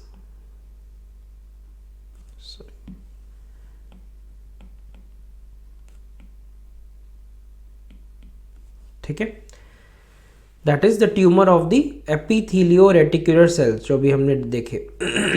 तो बेसिकली माइस्थीनिया ग्रेविस में I try to wind it up, target तो 9 का था लेकिन अब थोड़ा सा एक्सटेंड हो रहा है। I think maximum 10 minutes, 5 to 10 minutes में ख़त्म हो जाना चाहिए एज पर माई अंडरस्टैंडिंग, ठीक है। It results in so myasthenia gravis में क्या होता है, एंटीबॉडीज बन जाती है which slowly destroy the cholinergic receptors from the skeletal muscle and they cause weakness of the muscle, तभी इसका नाम है माइस्थीनिया ग्रेविस। हमने लास्ट टाइम पे डिस्कस किया था लास्ट टॉपिक में। It results in double vision, eye muscles की डबल विजन, ठीक है, we will discuss that in eye, and drooping of the eyelid, dysarthria, muscles of the throat, larynx, ये सब effect होंगी एंड सो ऑन। तो बहुत कुछ हो सकता है। So that is one entity.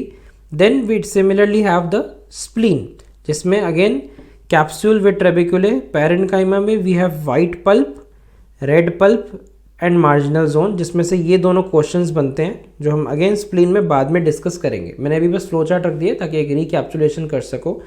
ठीक है, so you can go through this flow chart again, लेकिन हिस्टोलॉजी में हम शिद्दत से डिटेल में पढ़ेंगे, अभी यहाँ पर नहीं पढ़ना है.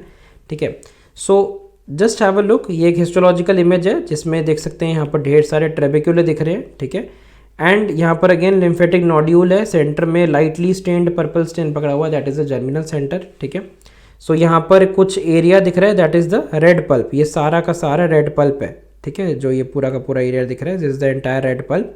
और ये जो लिम्फेटिक नोड्यूल्स वाला पार्ट है, this is the white pulp. ठीक है, सो ये white pulp red pulp important है. Spleen is present here in this region. ठीक है, यहाँ पर अगर तुमने 3D में भी देखा था, इफ़ यू रिमेंबर, यहाँ पर जब मैंने प्रोजेक्ट किया था तो स्प्लीन बना हुआ आ रहा था. सॉरी, देखोगे मैंने लिम्फेटिक सिस्टम ऑन किया हुआ है तो यहाँ पर स्प्लीन पड़ा हुआ मिल रहा है. ठीक है, तो स्प्लीन को देख सकते हो. This is how the spleen looks like and it is present here. Again abdomen में डिटेल में स्प्लीन के बारे में पढ़ेंगे, एक सेपरेट क्लास है.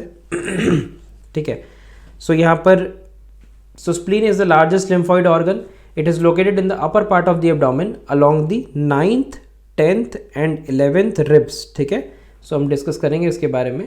उसका भी एक हाइलम होता है. ठीक है, which actually haves the splenic vessels which enter through this hilum. ये हाइलम एक ओपन सेंटर प्लेस है, हाइलस कहते हैं इसे, हाइलम या हाइलस, जिसमें splenic vessels, splenic artery, when, ये सब एक्चुअली इसमें एंटर कर रहा है, कोई स्ट्रक्चर को इसमें लीव कर रहा है. ठीक है, some are entering, some are going. और यहाँ पर स्प्लीनिक नॉचेज होती हैं जो हम स्प्लीन की क्लास में डिटेल में डिस्कस करेंगे. फंक्शन क्या है स्प्लीन का? It actually helps in activation of lymphocytes. ठीक है, and by using the antigen presenting sales and proliferation of B and T lymphocytes happens here. It is also known as the graveyard of RBCs, destruction of old and damaged RBCs. And whereas in embryonic life, spleen acts as a hematopoietic organ. ठीक है, stores small amount of blood also. ठीक है, so white pulp, red pulp, ये सब होगा. And again spleen में एक concept आ जाता है जो कि हम अगेन हिस्ट्रो में डिस्कस करेंगे, closed circulation and open circulation. ठीक है, ये स्प्लीन के केस में है, बड़ा इंपॉर्टेंट. ठीक है, जो हम डिस्कस करेंगे स्प्लीन के चैप्टर में डिटेल में अलग से. ठीक है, रिगार्डिंग द ओपन सर्कुलेशन, तो दो कंसेप्ट है स्प्लीनिक सर्कुलेशन में. ओपन सर्कुलेशन में देख सकते हैं सब लोग इस इमेज में, sheathed capillaries they open into the red pulp and blood passes through the cords of the red pulp and finally they enter into the splenic sinusoids. So that is classically open circulation. And if you compare this with closed circulation, capillaries they open directly into the splenic sinusoids. So that is the comparison. तो यहाँ पर देख सकते हैं हम लोग capillaries जो हैं वो सीधा के सीधा which are opening into the splenic sinusoids, और ओपन सर्कुलेशन में they open first into the red pulp और ब्लड फिर पास करता है कॉर्ड्स और रेड पल्प के through and then finally splenic sinusoids में. तो एक चैनल बना हुआ है ओपन में, क्लोज में ऐसा कुछ नहीं है. ह्यूमंस में only open circulation is present in spleen. ठीक है, so that is the one which you should remember. ठीक है, जो कि खून जो जा रहा है फ्रॉम शीथ्स कैपिलरीज रेड पल्प में जा रहा है और फिर ब्लड कॉर्ड्स के थ्रू पास करके एंटर कर रहा है स्प्लिनिक साइनोसॉइड्स में. जबकि डॉग्स और कैट्स में, डॉग्स और रैट्स में the closed circulation is present. ठीक है, सो दो सर्कुलेशन हैं. ह्यूमंस में ओपन सर्कुलेशन है, ये याद रखना है. ठीक है, ह्यूमंस, एग्जाम्पल इन ह्यूमंस. ठीक है, इन डॉग्स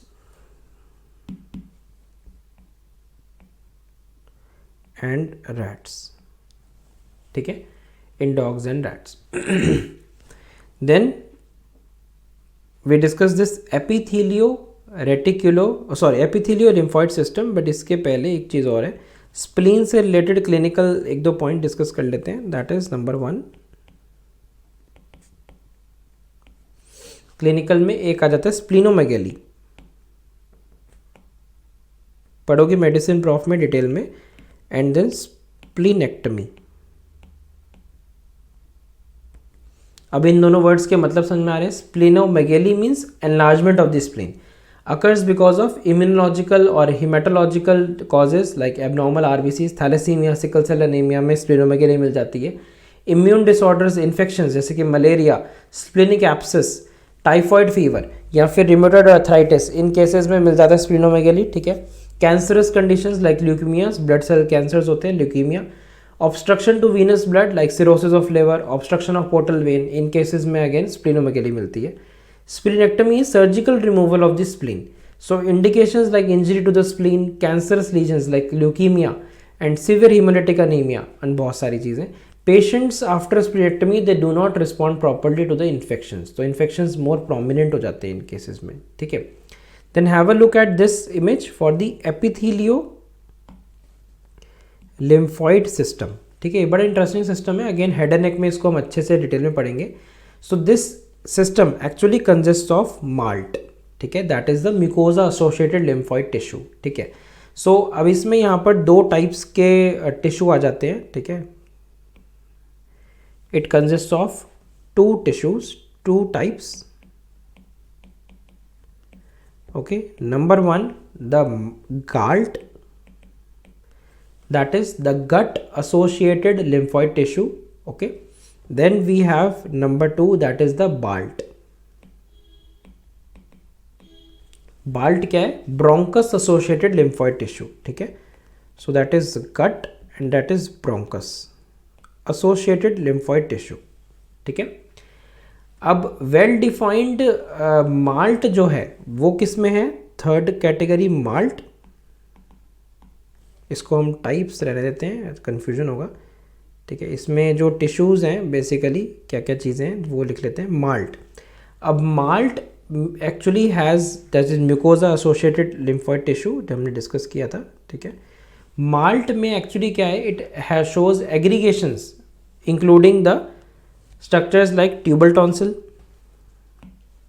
ठीक है. Tubal tonsil. Okay. Then pharyngeal tonsil, then palatine tonsil and lingual tonsil. ठीक है. So these are certain things which are present. ये दो अलग अलग images हैं. ठीक है. Just don't confuse. There are two different images. ठीक है. One image is showing the sagittal section of head and neck and another is showing the tissue as a whole. ठीक है. Okay. So malt, galt, balt and malt. ठीक है. और lingual tonsil और MALT, ये MALT के लिए मैंने ग्रीन किया हुआ है. ठीक है. So these are the MALT examples. Peyer's patches in ileum. ठीक है. So that is also an example जो मैंने बताया था. अब have a look at this image. That is for palatine tonsil. It is the largest tonsil. You can see this image. That is a palatine tonsil. ठीक है. Largest head and नेक में हम detail में पढ़ेंगे इसको, बस एक सेंसिटाइजेशन है. So they are located on either side of the oropharyngeal isthmus. ये ओपनिंग है, that is the oropharyngeal isthmus. ठीक है. जिसे कहते हैं ओरल कैविटी और pharynx के बीच में एक isthmus ओपनिंग है. ठीक है.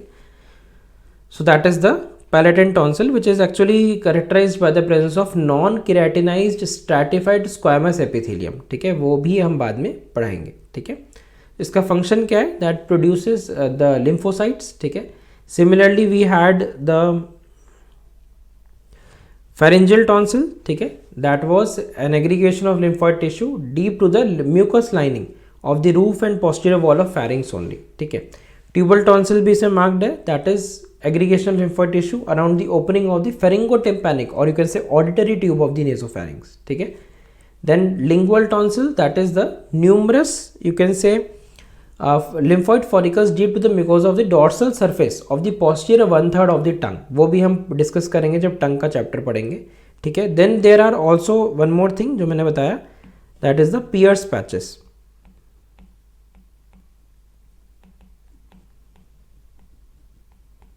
Piers patches in ileum. ठीक है. ओके. ये भी एग्जाम्पल है हमारा माल्ट का. So they are aggregated lymphoid follicles deep to the mucous membrane of the small intestine, specifically ileum. ठीक है. More numerous in the ileum. Splenectomy के बाद एड्स वाले सिम्टम्स आते हैं, ऐसा नहीं है. It is nothing like the immunity कमज़ोर हो जाती है ऑब्वियसली. ठीक है. ओके. तो ये हो गया हमारा. Before I jump to the next topic, एक चीज़ और डिस्कस कर लेते हैं, clinical.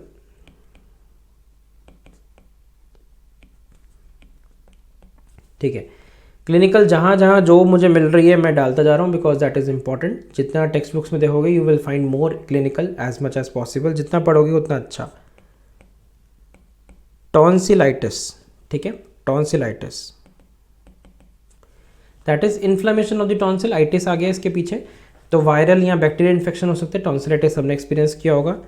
Then there is an intended entity known as tonsillectomy. ठीक है, surgical removal of palatine tonsil is done in the tonsillectomy. Usually children में where you have recurrent tonsillitis, repeated infection हो रहे हैं उन केसेस में. ठीक है, then you have adenoids. Number 3, adenoids. तो that is an enlarge pharyngeal tonsil due to the infection. Adenoids बहुत ही ऑब्स्ट्रक्टिव होते हैं, वो नेजल रेस्पिरेशन को रोकते हैं एंड ब्रीदिंग जो है माउथ से, that is very much mandatory in those patients. ठीक है, so adenoids again very important to remove. फिर आ जाते हैं लास्ट टॉपिक पे, that is the immunity. So as you know, immunity का एक फ्लो चार्ट देख के we can understand few things. तो immunity that is protection by the immune cells और एंटीबॉडीज़, बहुत ज़रूरी है. इन्नेट और एक्वायर्ड इम्यूनिटी होती है. Acquired can be further divided to active and passive immunity. ठीक है, and so immunity is the ability of the organism to resist a particular infection या toxic substance. ठीक है, so innate immunity जो कि present at birth, very important. ठीक है, question पूछा जाता है वाइवा में. innate immunity provides non-specific protection against all type of infections. ठीक है, and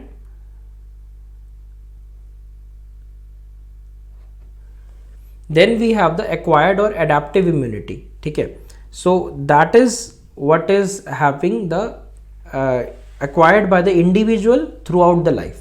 So acquired immunity के दो types हो गए. active that is naturally acquired by the individual due to the exposure of the antigenic agents or toxins or microorganisms. और passive immunity जब हम administer कर देते हैं एंटीबॉडीज़, जो कि तुम जाते हो इंजेक्शन लगवाने के लिए इम्यूनोग्लोबुलिन का, तो that is a passive immunity. ठीक है, so that is all acquired immunity. Okay, so कुछ सेल्स हैं जो कि लिम्फॉइड सिस्टम में इंपॉर्टेंट है. That is the T cells and B cells and natural killer cells, जो हमने स्टार्टिंग में डिस्कस किया था. फर्दर टी सेल्स में भी memory T cells, helper T, CD4 T cells, AIDS वगैरह में इंपॉर्टेंट है. ठीक है, नाम सुना होगा. ये अगेन पैथोलॉजी प्रॉफ में डिटेल में पढ़ोगे. अभी मैं बहुत डिटेल में नहीं जाऊँगा बिकॉज ये पूरा पैथो का चैप्टर है बेसिकली. ठीक है, lymphoid system. Suppressor T cells, तो ये बस नाम पता होने चाहिए भी फिलहाल के लिए, because that will be more than sufficient इस टाइम के लिए. ठीक है, बाकी डिटेल में पैथोलॉजी में, फिजियोलॉजी में you will read everything in detail. ठीक है, so that's it about the today's class. Thank you so much.